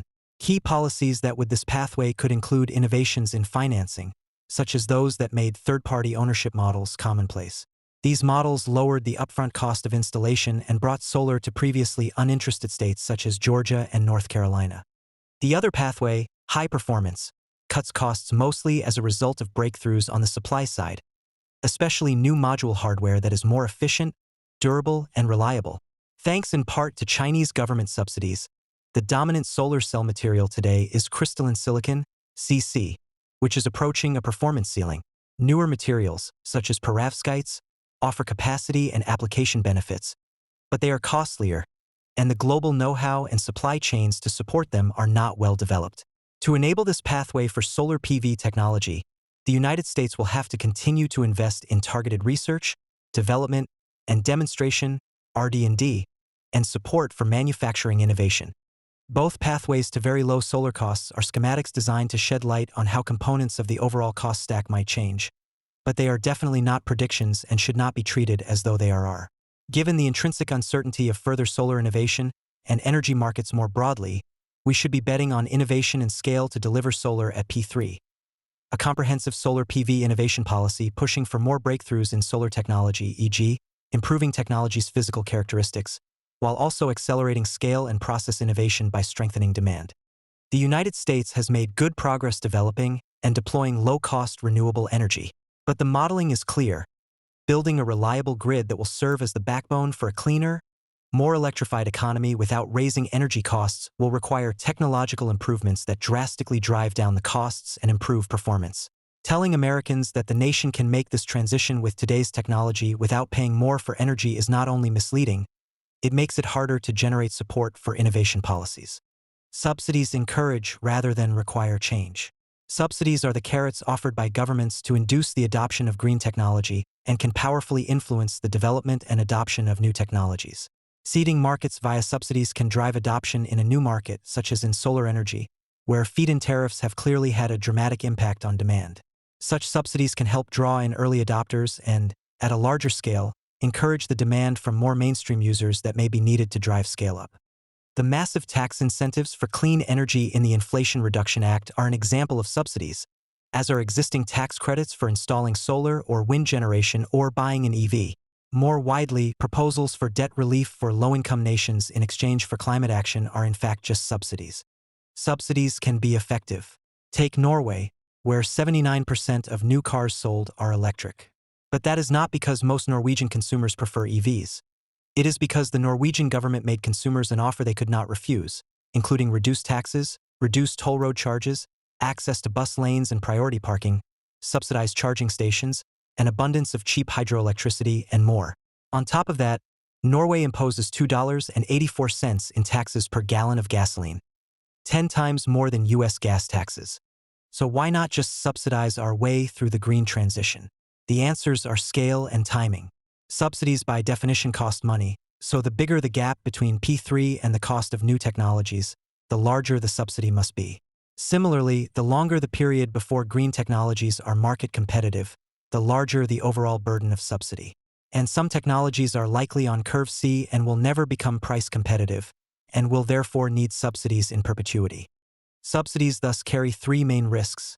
First, they may be very expensive. Second, they may lead to permanent and unnecessary expenses.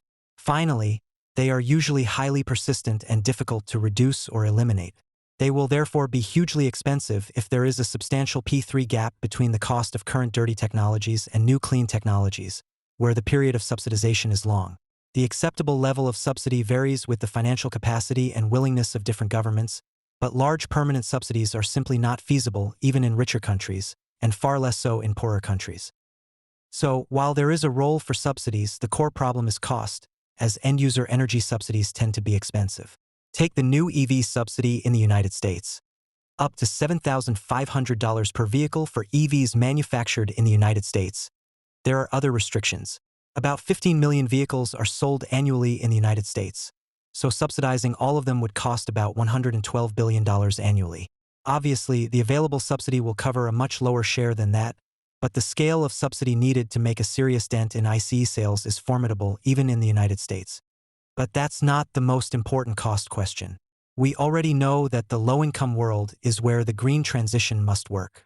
That $7,500 in EV subsidies is a substantial amount, but it's only about 11% of median household income in the United States. In India, that would be about 349% of household income. In Nigeria, it would be 361%. In Indonesia, it would be 325%. And even in China, it would be 158%. And while the cost of EVs designed for these markets might be lower, though it also might not, that scale of subsidy is not feasible in poorer countries, which is where the climate crisis is most urgent and where emissions are still rising rapidly. EVs are just one example, but they show quite dramatically that subsidies for green technologies at scale are not in themselves the primary solution, even in the United States and Europe. Given the scale of the transformations needed to address climate change, a subsidy-driven approach across all sectors and technologies would simply be far too expensive. And given the massive U.S. federal budget deficit and political pressures to not increase spending or taxes, there is little chance that a political coalition can be formed behind further green subsidies, let alone to levels that would drive accelerated change at the required scale. The challenges for subsidy-based policies are much worse in low-income countries. There, the mismatch between resources and need is enormous, and there is no evidence at all that the resources needed for a subsidy-driven solution will be made available, either from internal resources, they are too poor, or from the rich countries, which show no sign of paying the piper. Finding pathways to the green transition in the United States and Western Europe is important, and subsidies will likely play a role, but deep and extended subsidies are very difficult to imagine politically and economically in the West, and are just not viable at all in the low-income world. If we can't lower prices of clean technology throughout the world with subsidies, many argue that governments should raise the price of dirty technologies through taxes or tariffs. We have no problem with that concept. Of course, dirty technologies should pay for the external damage they cause, and a carbon tax would be an elegant way to impose those costs. Standard economic theory indicates that productivity is maximized when the full costs of existing production, including the social externalities associated with it, are borne by the producer. That's what's behind the push for carbon taxes and various attempts to develop markets for carbon related to energy production. Such policies would be rational and helpful. Unfortunately, political realities are different. Many nations subsidize oil and gasoline, and would face a political revolt if they eliminated the subsidies to raise the price. Many nations, such as the United States, have not been able to impose a carbon tax, and even nations that have done so mostly impose only limited taxes that are insufficient to move the climate needle. The IMF reported that only about 1/5 of global emissions are covered by pricing programs, and the global average price is only $3 a ton. That's a far cry from the global carbon price of about $75 a ton needed to reduce emissions enough to keep global warming below 2 degrees Celsius. The point here is simple. We can pretend that governments will summon the political courage to impose and keep the levels of carbon taxation needed to change behavior.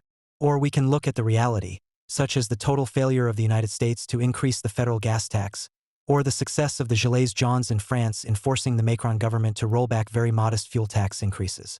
Those indicators identify the limits of a tax-led policy. As advocates realize the difficulties of changing public policy, they are increasingly turning to exhortation of individuals, companies, and governments. Some environmentalists have proposed a different option, a no-growth or even degrowth pathway that calls for the radical reduction of energy use. These environmentalists believe profoundly that the green transition can be induced by persuading the masses to change their behavior and give up their material aspirations. A number, such as Jason Hickel, call explicitly for degrowth, especially in the West, and for replacing current societies by a low-energy/low-carbon future. The Hairshirt Brigade has made a difference, much of it positive. The sheer centrality of climate in politics today, and in the plans of corporations and governments, is largely due to the extraordinary volume and impact of environmental concern and protests over the past decade. Dating back beyond Rachel Carson's pivotal book Silent Spring, environmentalists have shown, sometimes dramatically, how modern economies have carelessly offloaded negative externalities onto the environment, with the climate crisis only the most recent case. The Clean Air Act and Clean Water Act were direct responses to pollution in the United States, and set the table for the politics of the climate crisis by demonstrating that change is possible, that protest matters, and that corporate complaints about additional costs or delays can be overcome. Determined environmentalists and the much-improved science of climate change have therefore helped transform the context in which environmental and economic policies are made. Indeed, the movement's greatest success is that we no longer debate these as entirely separate topics. Today, economic policy is also environmental policy. Activists assume that if enough pressure and guilt can be brought to bear, often sugar-coated as "this is good for you," widespread action will result. Don't fly, don't have kids, don't consume, don't eat meat, turn down your swimming pool heater, lower your thermostat in winter and raise it in summer, install a green roof, and eat insects. Despite the endless list of delays and broken promises, some people retain a touching faith in the power of international cooperation to solve major problems such as climate change. People such as Simon will argue that it is necessary for countries to come together to address global problems. They often cite the 1987 Montreal Protocol on substances that deplete the ozone layer that regulates the production and consumption of nearly 100 ozone-depleting substances. After all, the depletion of ozone, like the buildup of GHGs, affects the entire planet, not just one country. Presumably, the incentives for free-riding might be similar. Yet, every nation signed the agreement. The protocol is not a model for climate change for two reasons. The transition involved was relatively minor, replacing about 100 chemicals with alternatives. Compared with the massively expensive task of transitioning the entire world to clean tech, this was child's play. Moreover, the costs were relatively minor. As Cass Sunstein wrote, to the United States, the monetized benefits of the Montreal Protocol dwarfed the monetized costs, and hence the circumstances were extremely promising for American support and even enthusiasm for the agreement. Remarkably, the United States had so much to lose from depletion of the ozone layer that it would have been worthwhile for the nation to act unilaterally to take the steps required by the Montreal Protocol. In contrast, the costs of addressing global warming are orders of magnitude greater. In addition, the technical challenges for coming up with ozone-safe alternatives, while real, were relatively straightforward, and industry quickly responded. Growing demand for air conditioning also meant that costs were allocated in a growing market, and incumbent manufacturers were not severely disadvantaged. Even in rich countries, hairshirts just don't work. Trade-offs that involved some personal sacrifice, some actual cost, have been rejected. The Eat Local movement, which has the added benefit of offering fresher food, is a barely visible pimple on the enormous backside of the United States grocery business. Similarly, efforts to persuade people to walk or bike more and take public transport have had some impact at the margin. The notion of the 15-minute city has gained some currency among city planners and local government, although it has also generated pushback. But these efforts are effective only in certain quite limited geographies for a quite limited demographic. Most modern cities are built for and require access to a car, and there is simply no sign that auto sales will fall, even though cars are no longer the cultural badge they were, even for young people. Global light vehicle sales reflect this reality. Recent efforts by the Dutch government to force farmers to cut nitrogen use as part of its climate policy led to massive protests and the rise of a new political party. Similarly, the anti-flying movement has had no discernible impact, aside from ritualized attacks on private jets. GHG emissions are simply not a concern for consumers as they buy airline tickets. The growth in the global number of air passengers continues to accelerate and was, pre-pandemic, growing faster than the long-term trend.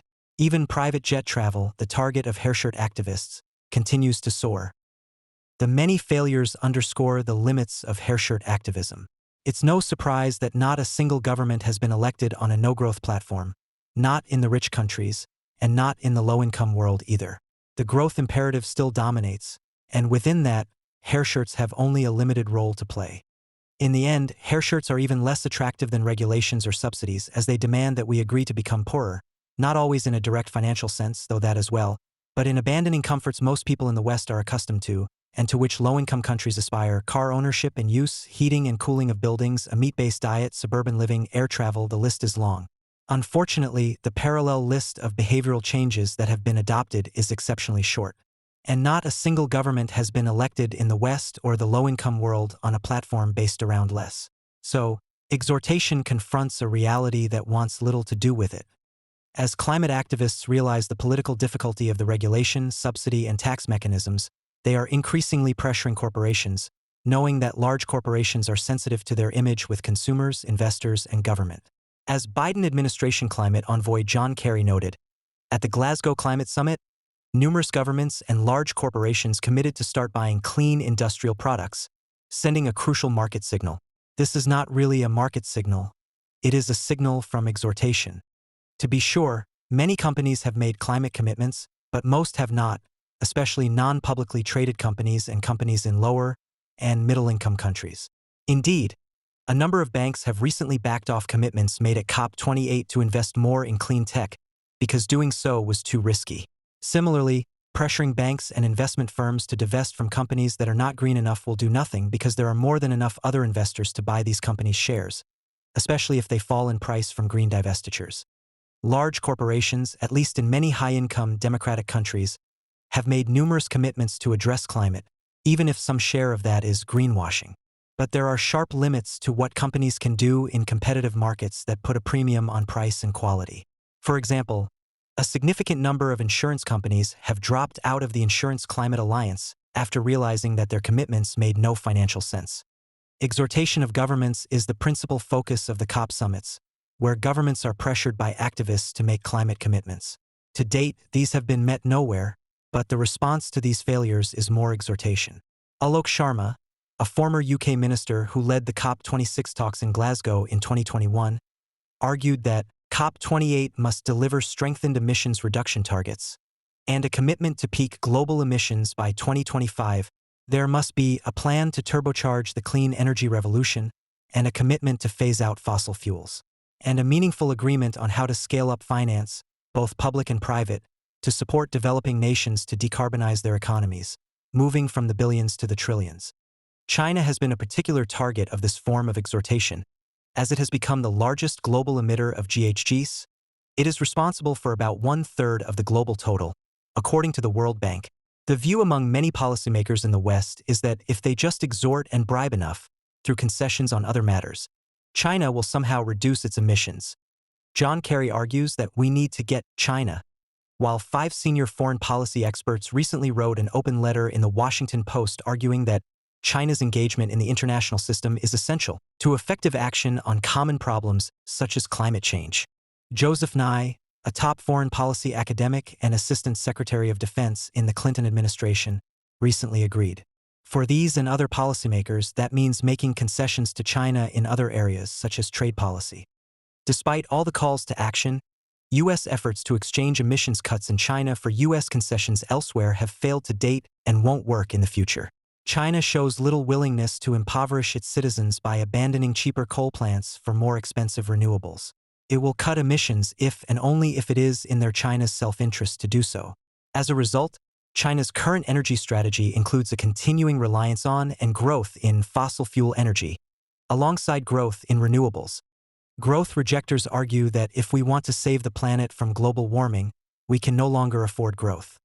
For natural scientists warned in an article in Nature that we need an equitable downscaling of throughput with a concomitant securing of well-being, aimed at a subsequent downscaled steady-state economic system that is socially just and in balance with ecological limits. In case you didn't get that, we need to be poorer to save the planet. This is why Tim Jackson proposes higher taxes to limit pathological consumption by the masses, with the money to be spent on less productive social services. In an economy with a much larger share of spending devoted to social services, the arts, care, and recreation, we can limit growth precisely because the nature of these economic activities resists labor productivity growth. Likewise, Banerjee and Duflo want the government to tax workers and spend the money to increase the demand of labor-intensive public services. Baumel's disease, low productivity industries hurting growth, now becomes Baumel's cure, low productivity industries stopping growth. Few people are willing to consume less to save the planet, certainly not the 3 billion who live on less than $2.50 per day. And hair shirts would not be enough. Even if global GDP were cut in half, consigning billions of people to much worse lives, carbon emissions would be cut by only half at best, which is not enough to stop climate change. The famous bet between environmentalist Paul Ehrlich and business professor Julian Simon was won by Simon, as the projected shortage of copper, chromium, nickel, tin, and tungsten never materialized. In fact, faster growth is exactly what's needed to address climate change and other environmental challenges. Indeed, the widely accepted environmental Kuznets curve shows that it is at low and high levels of economic output that environmental pollution is reduced.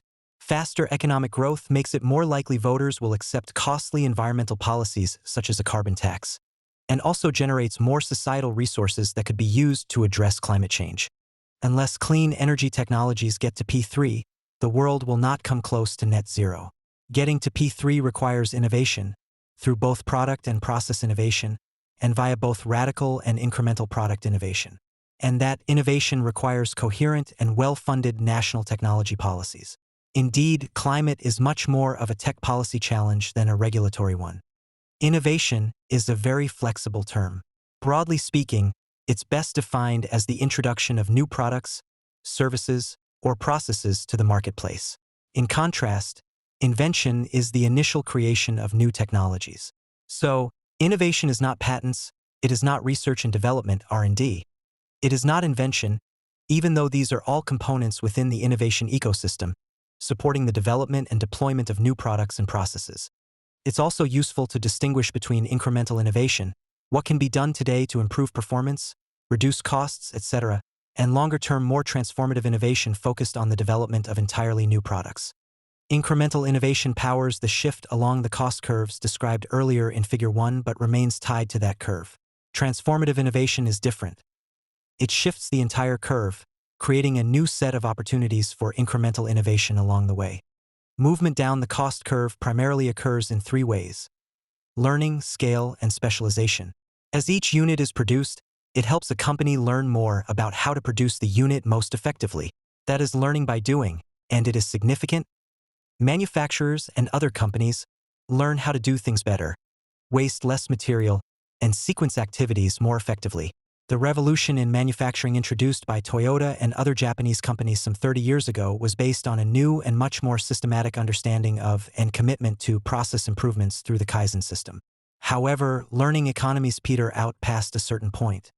Scale refers to the bulk manufacturing first of components and then of finished products. Typically, new products move through a pathway from handcrafted or artisan production, for prototypes in the first few examples, then batch production where there are efficiencies from building a small number of products in ways that allow for more specialized labor, and then finally into production line manufacturing. When Ford first applied the production line and mass production techniques to the auto industry, it could more than double the average wage of workers and at the same time cut prices for consumers dramatically. The Model T sold for $850 in 1908 and for under $300 in 1925. As a result, by 1923, Ford was producing more than half of America's automobiles. Henry Ford's famous dictum that Ford would provide a Model T in any color the customer wants, as long as it's black, shows just how much he valued the power of scale. Production improvements shade into minor product improvements as well, without requiring the introduction of an entirely new product. Ford might, for example, introduce a better door handle which marginally improves the product. That too is an incremental innovation. The rise of the global economy has demonstrated a third force driving incremental innovation: the creation of more complex supply chains. Ford was a vertically integrated company, e.g., it had a steel mill on site, but modern producers are often systems integrators of parts and components from numerous sources. That's how Apple builds iPhones and Boeing builds aircraft. The iPhone has 8 major component manufacturers plus the design team at Apple HQ in California and final assembly mostly by Foxconn in Shenzhen, China. Most of the component manufacturers have their own suppliers and subgroups, so overall, Apple has 180 direct suppliers spread across 30 countries, and many of these have their own supply chains. In some cases, it is component manufacturers that can benefit most from economies of scale. Corning, for example, supplies the glass used for smartphone screens by many phone manufacturers. Serving multiple clients lets Corning benefit from economies of scale, which reduces the cost of the glass to manufacturers. Perhaps the same will be true in some clean energy markets. Scaled-up production of wind turbine blades using distributed supply chains has helped cut the cost of new land-based wind energy from $89 per megawatt-hour in 2000 to $32 per megawatt-hour in 2021. Even though global orders run in the thousands, not the millions. 90, these extraordinarily complex supply chains are possible because global trade barriers were brushed aside, especially via the entry of China into the World Trade Organization in 1993, and because modern computing and instant communications allow management of such complex systems at minimal cost. Of course, some technologies never reach economies of scale. For example, while green hydrogen has become a technology of high interest and considerable policy push, it's unlikely that hydrogen plants themselves will become a mass production commodity. Scale benefits for green hydrogen must therefore come from the mass production of components instead, notably electrolyzers. Looking through the P3 lens, we can see that transformative innovation will sometimes be needed, e.g., in long-term energy storage, as the existing dominant technology, lithium-ion batteries, cannot provide the length of storage needed at economically viable prices. But transformative technologies have special challenges. They are inherently higher risk, their benefits may not be easy for their owners to capture, and they may never reach scale. Spillover effects are substantial. Competitors may surpass the innovator, and business problems, e.g., dysfunctional distribution systems or badly run production facilities, can derail them. Transformative innovations face internal challenges as well, fighting for their lives against established products within large existing companies. Clay Christensen's book The Innovator's Dilemma captures this contradiction. It helps to explain why Kodak failed the opportunity in digital cameras, Nokia failed in smartphones, and US Steel failed with mini-mills. The further a technology is from the market, the bigger the risks, which is why governments play a bigger role as we reach back toward earlier stages of development. Basic research has for many decades been dominated by government funding, but there is an important government role in funding applied research as well. In the case of climate change, the pressing need for new technology demands different roles for the government at different stages of technology development. An existing technology readiness level, TRL model, is already in use at DOE, as well as other agencies, notably the Department of Defense and NASA. This model illustrates different kinds of government support for technology development but is limited to pre-commercial development. That existing model no longer sufficiently captures government engagement with technology development. The green transition will require government support well beyond the initial commercial deployment of green technologies, to the point where they reach P3. So the TRL model must be extended further into the market space, where milestones toward P3 are marked by the level of market adoption and the remaining gap to full P3. Artificially limiting government support for new green technologies to the point where products enter the market is a recipe for failure. The path to the green transition is a path through the swamp. Quicksand, traps, and diversions on every side. It's easy to enter the land of endless subsidies. Much harder to leave. Simply depending on the virtue of humans, as defined by the virtuous, of course, has a poor track record. Magical thinking won't work. The modern world is not one in which rules are handed down and immediately implemented universally, or often at all. And everywhere, growth trumps green. A deeper view into P3 illuminates the cost curves that govern the adoption of green technology. We know that green technologies must reach P3 to fully engage those powerful market levers. We also know that costs for new technologies do decline over time, thanks to economies of scale and incremental innovation. What's much harder is to determine whether a particular cost curve will ever reach P3. If it will, the job of the government is to accelerate movement along the cost curve as rapidly as possible. This can involve regulation, government procurement, subsidies, and other demand creation measures. Nor do these tools have to be applied globally. As long as one country can help get the cost curve to P3, those technologies can be adopted globally through market forces. But if P3 won't be reached, then the primary task is to find substitutes, better technologies, or better implementations that will reach P3 instead. The cost curves in Figure 1, revisited in Figure 8, illustrate the price/performance pathways available to new technologies. The policy implications and related prescriptions for the four cost curves differ profoundly. 1. Technologies already at P3, Curve A. Governments here have no role to play in terms of price/performance improvements, but they can help to accelerate the deployment of these new green technologies by helping to smooth market entry and market expansion. This could take the form of trade policies, regulatory reforms that sweep away barriers to entry and deployment, training for workforce development, and new infrastructure. It should not, however, include subsidies or regulations seeking to force a transition. Let the market do its work, but smooth the transition pathway, because big transitions are never as well greased as economics textbooks would suggest. 2. Technologies on the path to P3, Curve B. For these technologies, getting to P3 requires movement down the cost curve. This is driven by scale, learning by doing, and specialization improvements associated with mass production. The role of the government is therefore to support the scale-up of technologies that are within reach of P3, and to provide supporting capabilities, e.g., technical standards, that spread best practices. This could sometimes mean subsidies to accelerate the adoption of new green technologies. However, these subsidies should be both time-limited and provide just enough support to make a difference, while phasing out as the need declines. Mechanisms such as contracts for difference seem especially useful. 3. Technologies not on the path to P3, Curve C. Some technologies will never reach P3. For example, blue hydrogen, which is dirty hydrogen plus the additional step of carbon capture, will never, by definition, reach P3 with dirty hydrogen. So, investments in blue hydrogen will never gain market traction without ongoing subsidies. In such cases, policy should seek to find alternative technologies. This may well require moving back upstream away from production and back into R&D. Hydrogen illustrates the usefulness of the P3 lens. Hydrogen can help decarbonize some difficult-to-reach industries. It could perhaps also become an important store of energy to handle long-term variations in renewable energy production. Additional uses have been hyped for commercial and residential heating or light vehicles, because hydrogen produced from renewable energy is zero polluting. But it is not zero cost, and for these additional applications it is not likely to reach P3. Currently, production of green hydrogen costs 6x high pollution gray hydrogen. Blue hydrogen costs 3x. We also know that blue hydrogen will never reach P3 with gray hydrogen because it is made using the gray hydrogen steam methane reforming or autothermal reforming process plus an additional step, carbon capture.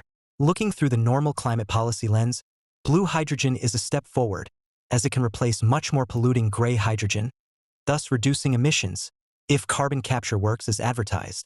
But the P3 lens tells us that blue hydrogen's role in the green transition is inherently limited, and in particular that it will never be a cost-effective element in a global transition. So while it can be used perhaps to develop new markets for hydrogen, or possibly with sufficient subsidies to help decarbonize some industries in the West, that comes at a significant cost. Even in the West, the ongoing subsidies needed to fill the gap between the prices of gray and blue hydrogen.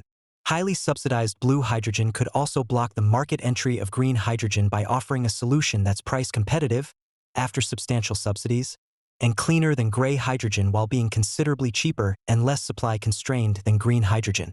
Through the P3 lens, though, green hydrogen is more promising, but at an earlier stage of development. Current costs are higher, but the costs of the key component electrolyzers will fall and there will be scale and learning gains as well. IEA has estimated that green hydrogen will be cheaper than blue hydrogen by 2035 and will eventually reach $1 per kilogram, the approximate price of gray hydrogen. However, this is an estimate for the point of production, not the point of consumption. There is a long distance between the two, and it's the delivered price and performance that matters to customers, and that's a further challenge. Michael Liebrake, for example, has pointed out the immense difficulties in transporting hydrogen. Thus, we may still need transformative technologies to reach P3 even for green hydrogen. If we don't invest in them, the much-anticipated hydrogen revolution could deflate like a punctured dirigible. Given the intrinsic uncertainty of innovation and energy markets, a smart policy would focus on both accelerating green hydrogen down its current cost curve while investing in transformative hydrogen technologies, and monitoring those cost curves very closely indeed. Any role for blue hydrogen should be carefully measured and assessed in terms of creating markets that will soon be filled by green hydrogen. It matters a lot whether hydrogen is on curve B or C. 4. Finally, there are sectors that simply cannot decarbonize, curve D. Aviation is perhaps the most prominent. Efforts to force the adoption of sustainable aviation fuel, SAF, notably in the EU, will fail even in the West. Battery-powered aviation is impractical beyond short-haul flights by smaller planes, a small fraction of total industry mileage. And while a new hydrogen-powered long-haul aviation sector is possible, the economics are beyond daunting, even if the technical and scale-up challenges could be met. Part of aviation's climate impact could perhaps be mitigated by better routing and increased industry efficiency, as well as by solving the contrails problem. Contrails reflect heat back toward the Earth and account for more than 50% of aviation's impact on climate change. But beyond that, policy should shift resources away from fruitless efforts to repeal the laws of physics and toward sectors where success is possible. Aviation is responsible for 2.5% of global CO2 emissions and 3.5% of global warming. When non-CO2 climate impacts are considered, the high energy density needed to power flight and the long lifespan of aircraft make the aviation industry especially challenging to decarbonize, while performance needs vary by market segment. Sustainable aviation fuel, SAF, is the most commercially advanced technology for decarbonization, and it can be used in existing aircraft without sacrificing performance. The most widely adopted pathway uses hydroprocessed esters and fatty acids, HFA. This fuel is made from waste cooking oils and fats, and is 2 to 3 times the cost of conventional jet fuel. It is severely supply constrained because there are only limited sources and also competing uses. Global SAF production totaled 80 million gallons in 2022, just over 0.1% of the production of standard jet aviation fuel, usually known as Jet A. The cost of producing HFA fuel is unlikely to decrease significantly, as the feedstock is expensive to collect and is volume limited. HFA will therefore not be cost competitive with conventional jet fuel without very large subsidies for the foreseeable future. An alternative nascent pathway produces SAF from clean hydrogen and carbon. This approach is known as power-to-liquid, PTL, or e-kerosene.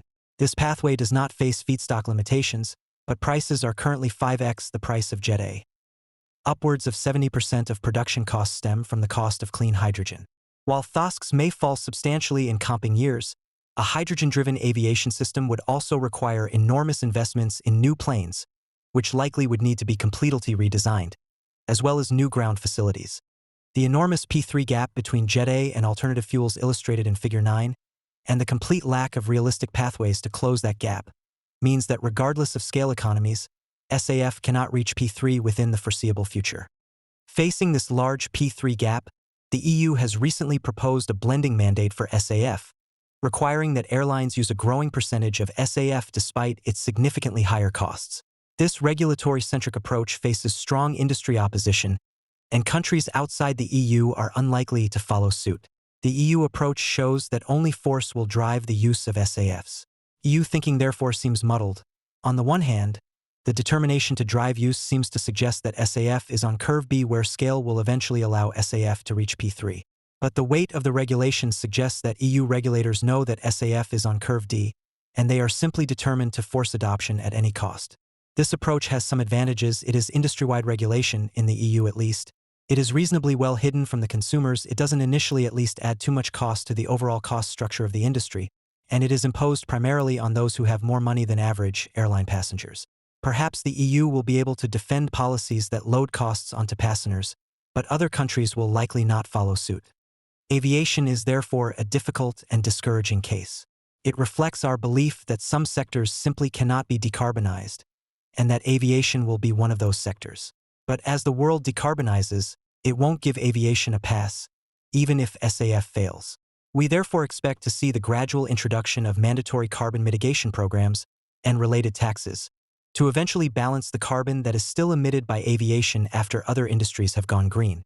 Innovation is, as we noted earlier, inherently risky, though perhaps less risky than doing nothing.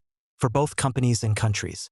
In this uncertain environment, P3 lights the path forward by focusing attention on what matters and what needs to be done. The power of the P3 lens lies in its unique ability to define a formal milestone for the end of the path. We know that the transition will work when the necessary technologies reach performance/price parity with existing technologies. Without that, we are left with desperate measures to fake P3. Subsidies, regulations, perhaps targeted public procurement, plaintive calls to virtue, and eventually geoengineering and other remediation strategies. The problem then lies not in the mechanisms. All mechanisms have a place. The problem lies in the substitution of mechanisms for the endpoint, the milestone we must reach. By identifying specific P3 milestones for specific technologies, we can understand the key barriers and challenges that must be overcome if each milestone is to be reached. Mechanisms can help to do that. Supporting the supply side when the market isn't there yet, building infrastructure, and even seeding end use can all contribute, but only if the P3 goal is clear and the milestones along the way toward that specific objective for each technology and sector are clearly marked. Thus, a key task for rich nation governments is to conduct thorough assessments of the wide range of technologies being supported to get a clearer sense of whether they are Curve C or Curve B technologies, as the appropriate policy packages are quite different, and where there may be no feasible path to decarbonization, Curve D. Of course, despite the potential power of the P3 lens, it is much easier to call for the P3 approach than it is to implement it. But despite challenges, the P3 lens is the only way to reach a market-based green transition, and only a market-based transition will work for low-income countries as well as most of the rich countries and hence for all of us. The P3 framework is powerful. As we have explained, it's central to effective policy and hence to a successful green transition. But it's not easy, as common pitfalls can derail the use of the P3 lens. 1. Delivery, not production. It's easy to focus on the cost of energy production, partly because it's simpler and partly because the data are more easily available. Energy is typically produced at a large scale and under tight enough regulation that wholesale production prices are easy to identify. But it is the price to the user that matters, not the price of production, and that's much more difficult to figure out and varies across a wide spectrum of specific circumstances. That delivered price reflects the entire value chain, not just production. Reaching P3 for delivered energy means that, collectively, all components of the system must reach P3 without subsidies. 2. Differences between new and old. Typically, new production plants have cost advantages over existing plants. New plants use the latest technology, can sometimes be sited in ways that are newly advantageous, e.g., near delivery infrastructure or an end user, and may benefit from declining component costs. But old plants have advantages as well. Critically, the capital cost of the plant, CAPEX, may have been completely amortized over time, giving the plant substantial cost structure advantages, while old plant production has likely been optimized. So the P3 lens must address these distinctions, and policies should seek to ensure that the old is not allowed to use incumbency to defeat the new. 3. Sensitivity analysis. P3 analysis is complex and often highly sensitive to a wide range of variables, as changes in the price or availability of key inputs or components, for example, can dramatically change the economics of a proposed project. For instance, blue hydrogen is highly sensitive to the cost of natural gas, which can be very volatile. P3 must therefore include sensitivity analysis as well. 4. Performance, not just price. It's tempting to focus on the price of commodities such as energy and simply assume that performance is standard or at least fungible. This is not always the case, though. Performance includes the technical capability of the product. For example, petroleum is sold at various purity levels for different uses. But performance also includes less standardized characteristics such as availability, delivery time, reliability, and storability. Performance is central to P3 analysis and, in particular, helps bring distribution issues into the analysis. 5. Monitoring and review. Given the complexities, it's tempting to be one and done, to do a comprehensive P3 analysis and assume that it will suffice for a considerable period. However, that may not be the case, and energy policies cannot be locked into outdated models. Fortunately, DOE has committed to a living document approach, as the recent commercialization pathways published by DOE for 3 sectors are explicitly designed to remain under regular review. 6. The analogies trap. The cost of solar power has declined by 85% in the past decade. 105. This seems similar to, and is partly based on, the remarkable and sustained improvement in P3 for semiconductors, following Moore's law. But P3 improvements are driven by specific innovations and the capacity to scale effectively. Arguing by analogy that P3 for green technologies will necessarily follow Moore's law for semiconductors, or that other technologies such as electrolysis or nuclear will follow this pathway, is a dangerous form of magical thinking. Only detailed sector-specific analysis, using carefully constructed scenarios, can support such critically important conclusions. The P3 lens helps us both at the macro level and in the detailed understanding of green pathways. Resources are inevitably finite, especially government resources. So, making good calls about which technologies to back is critical. The P3 lens helps us see which technologies to prioritize and which require further development. It also allows us to explore the most efficient way to get the GHG reductions we need, and to avoid expensive investments in dead-end options. That helps us make the right strategic choices amid multiple potential options. Important conclusions follow from the arguments above, and many will be explored in more detail in a subsequent series of Information Technology and Innovation Foundation (ITIF) papers. The most important is that climate policy needs a fundamental overhaul. Over the last 2 decades at least, virtually the entire climate policy discussion has been centered around force rather than getting to P3 and then letting markets do the heavy lifting. We argue that the P3 lens should be brought to bear on every climate policy. And if there is a reasonable risk that force cannot achieve P3 in a particular technology/application, policymakers must quickly focus significant resources on the R&D needed to support transformative innovation.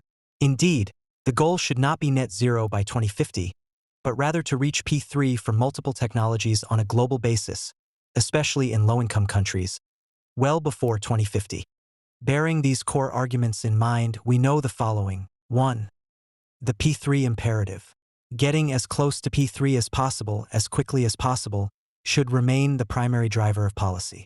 That's because climate change is global, so solutions must be tuned, in particular, to the needs of big low-income countries where market levers will be absolutely central. So, every climate policy must answer the basic question: is that policy the best way to get to P3 for that technology/sector? Answering that question requires a much expanded framework for analysis. The existing TRL model is good for capturing development toward the market but is no help beyond that. 2. Missing technologies. It is a mistake to believe that we have all the technologies we need to complete the green transition. Some existing technologies will fully address GHG emissions, but cannot compete at current price/performance levels even in the United States, let alone globally. In other areas, for example nuclear and biotech, we need fundamentally new technologies. And it's not whether a technology works that matters, it's whether it delivers at P3. That means we need a clean technology policy portfolio focused on a wider array of technologies, including high-risk, high-reward technology solutions. 3. What matters is P3 for energy delivered to the end user, not just P3 for energy at the point of production. Many distribution challenges, for example, grow as scale expands, e.g., electrification of vehicles will soon require radical expansion of the electric grid, and the markets that matter are at the user end of the supply chain. So, policy should not focus too tightly on the price of energy at the point of production. 4. Mechanisms. We will not subsidize, regulate, or exhort our way to parity. But there will be important roles for both regulation and subsidies. Especially as technologies get near P3, subsidies, regulations, and carbon taxes can sometimes help get us there by seeding markets, creating scale through standardization, and encouraging deployment, all of which can help move technologies along curve B. But by far the biggest global lever is the market, and P3 is the key to unlock it. 5. Innovation remains critical. In many sectors and for many technologies, it won't be enough to move down the cost curve as scale grows, as that curve will never reach P3. And so, despite the urgency to accelerate the green transition, we must not starve better technologies, currently further upstream of the market, of R&D funding and support. In many cases, we must find transformative technologies that will shift the entire cost curve downward, not just help production move down it. Finally, it's important to consider the possibility that it might be impossible to get to P3 for all needed solutions. After all, there are likely to be realities grounded in physics that cannot be overcome. The history of technological innovation suggests that human ingenuity finds a way past what were considered insurmountable barriers. But maybe this time is indeed different, at least in some sectors and for some technologies. If that is the case, there are only three choices. First, higher-income countries could step up and pay to capture and sequester the remaining carbon emissions. It makes little sense to expect lower-income countries to do that. Could be an expensive option, but it's likely to be needed. Many climate advocates reject CCS altogether because they prefer a world in which renewables work and fossil fuels are unnecessary. It's unfortunate that our world is not that world. Second, climate impacts could become so severe that political pressure mount enough so that even low-income countries take action. We are a long way from that happening, in part because of the free rider problem, and it will almost certainly come too late, but it is possible. Third, governments could decide that the best we can do is some reduction in emissions, and to switch the primary focus toward climate mitigation, reducing damage from climate impacts. That, however, is not a solution for a specific sector and seems equally unlikely.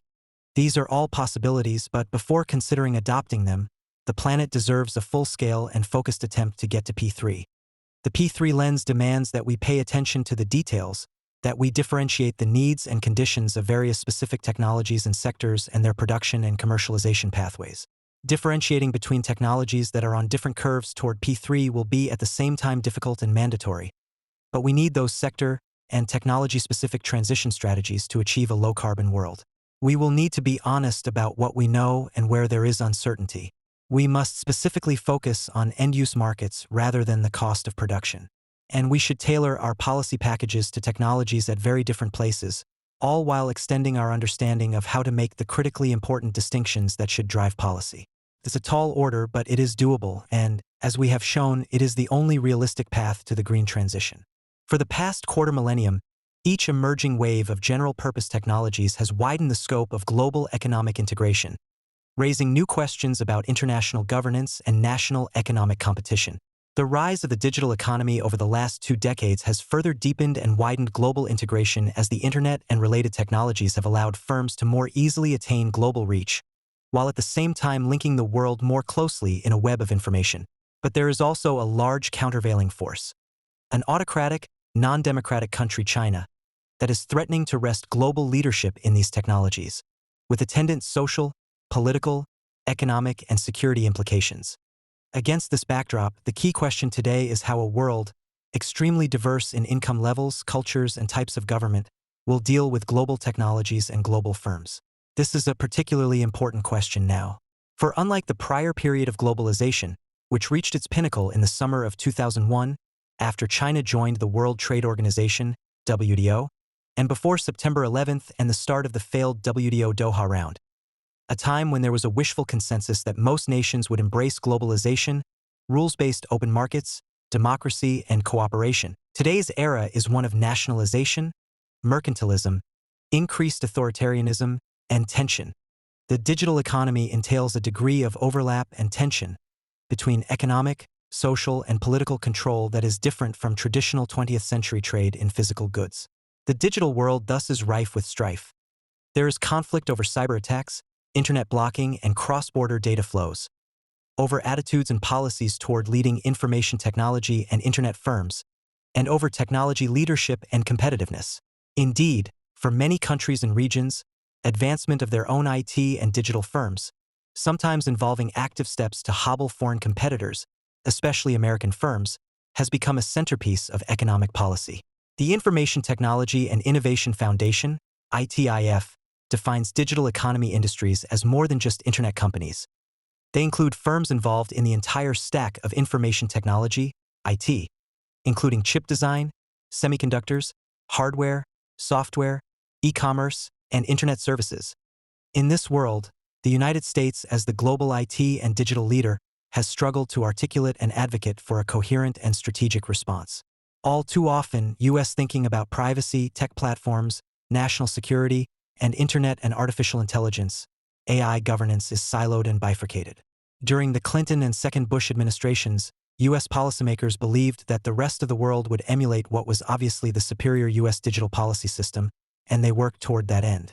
But China's unprecedented success in IT and digital industries, coupled with the questioning of the desirability of a U.S.-style light-touch digital regulation and the rise of U.S. big tech companies, has meant that the United States can no longer rely principally on persuasion to convince others of the economic and innovation advantages of its approach. When that reality started to crystallize, the Obama administration made advancing the global open internet one of its top global digital policy goals. Unfortunately, many countries have grown distrustful of the U.S. government, especially after the Snowden revelations showed the degree to which U.S. intelligence agencies were leveraging digital technologies for surveillance. Despite some reforms and engagement by the Obama administration, the last decade has seen retrenchment rather than advancement of the open internet globally, open governments, and an open, rules-based global digital economy.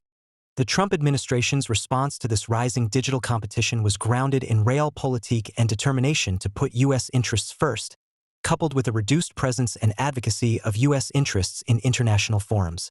But while the former part of this shift was needed, the reality of the global digital economy is that it is difficult to effectively advance U.S. national interests unilaterally. This brings us to the present moment.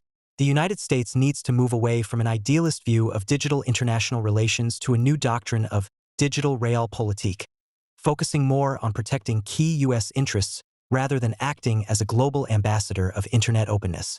The new doctrine needs to move away from the idealist dream of a harmonized, values-based global internet, as this is clearly not going to happen.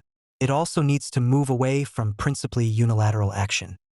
A realist strategy needs to be based on the central recognition that America must enlist, in a variety of ways, like-minded nations to support U.S. interests, and at the same time not be reluctant to exert pressure to have other nations come along. And given China's directly conflicting approach to the internet, this needs to include cooperation on the overarching goal of limiting China's global dominance and manipulation of competitive markets in the IT and digital space. Fears of the internet fracturing at the root system level into a so-called splinternet are overblown. But it is true that global digital politics are likely to be highly contentious for the foreseeable future. Permanent alliances may be difficult to sustain, even against China. More likely, alliances will shift depending on the issue. This means that shaping the global IT and digital economy in ways that are in U.S. interests is one of the most important challenges facing U.S. foreign and economic policy going forward. Getting it wrong could lead to a many-against-one environment wherein U.S. IT and digital firms, and by extension, the United States overall, face a challenging environment with consequences for many aspects of American life. It is long past due to leave behind the hopeful but naive view that most countries will see the digital economy the way the United States has historically seen it, as a force for progress, innovation, and free speech, wherein market outcomes should generally be allowed to prevail, with a light touch of government only in the few places needed. In the future, needed change will come more from appealing to foreign interests, rather than values and ideas. The U.S. government needs to formulate a grand strategy grounded in a doctrine of digital realpolitik that advances U.S. interests first and foremost, recognizing that it should work with allies when it makes sense and constrain digital adversaries, especially China and Russia. This report first discusses why leadership in IT and digital technology is important. It then discusses where major nations or groups of nations stand vis-a-vis IT and digital technology and their strategies and successes. These include the United States, China, the EU, Japan, the four Asian tigers, South Korea, Taiwan, Singapore, and Hong Kong, developing nations generally, and disruptive nations such as Russia. The report then enumerates 7 undesirable scenarios and how they may develop. Scenario 1. EU regulatory imperialism succeeds, and America is isolated. Scenario 2. Anti-tech forces turn America into the EU and China prevails. Scenario 3. The EU won't budge. Scenario 4. Nations craft a digital WTO. Scenario 5. China wins the minds, if not the hearts, of UNCTAD nations. Scenario 6. The splinternet emerges. Scenario 7. The United States spends much of its political capital on promoting the open global internet. It then lists 4 desirable scenarios, the achievement of which U.S. policy should seek. Scenario 8. U.S., EU, and non-aligned nations isolate, punish, and defend against IT and digital scofflaws, such as Russia. Scenario 9. The U.S. forms an Anglo-American and Friends alliance to push back against Chinese innovation mercantilism. Scenario 10. The United States, the EU, and non-aligned nations cooperate against China. Scenario 11. The U.S. approach prevails in developing markets. Finally, the report lists 11 key principles that should guide U.S. IT and digital policy internationally. Principle 1. Unabashedly support IT and digital innovation, rejecting the techlash narrative and policies. Principle 2. Embrace IT and digital, national developmentalism, smart, active policies to support IT innovation and adoption, and bring more nations into that orbit. Principle 3. Work to limit China's IT and digital progress, especially when it based on innovation mercantilism. Principle 4. Actively fight foreign IT and digital protectionism. Principle 5. Advance IT and digital free trade, especially with like-minded nations. Principle 6. Resist authoritarian influences in the IT and digital economy, but remain focused on key U.S. interests. Principle 7. Defend the private sector's core role in IT and digital governance. Principle 8. Defend the principle that big is not bad and often is superior. Principle 9. Defend light touch regulation. Principle 10. Defend the mostly open internet. Principle 11. Support and advance a robust domestic IT and digital policy that ensures U.S. global leadership. Since the rise of the first industrial revolution in Britain, most nations seeking wealth and power have focused on attaining leadership, or least competencies, in technologies that are emerging, foundational, and propulsive. These technologies change over time as emerging technologies become mature and nations master them. But initially, these technologies are emerging, and most nations seek capabilities. They are foundational in that they apply to many different parts of an economy and society, including to military capabilities. And they are propulsive in that their growth spurs widespread investment and growth in the overall economy. For example, when the British led in the development of the railroad, nations around the world sought to also adopt the technology. While the first modern steam locomotive railroad was built in 1830 between Liverpool and Manchester, England, it took decades for other nations to attain it. For example, in the United States, rail miles grew from about 32,000 in 1860 to about 180,000 in the mid-1890s. And it was not until 1872 that the first railroad was built in Japan, which the modernizing Meiji government saw as critical to launching Japan into the modern age. Likewise, governments have sought to ensure technology capability in every key technology since, including steel, electricity, telephony, aviation, oil, mass production systems, computing, and now digital technologies. Technologies such as the railroad and IT and digital today enable propulsive industries that generate an economic boom, both through the investment wave generated and the economic benefits they bring. In the late 1860s, about 10% of America's non-farm paid labor and 50% of the production of its capital goods industries were involved in railroad construction. During the next major economic transformation in the late 1890s, the steel industry played a similar role. Again, in the early 1950s, the technology systems of chemical processing, electronics, and mass production powered an economic boom, with mass production goods industries such as automobiles and appliances propelling the U.S. economy to new heights. During their emergent periods, these technologies and industries seem larger than life, capturing the excitement of the entire society. In the boom period of the railroad, it was at the center of the national imagination just as the internet was from the mid-1990s to the mid-2010s. As one economic historian described it, stories about railroad projects, railroad accidents, and railroad speed filled the press. The fascinating subject was taken up in songs, political speeches, and magazine articles. In 1880, sociologist Charles Fraser stated that an agent is at hand to bring everything into harmonious cooperation, triumphing over space and time, to subdue prejudice and unite every part of our land in rapid and friendly communication, and that great motive agent is steam. The rhetoric surrounding IT and digital technology was not all that different, at least until recently. But eventually the excitement dies and in some cases turns to scorn, as we see with the current techlash, wherein big tech firms and emerging tech generally are accused by many as the source of much that has supposedly gone wrong.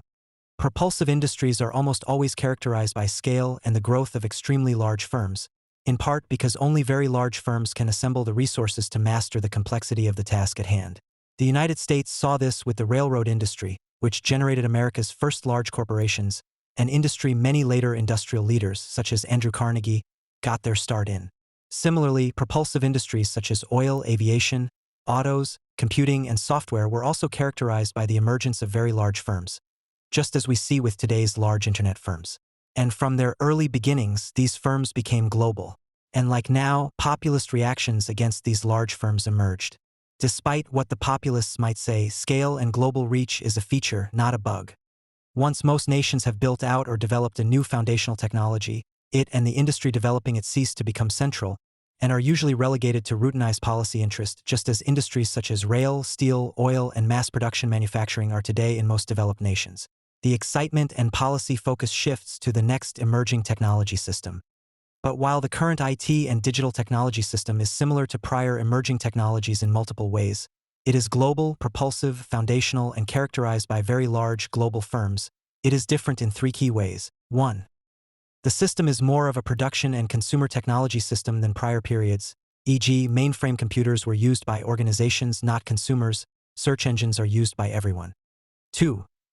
They are also a communication technology, which means that they impact what people see and hear, and who with and how they communicate, and thus have a broad political and social impact. 3. They have a potentially broader impact on jobs than most prior technology systems. It is these aspects that add complexity to the global digital system, as it means that the technology systems links nations, firms, and people more closely together, often in ways that conflict with individual country norms and rules. As noted, nations have long competed for leadership or at least competence in the propulsive industries of the day. So where do leading nations/regions stand when it comes to IT and digital? Since the development of computing in the 1930s, the United States has led the world in IT, with a succession of leading companies. The particular nature of the IT innovation system played to U.S. strengths. Unlike some sectors and technologies wherein innovation could be pursued more incrementally by incumbent firms, the history of the IT industry is one in which older firms committed to older technologies were regularly replaced with new ones embracing fundamentally different technologies. This relentless Darwinian winnowing and survival of the fittest played to America's entrepreneurial strengths. Americans were willing to take risks and start new enterprises, often with the support of robust venture capital pools. Indeed, with the establishment of the American Research and Development Corporation in 1946, the United States pioneered the venture capital industry. As such, one key to U.S. success was the continuing entry of new IT companies, displacing others as leaders. Once dominant companies such as Cisco, General Electric, Hewlett-Packard, and IBM are now smaller than they were at their peak. And once strong companies such as AOL, DC, EDS, Lucent, Motorola, MySpace, Netscape, Sperry Rand, Sun Microsystems, Yahoo, and Wang are either out of business or were purchased by other firms. And the top digital companies in the United States, Amazon, Apple, Facebook, Google, and Microsoft, are on average just 31 years old. Some of this evolutionary change came about as technology opened up new opportunities, e.g., the shift from mainframes and minicomputers to personal computers, the rise of the internet, etc., wherein incumbents could not adapt effectively, and new entrants emerged and thrived. This disruptive dynamic played out in the emergence of semiconductors. When Bell Labs pioneered the development of the transistor, it would seem logical for General Electric, America's sixth largest company, to lead in this technology. But it did not. Other new firms, such as Texas Instruments, did. And after presiding over the development of the transistor at AT&T's Bell Labs, William Shockley founded his own semiconductor company in Mountain View, California, in 1957, called Shockley Semiconductor Laboratories. Rebelling against his authoritarian style, 8 of the young technicians he had recruited, the traitorous 8, quit and formed their own company, Fairchild Semiconductor. When 2 of the 8, Robert Noyce and Gordon Moore, got frustrated working at Fairchild, they left to start their own firm, Intel. Another of the 8, Eugene Kleiner, co-founded the Silicon Valley venture capital firm Kleiner Perkins Caulfield and Byers, which made early investments in companies including Google, Amazon, AOL, Netscape, and Sun Microsystems. The United States had another key advantage, one which China enjoys today, and that is scale. As noted business historian Alfred Chandler has written, the large American market enabled U.S. firms to successfully enter new mass production industries, such as chemicals, steel, and meat processing, and later autos, aviation, and electronics. Because scale mattered so much to innovation and firm competitiveness, U.S. firms such as DuPont, Ford, GE, GM, Kodak, Swift, Standard Oil, and others became global leaders. Scale mattered even more to IT firms, for which fixed costs were high, writing the code, designing the chip, etc., and marginal costs significantly lower. This meant that having access to a larger market gave firms key advantages that allowed them to drive down costs and reinvest the profits into the next generation of technology. As David Moskella argued in Seeing Digital, in most businesses, as sales grow, there are initially important economies of scale due to learning and experience, but these eventually flatten out. In economic terms, the marginal cost comes to equal the average cost of adding more human capacity. Software and network markets are different. Here, the marginal cost of adding a new user to, say, Google or Facebook is close to zero. This means that average costs keep falling with volume, generating increasing returns to scale, and a tendency to create highly profitable winner-take-all or near-all industry structure. And because digital industries, especially information, including search engines and social networking and e-commerce, are characterized by scale and network effects, U.S. firms were able to capitalize on early leads to be the most competitive in the global market. That contributed to another key success factor. The United States became a talent magnet, particularly for electrical engineering and computer science talent. Andy Grove, Andy Bechtolsheim, Vinod Khosla, Sergey Brin, Elon Musk, and Peter Thiel are just a few of the top immigrant entrepreneurs who helped fuel U.S. IT leadership. Another key advantage was U.S. government policy. With World War II and the subsequent emergence of the Soviet threat, the federal government constructed the world's greatest innovation system. The massive expenditures on weaponry and research and development (R&D) in World War II positioned the United States as the leader in a host of advanced industries, including electronics. The response to the Soviet threat, exemplified by the satellite Sputnik, helped cement America's technology leadership. By the early 1960s, the federal government invested more in R&D than every other foreign government and business combined. And that support for research, as well as contracts to provide needed government services and products, provided critical, although usually overlooked, inputs to America's key technology hubs, including Boston's Route 128 and Silicon Valley. Indeed, as late as 1990, Silicon Valley's Santa Clara County received more Department of Defense (DoD) prime contract award dollars per capita than any other county. As IT entered into a new phase in the 1980s and 1990s, with more powerful microprocessors, the emergence of personal network computers and easy-to-use software, it became clear to many policymakers that IT was now a key driver of growth and competitiveness, and that effective economic policy meant getting it policy right. Successive administrations, supported by bipartisan agreement in Congress, took a number of steps to spur IT and digital innovation, including deregulating broadband telecommunications, as most American homes had access to at least two broadband pipes, cable and DSL, freeing up radio spectrum for wireless communications, and taking a light touch with respect to regulating online privacy, establishing Section 230 of the Communications Decency Act to protect Internet intermediaries from liability for content on their systems, opening up the GPS satellite system for commercial use, and using IT to transform government itself. Finally, at least until recently, the prevailing attitude toward IT and digital's impact on jobs and the economy was positive, with few policymakers wanting to slow down transformation, even if it led to productivity growth and some employment disruption.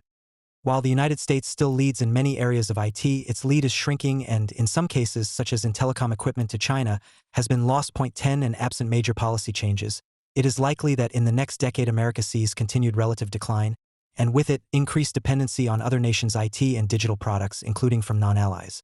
In the early 1980s, when China sought to gain advantage in the IT industry, it was significantly behind Europe and the four Asian tigers. But it has arguably made the most progress, and succeeded in creating many viable competitors for leading American IT and digital companies, and in the case of telecom equipment, destroying the competition. As a result, China's IT economy is massive. Around 30% of Chinese exports are in the IT sector. However, much of this output and exports is by foreign multinationals that produce in China. But China has developed some leading multinationals of its own, including Huawei, Lenovo, and ZTE. In addition, its BAT companies, Baidu, Alibaba, and Tencent, have used their protected home market to grow and become dominant in China, before using it as a base to expand into foreign markets around the world. China has adopted some technologies at a rapid pace. For example, in 2019, there were an estimated $1.5 trillion of online retail transactions, 25% of the nation's total retail transactions, more than twice both the volume and proportion of e-commerce in the United States. This is even more impressive given China's internet penetration rate remains low at only 60%, and 99% of its internet users have mobile internet, with 70% using mobile payments.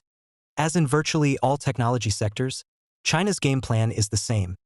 First, copy foreign technology, often through forced joint ventures, intellectual property, IP, theft, or reverse engineering. Then limit access to the Chinese market of foreign firms while supporting domestic firms with a panoply of support, including grants, low-cost and preferential financial loans, tax breaks, discriminatory government procurement and other tools, and finally, supporting going out to gain market share. Outside of China, China's first step was to attract foreign investment. In the early 1980s, when Deng Xiaoping opened up the Chinese economy to foreign investment, its main economic development strategy sought principally to induce foreign multinationals to shift relatively low and moderate value production to China. 16. China's second step was to attempt to learn from foreign companies, in part by having them train Chinese executives, scientists, and engineers, and also by forcing them to transfer technology as a condition of market entry. Since roughly 2000, when China joined the WTO, it has deployed an array of unfair and often WTO illegal tactics, including currency manipulation, massive subsidies, and limits on imports in order to both attract foreign establishments and support domestic manufacturers, especially in the IT sector. The third step was to support Chinese companies in their efforts to copy and incorporate foreign technology while building up domestic capabilities. One important marker for the transition from Stage 2 to Stage 3 was the publication in 2006 of National Medium and Long-Term Program for Science and Technology Development, 2006 to 2020, which calls on China to master 402 core technologies, including a host of IT sectors such as integrated circuits and high-performance computers.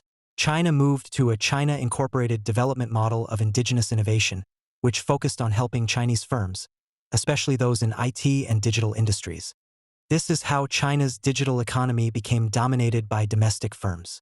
The Chinese government banned international competitors, such as Facebook and Twitter, in 2009, and Dropbox and Google in 2010. Indeed, China made arguably the most important digital strategy decision in the history of the IT industry when it decided it would not let the giant US dot-coms, especially Google, Facebook, and Amazon, just set up shop and dominate the Chinese market the way they were doing in so many other nations.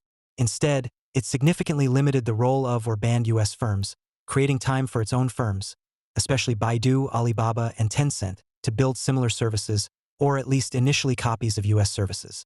This means that a generation of Chinese consumers has grown up without knowing that their internet and consumer experience is completely different than what is available in most other countries. And this happened during a critical, formative period of digital growth in China.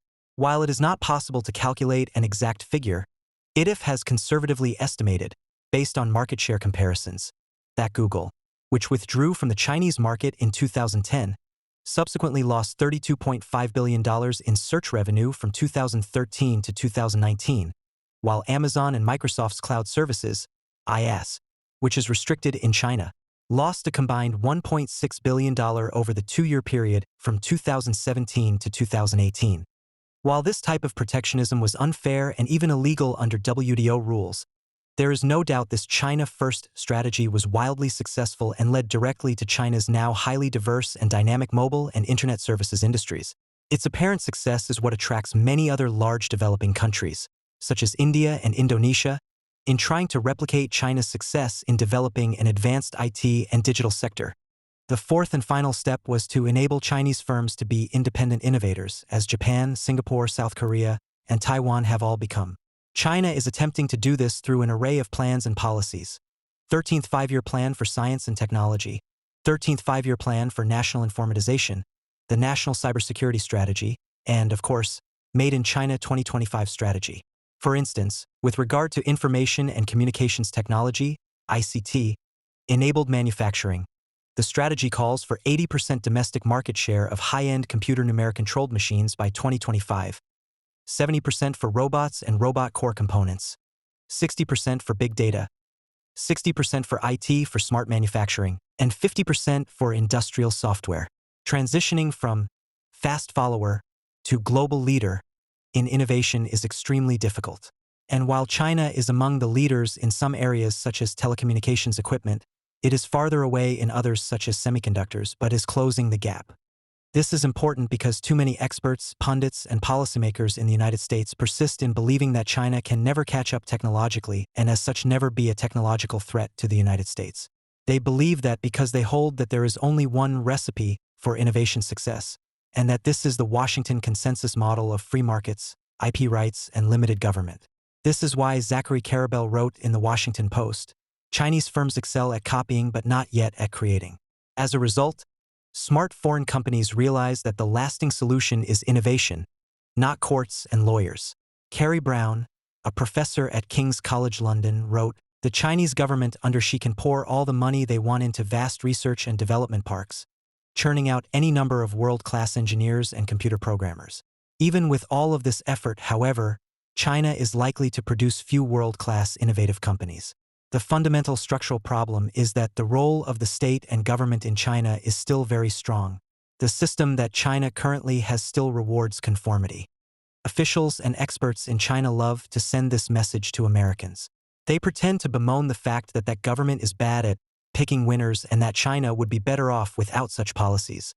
But alas, the government hasn't yet seen the light. The not-so-subtle subtext is, "Don't worry about us, we can't challenge you technologically." Such self-congratulatory assumptions on the part of U.S. commentators about China's inability to innovate are not only wrong, but dangerous. As Gregory C. Allen, a fellow at the Center for a New American Security, wrote, "China's dominance in AI technology and its military applications are not only credible but likely, in the absence of a massive shift in U.S. policy. The reality is that China can innovate, even if it is not always first to the world, and that does and will challenge U.S. IT and digital leadership. It will also innovate in very different areas, prioritizing those valued by the state, such as facial recognition, social credit, traceable financial transactions, and the like. Overall, China is the most serious competition America has ever faced. Europe has responded to America's digital leadership with concern, even alarm. Many EU policymakers regularly call out U.S. technology colonization and call for digital sovereignty against U.S. dominant platforms. The French Minister for Economic Affairs went so far as to call U.S. big tech companies an adversary of the state. These reactions are not new. Since the 1960s, Europe has viewed U.S. IT leadership with alarm. As French economic journalist Jean-Jacques Servan-Schreiber wrote in his 1968 bestseller, The American Challenge, one by one, U.S. corporations capture those sectors of the economy most technologically advanced, most adaptable to change, and with the highest growth rates. Like today, Europeans characterize the challenge in dire terms: a seizure of power, invasion, domination, counterattack, and industrial helotry. Also like today, it was not just European politicians sounding the alarm, it was European business. The major business trade association of Europe, UNICE, complained that U.S. firms actually had the audacity to cut prices. Writing in a report to government, "A joint study of production costs has allowed us to set rules which, while safeguarding competition, prove beneficial to all. We must not allow the American firms, from lack of knowledge of our methods, to provoke a price war that would cause serious difficulties in the market." In other words, American firms refused to participate in price cartels and instead focused on providing EU consumers with lower prices, and this should be stopped. Servan-Schreiber called for Europe to get its house in order, build a single market, fund advanced technology R&D, and expand university enrollment, particularly in STEM, science, technology, engineering, and math. He eschewed any talk of punishing or rejecting U.S. investment. In fact, he wrote, "Nothing would be more absurd than to treat the American investor as guilty and to respond by some form of repression." Despite fretting about the U.S. invasion for over half a century, and the success of such firms as ARM, SAP, Skype, and Spotify, Europe largely failed to generate global leading IT and digital firms. In fact, Europe has lost global market share, especially to China. As Figure 1 shows, compared with nations such as South Korea and Taiwan, and especially the United States, the EU has broader technology capabilities across value chains, but has much shallower capabilities in each area. As both a cause and effect in response to the current invasion by U.S. digital firms, Europe has embraced the kind of repression Servan-Schreiber counseled against. The EU has deployed a wide array of mercantilist tools to protect itself in the hope of hobbling, Gulliver-like, the American giants so that the EU Lilliputians can grow. This takes the form of aggressive antitrust enforcement, limitations on the export of data, taxes on U.S. digital companies' sales, digital services taxes, geo-blocking prohibitions, regulating video platforms as traditional audiovisual providers, government funding of technology alternatives, e.g., the Quero search engine, the GAIAX cloud project, establishing EU-approved data intermediaries as an alternative to US tech firms, mandates for paying newspapers to list their articles in search results, limits on price discounts by e-commerce retailers, requirements to take down information from the web, right to be forgotten, charging foreign firms more for access to EU government data, massive fines for privacy, content, and other digital violations, onerous regulatory restrictions on the use of data, and many others. There are multiple reasons for Europe lagging behind in IT and digital, especially in developing EU-headquartered firms. Most US tech firms actually invest significantly in EU operations, including R&D. One is its approach to antitrust. With the Sherman Act, the United States banned trusts and cartels, which led American firms to merge and get big, significantly boosting their global competitiveness. Point 31. In contrast, Europe was more permissive toward cartels and other cooperative arrangements, as noted by the previously mentioned Unici statement, which meant that on average EU firms remained smaller. For example, in 1966, the United States had 134 corporations with annual revenues of more than $500 million, while Europe had just 41.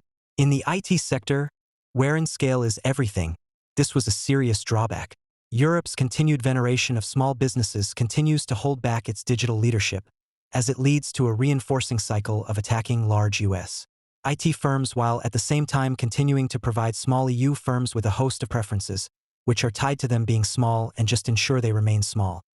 Europe also has a long history of throwing money at second-rate national champions, usually in an attempt to win the last war. For every Airbus or Ariane, there are many more failures.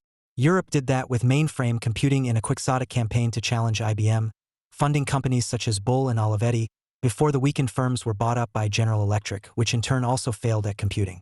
And Europe failed in the Eureka project to create a digital television industry. It failed to build the next so-called Google killer with Quero, and the next cloud giant with CloudWhat or Numergy.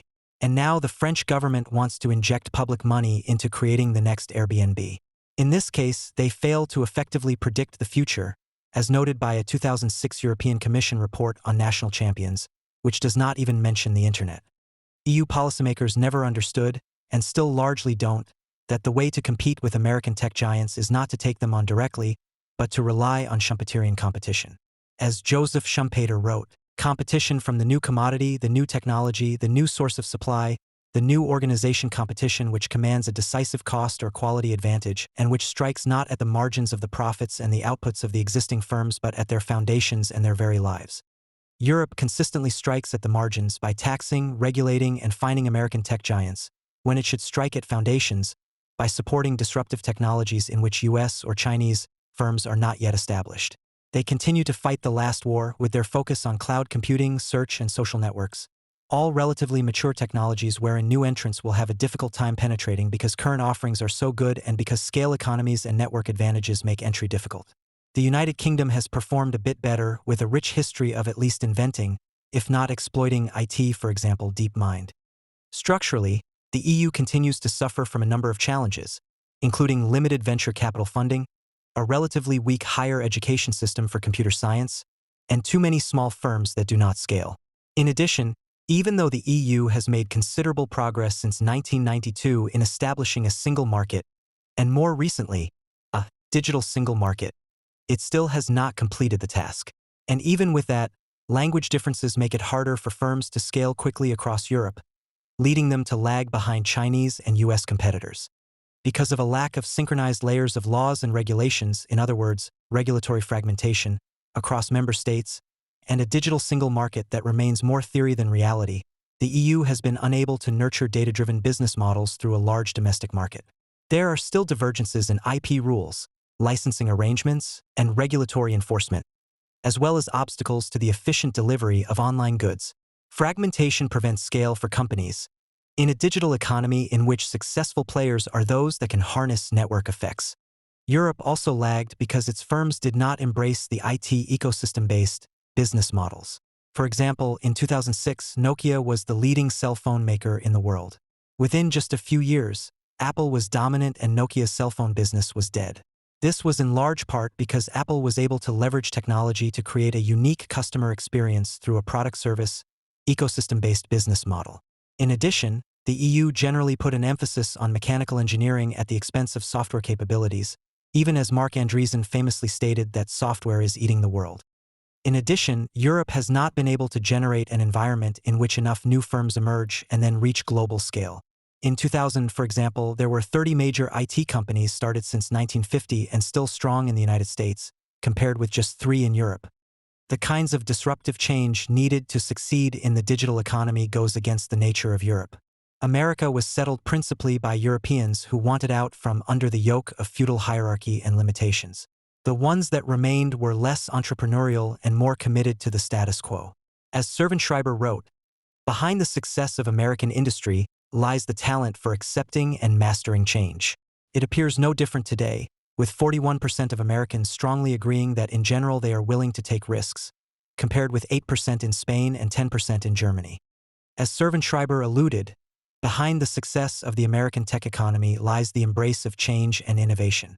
In contrast, the EU has embraced the precautionary principle, wherein virtually every new innovation is approached from a glass-half-empty view, with the urgent need to form a commission of experts, largely academics and civil society representatives with little connection to actual commerce, to study the innovation and identify the sundry and various ways it could go bad, especially in the hands of the profit-hungry U.S. cowboy capitalists. Europe has even convinced itself that its array of heavy-handed, precautionary-based digital economy regulations, rather than being a drag on innovation, are actually a spur to it. The dominant narrative in Brussels and most EU states is that the strict regulation of privacy, AI, and other emerging technologies is required in order to boost consumer trust, which in turn will give EU firms a leg up because, unlike the United States, EU consumers will more readily adopt these technologies. However, the fact is they do not. The scholarly evidence is quite clear that these kinds of restrictive regulations, as opposed to balanced regulations, not only deter innovation but fail to spur more digital adoption. Moreover, they believe that since EU firms will already be in compliance with what will soon become global regulatory standards, they will gain competitive advantage. At times, it's even worse, with European elites being actively hostile to technology and capitalism. Simone de Beauvoir, a leading French intellectual, wrote in 1966, "In every country of the world, socialist or capitalist, man is crushed by technology, alienated from his work, enslaved and brutalized. This has happened because man has multiplied his needs rather than constraining them." When did this downfall begin? The day we began to prefer science to wisdom and utility to beauty. In other words, the peasants should be happy with immiseration, looking at the beautiful sunsets after a long day of backbreaking labor with scythes and rakes. Similar statements today about emerging technologies such as AI abound. For example, Lubna Bouarfa, a member of the European Commission's Artificial Intelligence High-Level Experts Group, embraces resistance to AI, writing, "I find that this resistance has great potential. We must embrace it as a wake-up call, treating it not as a direct cause of alarm, but as a valuable societal warning sign." Strict and stifling digital regulations don't just come from a deep-seated commitment to the precautionary principle. They come from the fact that Europe remains a social democratic society wherein markets, businesses, especially large and U.S. businesses, and technologies are suspect, government is privileged, and so-called civil society groups are presumed to represent the public interest. Moreover, these regulations come from a long-standing concern in Europe over employment, where job loss is something to be avoided, and policymakers have struggled to bring unemployment rates down to U.S. levels, in large part because unemployment benefits and other income support systems are so generous that many people choose to stay out of the labor market longer than they otherwise would, and many firms are virtually prohibited from dismissing workers. None of this, of course, is to say that the correct alternative is libertarianism, despite the fact that some EU officials believe this is the overriding U.S. governing philosophy. It is to say that the only way a nation or region has any chance of succeeding globally in the digital economy is to adopt a balanced approach to regulation that privileges both innovation and social protection. This means recognizing that no one right or interest, such as privacy, should define a government's approach to innovation, but that like any public policy issue, there are going to be multiple rights and interests to balance. Japan and the 4 Asian tigers were the miracle economies of the 1970s and 1980s. The Japan challenge to U.S. technology leadership in the 1980s was particularly significant, with a host of books being written about it.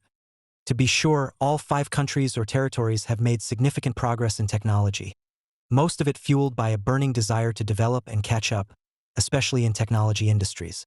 All five relied on explicit government industrial policies, with their strategies following particular phases. As Leen Soo Kim wrote in his definitive history of Korean innovation upgrading, imitation to innovation, the dynamics of Korea's technological learning, there are several distinct stages these nations took to try catching up to the leaders in innovation. The first stage involved the transfer of foreign technology to that nation, sometimes by foreign direct investment, sometimes by licensing, and to some extent, although vastly less than with China, by theft. This was supplemented by intensive education in technical fields, supported by rigorous screening, testing, and promotion, something few other developing nations did. The second stage involved the effective diffusion of imported technology within an industry and across industries. The third stage involved local efforts to assimilate, adapt, and improve imported technology, and eventually to develop one's own technology. These efforts are crucial to augmenting technology transfer and expediting the acquisition of technological capability. Technology may be transferred to a firm from abroad or through local diffusion, but the ability to use it effectively cannot. This ability can only be acquired through indigenous technological effort. This painstaking process of doing the work hard on the low end of commodity IT markets first, and then working their way up, was based on humility, patience, and hunger, something Europe lacks today. The final stage is to become global innovation leaders, with all four, leaving aside Hong Kong, regions working to achieve. As Lim wrote, firms in catching up countries that have successfully acquired, assimilated, and sometimes improved mature foreign technologies may aim to repeat the process with higher-level technologies in the transition stage in advanced countries. Many industries in the first tier of catching-up countries, e.g. Taiwan and Korea, have arrived at this stage. If successful, they may eventually accumulate indigenous technological capability to generate emerging technologies in the fluid stage and challenge firms in the advanced countries. These places, especially Singapore, Taiwan, Japan, and South Korea, focused on IT hardware, including semiconductors, computers, consumer electronics, e.g., TVs, and more recently smartphones. For example, computers, telecommunications equipment, and the manufacture of electronic components/circuit boards account for close to 90% of the value added by Japan's ICT sector. As Figure 1 shows, these Asian nations have specialized and competed mostly in hardware and components. Taiwan is home to a world-leading semiconductor foundry, TSMC, as well as a host of component and hardware makers. South Korea is home to two world-leading semiconductor producers, Samsung and SK Hynix, and electronics firms such as LG.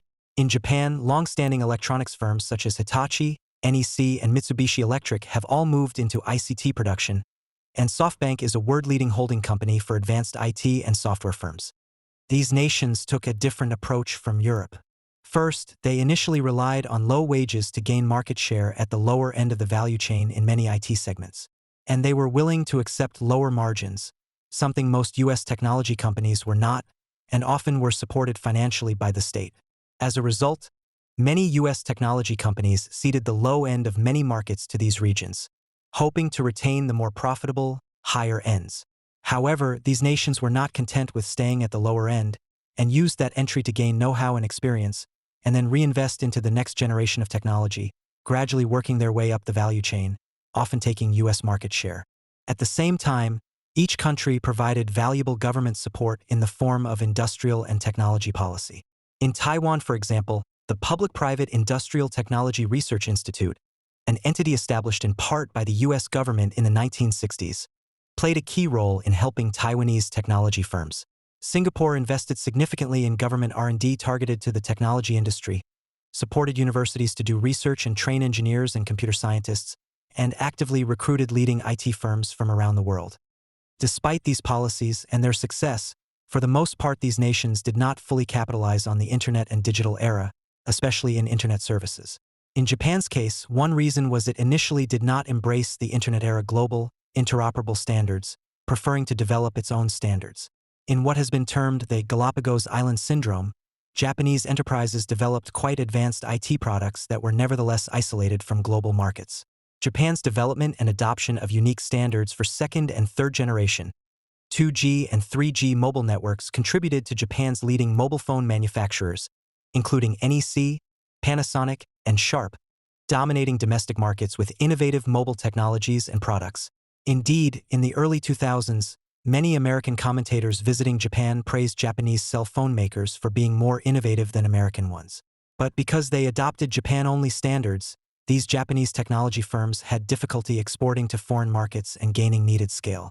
And these early leaders were soon left behind firms that chose to use global standards. And like Europe, by the time many firms in these countries got around to focusing on key internet technologies, such as search and social media, US firms had already made considerable progress, and because of network effects, essentially locked in the market.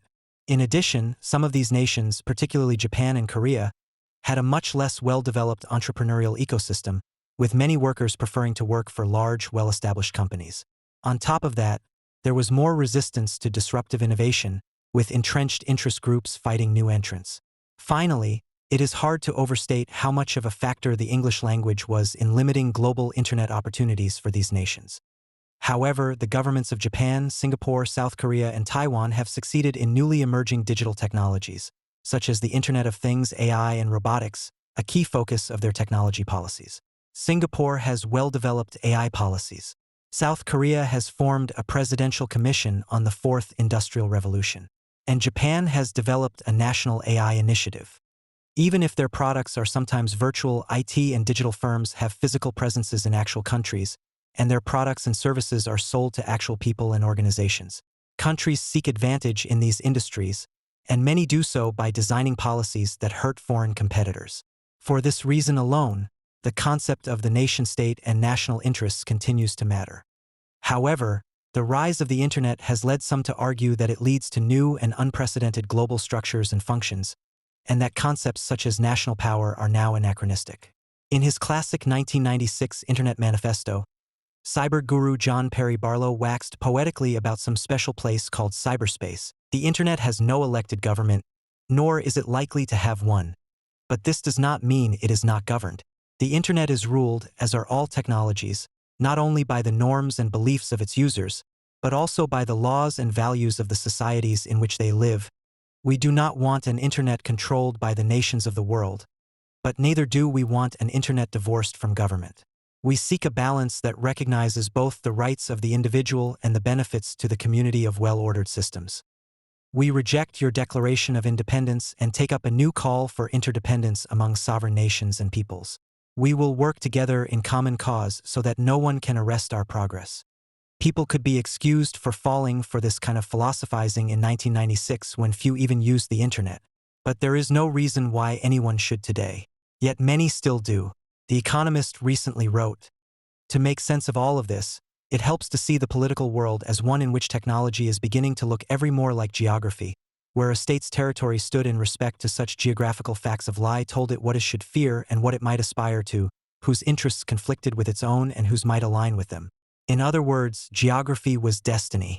The units of analysis for today's nascent technopolitics are platforms." Former State Department official Anne-Marie Slaughter agrees, writing in Foreign Affairs, "Think of a standard map of the world, showing the borders and capitals of the world's 190-odd countries. That is the chessboard view. Now think of a map of the world at night, with the lit-up bursts of cities and the dark swaths of wilderness. Those corridors of light mark roads, cars, houses, and offices. They mark the networks of human relationships, where families and workers and travelers come together. That is the web view.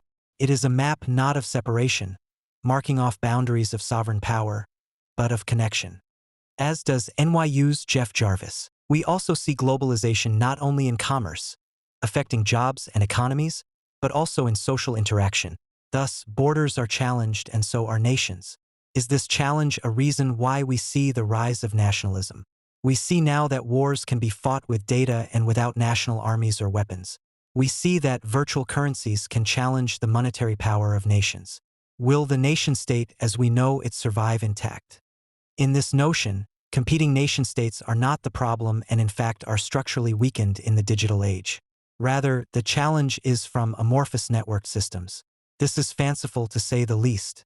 The telegraph and telephone no more did away with the need for a Westphalian view than the Internet does now. Notwithstanding some individuals who commit cybercrime, it is still governments that take or support actions that most directly impact U.S. national interests, and it will continue to be. When a nation-state truly wants to effect change on the Internet, it can do so.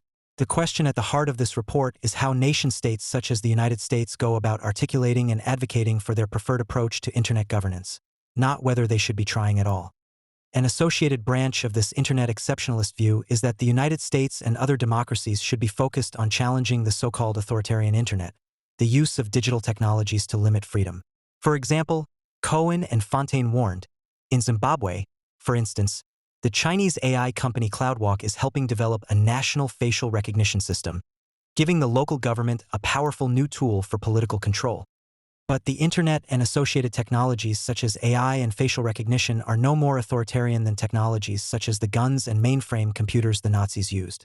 Facial recognition systems, for example, can be bought in every nation, and most governments will eventually install them widely because of their significant benefits.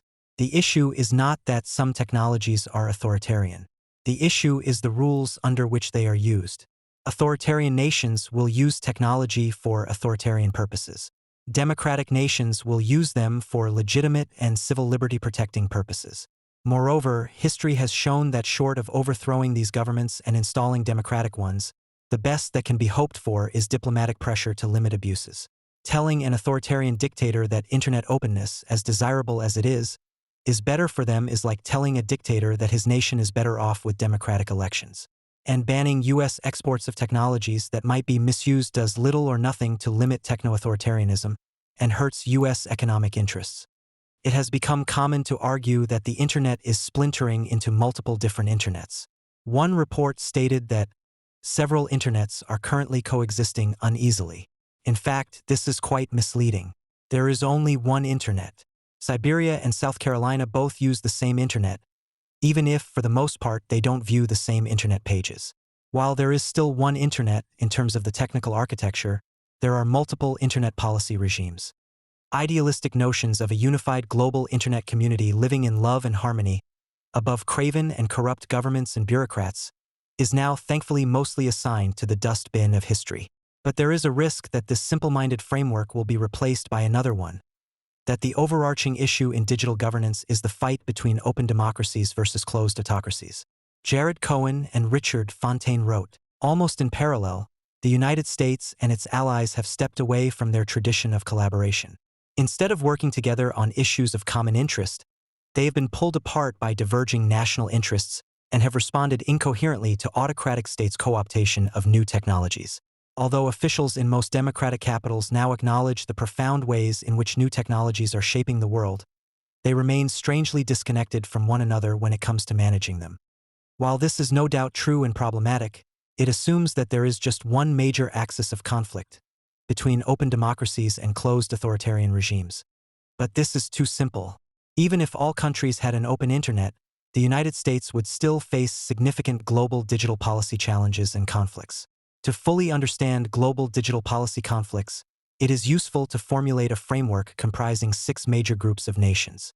To be sure, any such typology risks oversimplification, in part because some nations can be aligned with more than one camp, depending on the issue. But this formulation hopefully provides a useful guide for how the U.S. government should constitute a grand digital strategy. Tensions between these groups of nations play out over 3 main clusters of issues. 1. Issues of criminal or other malign activity, such as Internet piracy and cyber attacks. 2. Social and economic regulation, including of AI and other emerging technologies, privacy, Internet and telecom standards. And 3. Issues related to national technology competitiveness and national security, including cross-border data flows, taxation, IT and digital competitiveness policies, encryption and law, enforcement access to data, and export controls. Nations have different views on these issues for a variety of reasons. The first group is the United States. Because the United States is home to global leading IT firms, it seeks a deeply globally integrated market, including with data flows and Internet openness, so that its firms can fully benefit from expanded markets. But the motivation goes beyond commercial. The United States has also pushed for this and the policies that go along with it, because most U.S. policymakers believe that technological innovation is critical to global gross domestic product, GDP, growth and societal progress, and democratic values, norms, and processes are critical to human fulfillment. And they rightly see U.S. policies, practices, and firms as maximizing these. Because of this, U.S. policymakers push for limiting unfair and protectionist foreign IT policies, not only because they threaten U.S. interests, but because they harm global IT innovation. At the same time, the United States has pushed for a governance approach to the Internet and IT standards generally that is based on a voluntary, industry and stakeholder-led, bottom-up standards process, rightly pushing back against some government efforts to dictate standards. It has also pushed for an open Internet wherein all or most legal content is available to citizens, because of the belief in the democratizing and empowering force of information. And from the Clinton administration, Internet governance principles crafted by Ira Magaziner to efforts by the Trump White House supporting a light-touch approach to AI regulation, the United States has generally avoided innovation-harming regulatory regimes and sought to convince other nations of the wisdom of this approach. More recently, the United States has tried, albeit haphazardly, to lead a global coalition to push back against Chinese IT and digital dominance, including in the telecom equipment and AI spaces. There are three main motivations for such actions. 1.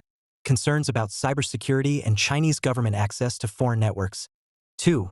Concerns about Chinese internet values, including censorship and government surveillance, spreading globally. And 3.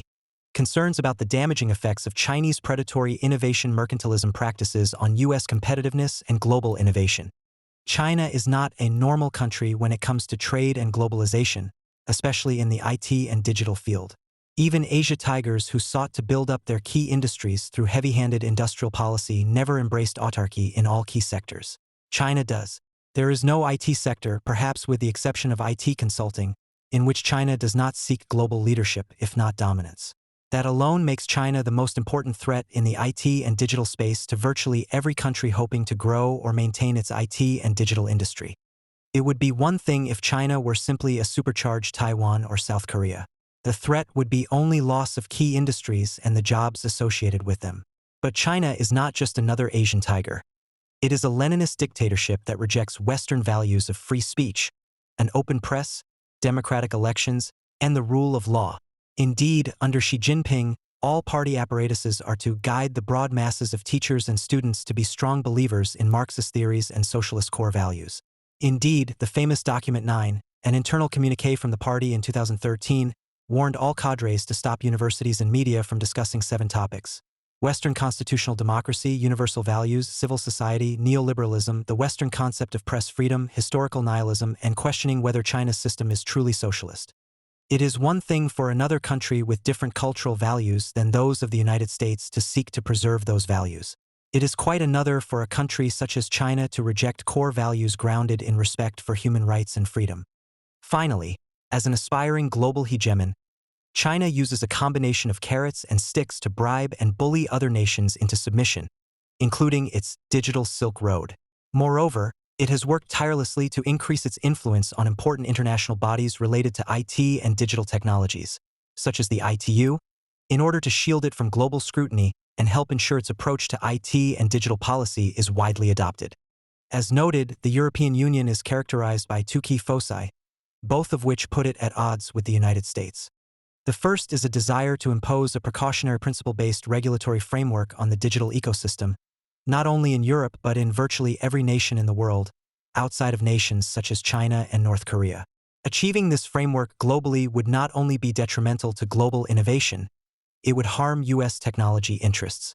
One reason is EU techno-pessimism: AI and robots kill jobs, AI is biased, virtual reality is addicting, e-commerce hurts small firms, big tech breeds inequality, big firms should be chopped down to size, internet companies practice surveillance capitalism, and on, not only dampen excitement for and interest in digital technology innovation, they generate anti-innovation policies. The second is the growing and increasingly naked EU protectionism, which takes the form of an array of attacks on U.S. technology companies, limits to EU markets, and policies to unfairly prop up EU competitors. Until recently, much of the EU's focus was on spurring its own domestic innovation, including by trying to establish a digital single market. But under the new Commission, that has changed. Now, with stronger Franco-German leadership, its focus is much more about protectionism. EU officials now frame much of this agenda around the importance of small businesses, which, in their narrative, are victimized by big tech and need an array of special privileges and government handouts in order to thrive. They argue, without evidence, that small business is the driver of innovation and all good things, and that digital policy must be not only biased toward little tech, but biased against big tech, especially U.S. big tech. This is the only way to give little tech a fair and fighting chance. Without a Gulliver-like tying down of US big tech, including through antitrust, onerous privacy rules, mandated data sharing, algorithmic audits, and public data banks, where small companies get free access, discriminatory taxation targeting US tech companies, asymmetric rules regarding platforms, and other measures, coupled with subsidies and other favors for EU little tech, the latter supposedly will have no chance. For example, the proposed EU Digital Services Act is quite clear of the intent. Asymmetric rules will ensure that smaller emerging competitors are boosted, helping competitiveness, innovation, and investment in digital services, while targeting specific harms emerging from large platforms. The proposed Digital Markets Act just by happenstance appears to include only foreign, mostly US companies. Rather than focusing on boosting their own framework conditions and celebrating their overwhelming export success with the United States, they focus instead on raising US tech firms' costs. Finally, Europe's forthcoming rules on foreign subsidies could give it the power to unilaterally shut out US products from the EU marketplace, without having to go through the WTO. Leaving aside the clear violations of the spirit, if not the letter of the WTO, which EU officials proudly tout their allegiance to, such policies will do little to help grow the EU digital economy, but they will harm the US tech economy. The EU is convinced that it needs to, in the words of EU President Ursula von der Leyen, achieve technological sovereignty in some critical technology areas. Thierry Breton, the EU Commissioner for Internal Market, argued that European data should be stored and processed in Europe because they belong in Europe. Yet, these messages directly contradict the message from DG Trade, which states, "Trade allows countries to procure the best products and services for its citizens internationally." This means government and local authorities can spend less public money on the products and services they purchase, and trade makes it easier to exchange innovative or high-technology products.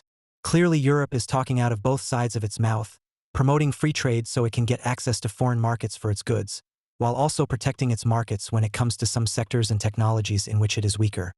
It is even more galling that the EU is going in this direction given the very large trade surpluses it runs with the United States on virtually every manufactured product.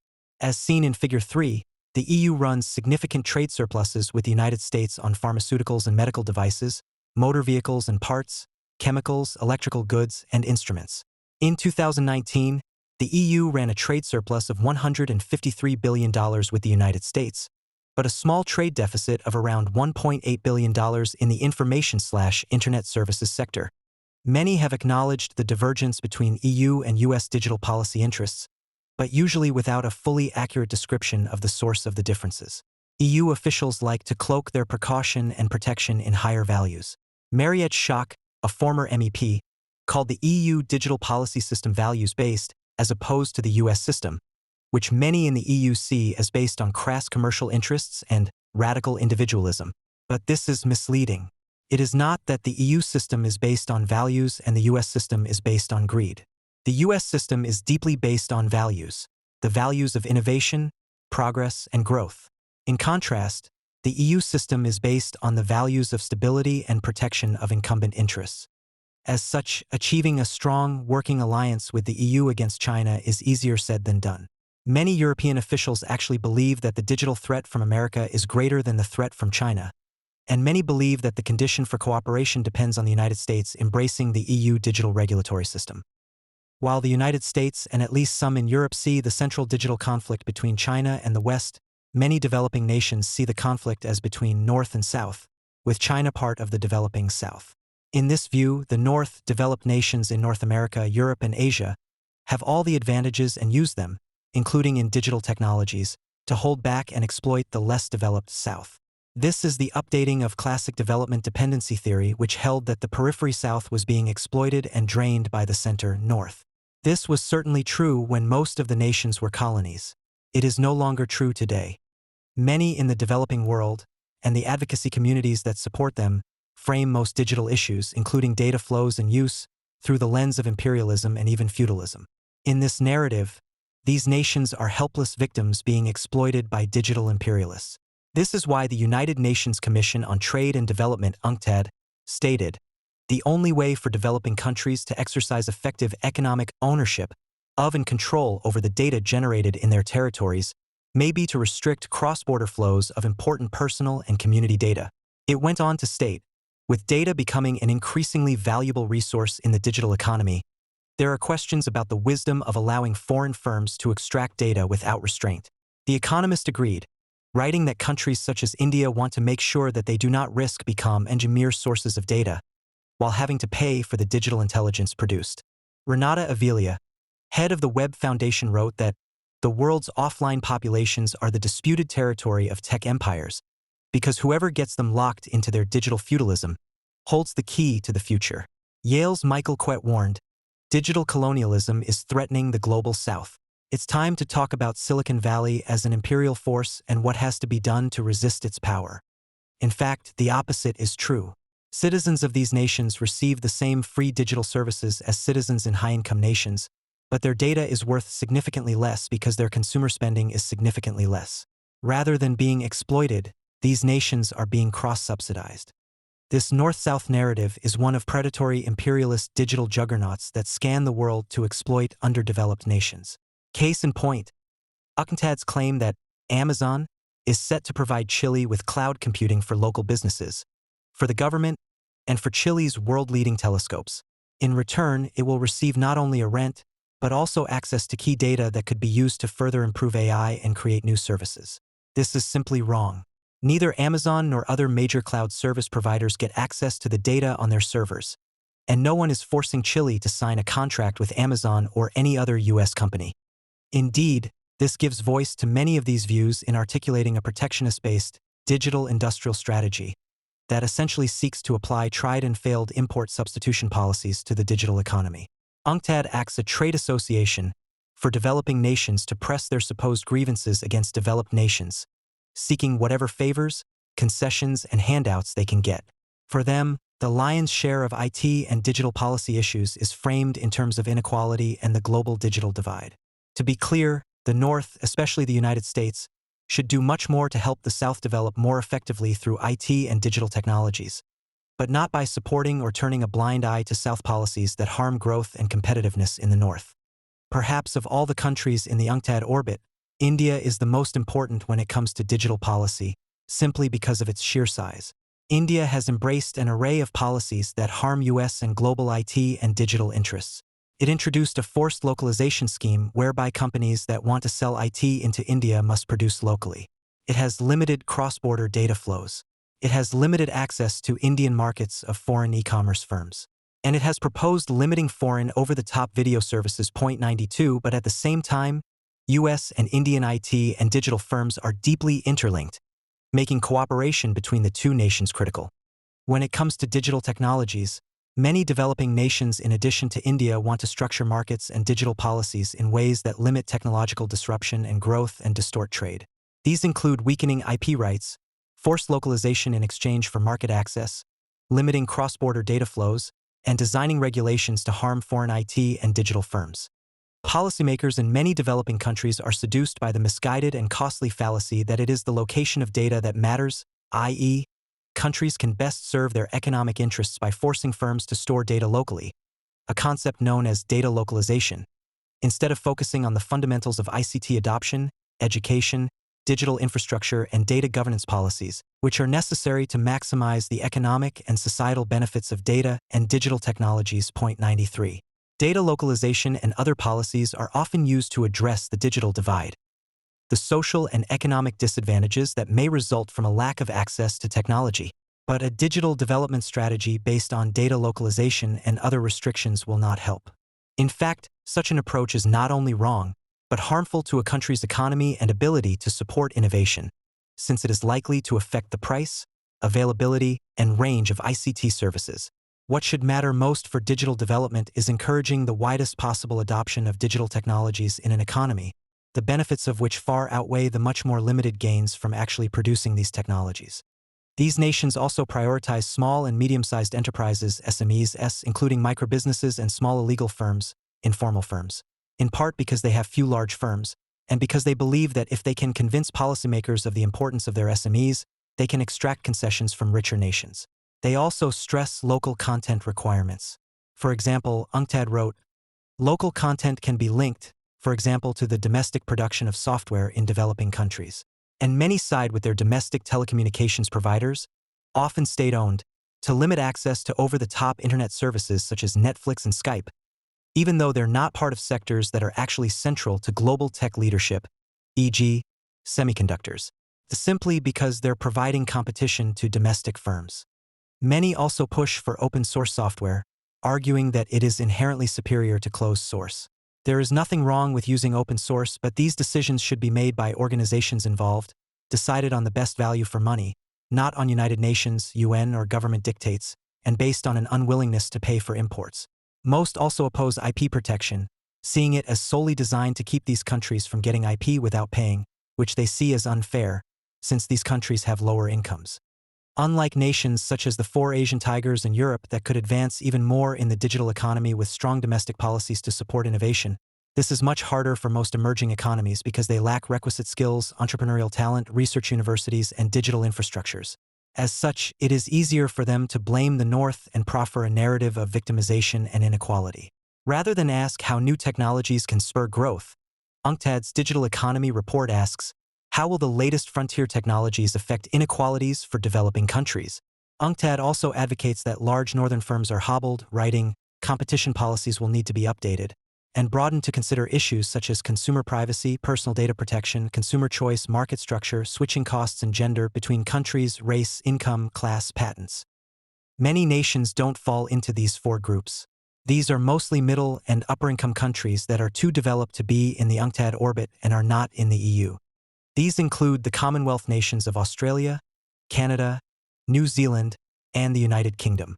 These nations are, for the most part, not protectionist and seek to gain IT competitive advantage through legitimate means. And of course, they are democracies. These countries should naturally align with the United States on most digital economy issues, especially digital governance, and may be willing to join with the United States to push back against China digital expansionism. These countries advocate IT and digital economic and trade policy that is generally driven by the recognition that they need to build economies of scale through an open and rules-based global digital economy. They do not have the internal market size of China or the United States. However, occasionally these nations emulate Europe in their own drive to push back against US digital firms, often because of domestic political pressures from business interests that dislike foreign competition. For example, Australia has proposed legislation to require internet providers to pay Australian news providers for linking to their sites. 98 Canada has proposed draconian privacy legislation that would subject firms to massive fines for even inadvertently not following the new rules. Included in this group is also a set of Latin American countries. While some countries such as Venezuela are more in the authoritarian camp and others such as Brazil often align with the UNCTAD camp, many LATAM nations, particularly ones with more market-oriented policies such as Chile, Colombia, Costa Rica, Mexico, and Peru, have started to build their own digital trade and economic framework via the Pacific Alliance, which is similar to the US approach. However, more broadly, they remain unaligned, as many countries, such as Colombia, emulate European data privacy policies. Thus, the United States, the EU, and China are all engaged in trying to get them into their respective orbit. Most countries in Africa, and the region via initiatives at the African Union, are at an early stage in enacting data protection, economic and trade, and other policies to account for the growing importance of data-driven innovation and trade. South Africa, Nigeria, and Kenya are home to emerging tech hubs. Policymakers in the latter two countries recognize the opportunity of embracing digital technologies, developing and attracting tech investment and talent, and playing a part in global debates around data, including at the WTO. However, many countries in Africa, most often led by South Africa, are in the UNCTAD camp and oppose efforts to negotiate new rules at the WTO on e-commerce and want to enact duties on digital transmissions. Many countries have also enacted restrictive measures. 101 Regional discussions about building a digital economy agreement are therefore fractured by debates about what approach to take and whether to adapt policies from the US, EU, or China models. Finally, there is a set of Asian nations that see China as a threat and are on an independent development path or are already developed. These include such nations as Indonesia, Japan, Malaysia, Philippines, South Korea, Taiwan, and Vietnam. None of these nations have an interest in seeing China become the sole power in the region, and all are threatened by Chinese IT and digital mercantilism. But at the same time, they have to live with China given how deeply intertwined they are economically, which leads to their legitimate fears of being singled out for retribution from Beijing. Indeed, None of the unaligned want to be attacked by China's aggressive wolf warrior diplomacy and aggressive trade and other economic sanctions. And they all want to keep being able to sell as much as possible to China and attract whatever state-directed investments that suit their interests. At the same time, they do not want to be too much in the orbit of China and risk becoming a client state, and in so doing lose the support of the United States. So most keep their head down and focus on domestic reforms and programs, often taking in foreign investment and assistance along the way, with the hope that both China and the United States do not force them to choose sides. Finally, there is a small group of nations, most importantly Russia, but also countries such as Turkey, Iran, North Korea, and Ukraine, that pose no real threat to U.S. technology leadership but do pose threats as systematic bad actors, sponsoring cyber attacks, manipulating U.S. media and elections, hosting and distributing illegal digital content, and engaging in ransomware attacks or other financial crimes. This is not to say that other countries such as Brazil, Indonesia, and Vietnam do not also engage in malignant digital activity, or that China is not a widespread perpetrator of digital content theft. Rather, it is to say that the main challenge from the disruptors is crime, rather than spreading their policy system around the world or taking global market share from firms in the United States. Rather than consider the U.S. global digital strategy as binary, United States versus China policymakers should recognize and act on its multifaceted nature. Before discussing the scenarios the U.S. government should work to achieve, this report first discusses scenarios that would be adverse to U.S. interests. Scenario 1. EU regulatory imperialism succeeds, and America is isolated. In this scenario, the United States, either by commission or omission, allows the EU model of digital governance to prevail in most parts of the world, other than China and digital bad actor nations. By commission, the United States would support the right of the EU to enact stifling regulations and encourage companies around the world to adopt them, so they become the de facto rules. By omission, the United States does little to actively work with other nations to educate and pressure them to adopt the U.S. innovation-based model of digital regulation. Either way, the United States is isolated, and its firms face a global digital economy, one that isn't based on open, rules-based competition and innovation, but rather on who can best manage multiple conflicting compliance regimes. All nations want a globally competitive domestic economy. That is why most try to structure their regulatory systems in ways that protect key societal interests, such as public health, privacy, and the environment, but also that limit regulatory compliance costs. As noted, that is not the case in Europe. This is partly because powerful civil society groups exert disproportionate influence on policymakers, and also because Europe embraces the precautionary principle. The resulting regulatory system makes Europe's IT and digital industry less globally competitive. To limit that relative disadvantage, Europe tries to get other nations to adopt its regulatory regime. To be sure, the European Union mostly uses the velvet glove of persuasion, including portraying themselves as the reasonable alternative to Chinese authoritarianism and U.S. surveillance capitalism. But it is not above using the iron fist of coercion by threatening trade restrictions as punishment. In other words, the EU wants rules-based globalization so that it can have its cake and eat it too, restrictive, precautionary principle-based regulations and reasonably competitive industries. Big, powerful nations such as the United States and China can usually resist such pressure. But many other states are often faced with a stark choice: adopt EU-style regulations or face the risk of being shut out of the EU market. This is particularly problematic for nations that have fewer resources to invest in costly regulatory systems that are designed for advanced economies and have less economic leverage to push back against Europe. As one author noted, the differences in power, wealth, capacity, interests, and priorities between rules exporting and importing states globally are much starker than those dividing different EU member states. The scattered and embryonic nature of the law and institutions of global risk governance gives far less protection to the relative losers of rules globalization. European regulatory imperialism plays out in many digital technology regulatory areas, especially privacy. Europe's General Data Protection Regulation, GDPR, saddles its companies with strict privacy rules, making them less competitive. For example, the right to explanation could reduce AI accuracy, the right to data erasure would harm AI systems, and the prohibition on repurposing data will limit AI innovation. To compensate for these self-imposed limitations, the EU, in the words of former European Commissioner for Justice Via-with-Diresis R.A. Jourova, wants to set the global privacy standard. One way is to get other countries to adopt Convention 108, a Council of Europe Treaty on Privacy. The EU sees this as a stepping stone for countries to commit to before getting closer to their own GDPR-style regulations. Non-Council of Europe states Argentina, Cabo Verde, Mauritius, Mexico, Morocco, Senegal, Tunisia, and Uruguay have already acceded to the treaty. The EU's more direct means of conversion and coercion involve adequacy determinations. It negotiates with other countries about changes they need to make to their privacy regimes so they can be deemed compliant with the terms of Europe's GDPR and thus worthy of managing EU personal data. Over the course of 20-plus years, the European Commission has only granted adequacy to a small and disparate collection of 12 countries, mainly former colonies, that have achieved such adequacy determinations. But most nations have not.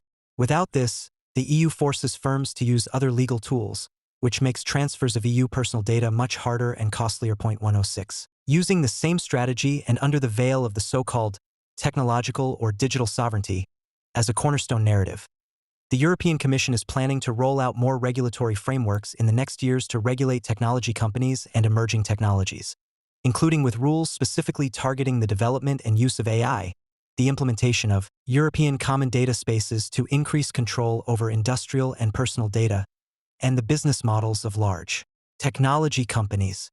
Europe uses several strategies to export its regulatory systems to economic competitors. One is by relying on the so-called California effect. This refers to the dynamic in the United States wherein California, the largest U.S. state, economically, often becomes the de facto regulatory standard setter because national companies find it easier to comply with just one regulatory framework, in this case California's. The EU relies on this dynamic on a global scale. It has been called the Brussels effect because it is the largest trading bloc in the world. When it sets stringent regulatory requirements, global companies often capitulate and design their products or processes to meet EU standards. The EU also works actively with other nations on regulatory schemes. For example, the EU made the case in Colombia for a GDPR-style privacy bill. Exporting its regulatory standards clearly allows Europe to make up for the competitive deficiencies it has imposed on itself, but it couches its agenda in terms of human values, arguing that if countries truly care about their people, they should adopt the EU approach. A variant of this argument is that the EU is the civilized alternative to lawless American cowboy capitalism. It also taps into underlying anti-American sentiments in many countries. Who wants to emulate the Yankees? European leaders also argue other nations should emulate their regulatory system because it will make their economies more competitive. For example, when it comes to the GDPR, the EU sells a narrative that strong privacy rules are a source of competitive advantage. The reality is that by limiting the use of data, including for AI, the GDPR has actually hurt EU competitiveness, especially through high compliance costs and unnecessary restrictions on how firms can use data to drive innovation. 107. This is especially the case for small and medium-sized firms. Finally, left-wing academics and civil society groups around the world press their case that the United States is a failed state that allows its companies to engage in rapacious behavior, and that the only globally just system is one based on EU social democratic values and regulations. In this narrative, any different or lesser regulatory protections for less developed nations, at least in the digital space, are exploitative, if not racist. Often underlying their positions is broader, underlying anti-American sentiments. So, in this scenario, Europe successfully convinces many nations to adopt its digital regulatory regime, including aggressive antitrust and digital service tax provisions.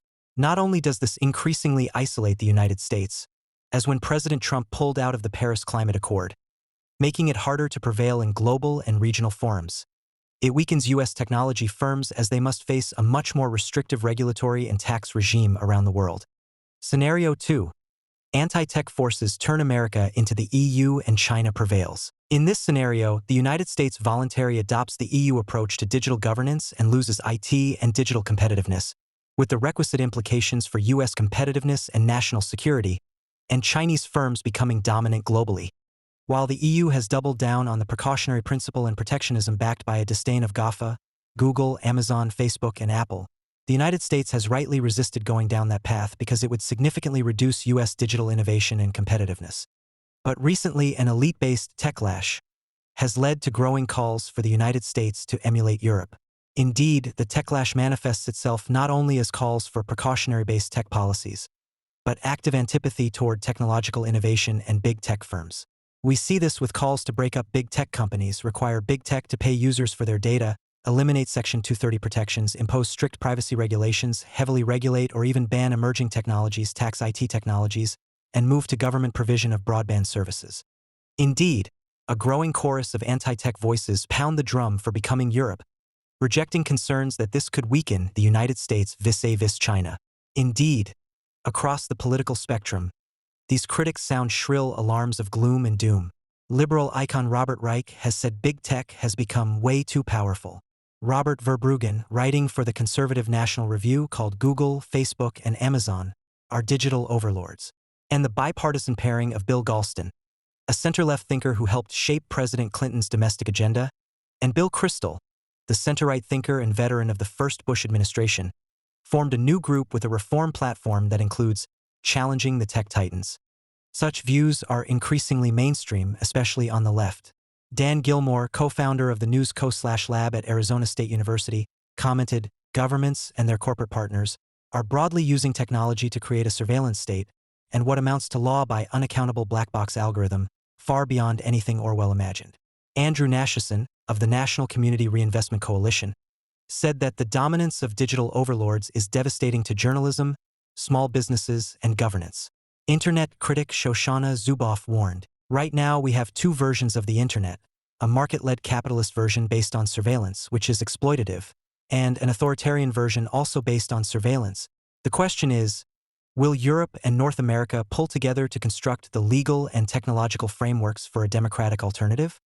Robert Kuttner, a liberal economic commentator who during the Japan challenge of the 1980s advocated for a strong U.S. economy, including in advanced technology, now argues for embracing the EU model. Will Amazon, Google, and Facebook, the most powerful global corporations in the history of the world, continue to have their way with us, using trade law as a means of constraining domestic regulation?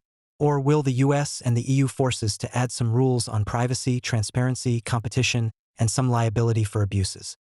Indeed, it is now almost a requirement of membership in elite circles, particularly left of center, to disdain technology and technology companies, ascribing to them a host of wrongs from climate change to joblessness to democratic deficits to low-wage growth and excess profits. And virtually no claim about the malevolence of tech companies or the injury being caused by tech is now too outlandish to generate considerable attention, from killer AI that will enslave the human race, as Elon Musk has asserted, to maps on smartphones leading to early onset of Alzheimer's. Virtually any and all negative claims are now routinely asserted and then widely circulated as truth, repeated at TED Talks, online, and elsewhere, much like other urban myths have spread. And these voices are reinforced by tens of thousands of academics, activists, pundits, civil society groups, media figures, and public officials throughout much of the world. For them, these issues are no longer even up for debate, for we all know AI is biased, tech kills jobs, privacy is a fundamental human right, etc. And these ideas often prevail because they are framed in value-based terms that appeal to people's emotions, human rights, autonomy, privacy, fairness, etc., and where the alternative is about corporate profits and corrupt government actors, not broad-based innovation. But it's not just that these voices seek to limit innovation, they seek to both limit market-based economics and develop alternatives. In this growing narrative from the left, it is the very nature of capitalism that generates these harms. Racial injustice, gender bias, environmental degradation, steep inequality, job loss from technology, crass materialism, lack of privacy, concentrated political power, and more. In this framing, it is markets and businesses, especially large ones, themselves that are the problem, and solutions should respond to that, embracing at least soft forms of socialism. It is easy to dismiss these claims as the rants of a few out-of-control TED Talkers, but in fact, ideas matter. In this case, this overarching anti-innovation, anti-tech, and even anti-capitalist narrative is influencing legislation at all levels of U.S. government. Moreover, an additional force that could move the United States in this direction is the view that the China challenge is so paramount that the United States must do anything to get Europe on its side, including emulating European digital governance. For example, The Economist called for the United States to recognize European privacy and other regulatory concerns, as well as demands that the tech titans be property taxed. In exchange, the EU would then supposedly help the United States with China. Financial Times columnist Rana Foroohar argued that a stronger EU-US alliance is critical, and that the Biden administration adopt EU tax, regulatory, and antitrust approaches to the tech sector so that the EU will cooperate with America.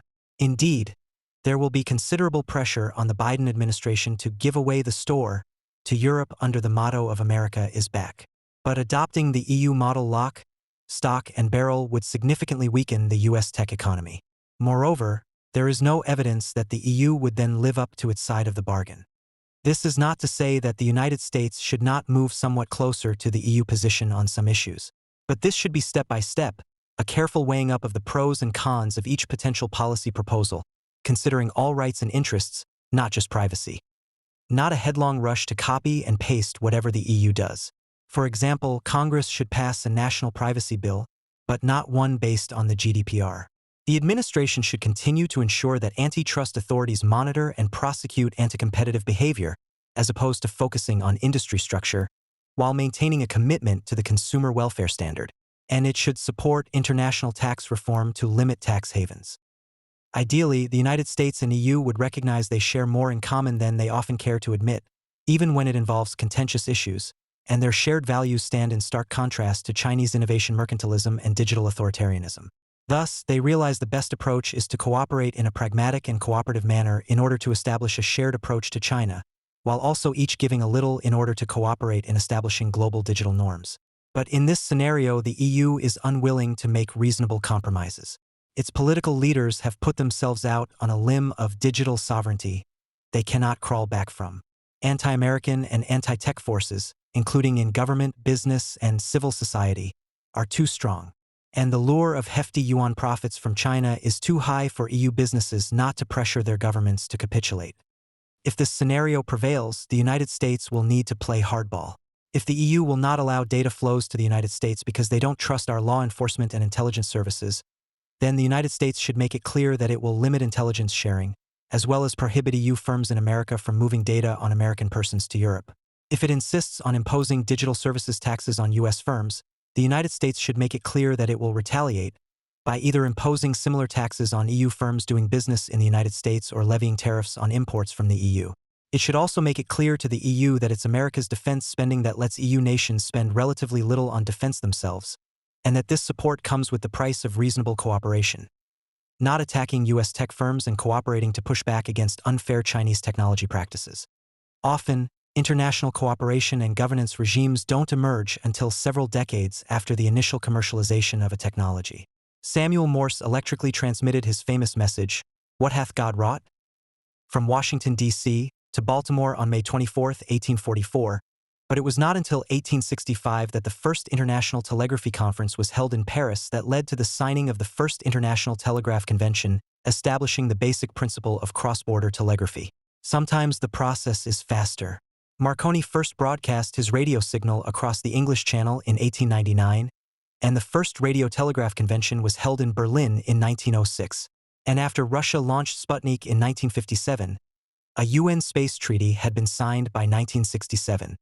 Today, after the Internet was developed in the 1960s and reached commercial application by the mid-1990s, we still don't have an equivalent global Internet treaty.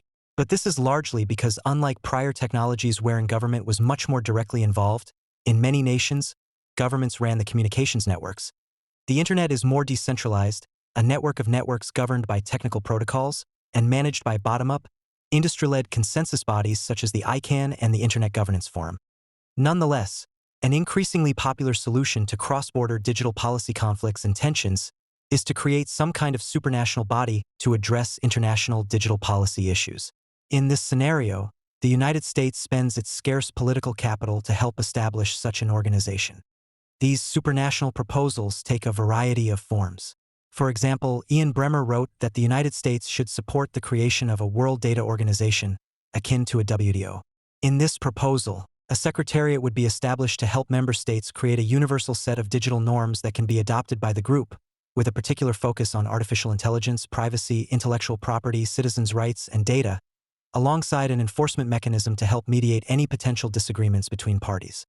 Others have made vaguer calls for some kind of global governance of digital technologies, particularly AI. AI scientist Andrew Murray stated, "We need international cooperation on the standards of regulation. We need a UN body, an International Telecommunications Union for AI or a body similar to that. We need a global standard-setting body. Otherwise, what will happen is that, in the commercial battlefield, the US and China will get involved in a battle to become the world market leader in AI. If we don't have international standards, governments will develop the standard that is most beneficial to their industry sector and not most beneficial to us. Others support international agreements on the use of particular technologies. Cohen and Fontaine wrote, "The leading democracies have yet to agree on rules for using facial recognition technology, including its proper role in the criminal justice system, or the protocols that should govern data collection. There are multiple problems with these proposed governance frameworks. First, to the extent that digital policy issues involve trade either at the border or behind the border issues, we already have the WTO. It makes no sense to create a new separate organization just for IT and digital issues. Where needed, countries should use the WTO to develop rules to better address e-commerce and digital issues. China and Russia are two of the 70-plus countries taking part in ongoing WTO e-commerce negotiations. However, they do not necessarily need to be there at the end. In fact, if an ambitious outcome is possible, the United States should actively push them out if they refuse to take on the same ambitious outcomes as everyone else, especially on cross-border data flows. Second, any global organization that lets China in would no longer be able to advance many commonly accepted values, such as rule of law, but any organization without China would not be global. Third, many IT and digital policy issues reflect deeply held views and values of particular nations. The EU, for instance, does not have the same commitment to freedom of speech as the United States does. For example, online access to Mein Kampf is blocked in Germany but not in the United States. If there are global rules, which rules apply to such speech? Moreover, there is no reason why nations should not have different regulatory regimes for digital issues, as long as they are not de facto trade barriers. After all, Europe and the United States are unlikely to agree on a privacy framework or how to regulate AI. And if nations are worried that digital imports won't reflect their domestic regulatory framework, they can block them at the border, as the WTO allows, as long as the restrictions are not hidden protectionism. In other words, the idea that without a global agreement, that bad, rapacious AI would flood into nations is nonsense. Bad, rapacious, unsafe cars don't flood into Europe now because EU enforces product standards on imports. Can do the same thing on digital technologies, as long as they are not de facto trade barriers. In addition, countries already regulate technologies differently. There is no reason why digital technologies should be any different. For example, there is nothing special about facial recognition technologies that suggests governance should be elevated to the international level. In some nations, local and regional governments will regulate it. In others, it will be regulated at the national level. Some nations may ban it. Others may encourage its use, but with appropriate guidelines and protections. Still, other governments will abuse the technology. There is no need or ability for a global solution to this kind of issue. A global governance body, especially one tied to the UN, would be even more problematic than the EU model becoming dominant because it might tie the United States to agreements that are neither in its nor the world's best interest, such banning AI-enabled autonomous weapons systems.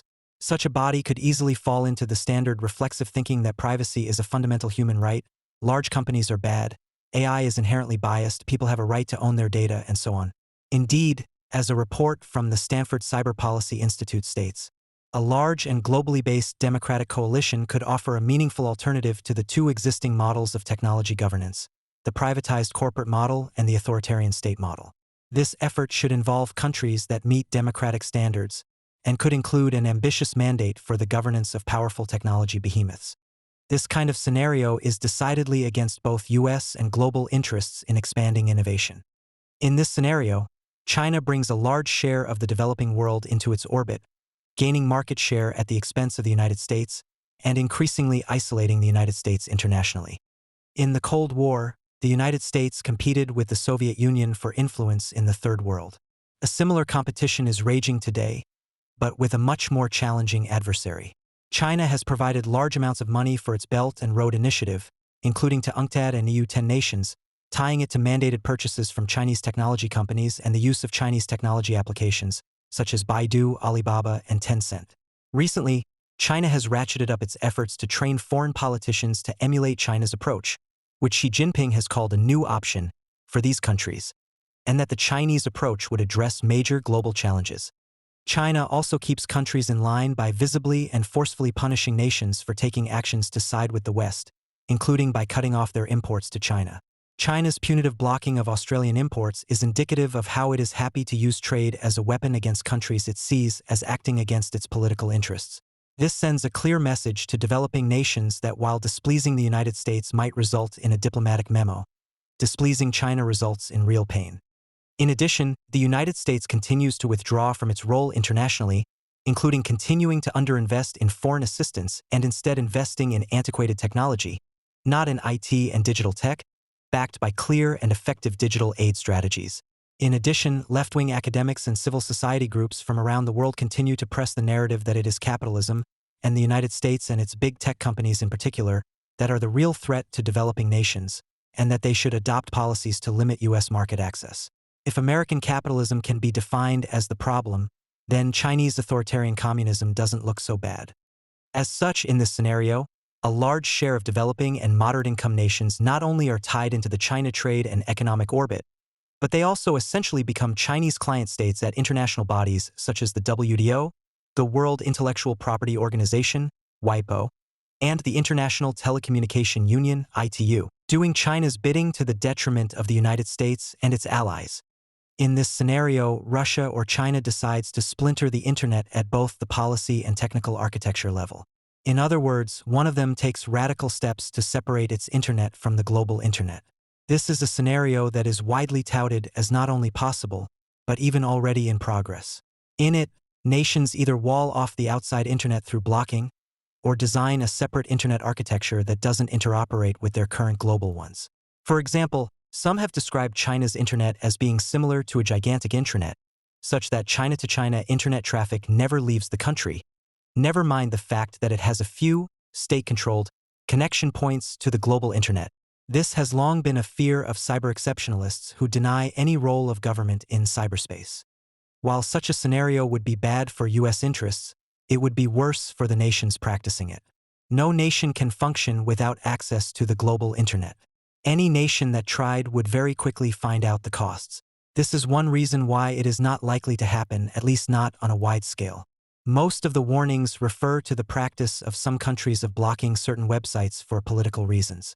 This is quite different than a splintered or separate internet architecture or widespread internet blocking. Moreover, by cyber-exceptionalist standards, every country embraces the splinternet because every country makes some internet content, such as child pornography and pirated copyright materials, illegal. The practice of authoritarian nations to limit access to certain websites and web pages does not constitute the breaking of the internet. Nor does all website blocking constitute a threat to the open internet. In this scenario, the United States focuses most of its political capital on ensuring an open internet. This is a popular position among many left-of-center globalists. In 2016, former State Department official Anne-Marie Slaughter wrote, "The next U.S. president should adopt a grand strategy of building and maintaining an open international order based on 3 pillars: open societies, open governments, and an open international system. The essential fault line of the digital age is not between capitalism and communism or democracy and autocracy, but between open and closed." Alec Ross, a technology expert and former State Department official, lines up countries on an open-closed axis. As he argues, the societies that embrace openness will be those that compete and succeed most effectively.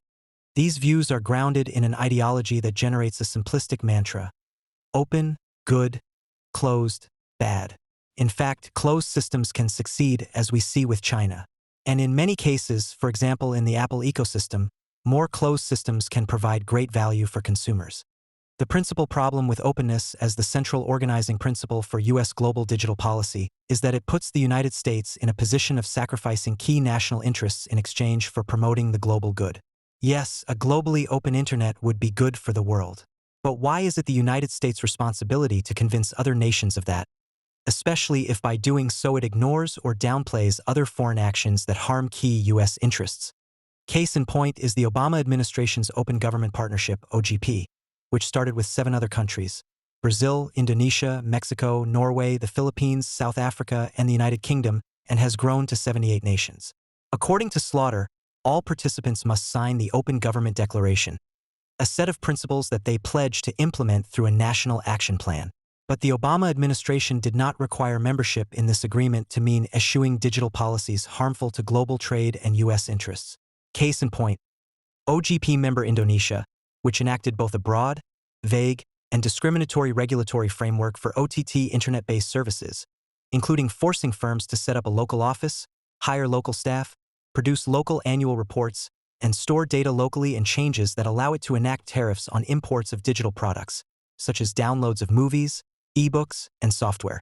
As long as they don't block some websites, presumably a country can be in OGP, regardless of how harmful its other policies are to US and global IT and digital interests. Moreover, the globalist view is often accompanied with the opposite view when it comes to industrial policies. As long as governments have an open internet, the view goes, it's okay for them to seek economic protectionist-based autonomy. As Slaughter wrote, Washington should of course recognize its allies' desire for autonomy. Paradoxically, strengthening Asian and European competitors in American-dominated industries will advance long-term U.S. interests. There is no paradox here because this view is incorrect. Strengthening American competitors weakens U.S. industry, U.S. workers, and U.S. national interests. Another problem with the openness agenda is that it moves the U.S. system toward an EU one, as its advocates largely support a host of anti-innovation policies such as breaking up large technology companies, embracing restrictive digital regulations, including mandating that companies pay people for their data, which would mean the end of free digital services for lower-income consumers, and encouraging government provision of what are now mostly private sector-provided IT and digital services. To the extent the U.S. government focuses on the Internet's freedom, it should be as part of an overall human rights and free speech strategy, not the defining lens it uses to engage in IT and digital issues. These scenarios are all ones the U.S. government should either actively work against or avoid supporting. However, that does not mean incrementalism and fighting fires is the proper alternative response. It is time for the U.S. government to develop and implement a grand strategy for the global IT and digital economy that is realistic and pragmatic in recognizing how countries enact digital policies and is most likely to appeal to a broad and diverse range of countries, while putting U.S. national interests at the forefront. Failure to do so will risk having the United States surrounded by a host of technology competitors, and in some cases, such as with China and Russia, adversaries, which will lead to diminished U.S. technological, economic, political, and military leadership. For too long, the United States has either had abstract, ideological strategies such as promoting an open global internet, or responded piecemeal, fighting each fire as it breaks out. And in both kinds of engagement, it has worked to change hearts and minds by trying to persuade other nations of the superiority of the U.S. system. That might have had some purchase in the 1990s and 2000s when the United States was the early leader in the digital revolution and before the rise of large global U.S. tech firms.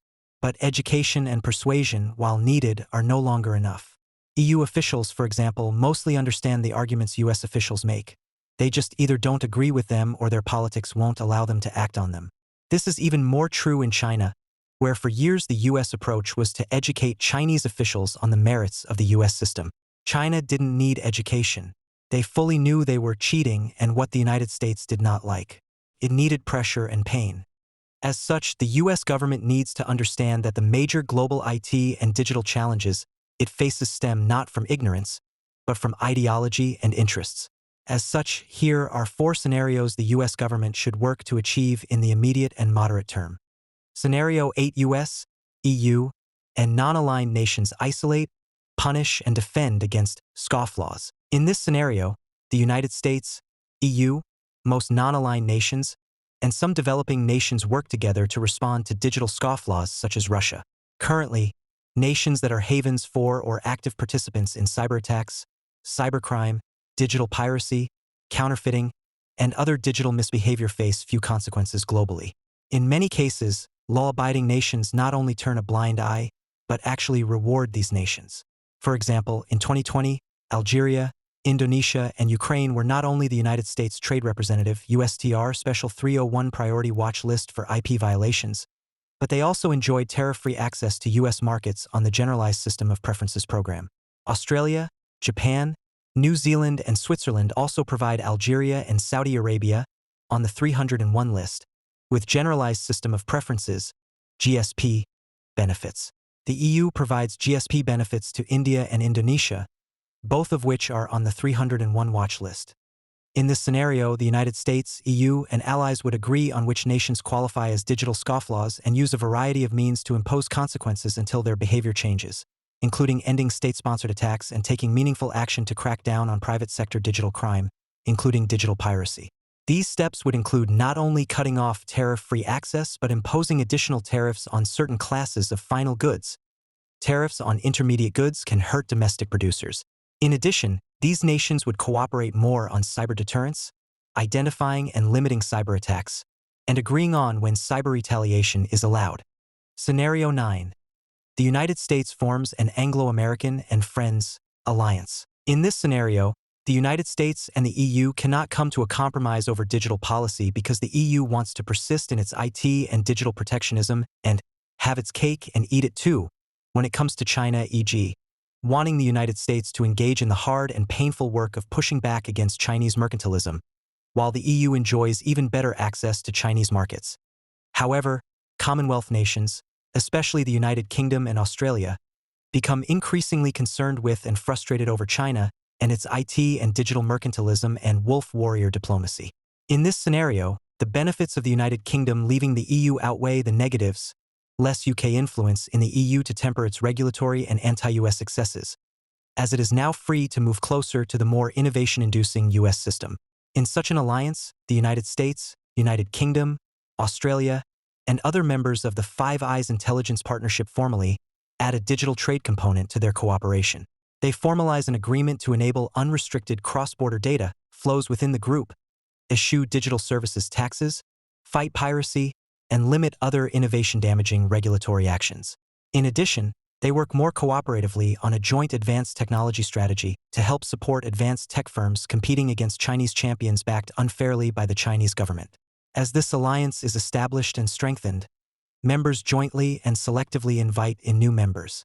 It will be particularly important to strengthen relations with selected Northeast, e.g., Japan and Taiwan, and Southeast Asian nations, e.g., Singapore, which tend to place more focus on driving digital innovation and competitiveness, which makes them more skeptical of embracing the EU-style precautionary principles approach. Scenario 10.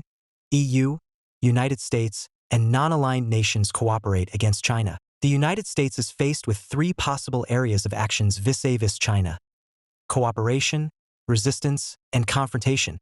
Many Washington thought leaders stress cooperation. They argue that the United States will need to increasingly cooperate on issues such as climate and health. This is a dangerous view, as doing so would divert U.S. actions away from confronting China on IT and digital issues and overall economic issues.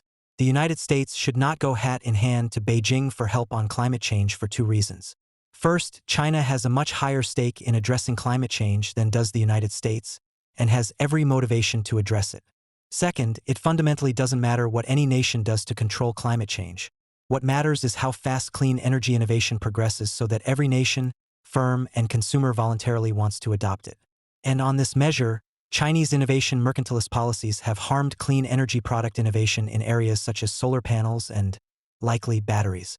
In the resistance scenario, the United States invests political capital to fight for human rights and democracy in China. To be sure, these issues are extremely problematic, but are fundamentally not U.S. issues alone. First, it will be extremely difficult to change Chinese policies in this area. What is most likely is diplomatic relations with Beijing will deteriorate, but little else will happen. Second, if pressing China on human rights involves limiting U.S. exports to China in order to punish China for its behavior, the only result will be to hurt U.S. firms while helping Chinese firms. China is not a small dependent nation that cannot afford to alienate the United States.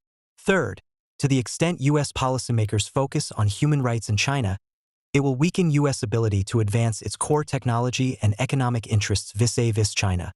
This gets us to confrontation. If the EU and United States are willing to compromise on key IT and digital policy issues, and if the EU is willing to join the United States in standing up against Chinese economic predation, then ideally the United States, EU, Commonwealth nations, and other non-aligned nations would formally cooperate against Chinese economic predation with the goal of limiting damage to their interests, while at the same time slowing Chinese technological advance. This is the optimal solution that many support. For example, Cohen and Fontaine wrote, "This new grouping of leading techno-democracies, call it the T12, given the logical list of members, would help democracies regain the initiative in global technology competition. It would allow them to promote their preferred norms and values around the use of emerging technologies and preserve their competitive advantage in key areas. Above all, it would help coordinate a unified response to a chief threat to the global order. Council on Foreign Relations scholar Robert Naik proposed something similar, writing that we need a digital trade zone that, if it grows strong enough, China might see more benefit to cooperative engagement than continued disruptive behavior. However, there should be no illusion that this is simply some kind of free trading club that China will make some modest compromises to join. Even if the United States led such an agreement, with China's own Regional Comprehensive Economic Partnership, RCEP, it hardly needs to be inside US-led agreements. In addition, such an alliance would require imposition of real consequences for Chinese IT and digital mercantilism. In addition, it will require some EU nations, especially Germany, to look beyond their short-term interests of having access to the Chinese market, especially in cars. Europe needs to understand that the market access its companies salivate over now is only likely short-term in nature. In autos, for example, it is only a matter of time before Chinese car makers dominate the Chinese market and China shuts out foreign producers and starts to expand overseas. Embracing docility in hopes of Chinese favors is not only selfish, as it harms the rest of the non-Chinese world, it is short-sighted. The EU claims to be working for all of humanity when it makes sacrifices for climate change. But when it comes to working for all of humanity to support freedom, democracy, and global innovation by working to push back against Chinese innovation mercantilism, Europe looks to its pocketbook and commercial advantage over the United States. Such an agreement would mean the United States and the EU both complying with the WTO ruling on Airbus and Boeing. And it would mean the United States ending EU steel tariffs. In addition, both parties would seek to establish real, substantive transatlantic digital dialogues. As part of this, EU officials would dial back its digital autonomy talk, which only fans the flames of IT and digital protectionism, and roll back its war on US big tech. Under such an alliance, the countries would cooperate in a host of areas both related to China and for broader IT and digital policy cooperation. For the former, this should include 5G equipment and systems, Chinese investment screening, joint WTO cases against China, cooperation on cyber hacking and other IP theft, supply chain cooperation, reciprocal advanced technology strategy and program cooperation, joint blocking of Chinese imports when massive subsidies or IP theft or coercion are involved, cooperative export controls, and cooperation in international forums related to the digital economy. For the latter, it could include cooperation on a shared and common approach to AI-based data mining, principles and procedures for government access to personal data, including that there be an independent judiciary involved, commitments to cross-border data flows, and others areas. In addition, these nations should formally agree to come to each other's economic aid against China by forming the Democratically Allied Trade Organization, DATO. This organization would be governed by a council of participating countries, and if any member were threatened or attacked unjustly with trade measures that inflict economic harm, DATO would quickly convene and consider whether to take joint action to defend the member nation. DATO nations should cooperate to deter individual episodes of Chinese economic aggression against individual members, and provide a mutual defense umbrella against broad Chinese policies that harm all nations, particularly mercantilist policies such as the Made in China 2025 initiative. However, the key is for the United States to not give away the store just to get other nations to cooperate. Indeed, some argue that the only way to form such an alliance is for the United States to compromise with Europe on a whole set of digital policy issues, such as the right to be forgotten, digital service taxes, antitrust, privacy, and AI regulation. As The Economist wrote, a connected America cemented into the rest of the world by means of a grand techno-political bargain could be the hub of something truly unsurpassable. This way, Europe would support the United States in other forums, such as standard-setting bodies, and would help push back against China. But the risk is that the United States compromises so much that it reverts to scenario 2, wherein the U.S. system no longer effectively supports digital innovation. Multilateralism for multilateralism's sake risks being a diversion from advancing U.S. national interests. Rather, the U.S. government should seek multilateralism that advances U.S. interests and the interests of global IT and digital innovation. This is not easily accomplished and should be pursued thoughtfully. Fortunately, it appears the EU may be leaning toward a reasonable compromise solution. The European Commission and the EU Foreign Affairs Services have released a joint statement proposing an EU-US agenda, calling for more cooperation on cybersecurity and digital trade, a push for democratic values in the online world, and unified positions on issues such as digital taxation, big tech, and the protection of critical technologies. The EU's intent is also to reinforce regulatory ties with the United States, including by creating an EU-US Trade and Technology Council, TTC, that would coordinate common positions and foster transatlantic trade, in addition to a transatlantic AI alliance. If American policymakers expect the EU to compromise, it is only reasonable that the United States does as well. This could start with Congress passing a privacy bill. Such a bill would give consumers reasonable privacy rights and would also preempt state and local regulations, ban private rights of action, and give consumers an opt-out, not opt-in, right? On digital tax issues, the administration should continue to work with the Organization for Economic Cooperation and Development, OECD, to ensure all companies pay reasonable taxes and cannot unreasonably shelter income in tax havens. But that does not mean that just because a company sells services in a nation, even digital services, that countries should be able to receive taxes from the company. There is no logical basis for having digital profits go to where customers live any more than there is to say that an automobile company's profits should go to the jurisdictions wherein car customers live. Both should also agree to encourage responsible AI without harmful bias.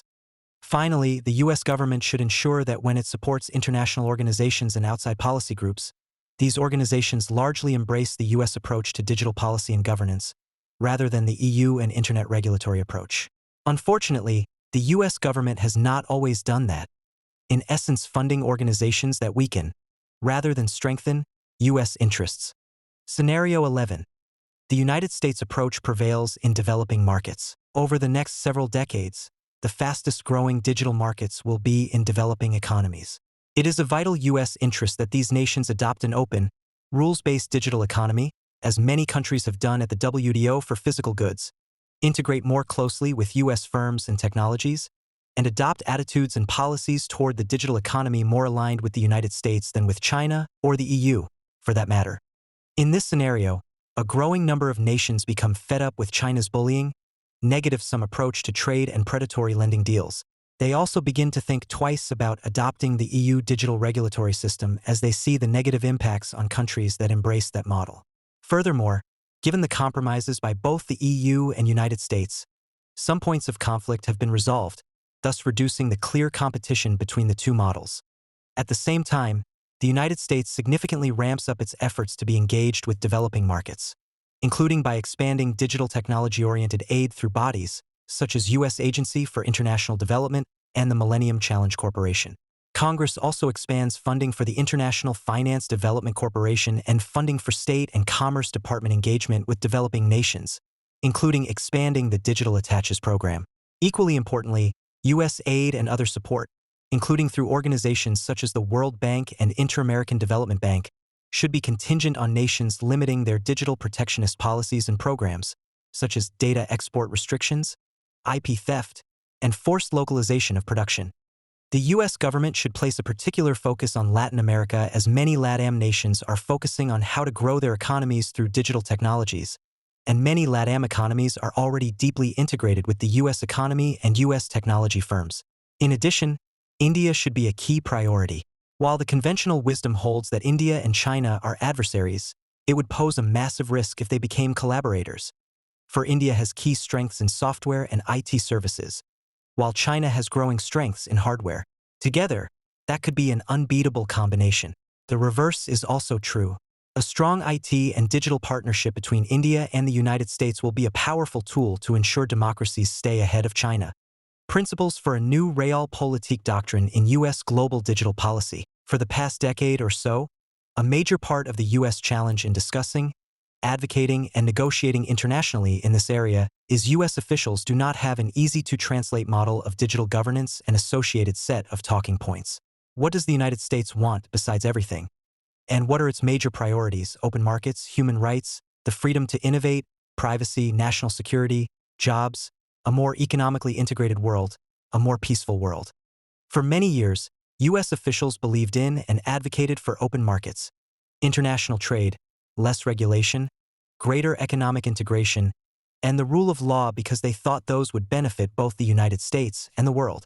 That basic framing may have worked before China became a systemic competitor/adversary, Russia and several other states became systemic bad actors, and the EU and many developing states embraced digital protectionism. As such, going forward, the United States needs a revised and clear set of principles that together articulate a new doctrine of digital realpolitik to orient its global digital policy.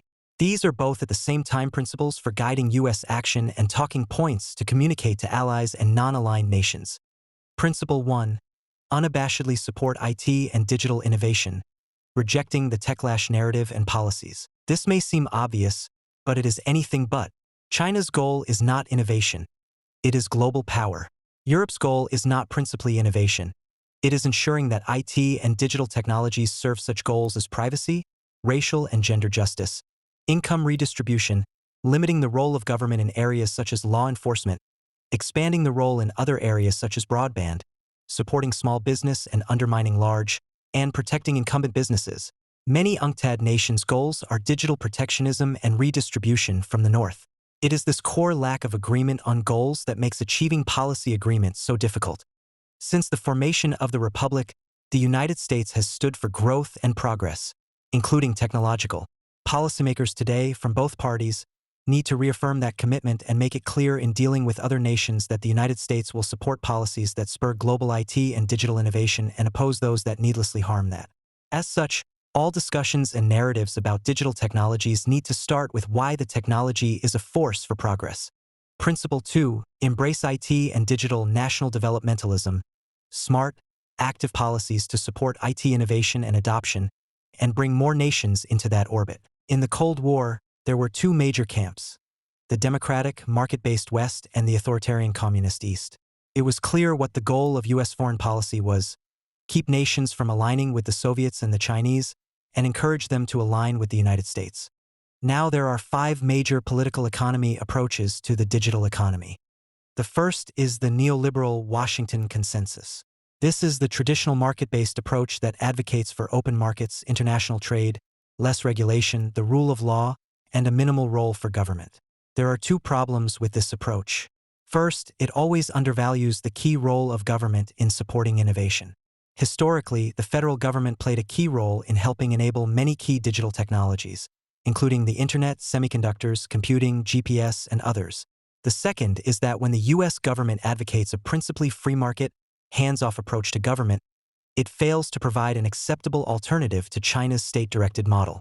This not only means the United States has less influence in most nations seeking to grow their digital economy, it also leads many nations to become closer to China and follow what appears to be a successful government-led model of technology catch-up. The second is social democratic regulation. As noted, this is the dominant doctrine in the EU and among most on the left in the United States. In this approach, the key role of government is to regulate technology and technology companies so they achieve social democratic values of equality. This is increasingly bolstered by identity politics wherein activists routinely assert, usually without evidence or by cherry-picking evidence that supports their preconceptions, that digital technologies are inherently biased and harmful. It is a short step to the view that capitalism itself is inherently biased, oppressive, imperialist, and exploitative. There are 2 problems with this approach. The first is that embracing it means less digital innovation and, by definition, slower per capita income growth, something many social democrats reject anyway, since they believe people already consume too much and for the sake of the planet should live simple. It also means less innovation in key areas such as healthcare, transportation, and education. The second problem is this approach lends support to an anti-business agenda, especially toward big business, and as such leads to a weaker U.S. economy, since the United States on average has larger and more efficient firms than other nations. It also lends itself to anti-Americanism and the false third-way narrative between Chinese authoritarianism, American capitalism, and idealistic, harmonious, and sustainable EU social democracy. The third approach is protectionism. This is the view that sees limiting foreign IT and digital market access as the key way to grow a digital economy. Nations such as India and Indonesia exemplify this approach. Digital protectionism usually doesn't work, in part because it often drives up the costs of digital technologies, thereby limiting their use domestically, and because it also is against U.S. interests. Washington has long and rightly argued against digital protectionism, although all too often it has spoken loudly but carried a small stick. In other words, digital protectionists have seldom been punished, and in some cases, continue to be rewarded. The fourth is authoritarian statism. This is the state-directed approach that Chinese and other authoritarian governments engage in. While China is protectionist, it is more than that. It is also authoritarian, and its policies don't just seek to protect domestic markets, they seek to harm foreign competitors. There are two key problems with this approach. The first is while it can generate income growth and digital industry growth, it often comes at the expense of strong total factor productivity growth because so many resources are wasted. The second is it harms global IT and digital innovation because China's massive subsidies, IP theft, and coerced transfer take market share away from more innovative firms in other nations. The third is China does not embrace freedom, human rights, civil liberties, or democracy, and the lack of those values is often reflected in both their companies and their advocacy in global forums. The fifth approach is national developmentalism, which holds that government should be a coach, helping firms within its borders to compete globally, innovate, and boost productivity. It supports innovation, markets, and business, including big business. But it also recognizes that the state should play a key role in supporting digital innovation, including by defending its firms from unfair foreign competition. Some nations have moved toward or have fully embraced the national developmentalism model, including Scandinavian nations, increasingly the United Kingdom as conservatives move beyond their Thatcherite traditions, Israel, Singapore, Taiwan, and others. In addition, some U.S. policymakers on both sides of the aisle have moved in this direction. While this doctrine presents a more realistic picture of the world, for it recognizes that nations seek competitive advantage in IT and digital industries, it also counsels a race to the top, wherein nations support digital innovation with policies related to R&D, skills development, and digital infrastructures, as well as the right regulatory and tax policies, coupled with government use of the technologies themselves. U.S. policymakers are moving more toward a national developmentalism view as they recognize the significant challenge that is China. As such, the United States should fully embrace national developmentalism and actively work to bring as many countries as possible into the U.S. national developmentalism orbit, selling it as a compelling and effective alternative to social democratic regulation, protectionism, and authoritarian statism. Principle 3. Work to limit China's IT and digital progress, especially when it is based on innovation mercantilism. While U.S. policy should foster a broad community of nations embracing IT and digital national developmentalism and a free and mostly open internet, it should also work to limit Chinese progress, in part by working with allies and other nations that see China as a threat. To be clear, the motivation here is based not only on resisting China's efforts to become a global hegemon, but on the fact that much of China's technological success comes from illegitimate, unfair, predatory, and often illegal policies and practices. While changing Chinese behavior, e.g., reducing their innovation mercantilist behaviors, is important, it should not be the principal goal, as that can be quite difficult. China has shown little willingness to pair its innovation mercantilist arsenal. Rather, the goal should be to limit both Chinese progress and Chinese harm to U.S. technology and economic interests. As long as China seeks to gain global dominance in IT and digital sectors, as opposed to comparative advantage, by using innovation mercantilist tools that violate the spirit, if not the letter, of the WTO, and seeks to repress freedom, U.S. policy should work to limit Chinese IT and digital progress. But this must be done in ways that do not at the same time shoot ourselves in the foot, such as through unilateral export controls of technology products that for the most part China can obtain elsewhere. Principle 4. Actively fight foreign IT and digital protectionism. As noted, many nations and regions, including Europe and many UNCTAD nations, support digital protectionism, including limiting cross-border data flows, wrongly seeing it as a fast track to growth. If for no other reason than this hurts U.S. firms in their global competition with Chinese firms, U.S. policy should more actively resist foreign digital protectionism and engage more effectively in multinational agencies, such as the World Bank and UNCTAD, that reward and encourage such protectionist policies. Principle 5. Embrace IT and digital free trade, especially with like-minded nations. The converse to Principle 4 is that the United States should support IT and digital free trade. Concretely, for example, this means supporting the free flow of data, continued expansion of the Information Technology Agreement, ITA, including an ITA 3 that brings products covered up to date, and negotiating an ambitious WTO e-commerce agreement. However, the United States should be strategic about which nations it encourages to participate in such agreements. For example, while it is in the United States' interest for China to remain in the ITA agreement, the United States should negotiate the WTO e-commerce agreement without China, only letting China in after the agreement is concluded. Failure to do that is likely to lead to a significantly weakened agreement. Principle 6.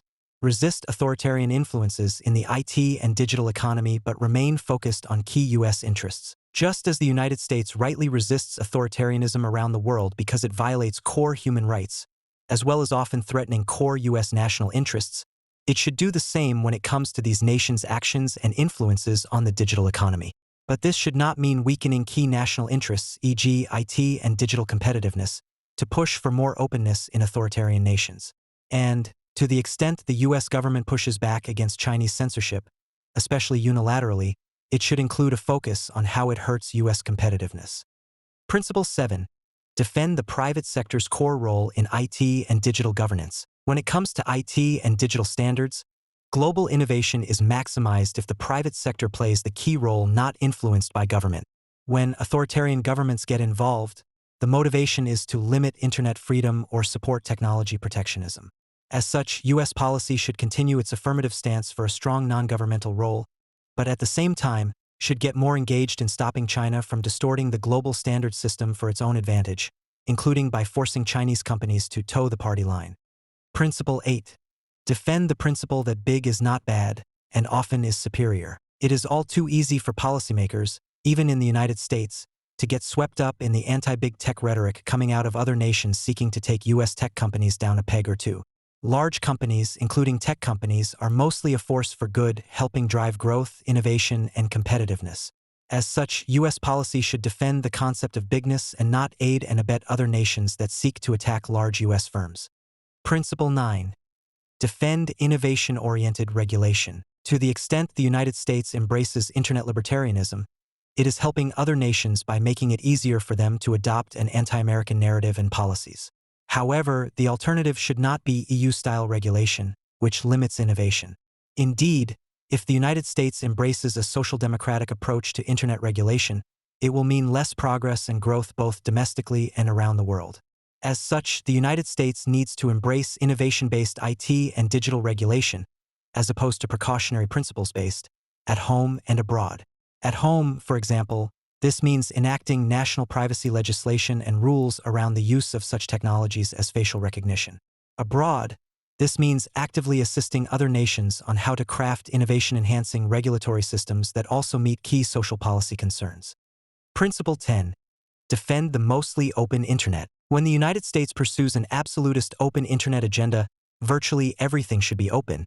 It not only alienates other nations that don't share U.S. values or have the same approach to free speech, it also diverts U.S. efforts from defending the U.S. digital economy.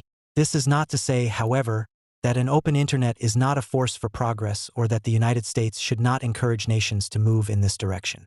But if the U.S. narrative is tone-deaf to cultural differences, e.g., some nations do not want their citizens to access internet pornography, others want to limit access to hate speech, etc., the United States will be tuned out not just on this issue but on more important ones. In addition, the narrative of the absolutely open internet makes it harder for the United States to call for measures to limit digital piracy, since many internet exceptionalists and progressives wrongly decry any efforts to fight digital piracy as violating the open internet. Principle 11. Support a robust domestic IT and digital policy that ensures U.S. global leadership. Foreign policy only goes so far. The United States will not effectively defend its IT and digital interests, nor effectively promote the superior U.S. approach around the world, unless Congress and the Biden administration put in place a robust, national developmentalism-based IT and digital strategy. One key problem is that while the holders of the Washington Consensus rightly support a light-touch approach to digital regulation, they are ambiguous toward a robust national advanced technology strategy. And in turn, progressives seek a strategy that advances social policy goals, not competitiveness and innovation goals. Absent such a strategy, the risk of the United States falling behind China grows significantly. Helping IT and digital firms in the United States continue to build products that are so good consumers all around the free world will insist on using them as good insurance, both against Chinese innovation mercantilism and IT and digital protectionism more broadly. This means the government enabling and supporting major advances in digital healthcare, education, financial services, public services, transportation, and other areas, as well as the talent needed to develop them. This decade will likely prove decisive in how the global digital economy and the U.S. IT and digital economy in particular evolve. We can move to a world dominated by EU innovation-limiting regulations and Chinese technology predation and authoritarianism, with the attendant harms to US and global innovation. Or, with decisive US leadership under a new doctrine of digital realpolitik, we can move to a world wherein appropriate technology and regulatory policies enable IT and digital innovation to flourish, with all the attendant benefits, including continued US leadership.